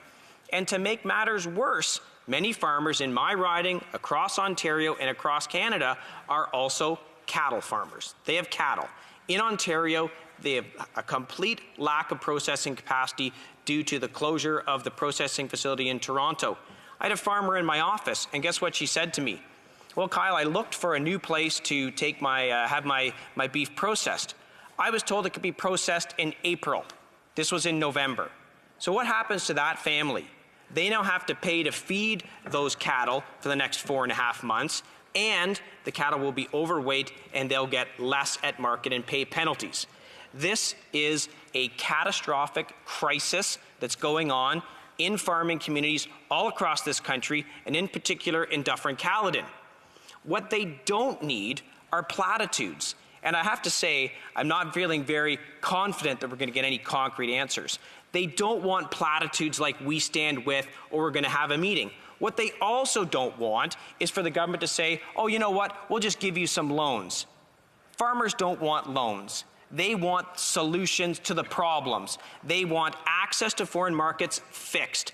They want processing capacity restored. So please, for the farmers in my riding, the farmers across the country, please have an actual solution and not platitudes. The Honourable Parliamentary Secretary, the Minister for Agriculture and Agri-Food. Thank you, Madam Speaker. I would also like to thank the member of Dufferin-Caledon for his raising an important issue. First of all, this is the first time I've risen in the House this session, and I'd like to thank all the people in Bay of Quinte for relying on me to represent them here in Ottawa. Our government fully recognizes the uncertainty of China's trade environment has impacted our canola and soybean industries. We remain committed to work in close collaboration with the provincial governments, industry, and Canadian farmers to restore full market access for Canadian canola seed and predictable trade solutions for soybeans to China. The government knows that China is an important market for Canadian soybean sector. At this time, there are no official technical market access restrictions for Canadian soybeans to China. However, we recognize that the agriculture sector remains vulnerable to non-tariff trade barriers impacting exports to China. Canada has a dedicated agricultural team at the Canadian Embassy in Beijing working on market access issues and market development efforts. Agriculture and Agri-Food Canada is working closely with the embassy to address trade issues and advance Canadian agriculture interest in China. The Government of Canada continues to increase efforts to advance Canada's trade interest in China, including the appointment of Dominic Barton as Canada's ambassador to China. He is working on the ground and is committed to long-term viability of the sector. Sorry about that. As for canola, regaining full market access for Canadian canola seed to China remains a top priority for our government. Canada continues to engage with China on multiple fronts to resolve this important issue, including through technical discussions and senior official dialogue with Chinese authorities. We have also engaged China through formal consultation through the World Trade Organization. At the same time, the Government of Canada is delivering financial supports to producers through the enhancements made under the Agriculture and Agri-Foods Canada Advance Payment Program and the extension of repayment periods on cash advances for eligible producers. The increase in the interest-free limit for 2019 canola advances has allowed close to 6,120 producers to receive more than $1.43 billion in interest-free advances, providing them with the added flexibility to manage their farm operations and explore new market opportunities. The Honourable Minister of Agriculture and Agri-Foods is also working with their colleagues across Canada to review our business risk management programs, starting with the Agri-Stability Program to ensure they are helping producers manage the weather and market risks they face. We also remain focused on working with industry to undertake market diversification efforts to give Canada exporters access to more markets while reducing the risk associated with market closures. We recognize the importance of diversifying our trade to ensure Canadian farmers have access to new markets as we keep growing our exports in order to reach the ambitious target to grow our agriculture and food exports to $75 billion by 2025. Madam Speaker, we remain committed to support the agricultural sector and maximizing emerging market opportunities and advancing Canada's agriculture interests in all export markets, including China. Thank you, Madam Speaker. Honourable Member for Dufferin-Caledon. Thank you, Madam Speaker, and thank you for the answers there. I have two supplemental questions. So you used phrases like this is a top priority, we're engaging at the highest levels. Do you have any time frame whatsoever for these disputes to be resolved? That's number one. And with respect to accessing new markets, what are the new markets that you're looking for, and what are you doing to let farmers know that they're going to have access to these new markets, and when do you anticipate any new markets opening up? Honourable Parliamentary Secretary. We know, Madam Speaker, we know that producers are currently facing serious weather and market challenges. In support of industry market diversification efforts, the Agri-Marketing Program is a 5-year, $121 million program under the Canadian Agriculture Partnership that provides funding to support industry's efforts to increase the diversity of exports to international markets through industry-led promotional activities. The Canadian Council of Canada has received over $3.5 million for activities such as promotion missions and research to help the canola sector to diversify and increase trade to numerous markets, including China, United States, Mexico, Japan, and European Union. We are putting forth full efforts and leveraging every available channel on the ground, both in China and here in Canada, to restore full market access for our canola seed. Our investments under agri-marketing are also helping Soy Canada conduct trade missions to key markets like Japan to help the industry maximize opportunities under CPTPP. Thank you, Madam Speaker. The motion to adjourn the House is now deemed to have been adopted. Accordingly, this House stands adjourned until tomorrow at 2 p.m., pursuant to Standing Order 24-1.